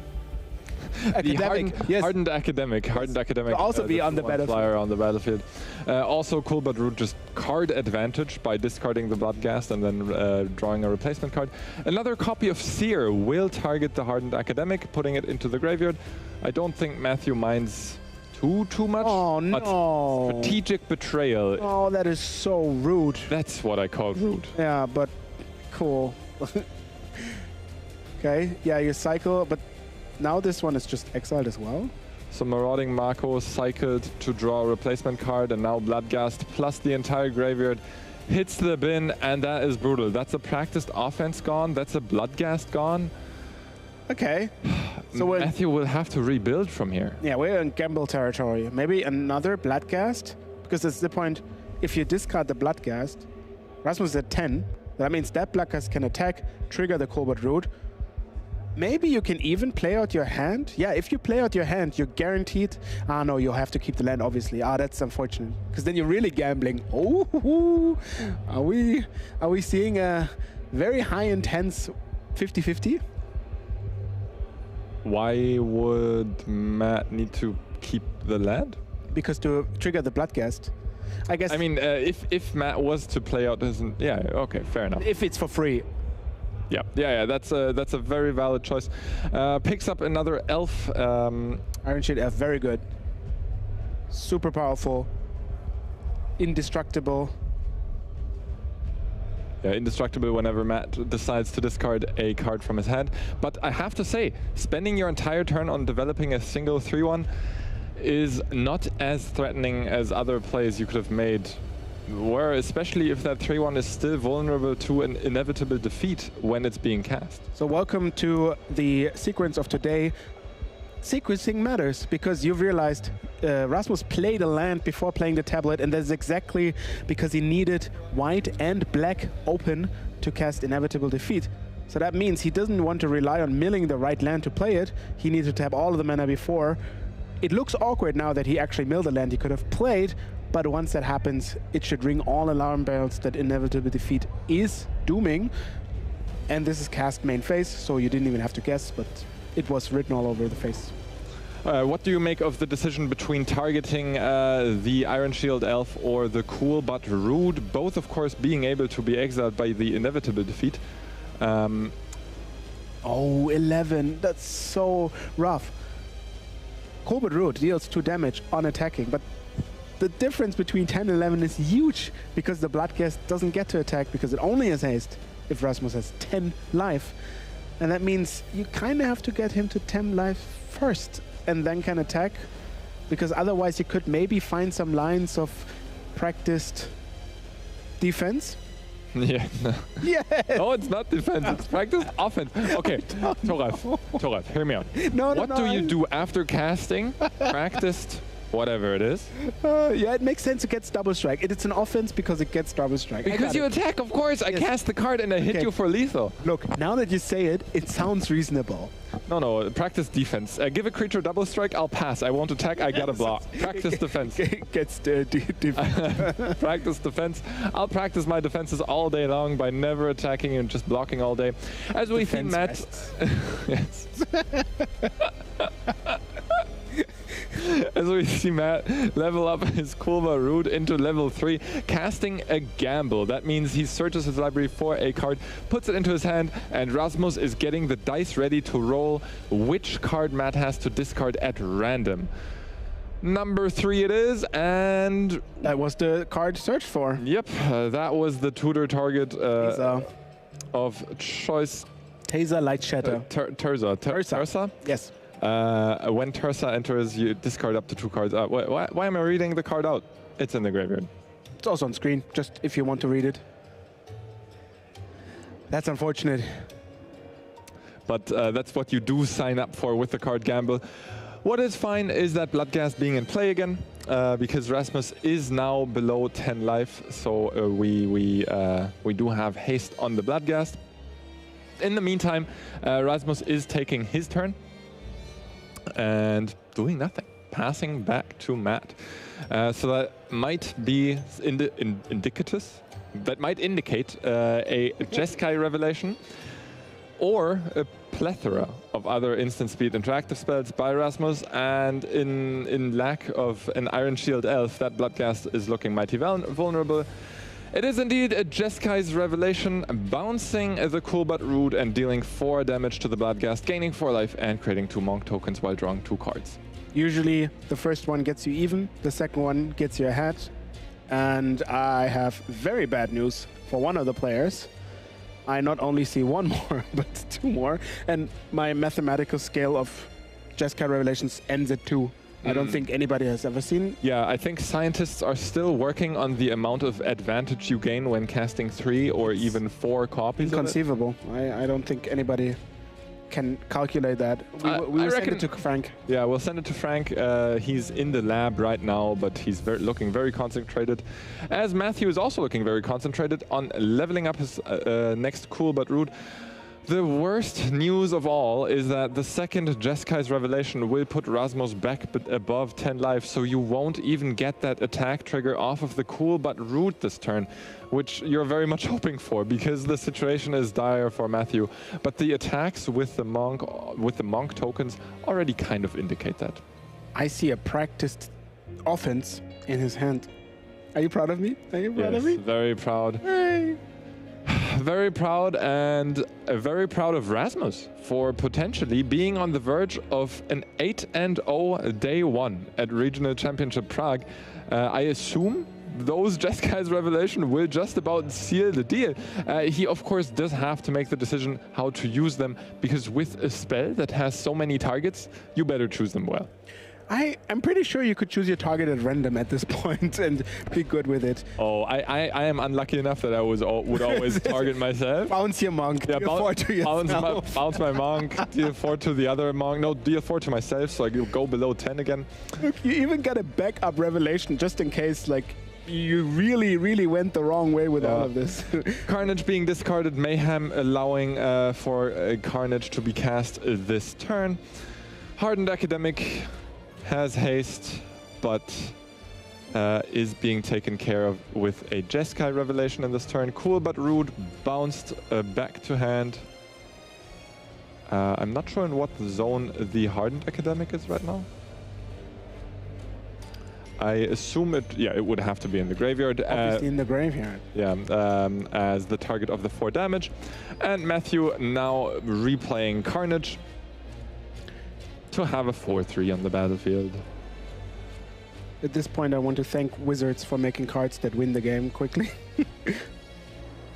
Don't you enjoy control mirrors where people don't play win conditions? You got me. I have heard great stories of you playing a PTQ finals at a huge venue, but your final took so long they had to close down the venue, and you moved back to the local game store, and you had to drive there for like an hour just for game 3. Look, there was a 1-mana artifact that shuffled your graveyard and gave you 5 Elixir of Immortality.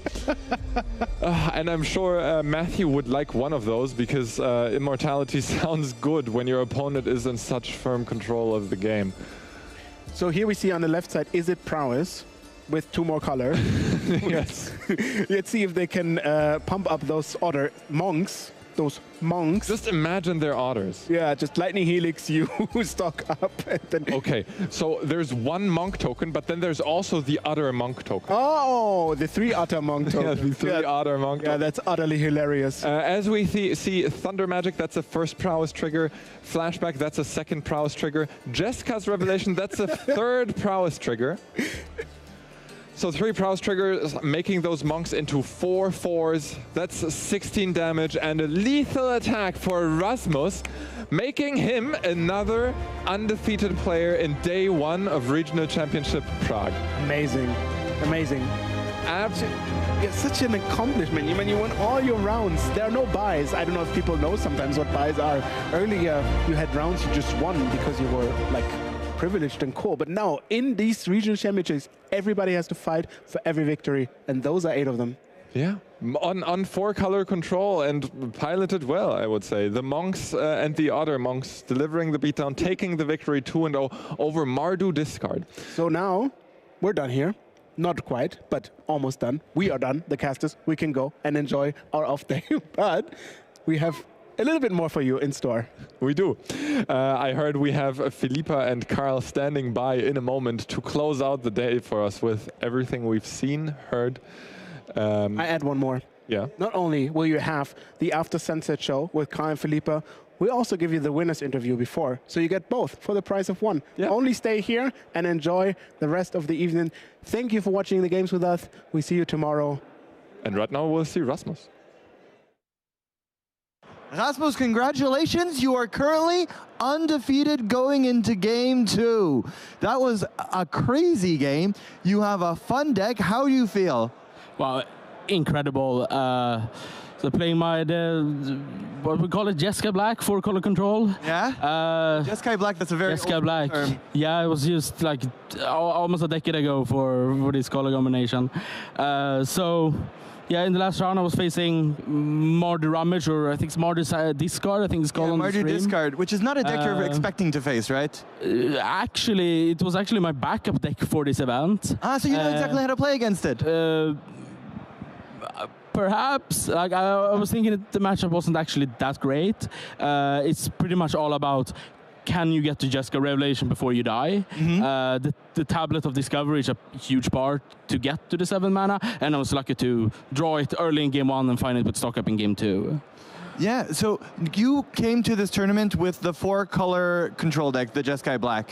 Of course, it's the second most played deck at this tournament, but we haven't seen it too much on stream, although it's been doing pretty well.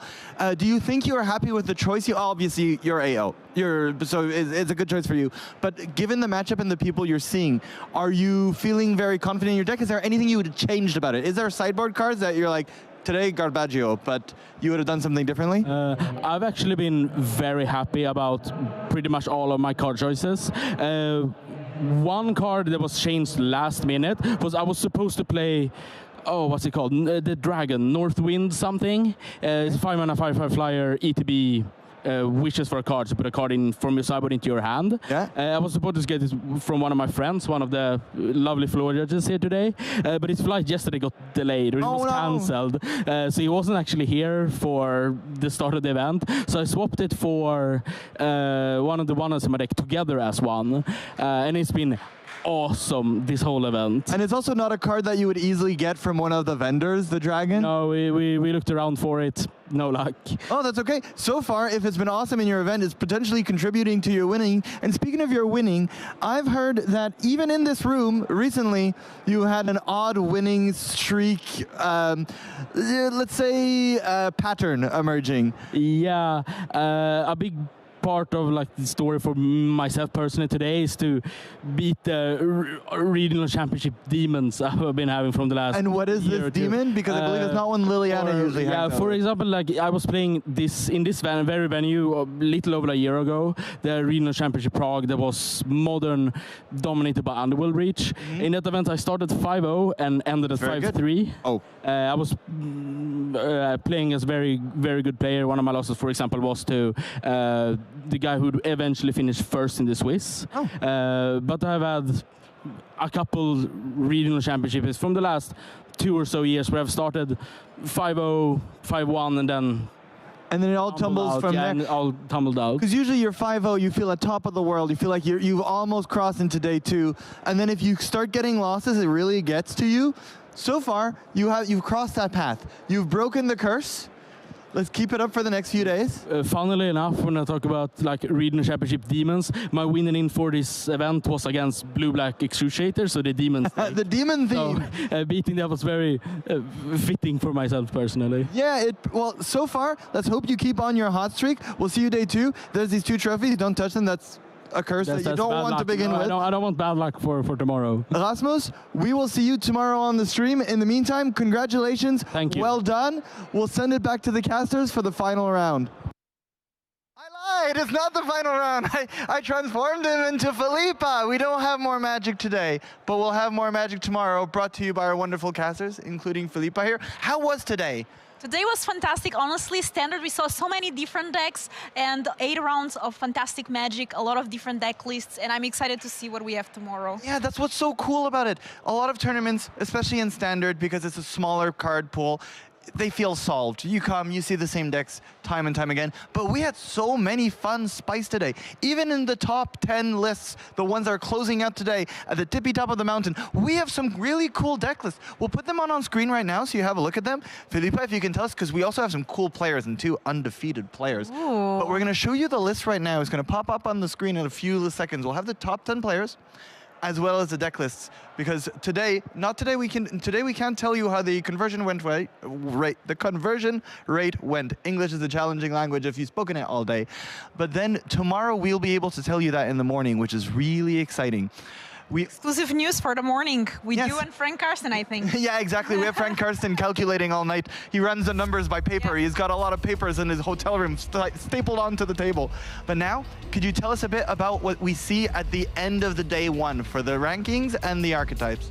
Absolutely. So we have here the top 10 players in the standings after round 8 of today. And we have 2 undefeated players. We have Christian Binder with Azorius Momo. Azorius Momo is one of those decks that has been good, but honestly nice to see it here climb the top of the ladder and number 1 in standings after round 8.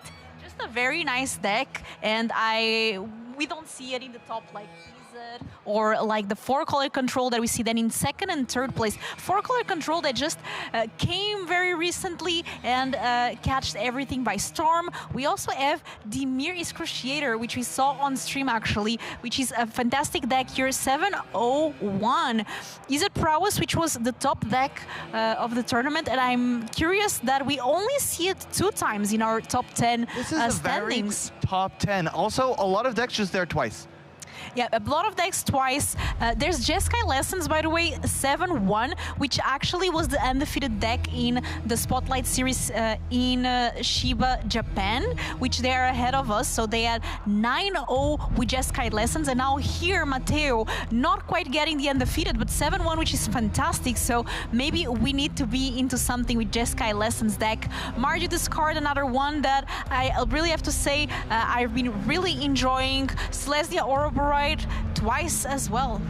Yeah, and also of note, I said we had 2 undefeated players. We technically have 4, except 2 have a tiny better score percentage, because this is a 4-color control world we're living in, and a lot of the games are going long. So 2 of these players racked up some draws, which is okay. They're still undefeated. They just have a tiny bit more points to catch up onto their opponents. One thing that I find surprising, look at that, 2 Selesnya Ouroboros. Did we even see that in the feature match? Honestly, not that me and Mango casted. I'm not sure about the other casters, but we haven't seen Ouroboros all day in our booth. Yeah, it's not even a sizable portion of the metagame. When I was doing the metagame breakdown with Frank, he was like, yep, Ouroboros kind of disappeared off the map. But look at it here. Not that after all. Yeah, not only that, but it's alive and kicking, because 2 in the top 10 and more in the surrounding tables. Today, we discovered one thing, is that Standard is still super healthy and super duper fun. But now let's get to the standings we all care about. Well, we care about, which is the caster draft standings, because we all picked players at the beginning of the day. We picked a destiny. And moving forward, we get to see who is the actual winner at the end of this evening. And I'm only putting so much emphasis on it because, I'm sorry, Felipe, but I'm doing very well. You are, Carl, number 1 here with 66 points. Me and Toralf, we are the leaders of the bottom, voting last. But at least you're at the bottom together. That is true. At least we're at the bottom together. And I have to say, Carl, we already saw now the 10 players we should have chosen, which are the ones that are top 10 in standings. And none of us have picked them. None of us picked any of them. We should believe in them more next time. Well, some of them we just discovered how good they are. I'm happy. I have Guillermo Lupi, Jean-Emmanuel Deprat, and actually everyone except for Sean Goddard is doing excellent right now in the tournament for me. And Sean is a wonderful player. Just sometimes you have a bad beat day. So I'm mostly carried on the backs of, this is not my skill. This is Jean-Emmanuel's, Guglielmo, Messiah, and Joshua's pure skill. But also, not so shabby, Yamin Kauf right behind me. 2 points, 2 players win games, and he can get ahead and tie up. But we'll follow that tomorrow. Yes, Because everything can go. Let us know in chat, who do you think is the caster that is going to get the most points in our caster fantasy why draft? is it me? And why is it Carl? Just because he's ahead doesn't mean that he's going to get the final lead, because you know there's some extra points for top 8 and for winning the whole thing. So who knows, maybe one of the players will be the winner of it all. And I'm really excited to see what decks do well tomorrow. Who do we send to the Pro Tour? Who are we sending to the World Championship? That's always so exciting. And who gets these trophies as well? Yeah, now we have the trophies to actually show you on the table, making sure no one steals them. That would be very awkward, so please don't. I'll ask you to actually watch them while we're gone over the night. If you can watch this stream and make sure no one touches the trophies, I'd highly appreciate it. I lied. We're actually going to close the stream now. We're going to be back tomorrow. Because I know there's other events of Magic all weekend as well in different time zones. There's in Japan and then there's the US as well. So there's a chance, if after this you're a little bit sad because you want to watch more Magic the Gathering, I recommend go finding the stream for the one in I forget which city. We will know it tomorrow and let you know. In the meantime, you'll see us again tomorrow at 11 a.m. We'll restart the stream. That's 11 a.m. Prague time. Central European time. If you're in the US, it's your morning snack, if really early morning. If you're in Japan, well, you can watch it after the other one. In the meantime, we will thank our sponsors, which are eBay Live and Ultimate Guard. eBay Live, Ultimate Guard, thank you very much. We appreciate it. We appreciate Fanfinity for hosting this event, Andres. And we will send it to the tournament in the US. Wish you good night and see you tomorrow. Bye-bye, everyone. Thank you for watching. See you tomorrow. They did what? Oh, hi, I didn't see you there. The new Avatar, The Last Airbender collection by Squareos is right around the corner, and you, the community, want to know more about it. But worry not. Today, I'm here to break the ice and answer all of your burning questions. So let's waste no time and jump right into the action, shall we? Which characters will be released as Squareos? Well, you can expect all of your favorite Avatar, The Last Airbender characters like Aang, Momo, and even Uncle Iroh over here. But hey, never forget my favorite, the Cabbage Merchant. Isn't he the best? Will there be any special deck boxes for different factions or elements like fire, water, earth, and air? Well, we already have all of our favorite benders over here. We even have fire. But the next factions, well, that is something that will happen in the future, so keep your eyes peeled for that. Malone, how big are the Squareos compared to other cards and figures, and how many cards can you fit in a deck box? Well, these are Return to Earth boulders by Ultimate Guard, so they're the same size as those, and they all fit your typical 100 cards double sleeve commander decks if you need to. So yeah, put them all in there. They're safe. You can shake them around. Nothing to worry about. Safe and protected, as Ultimate Guard always guarantees. Will there be any pre-order promotion or special bundles? Well, once all of these beautiful deck boxes hit the market, you'll be able to collect them all, even in this very beautiful upper collector's box where you can fit them all. Does the deck box also fit in other trading card carrying cases or backpacks? Well, as we already said, these are made by Ultimate Guard, so you can be certain that you can put your Ultimate Guard deck boxes into your Ultimate Guard cases. So if you already have one, just put him in there, bring him to your next Friday Night Magic, and get ready to beat your opponents in style. Are the Squareos made of the same materials as Ultimate Guard boulders? Yes. These are Return to Earth boulders. They're almost completely made out of renewable material in Germany.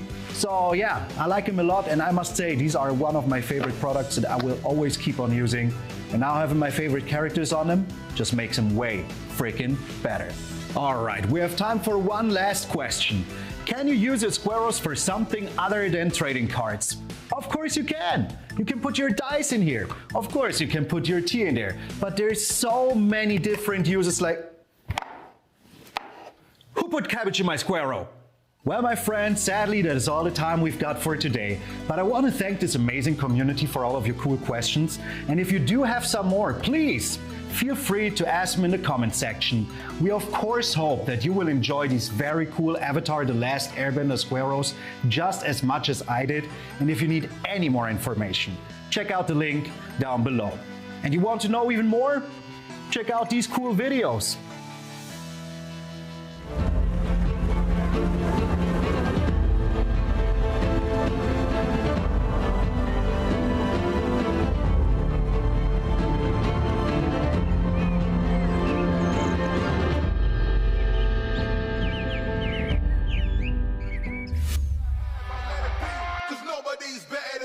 what do you see? Give it all. Yeah, all that I got, I give it everything. They lost the plot, they think I'm menacing. They wanna talk, but I ain't settling. Circle is tight, feeling like wedding rings. Whole lot of globe fighting, man, they don't know nada. Bro, gotta show something to me and go harder. So proper, nah, not that, we sure gotta give it all raw, man. Like Donna got us. All that I got, will never stop. I give it all. Straight to the top, will never fly. I give it all. They want me rock, I never blow. I give it all. Whoa, what you say, my man? Give it all. Whoa, hey, give it all, give it all. Whoa, yeah, stand tall, give it all. All that I have, I let it be. 'Cause nobody's better than me. What do you see? Give it all. What do you say when people look at me? 100 degrees tougher than Booker T.